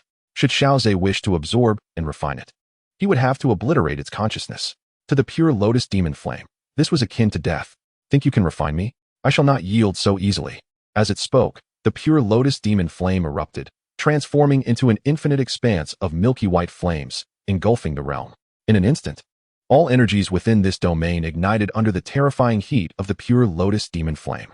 Even the outer perimeter of the lightning domain that Xiao Ze had conjured flickered with lightning, desperately resisting the overwhelming temperature. Meanwhile, outside the ancient array, The weaker members of the soul and medicine tribes could only emit a scream before being incinerated into ashes by the horrific heat, ultimately descending into the sea of magma. Such a terrifying scene sent chills down the spines of all who beheld it. Chapter 627, Erasing Intelligence. The situation on the battlefield shifted dramatically, leaving emotions in a tumultuous state. Initially, upon witnessing the control of the pure Lotus Demon Fire over the ancient refining heaven array left by the pure Lotus Demon Saint, many felt their demise was imminent, fearing they would be irretrievably lost within the confines of the demon fire. In desperation, they clung to the last thread of hope, seeking assistance from Xiao Ze. However, in the face of a devastating beam of light capable of annihilating all present, the golden flames summoned by Xiao Ze effortlessly reversed the tide. The force compelled the pure Lotus Demon Fire to self-destruct, unleashing its full potency, enveloping the entire demon fire space in a milky white blaze. This unexpected turn of events left all the powerful figures bewildered. Despite their formidable growth, they found themselves confronted with an incomprehensible battle. Instantly, thoughts of the existence of greater beings beyond themselves began to surface in their minds, and their gazes toward Xiao Ze brimmed with reverence. As Xiao Ze surveyed the milky white flames surrounding him, he stepped forth, emerging beyond the thunder domain. His palm radiated with resplendent golden light as he grasped a wisp of the milky white fire. Was this the last resort of the pure Lotus Demon Fire? A force capable of world obliteration? Its power was indeed extraordinary, capable of instantly filling the vast expanse of the demon fire space. Even a semi-holy being would be reduced to ashes within this enveloping inferno, truly deserving of the title of world-destroying might. Releasing the milky white flame, Xiao Ze swiftly formed hand seals. Beneath the celestial dome, the colossal arrays above the molten lava began to resonate. Under the corruption of the primal emperor flame, Xiao Ze successfully seized control of the refining heaven array. As the two great arrays commenced their operation amidst the astonished gazes of all, they suddenly realized why the pure Lotus Demon Fire had been compelled to self-destruct.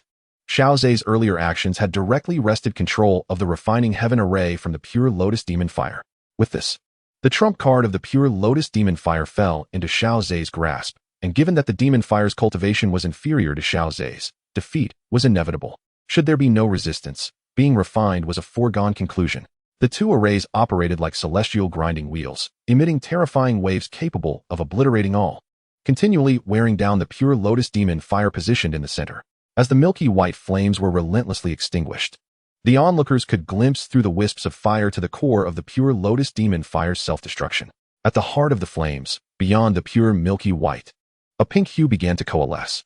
The pink flames flickered and gradually gathered, ultimately forming a somewhat crimson, otherworldly fire lotus. The mere emergence of this crimson fire lotus instantly ignited a sense of heat among the numerous powerful beings within the thunder domain. Some of the weaker individuals flushed with embarrassment, feeling overwhelmed and breathless as they gazed upon the enigmatic fire lotus. Yet, their eyes revealed no trace of greed, only a profound sense of dread.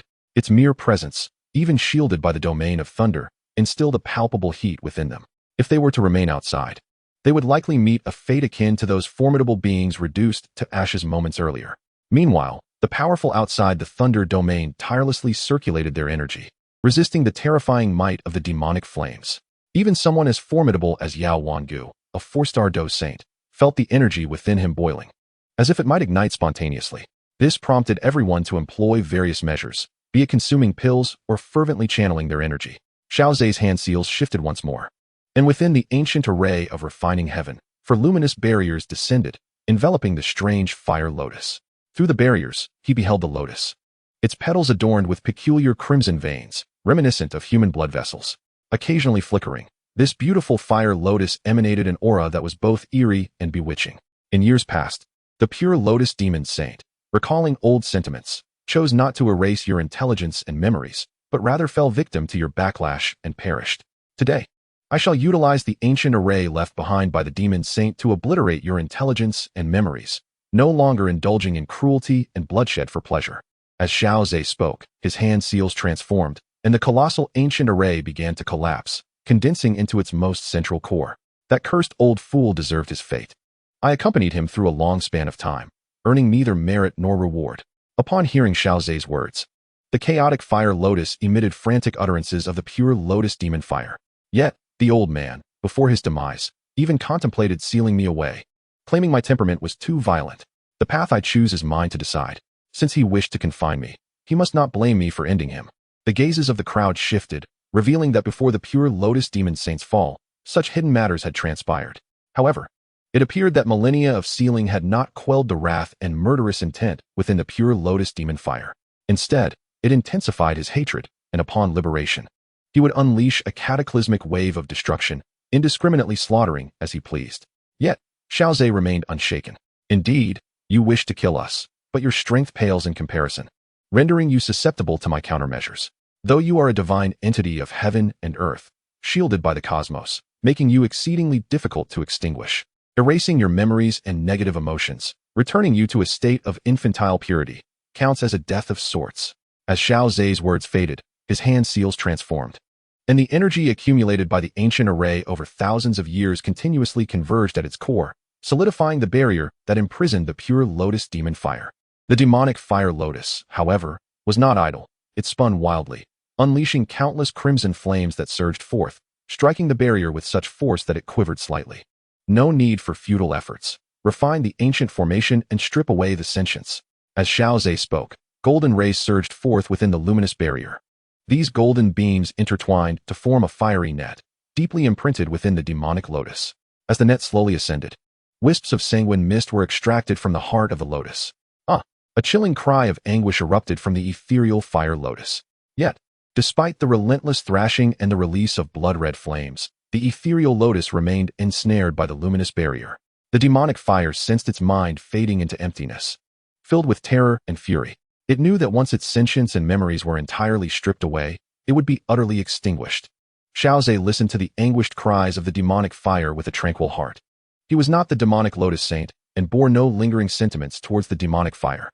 Thus, he proceeded without hesitation to sever the negative emotions and intellect of the demonic fire.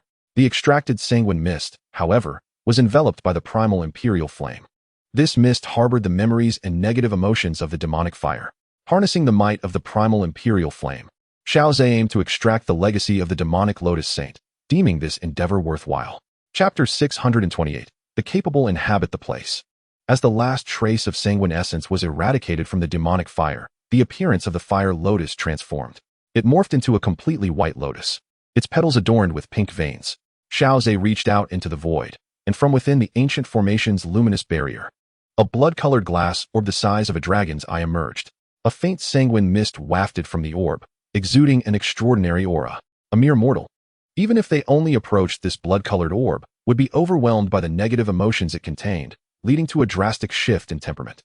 This orb encapsulated the memories and negative emotions of the demonic fire, emanating a power that sent shivers down the spine, as it originated from a being of the saint level. Nonetheless, Xiao Ze paid it little heed.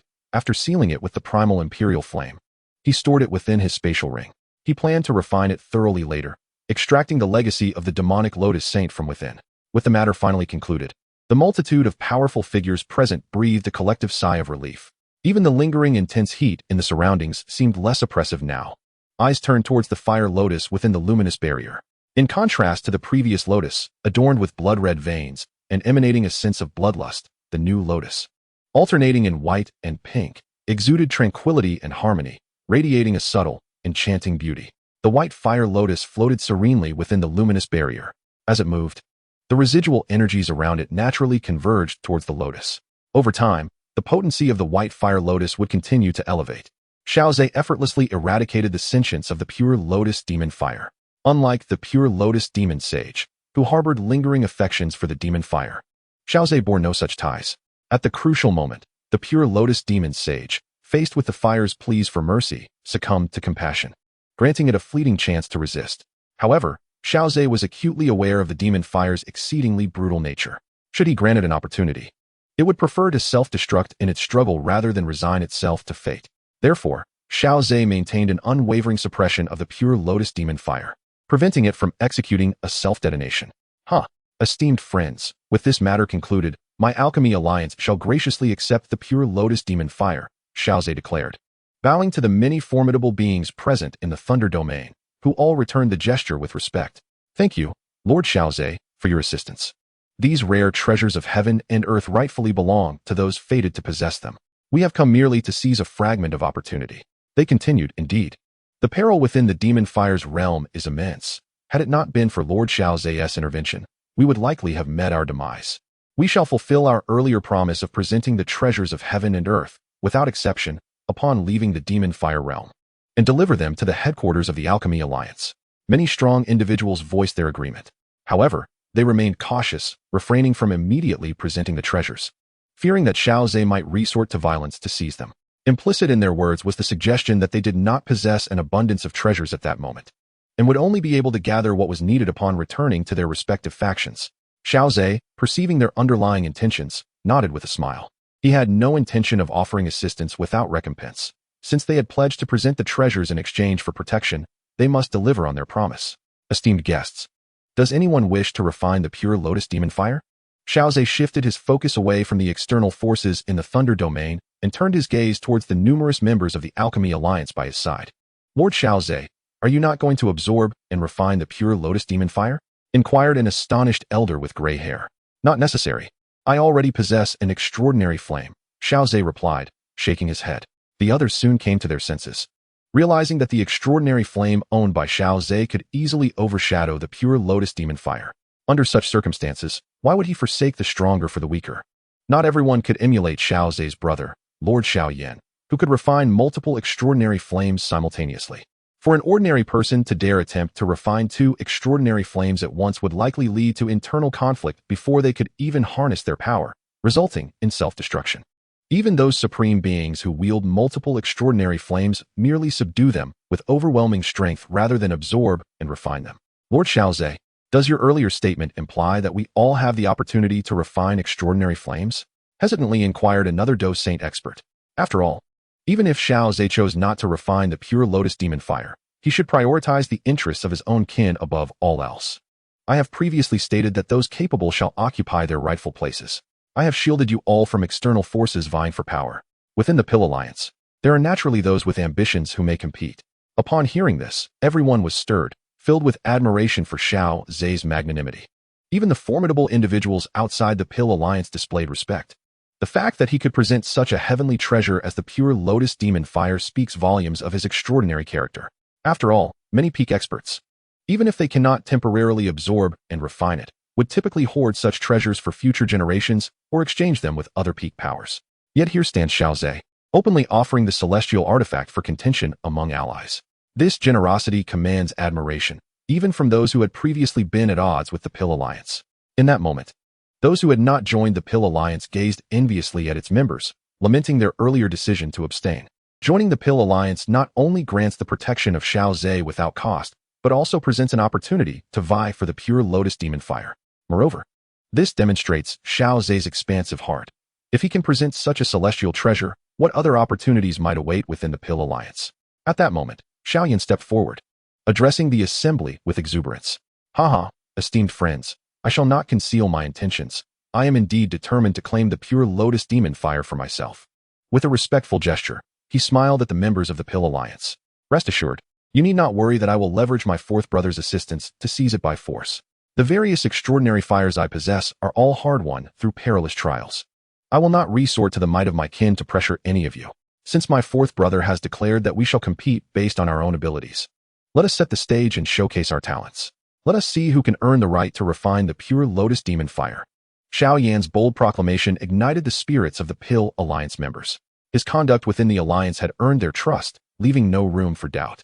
Haha, young friend Xiao Yan, while we have shared camaraderie, the pure Lotus demon fire is a celestial treasure that stirs my own heart.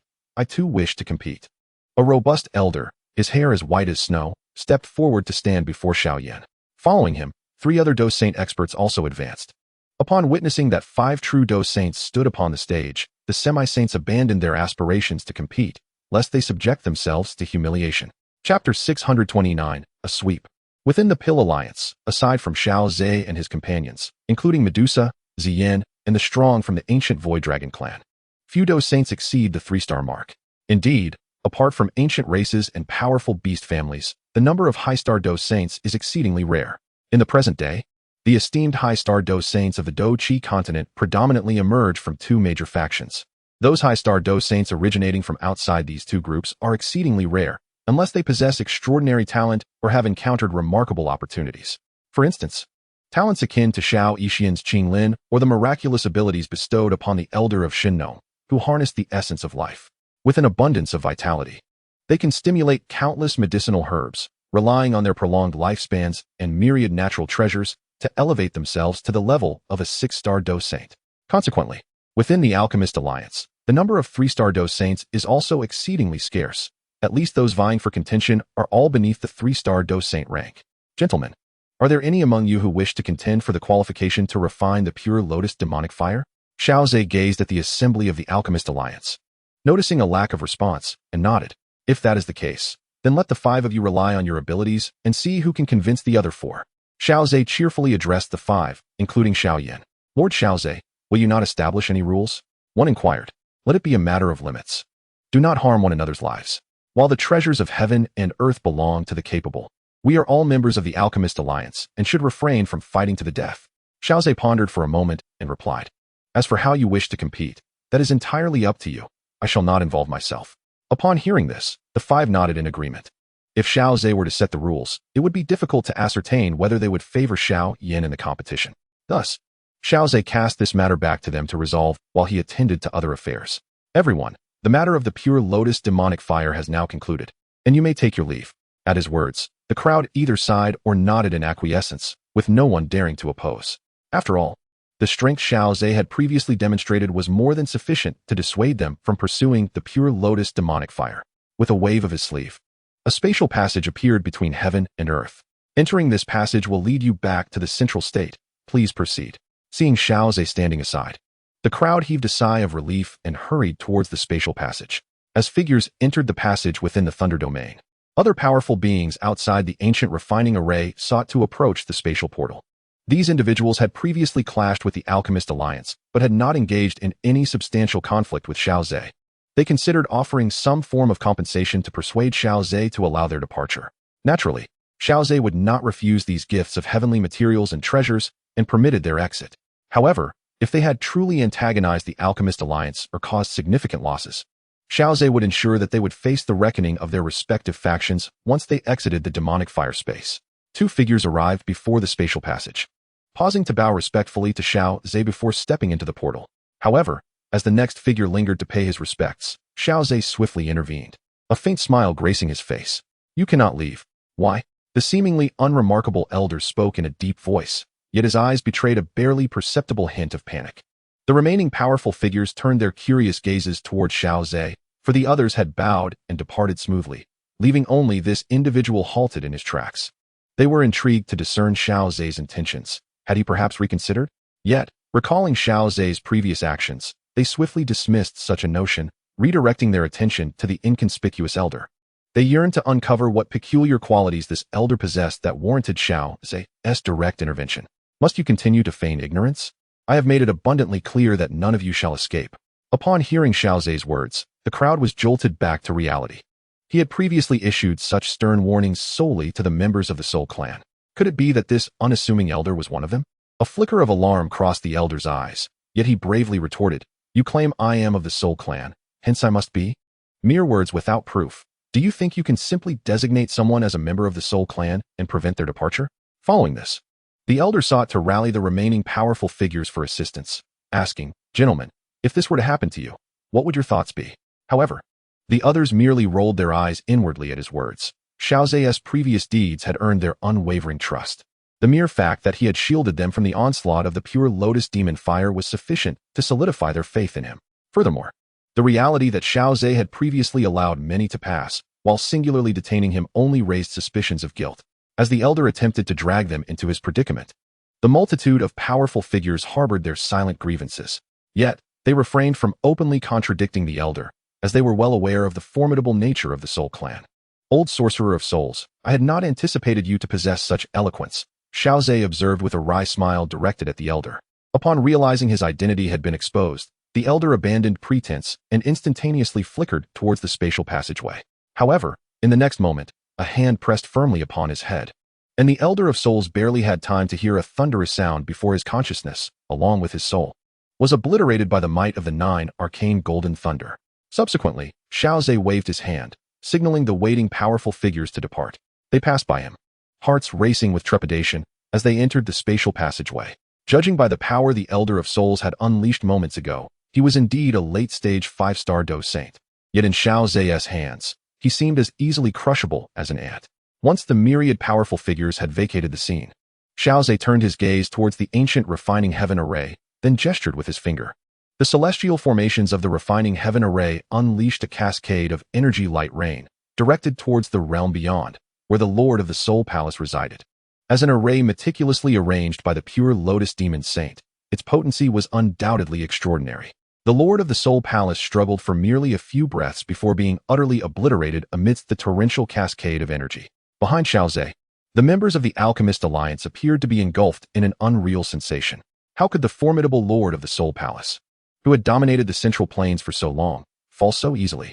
Noticing their emotions, Xiao Ze's lips curved into a slight smile, yet he offered no further explanation. Even the elderly soul demon, at the pinnacle of the 5-star Dueling Saint, could not withstand a single round against him. How could the Lord of the Soul Palace, merely at the initial stage of the 5-star Dueling Saint, fare any better? Xiao Ze was already nearing the 7-star Dueling Saint level, with a gap of nearly 2 stars between him and the Soul Annihilator. Furthermore, to mobilize the ancient refining heaven array to eliminate the Soul Annihilator would be excessively extravagant. Thus, all members of the Soul Clan who had entered the demon fire space were annihilated, as Xiao Ze virtually swept them away. Of course, the efforts to weaken the Soul Palace did not end there. The actions within the demon fire space were one matter, beyond its confines. The Alchemist Alliance seized this opportunity to swiftly eradicate numerous known branches of the Soul Palace, significantly undermining its strength. Chapter 630, Promising Results. Within the demon fire space, everyone had departed, leaving only the numerous powerful figures of the Alchemist Alliance. The earlier spectacle of Xiao Ze vanquishing many formidable members of the Soul Clan still lingered in their minds, eliciting expressions of exhilaration. Esteemed Xiao Ze, this is magnificent. The annihilation of the Soul Palace Lord and a multitude of its strong members will undoubtedly weaken the palace's power significantly. Indeed, esteemed Xiao Ze, if our actions in the outside world proceed as smoothly, the Soul Palace may very well suffer a severe blow. At this point, the crowd's expressions brightened with hope. For even among these high-ranking warriors, not every one of them reveled in the chaos of war. Yet, they remained oblivious to the reality that, should the war conclude, the vast resources provided by the Alchemist Alliance would diminish drastically, forcing them to return to the arduous days of diligent cultivation to enhance their abilities. Xiao Ze nodded with a smile, casting his gaze toward the distant battlefield. The waves of rippled outward, transforming into a terrifying conflagration, yet ultimately halted by a seemingly fragile barrier. He paid no heed to their conflict.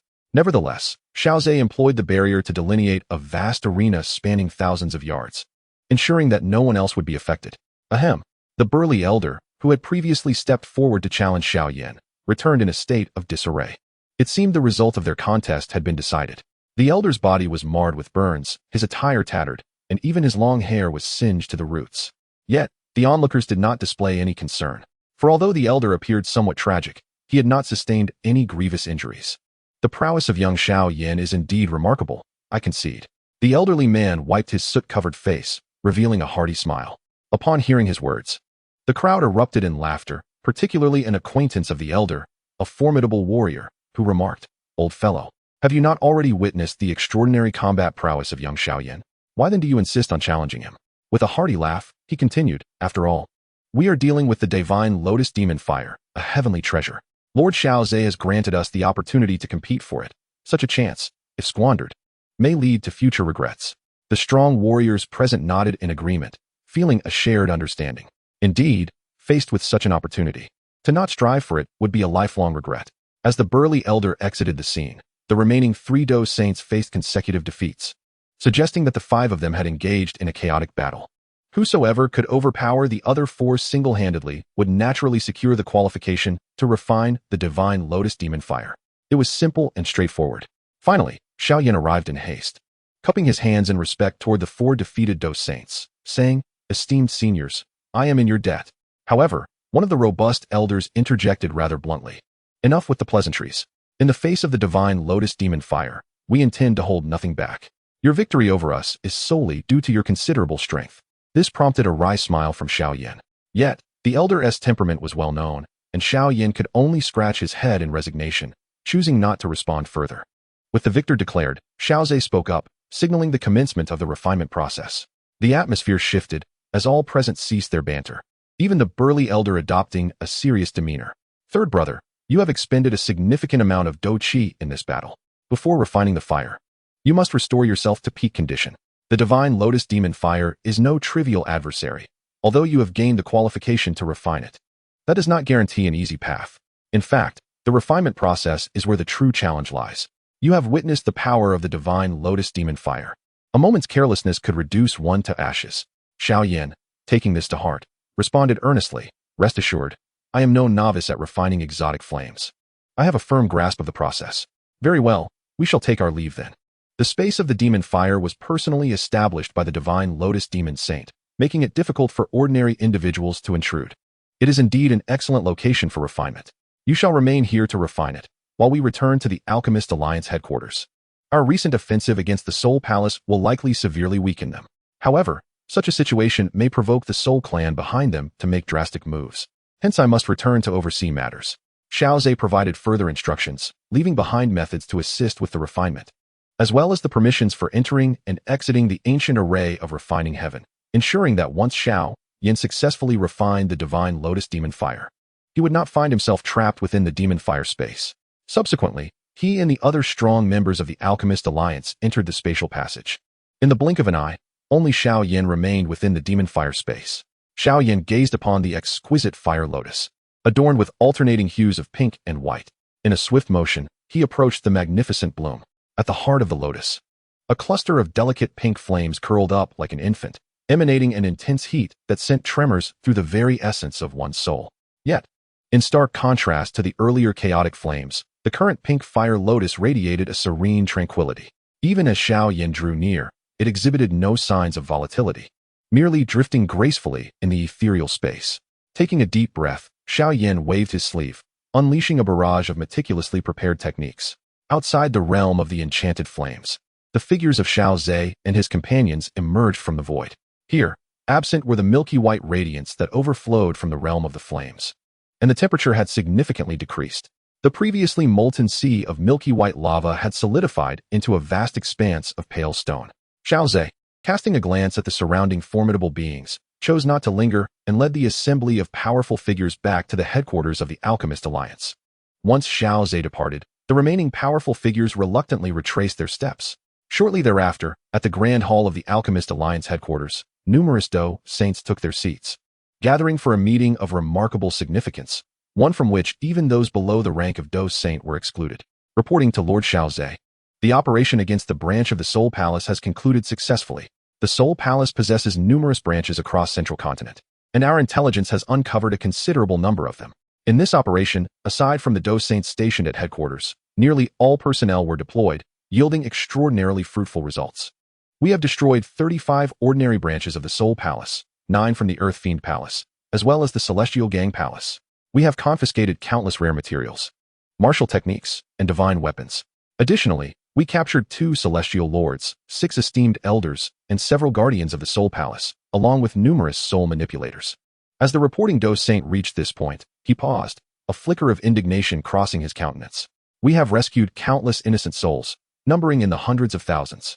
Upon hearing this, the expressions of the once elated powerful figures turned solemn. Such an overwhelming number of souls warranted the utter annihilation of the Soul Palace. Chapter 631, Revisiting Old Dreams. Xiao Ze furrowed his brow at the mention of so many souls.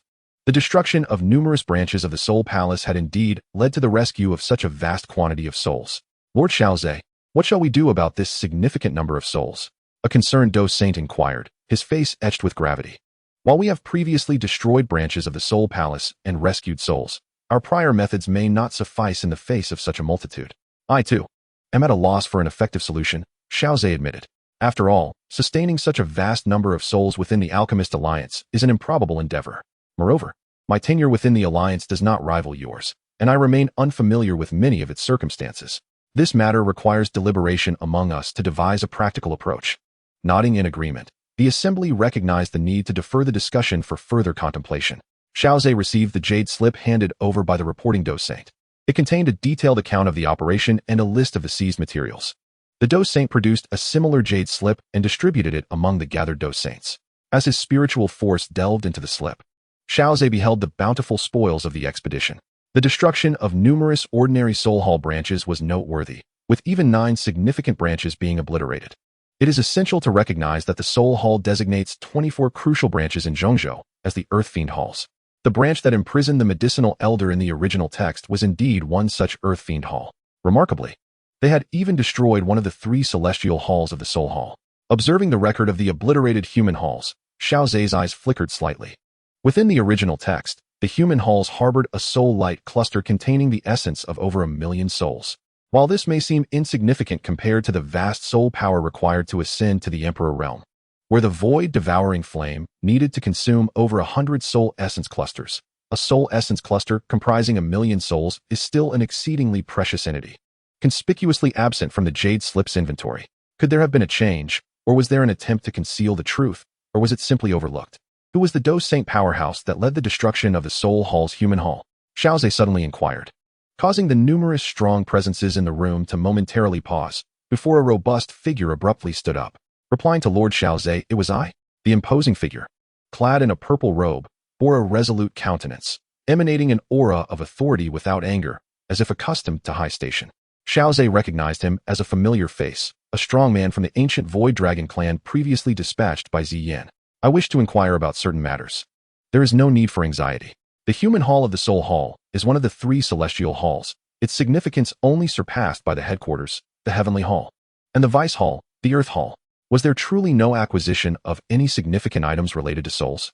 Xiao Ze's inquiry caused the stout elder to furrow his brow, meticulously recalling the events before ultimately shaking his head. "None at all. After we destroyed the human hall, I personally led the search for spoils within the Soul Hall.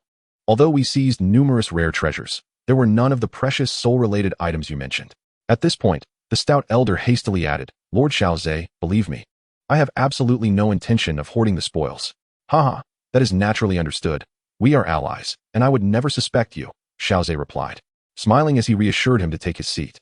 "The truth is, the Soul Hall gathers soul entities to extract their essence, concentrating it into pure soul essence clusters, with one of the reasons for their relentless hunting of soul entities across the continent being the pursuit of these soul essence clusters. Thus, I surmise that as a member of the Soul Palace, there should be a lingering essence of the soul's origin." The many Dou Saints present appeared pensive, pondering the rationale behind the Soul Palace's frenzied collection of soul origin orbs. Lord Xiao Ze, one of the more sinister-looking Dou Saints, rose to report. "After we captured those from the Soul Palace, we conducted a brief interrogation, hoping to extract vital intelligence. During our questioning of the formidable guardians of the Soul Palace, they mentioned that following the outbreak of war with the Dan Alliance, the frequency of those seeking the essence of the soul's origin has increased." Xiao Ze nodded thoughtfully. It seemed the Soul Palace was not devoid of cunning, recognizing that their branches, which hoard soul origin orbs, could be annihilated at any moment given the conflict with the Dan Alliance. Consequently, they had elevated their efforts to gather these orbs, lest they suffer significant losses. With the realization that the soul origin orbs of the Soul Palace were unattainable, Xiao Ze cast aside that fleeting desire. Reflecting upon it now, he was grateful that he had not attempted to seize the opportunity for a breakthrough to the pinnacle of the heavenly realm at the expense of the soul orbs. Otherwise, it would have been a futile endeavor. Well, this time we have garnered considerable rewards, and it is only right to acknowledge merit with appropriate commendations. Those who contribute must receive their due rewards. Such matters must not be taken lightly. Ambiguity in rewards and punishments can pose grave dangers to any faction. The assembly nodded in agreement. Shortly thereafter, Xiao Ze stretched and returned to the Elder Tower. A breathtaking figure, akin to a fledgling swallow returning to its nest, dove directly into Xiao Ze's embrace. "Brother Xiao Ze," she called. Xiao Ze tenderly stroked Xun'er's silky hair. After the conclusion of the demon fire space, Xun'er had chosen to remain by his side rather than return to the ancient realm with her kin. "Xun'er," he said softly, "I must make another journey to the ancient realm." Xun'er, taken aback, tilted her head to gaze at Xiao Ze. "Brother Xiao Ze, why is that?" "The Dan Alliance still has numerous pressing matters to attend to, and we must also remain vigilant against the Soul Clan's encroachment." "Did you not mention your intent to oversee the Dan Alliance?"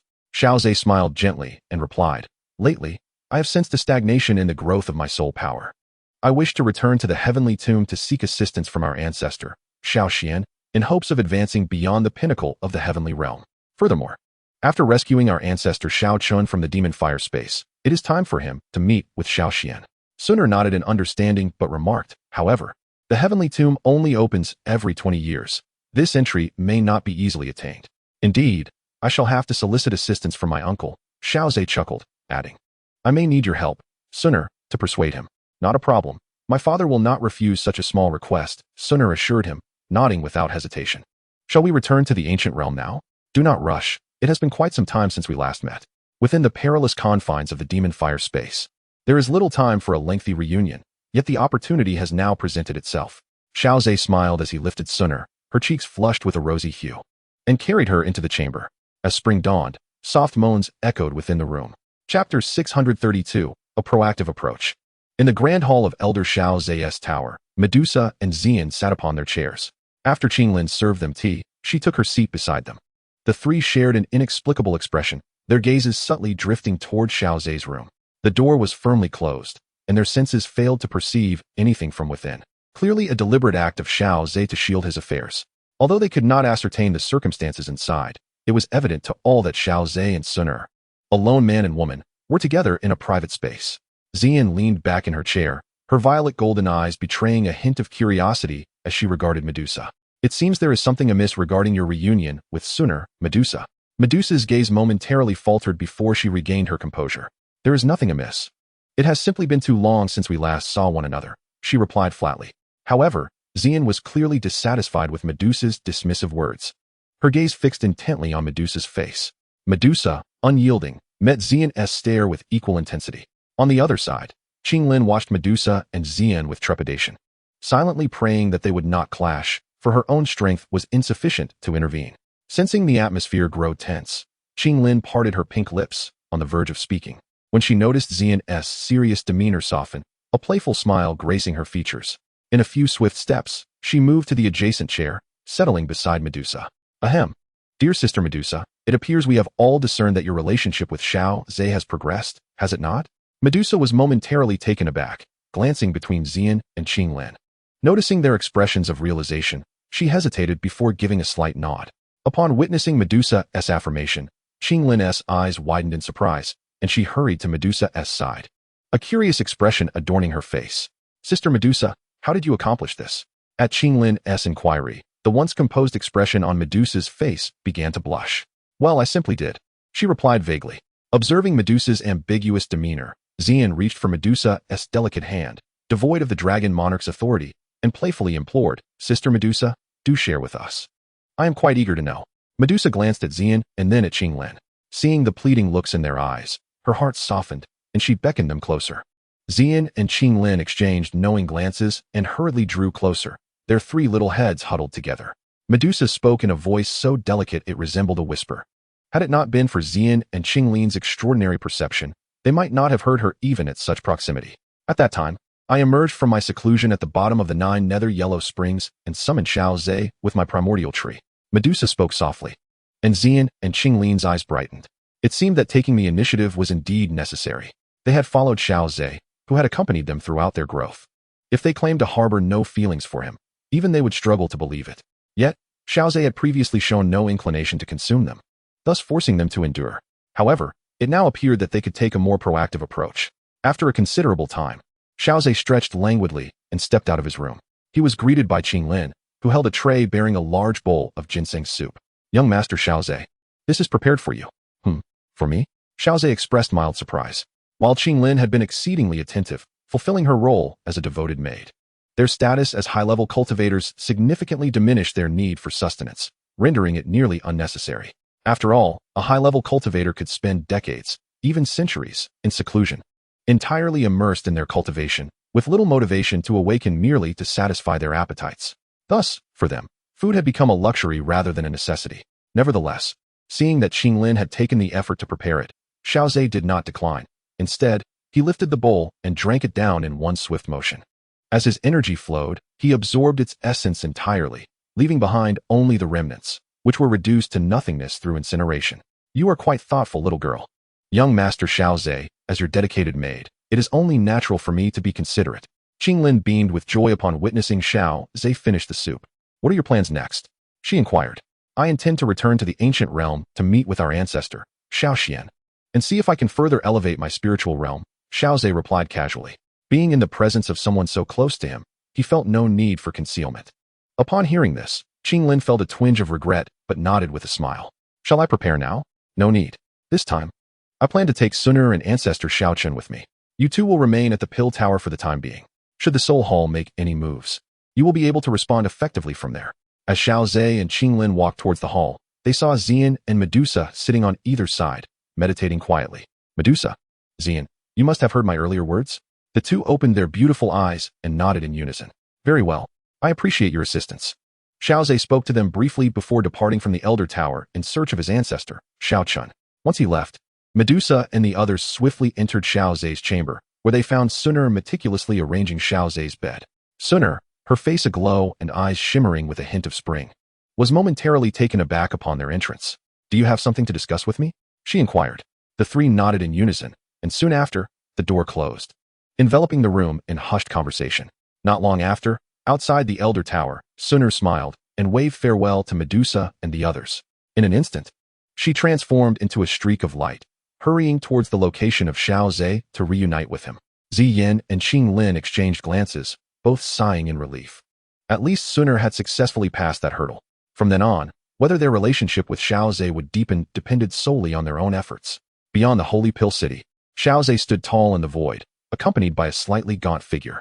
After emerging from the demon fire space with Xiao Ze, Xiao Chen had been rejuvenated by Xiao Ze's medicinal concoctions and no longer appeared emaciated. He had fully recovered. A golden streak of light flashed from the Holy Pill City, ultimately halting before the two of them. Xun'er, with a smile, greeted Xiao Chen with a respectful bow. She had met Xiao Chen's ancestor before. Haha, splendid. You two truly are a match made in heaven. Xiao Chen expressed his satisfaction. Now, let us not delay further.